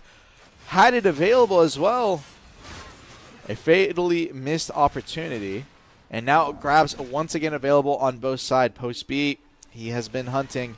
A solar flare gets the spin, gets the KD. It's gonna be the round. Post B taking the lead 2-0. yeah, unfortunately for Odango, he did get that CC attempt there with the knockback, but he didn't have any follow-up. Yeah, just a bad missed opportunity, unfortunately, from his end. Let's see if we can try and bring him back. It's gonna be a bit difficult. Yeah, no, yeah, definitely. It's Seraph. Seraph is kind of like a clear cut class. Like you get that first grab or combo, it's pretty much either V's force or you're just dead. Yeah. Right. In the 1v1 small scale fight, Seraph is very oppressive class. So it's gonna be hard for you to really come back from it. There goes the E pop. Looked like it was E pop. Yeah. E pop from Def. Yeah, early or E buffs Post B. coming out. But it's still like Going in. simple- Oh, he went for the Punish solar for and the grab. Grave Center and hit him. Post B's going to turn around in time. He can't kill off this, though, and he cannot get a down smash reset. It is way too difficult. But he's just full committing with the Bone Crushers. Odango, he didn't have his grab available. He ended up using it at the very end. That's how he got punished by the Grave Sundering. So Post B understanding that, just committed for the chip damage, trying to go for the grab right there. Odango had already disengaged, so now Odango with a grab advantage. Post B still had spin, ends up burning through it, dashes into the Grave Sundering. No punish out from Odango. Definitely could have looked for a window right there. And by this point, Post B, grab available again, goes for the spin, is going to try to dash back in potentially for a grab right here. Odango's going to be the first one to throw it, and now Odango All Post B has to do is get his spin out. He's going to be the first one to spin. There's a spin gone. Post B going to be looking for a grab opportunity here, potentially. No, spacing away, playing a little bit more passive. Despite with the round advantage, I'd expect a bit more aggression, but this is technically the correct and smart play. So, Odango, once again, burning. That's 2 grabs now. Gets a spin. That's the KD. He's going to have a full optimal combo right here. Just needs a reCC. Doesn't get it off in time. He got the down smash because he committed to the full Bone Crusher chain. And if that happens, you cannot use the Shift Q as the reCC. Oh, but the spin into the dash, Grave Sundering, that won't connect. If you want to get spin knockback into the KD, you have to do them in sequencing chains. As I say, that Post B ends up getting a grab connection onto Odango. Man, it is getting hard to talk. I will not lie. The cod mouth is kicking in. You're doing very 1 minute well, and 15. It's the very end. Potentially. Will Post B manage to finish it out with the V advantage? Odango Novi available. His tournament life hanging on the line. He just needs 1 grab and another. Yeah. And it is A grab and a potentially dream. a round 4. Holding I off. just don't Goes see in. it. There's a Grave Dig. This is Oh, out. the spin connects. Yep. He tried to crash off of cooldown. The spin's going to connect. That's the knockback. The KD to follow it up. Post B is your Seraph champion. The 3rd in the world. The 3rd in the world right Third there. That is in amazing. the whole world, maybe even the multiverse.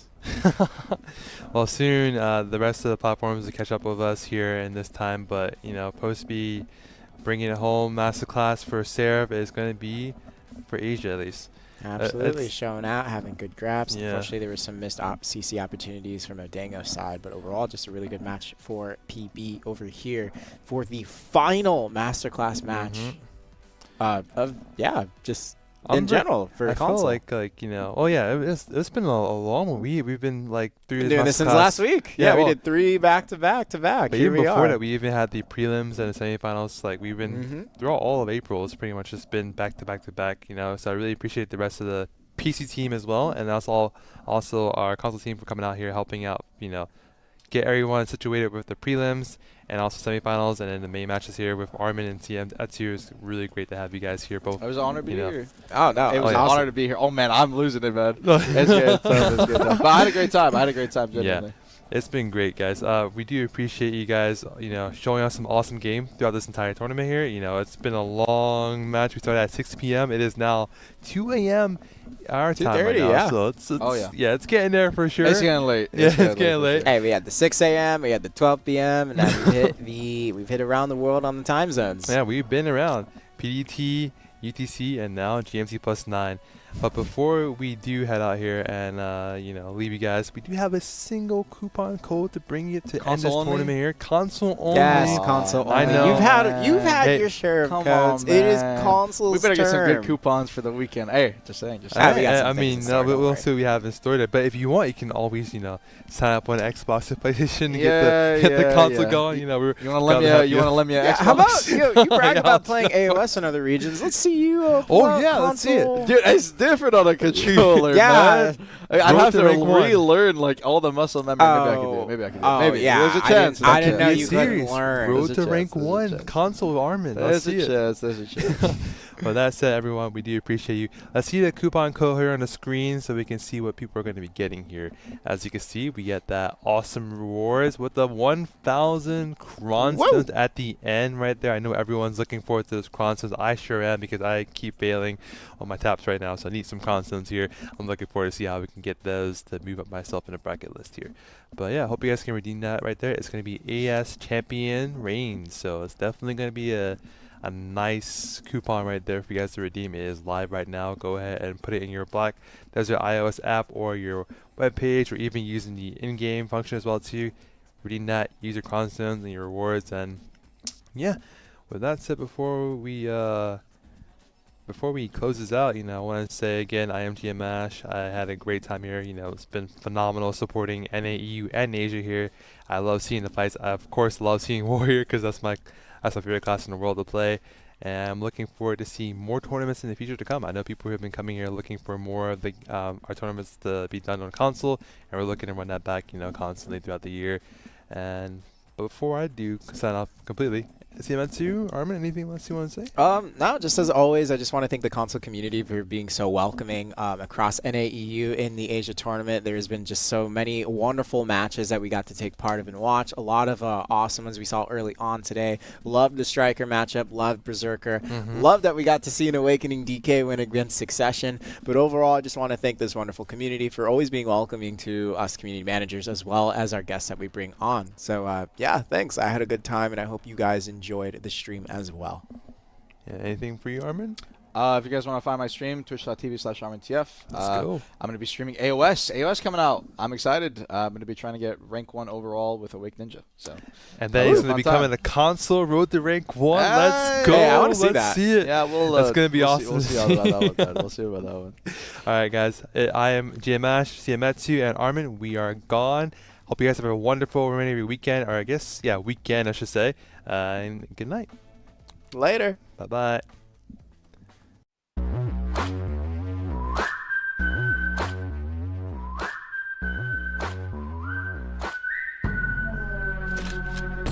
Laughing, I'm a savage. 누구도 건드릴 수